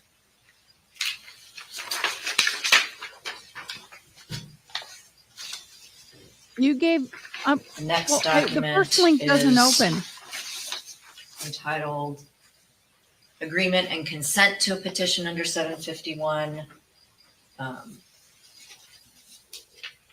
Also signed by Catherine Griffith and Susan Detman, along with attorney Jeffrey Rapkin. Yes. I don't see that, babe. This, what I have here is That was petitioner Defense motion Exhibit to 7. suspend visitation. I don't see the red room.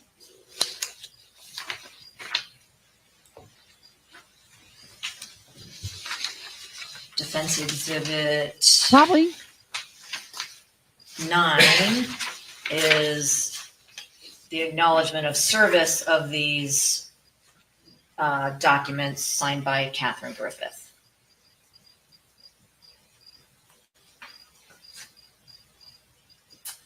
Yes. Okay, and that was December 10th of 2023. Yes. And then the final document, which is Defense Exhibit 8, so out of order. It's an order granting the joint petition. Signed by Judge Mary Evans on, what does it say?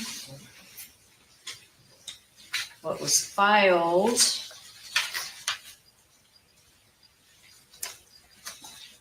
I thought it said it on here. I think it's under the signature. Okay. It is. I can't read it.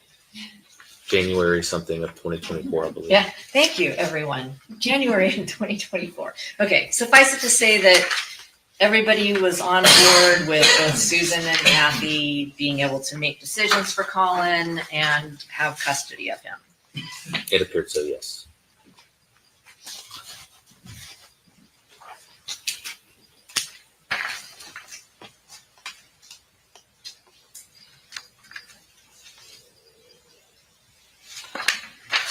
Oh, yes, the pink paper with the permission to be out of county to visit the grandmother. It says that we'll notify Monique. You're aware that Collin did, in fact, notify his probation officer by email yes. that he was going to Susan's. Yes. And it was a weekend, so she wouldn't have answered the phone at her There office. there wasn't a response.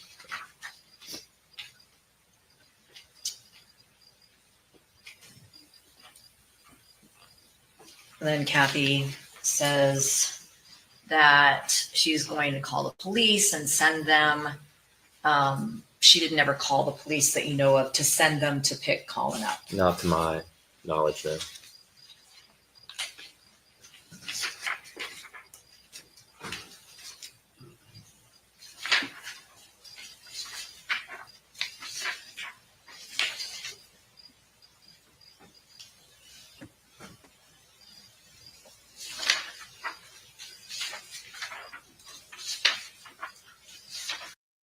"15-year-old youth who reportedly shot and unalived his dad during an altercation at their home on southwest of Shroud has been arrested and the victim has been identified. Lincoln and Pottawatomie County, oh my God, District Attorney Adam Panter confirmed the victim was the boy's father, Charles Robert Griffith. The lead shooting occurred on the afternoon of February 14th, Valentine's Day, at the residence located at blank. Said the boy's mother providing a $50,000 bond for her son and that he's wearing an ankle monitor. In a probable cause affidavit, the special agent of Oklahoma State Bureau of Investigation stated that Griffith was banged once in the chest and once in the head. The agent said in the affidavit that the probable cause is to believe that the defendant, the youth, committed a first-degree redrum on Valentine's Day of 23. No formal charges have been filed in the case as of Tuesday this week. Lincoln County, Sheriff Darty and several of the deputies, along with the first responders who were responded that afternoon when they received the 911 call from the youth saying that he had unalived his dad during an altercation. The sheriff's office has worked with the OSBI investigation. The affidavit, the alleged state of the youth told him he had been cornered in the bedroom of the house by his father, where he picked up the lead shooter and shot twice. The agent further noted that while investigating the crime scene, there was inconsistencies with the evidence at the scene the story initially gave to dispatch by the youth. The agent said he went to the sheriff's office, interviewed the youth, and the discrepancies at the scene at the time. He invoked his Fifth Amendment right and asked for counsel. Wow. Y'all.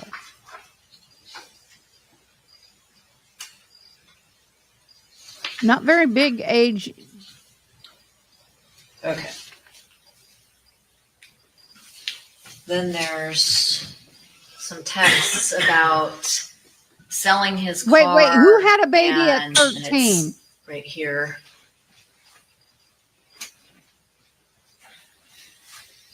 Is that where it was? Okay, here we go. Second one, where she claims she had gone up to Auburndale, tried to get into the community. The gates wouldn't let her in. She's at the dealership in Lakeland. All this elaborate explanation of how she's going to get rid of his car. But none of that was true either, was it? No, not that I'm aware of. Well, we see her on Ring video at Correct. all hours up until mid to late afternoon on the 8th, Right. right? And that was at 10:54 a.m. Sorry, I was reading. You may not have caught it. I was reading the documents from their divorce trial just a couple years ago.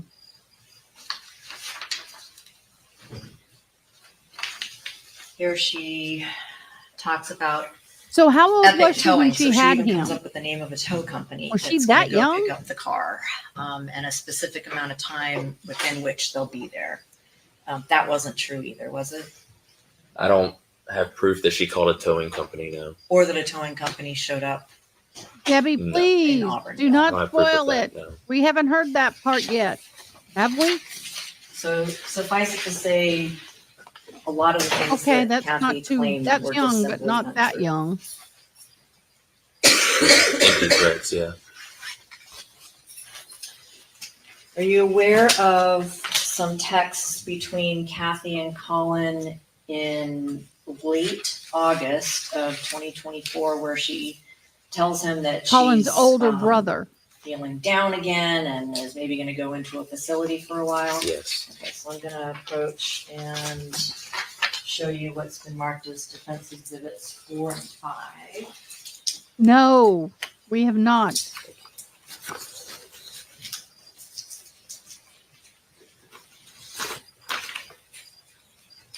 Yes. I'm aware of that. Yes. That's the map. Yes. Sorry, I thought I was on. And they appear to be the texts from Kathy to Collin. Yes, it does. Like to admit to evidence. His brother. Exhibit 4 and 5. Any objection? No, yeah. They are received. Publish them real quickly.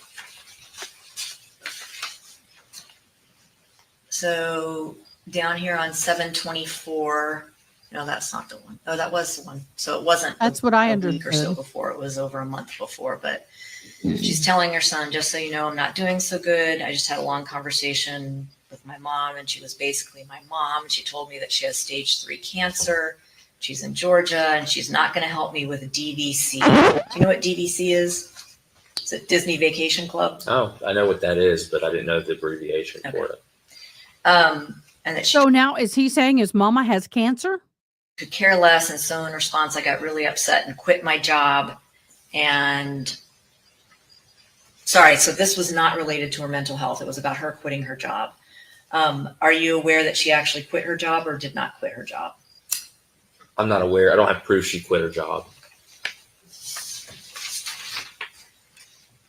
Yo, these documents are interesting.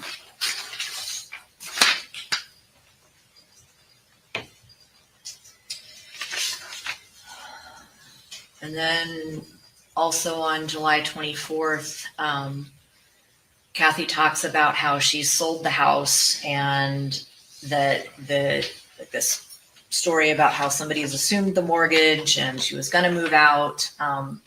any proof that any of that was true. No, ma'am.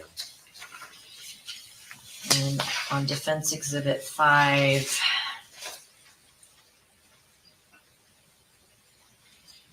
she says So that the she final spoke with Dr. judgment was entered Goldstein on today, 6/16 of 20. and Dr. Goldstein wanted Kathy to go to an inpatient facility for some time, and that she was thinking about doing that.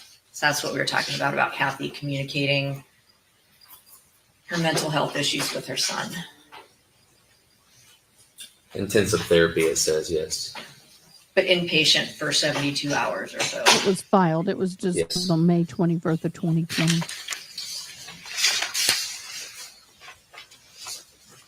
The Ring videos that were played, you already said they didn't include everything that happened that day. There are actually some parts that I wanted to see if you remember seeing. One is from September 7th, where Kathy is trying to get a lid off a cup. Do you remember that part? Vaguely. And she then starts yelling at Collin and blaming him for cutting her hand. Vaguely. Okay. I'd have to see it again. Okay, well, that's what I'm hoping to do. This is Defense Exhibit 10. Do you have any objection to it? No, it's Just I'm gonna publish just, offering it? yes, I'm offering it into evidence, Defense Exhibit 10. It's a portion of the Ring video from September 7th, 2024. You guys, at the time, in May 21st of 2020, neither party is currently a member of any branch of the military. Oh, that pisses me off when I do that. Any branch of the military services.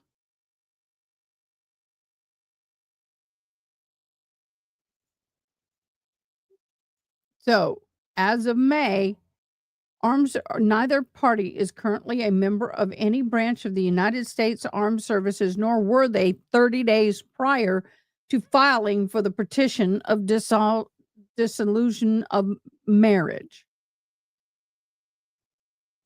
They were married on May 17th of 2000. They separated on December 23rd of 2019. And the petition for dissolution of marriage was filed on December 31st of 2019, and it shall be granted. Competence, I can't, it's kind of blurred. Evidence support the determination that the marriage between the party is it's irreversibly broken.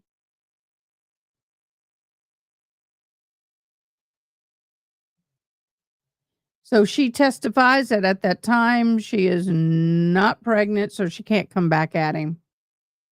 Okay, we'll keep watching, but I wanted you guys to know the date and time frames of the divorce. I don't object. And I'm only going to play a portion of it because a lot of it duplicates what has already been shown.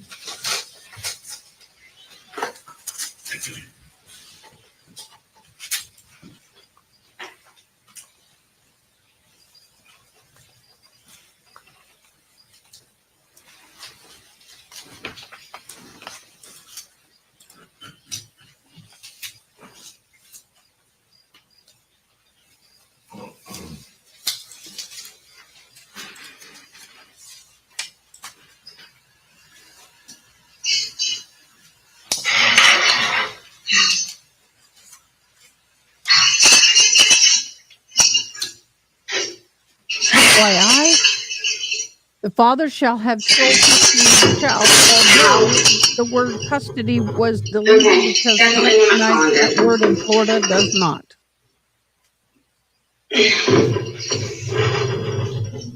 I really want to read some of this to y'all because I want y'all to have an understanding. We're coming in the middle of this. Crap, my hearing aid's dying. Where's my batteries? The petitioner, okay, that says here that for the father shall have sole custody of the child. But the word custody will be deleted. And they use another word in Florida. The time sharing during Thanksgiving and Christmas shall be as follows. In even years, the child should be with the mother, and in odd years, the child will be with the father for both Thanksgiving and Christmas of that said year. The mother shall be responsible for the child's travel accommodations to the state of Florida. So he was living in Oklahoma with dad. The topographical error on the number of overnights is now corrected as follows. The mother has a total of 65 overnight visits per year, and the father has a total of 300 overnight visits per year. So the father had physical custody of the child, and the mother had visitation. He was living with the father in Oklahoma.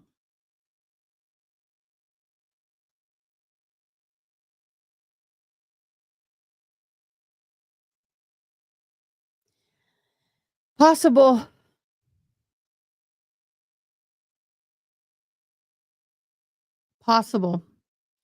So that at least gives me a mental picture of what was going on at that time. So after his father's unalive, he's forced to go live with his mother in Florida. And that just didn't suit him much. Now I'm getting a better understanding. Wow, I can't even open it. Collin, don't ever close my cups that fucking tight. I can't even get the fucking lid off. I just cut my hand. Jesus Christ. I'm a full-blown sweat from trying to open a fucking cup.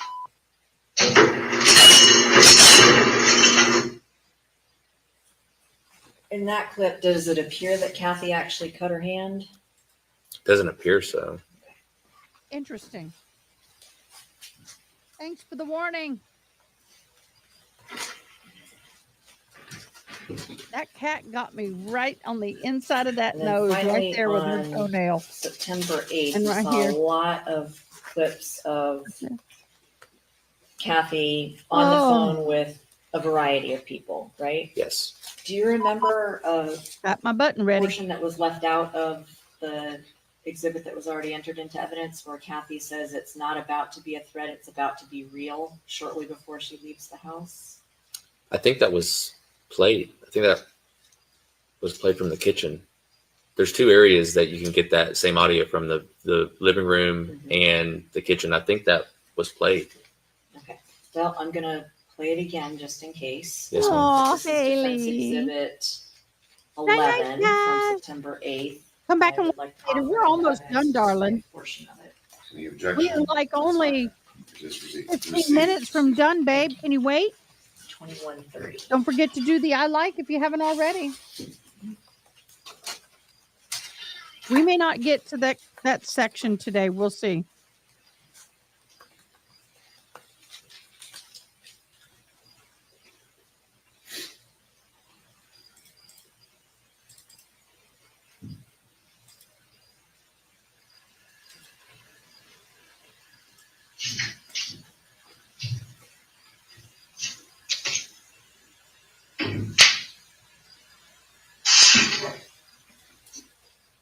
How he's better off at your house, where he's killing people.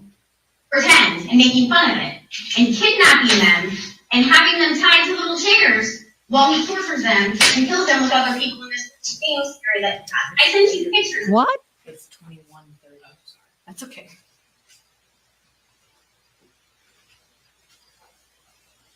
He did what? We only got a few minutes. It's not about to be a threat, it's about to be real.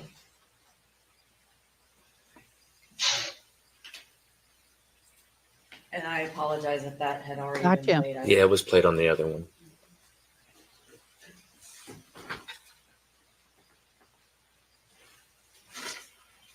That happens a lot, Christy. Here's when you were shown pictures of Kathy and Collin on various trips, you said that they appeared happy. Don't In spoil some it. of Debbie. these clips and in some of the text messages that the jury's seen today, Kathy appears quite angry, correct? Yeah, she appears frustrated. Yeah, angry. Angry. And it was in that state that she left her house and went to Auburndale against advice from several people, right? I don't know who the several people are, but she did leave at that time to go to Auburndale. Yes. And she was yelling on her way out the door. Yes. But you're aware that several people told her I'm not sorry, to go to Haley. Susan's house and to let Collin stay there. Detective Lacey. Yes. And Susan. Susan. Yeah. So at least 2 people. Yes. But she ignored them. Yes. I don't have any other questions, I don't think. I could have one. Okay, I think we're done today with this. So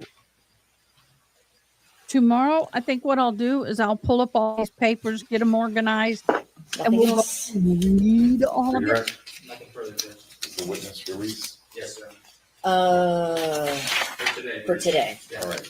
If you're needed back, you'll get a call. Yes, sir. Thank you. Yes, for Chewy, prayers for baby. Facility. That will conclude the witnesses for today. Ladies and gentlemen, we're going to break for the weekend. Remember not to start to think about how to decide the case. Yeah, talk about the case. Anything else. Remember to be careful with the news. Enjoy your weekend, and we will see you Monday morning at 8:30. All rise, please. You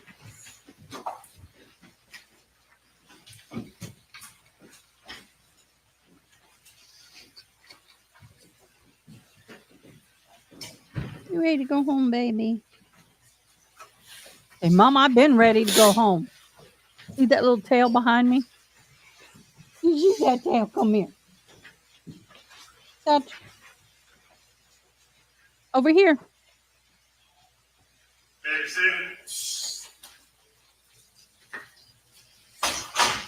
Anything before the weekend recess? No, Your Honor. It's like, please, no. All right, everybody, enjoy your weekend. Thank you. Okay, guys. This has been a little crazy last 2 days.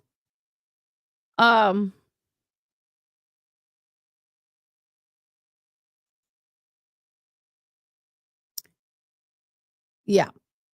I am all but flabbergasted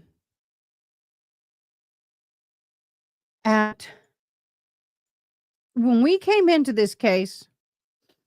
I'm going to leave that up there. If you've not clicked the like button and then put ILIKED in for this month's drawing, you better do it, because I'm going to draw the name to be added into this month's drawing. And for those who gave super chats, you've already got in. For those who, if you've not subscribed, you will be, if those who did subscribe starting today, you'll have entries. It's all on the ticket.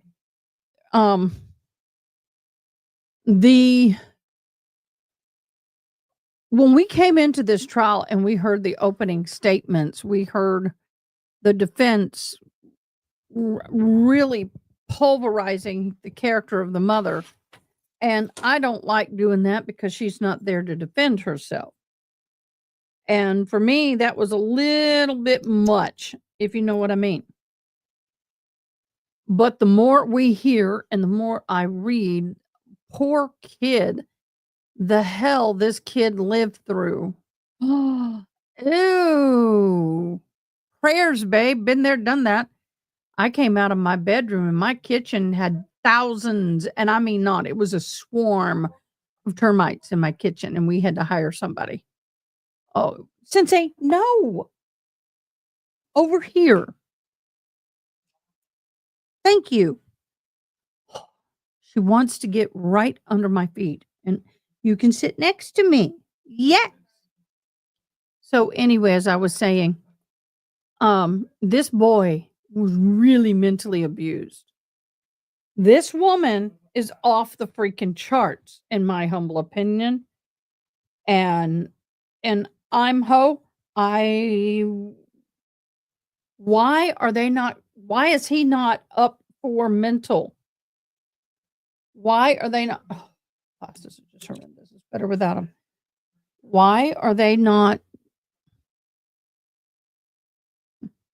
Sorry, I can't. My son's playing a game. He's all excited, but I can't hear myself think because I hear him. So, what I'm trying to say is why is the defense not pleading a mental case on this? Of all of the ones I've ever heard, I think this one to me would fit more than anything else.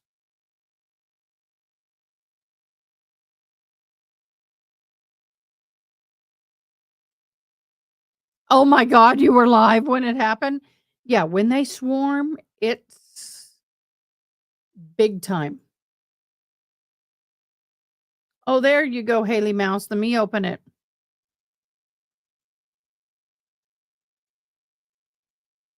Here is the probable cause. Let me share this.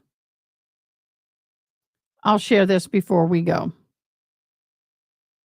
But I don't understand why they're not going with mental on this. And I don't use that lightly. Just saying. Okay, guys, let me bring this down. Let me bring this over here so I can read it. All right.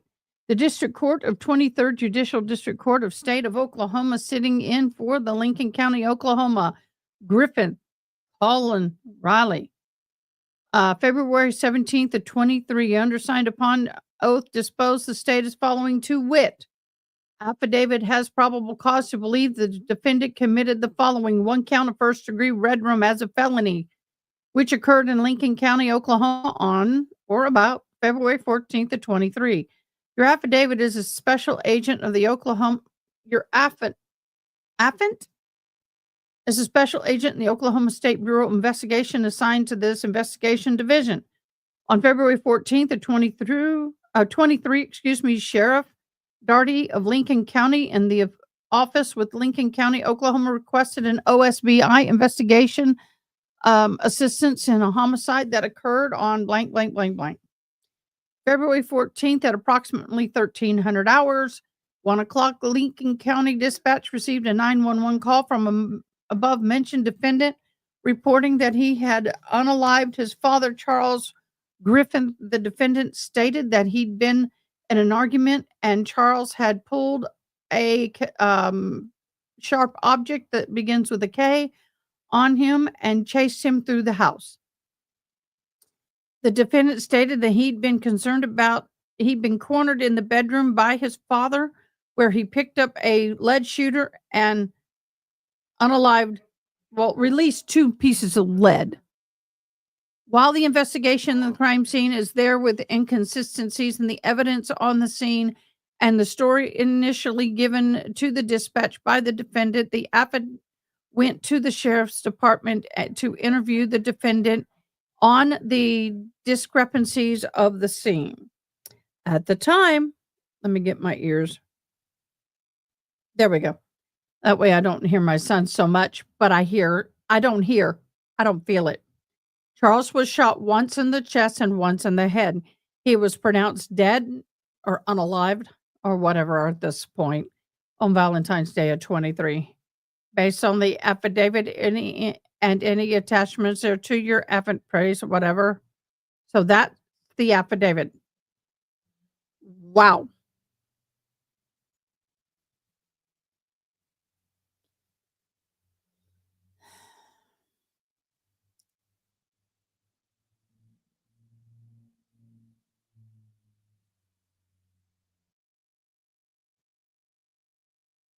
Yep.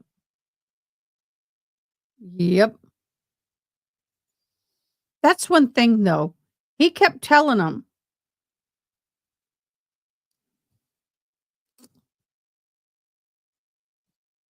Why wasn't she brought up on charges? That makes me question. It is the apparent witnesses seeing him drag her into Nan's house by her hair. If that is true, they testified. That seems like he was the aggressor. They did testify.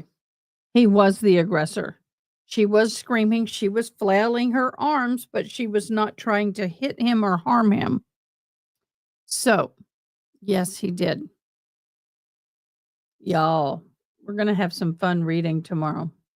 I'll put all this together tomorrow at some point and we'll go live. But don't forget, we have a special live. Although, let me see if he's responded because I have sent a letter of reminder to him. Yay! He says, I'll be there. Yay! So Rob Mata is going to be my special guest tomorrow night. Yay! Yay!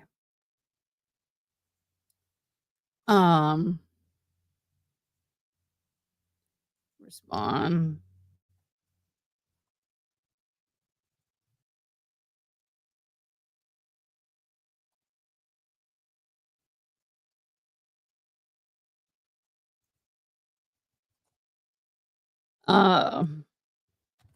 Wonderful. So tomorrow I got to work on questions about the Delphi and what I'm going to talk to him about. We may touch on this a little bit. We may touch on it. I really don't know what the jury will do in this case. It may seem he was justified or he was driven to it. Oh my gosh. I know, y'all. All right, let's do the drawing and then let everybody go. Let me get my thing. Oh.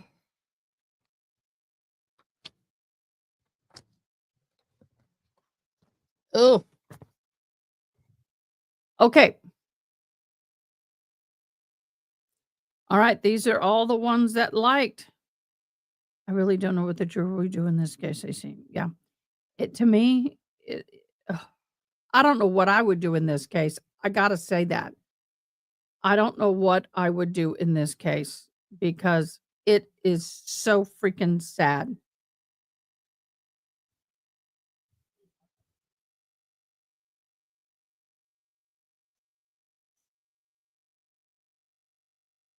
Candace, woohoo! Why am I not hearing any sound? Oh, there it is.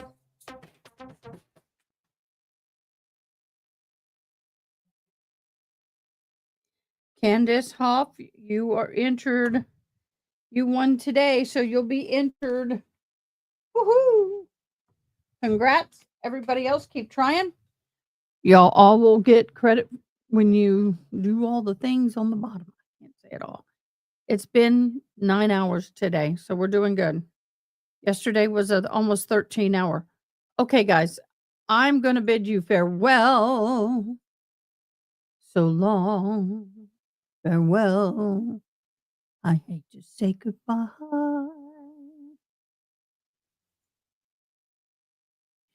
The thing is what did she do to trigger him? We all, I understand we're all responsible for our actions, but at 17 with the testosterone going, he's obviously already got issues, and she's sitting here making it worse. This woman, that apple didn't fall far from the tree. Let me just say that. So we are going to take a little break. Then I got to get back in here and get ready for tomorrow. So tomorrow during the day, we'll see. I may hop on. But for sure, 7:00 tomorrow night, it's already set up. Please go click the bell so you know we're going live. And we're going to be talking about the Delphi. I might bring this up a little bit. When he got arrested for DVD, she punched him in the face first, but he got taken. The reason he was taken because he had no evidence, no redness, no swelling, no witnesses, but there was evidence on her of what he had done. And in all honesty, they don't always get it correct, but one needs to go. And they take them, they go by what the evidence shows.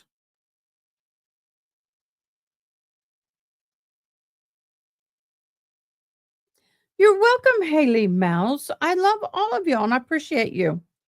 But it's time for me to go.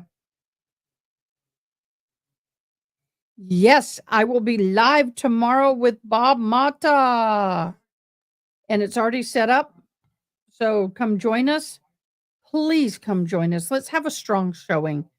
I like to have a strong showing when I have guests. It's important. And I'm going to have a question and answer section where you guys can ask questions. Okay? There's going to be some rules, but that's the way it is. You're fine. Yes, you did. No. All right, y'all. Bye. This is I Love You Hug. Y'all good night. Thanks for watching. Please comment, like, share, and most importantly, subscribe. I hope you have an awesome day. Till next time, take care.